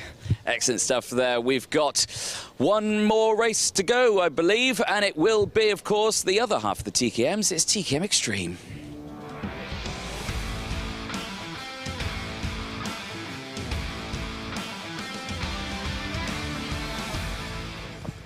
Yes, Anthony, once more into the breach, dear friends, once more at Shakespeare. Here is your starting lineup for TKM Extreme coming up very, very shortly. It's the last race of the day, and it's Jack Saunders who will start on pole position alongside Aaron Lask, Spencer Lane and Sam Johns on row number 2. Row 3, Ashton Cox and Michael Cornell, Archie Strong and Kian Bennett on row number 4. Isaac Marsh and Megan Lawson start from row 5. Ben Watson and Harvey Roth start from row number 6. Chris Whitton, our champion, starts on row 7 alongside Lee Whittingham. Charlie King will be starting on the 8th row of the grid. Sadly, no Kai Springfield. But the season so far, Chris Whitton won the opening round At Shellington, Sam Johns won at Warden Law. Chris Whitton won again at Rissington. Harvey Roth came back with a win at Wilton Mill, and Whitton sealed the championship with a win yesterday. Chris has no less than 8 wins in the modern era of the British Championship. On the all-time winners list, that puts him alongside Oliver Greenall and 2017 World Karting Champion Danny Curl on 8 wins. Kai Hunter has 12 wins to his name, so Whitton would put himself his equal second at the moment. He would go into his sole possession of second place on the all-time win list. If he can win this race, it'll be very, very tough because he is wanting to stay out of trouble in that number 7 kart. Now, the grid order seems to be, there's a Spencer Lane in the number 7 kart, Whitton in the number 5 kart, starting a bit further back. Now, the only driver in this field who has not got a top 10 finish in the finals this season is number 36 rather, Megan Lawson, and she starts 10th on the grid for this one. So if Megan can just stay where she is, then we will have a situation where every driver in the class has got at least one top 10 finish in the finals. They come to the line for the last time today. Lights are out. We're off and racing. One driver in the back there, slow to get underway, but the leaders go through, and it's Jack Saunders who has the advantage. Although Aaron Lask sweeps to the inside to take the lead, going into turn number 3, and Spencer Lane having a little look at the inside as well. Sam Johns is fourth, the leading Tim Wilson Motorsport entry. But as the field head down towards hairpin number 1, it is Lask. Oh, and Saunders squeezing himself wide there. He's going to get a great cutback, and Jack Saunders takes over the race lead as they head into the second hairpin. And look at number 58, that Gillard chassis of Ashton Cox getting involved up into 5th position on the Gillard chassis. That's a 2021 chassis.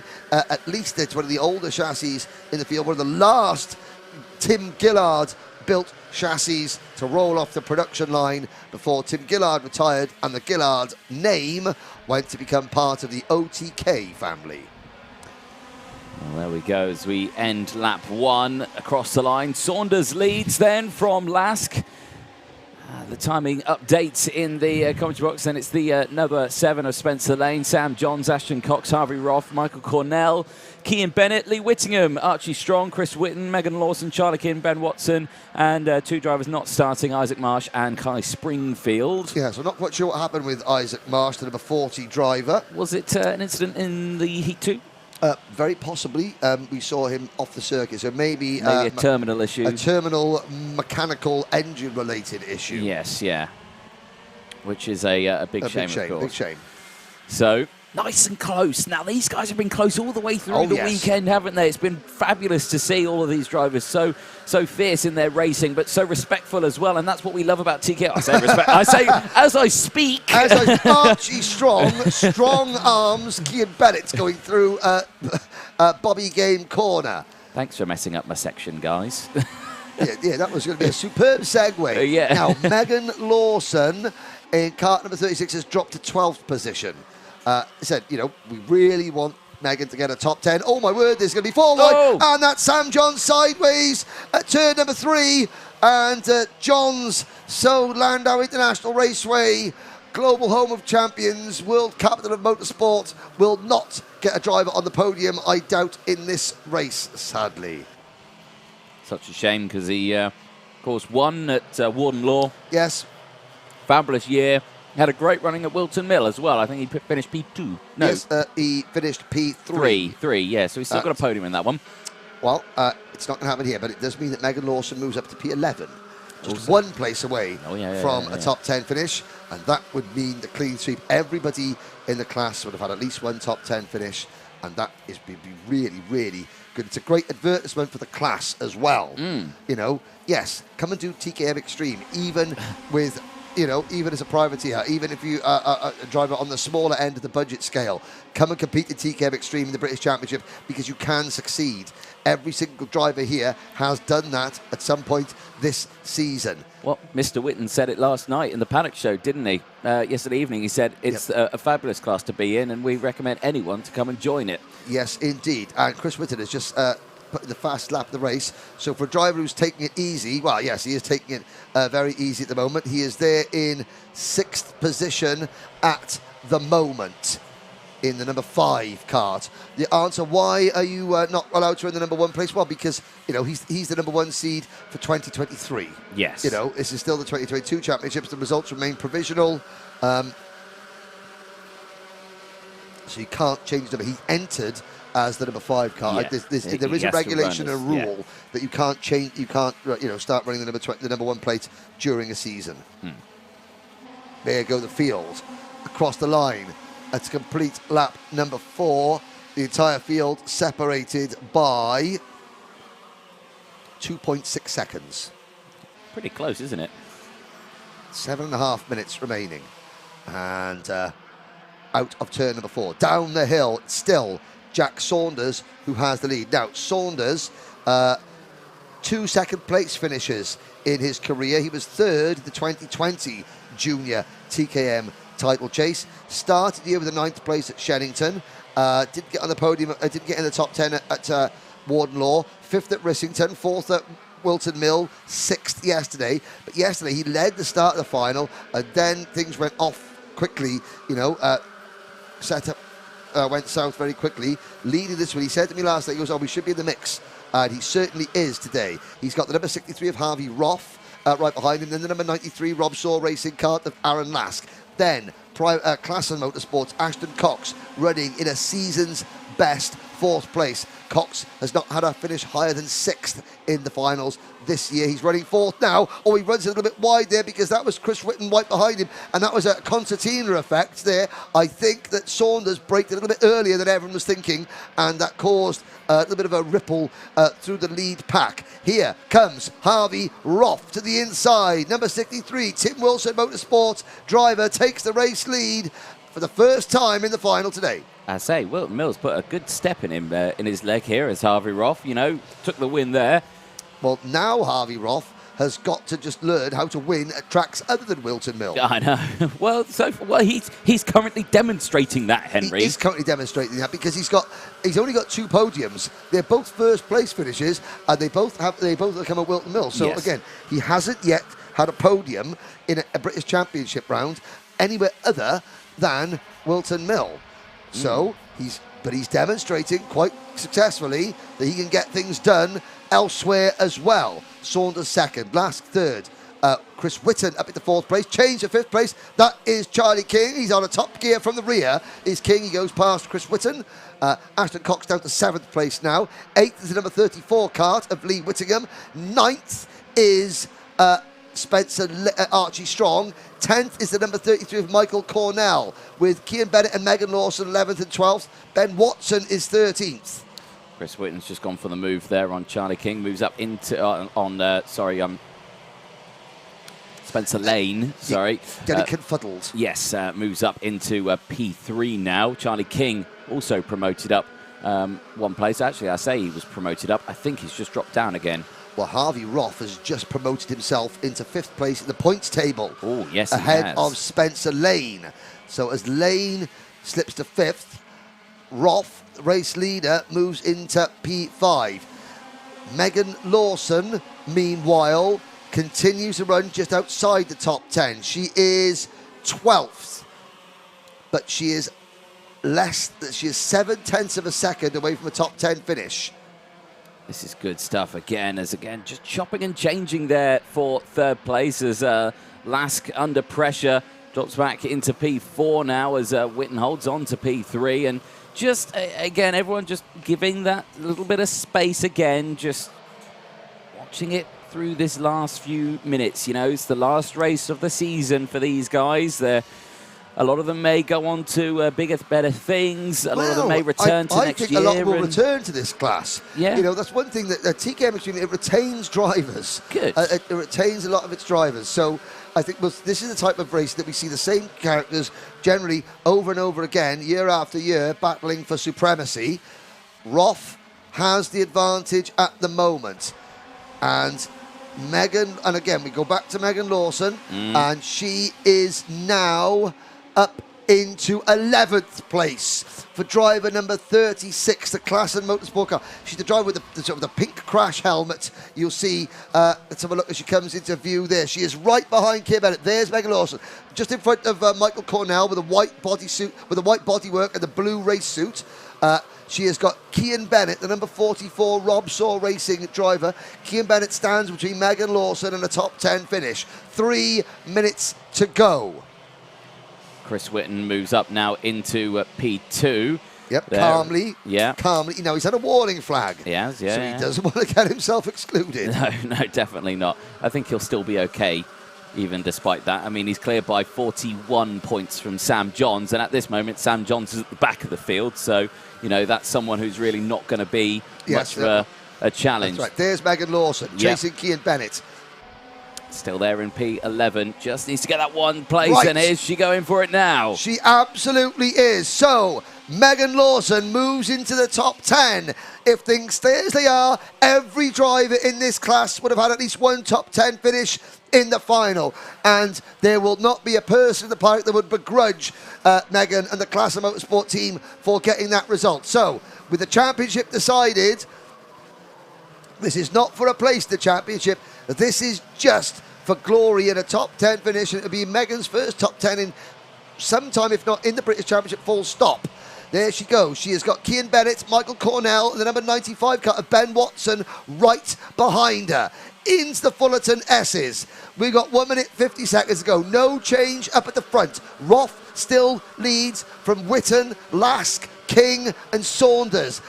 Lane is next at a gap of 0.7 of a second to Cox, Strong, Whittingham, and then another gap back to Megan Lawson in P10. Now we've got a change, Anthony. Yeah, Chris Whitten dives to the inside through turn 1, gets past Harvey Roth, who fights back immediately and dives to the inside, almost collides with Chris Whitten there for the race lead, but amazingly, they both come out unscathed.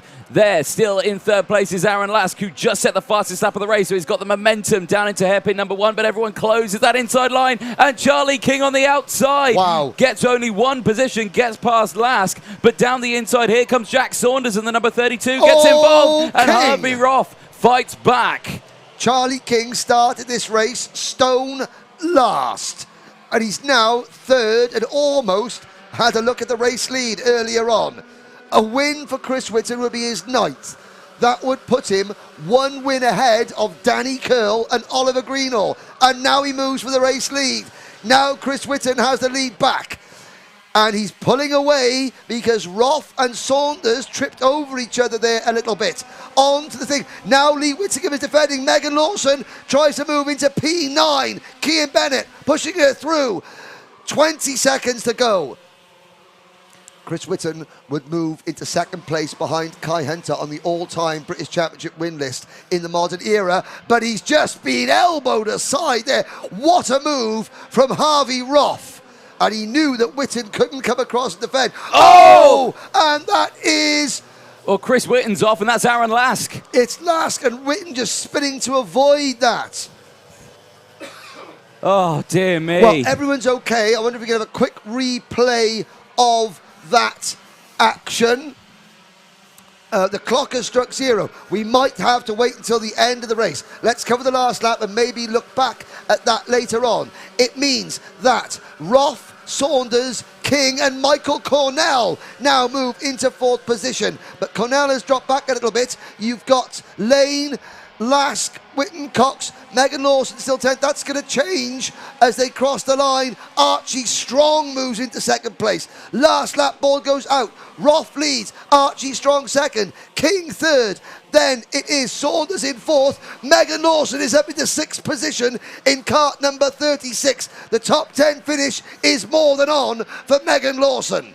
Here we go then, down into hairpin number 1 then for the final time, and Roth leads with a commanding lead, 0.7 of a second over the driver just behind, which is, at this moment in time, Archie Strong. You know, Archie's had a fabulous weekend all weekend, but this time around he's going to finish this race potentially on the top step, or the top 3 steps, I should say. I hope Archie's dad has checked his sugar levels ahead of this one, because he's going to need Archie Strong is going to look for a podium. Here comes Jack Saunders at the inside of Charlie King and Ashton Cox, and here comes Megan Lawson trying to get onto the podium. 2 corners to go. It's going to be a win for Harvey Roth. Second for Archie Strong, a career best for Archie. A 3rd British Championship win for Harvey Roth. And as Jack Saunders completes the podium, Charlie King from the back of the grid to take 4th position. Ashton Cox, season best result for Ashton on the Gillard chassis. And it is a top 10. It's better than that. It's a top 6 finish for Megan Lawson. She does it. Everyone in the field has a top 10 finish for the season. A great advertisement for TKM Racing. Equality and parity are king, but there is your 2022 TKM Extreme King. It is Chris Whitten. It wasn't a 9th win. He remains on 8 victories. Cian Bennett was 7th, Michael Cornell 8th, Ben Watson is 9th, Lee Whittingham rounds out a very emotional season. A big hello to Lee and all his family. We hope you've enjoyed your season together with us in 2022. We know it's been a special one for lots of reasons, and Lee Whittingham finishes with a top 10 finish. Chris Whitten, well, that's the first time he's finished last all season. Let's have a quick look at where that race unfolded. A lap and a half from home, coming into the first hairpin. Now, you can see Aaron Lask there, and he got a little bit of help from Jack Saunders, I think, and he bounced up over Spencer Lane. Chris Whitten having to take evasive action, just spinning himself into the tyres. So, who won the championship with Team Extreme? Well, Chris Whitten did. There is Archie Strong. That is Archie's first British Championship podium, and he finishes, but he just missed out on a national ranking, I think, did Archie. But we'll update that now, if we can.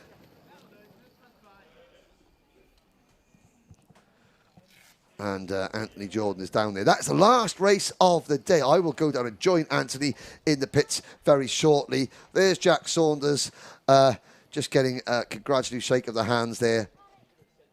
There's Archie Strong in the glasses, and that's his first podium, first career podium for Jack Saunders. That would be his 3rd career podium. Harvey Roth has now got 3 wins to his name in the British Championship. He's only ever finished at the podium 3 times.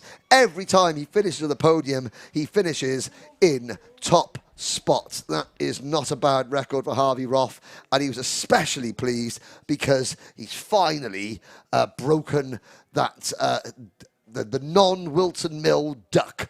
He has now won a round of the British Championship at a track other than Wilton Mill. And a bit of a breathless end to the 2022 TKM Extreme season. And you can see the spectators and the other drivers, the family members on the banking coming back towards the pit lane. But Anthony Jordan is down in the paddock speaking to our winners. Thank you very much, Henry. Yes, down in Park Family area, and as you can see, drivers here, despite everything, still congratulating each other. But let's chat to a man here, Harvey Roth. Harvey, well, you've finally shown that you can win a final at a different track other than Wilton Mill. Congratulations. Thank you very much. I've been given stick for that a very long time, so very happy about that.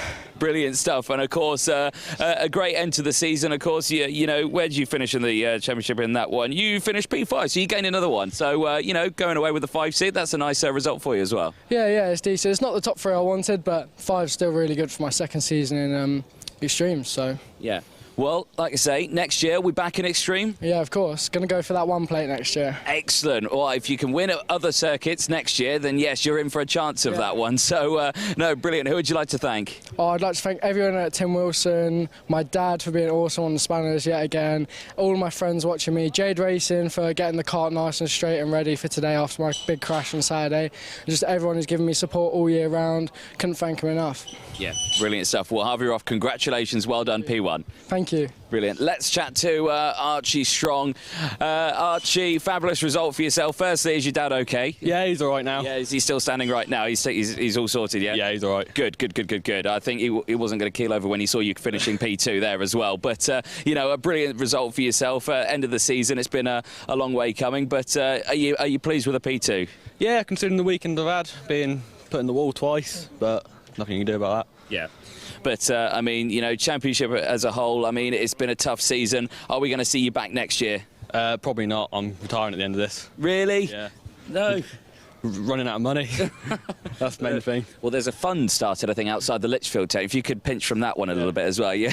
But no, well, it'll be a shame to not have you back out in the paddock for next year. But like you say, you've been working on the kart yourself. Look, I mean, your hands, yeah, look at that. That's a working pair of hands there, and the suit covered in oil as well. Yeah. But, you know, second result for the final race of the season. I'm sure you can be happy with that one. Yeah, I'm happy with that. Anyone you'd like to thank? Mum and Dad, everyone that's helped me, Talco and BRT for the engines. No, brilliant stuff. Archie Strong, congratulations, P2. Cheers. Excellent. Let's chat to third place, Mr. Saunders. Jack, well, interesting final from yourself on that one. Busy one as well. Lot of work you had to do. Yeah, obviously started pole. Stayed in the lead for a little while, got overtook, sat there, then 3 laps to go, it sort of, well, just fell in on each other, yeah, it all happened, didn't it? All come together, finished third on the road, without a nose cone. I think it was second in the championship, or third in the championship. I did have it on my phone a second ago, but it's all just updated. Thank you very much, Ian, for that one. But, you know, a brilliant result for yourself. And like I say, next year we're going to have Harvey back. We're not going to have Archie, but are we going to have yourself back? Yeah. Yeah. We're going to go for a list. Yeah, good. That's what we want to see. I mean, if we're going to have 2 of you wanting to fight for that number 1, it might make it a bit exciting. Definitely. Yeah. Who would you like to thank? I'd like to thank everyone at Talco, Alan Turney especially, and Dad for the spanners, and Chris Whitten for all his help. The past couple of weekends has really paid off. Yeah, spot on. So another Chris Whitten build engine, ladies and gentlemen. But congratulations there to Jack Saunders. But finally, the man who built the engine himself, like we were saying, you're building the engine for Jack Saunders there. But yourself, champion yesterday. Now it's official. You are our 2022 British Kart champion in TKM Extreme. Congratulations. Thank you very much. I mean, talk us through. The season itself has been brilliant. There's been ups, there's been downs. You know, we've had victories, we've had losses, but this time around, not the way you probably wanted to end a final, but nonetheless, you've come away on top. What happened there as well? Well, we started from the back, so it was always going to be sort of tough to come through. So, sort of got there, and it was always going to be sort of quite hard battling because there's other people fighting for their championships as well. So it all got a bit exciting and a bit hectic, and unfortunately didn't come out on top this time, but we have other times. So. Yeah. Well, still, a fabulous result for yourself. I think we'll introduce Dan Parker at this point, who will present you with your number 1 plate. And, of course, you are champion in 2022 for the Wera Tools British Kart Championship. Chris, the last thing we'll say to you is there anyone you'd like to thank? Just like to thank my mum and dad, everyone else at home that supported us and helped, Alan, Mark and Joe at Talco, and Kelgate Performance for the brakes. Yeah, brilliant stuff. Again, a driver who can finish a whole weekend and still have better hair than either of us two. Henry, come on in. I think we'll end this one with Chris. I think we should because, you know, TKM Extreme, you know, other classes they might think, oh, but this driver here, you have won just as many rounds the British Championship as Danny Curl, 2017 World Champion, as Oliver Greenall, you know, multiple champion in Europe as well. You've won many rounds before the modern era as well, and you showed that this year we just had the entire field has now got a top 10 finish in the final. What does that tell you about the class and why people should want to come into TKM racing? Yeah, I think obviously you saw the racing then. It's so close in TKM. Everyone can be within a couple of attempts, and then the racing is always really good. And you don't need to throw mega money at engines and karts and everything to race at the front. So. Well, unless they want to throw mega money at your engines, is that what you're trying to say? Yeah, quite happily. Yeah. But I mean, no, congratulations, you're well done. A great way to finish the season of TKM and IAME. Again, I hope you enjoyed watching the show. I mean, Anthony, it's been a really, really good weekend. PFI has provided a fantastic backdrop. We've got one more event to go, one more, and that's at Wilton Mill. It is indeed, yes. Make sure you are subscribed for that one. You can check it all out on the Motorsport UK YouTube channel and, of course, the Alpha Live YouTube channel as well. But from myself, Henry, Chris Whitten, he did all right, didn't he? It's bye for now.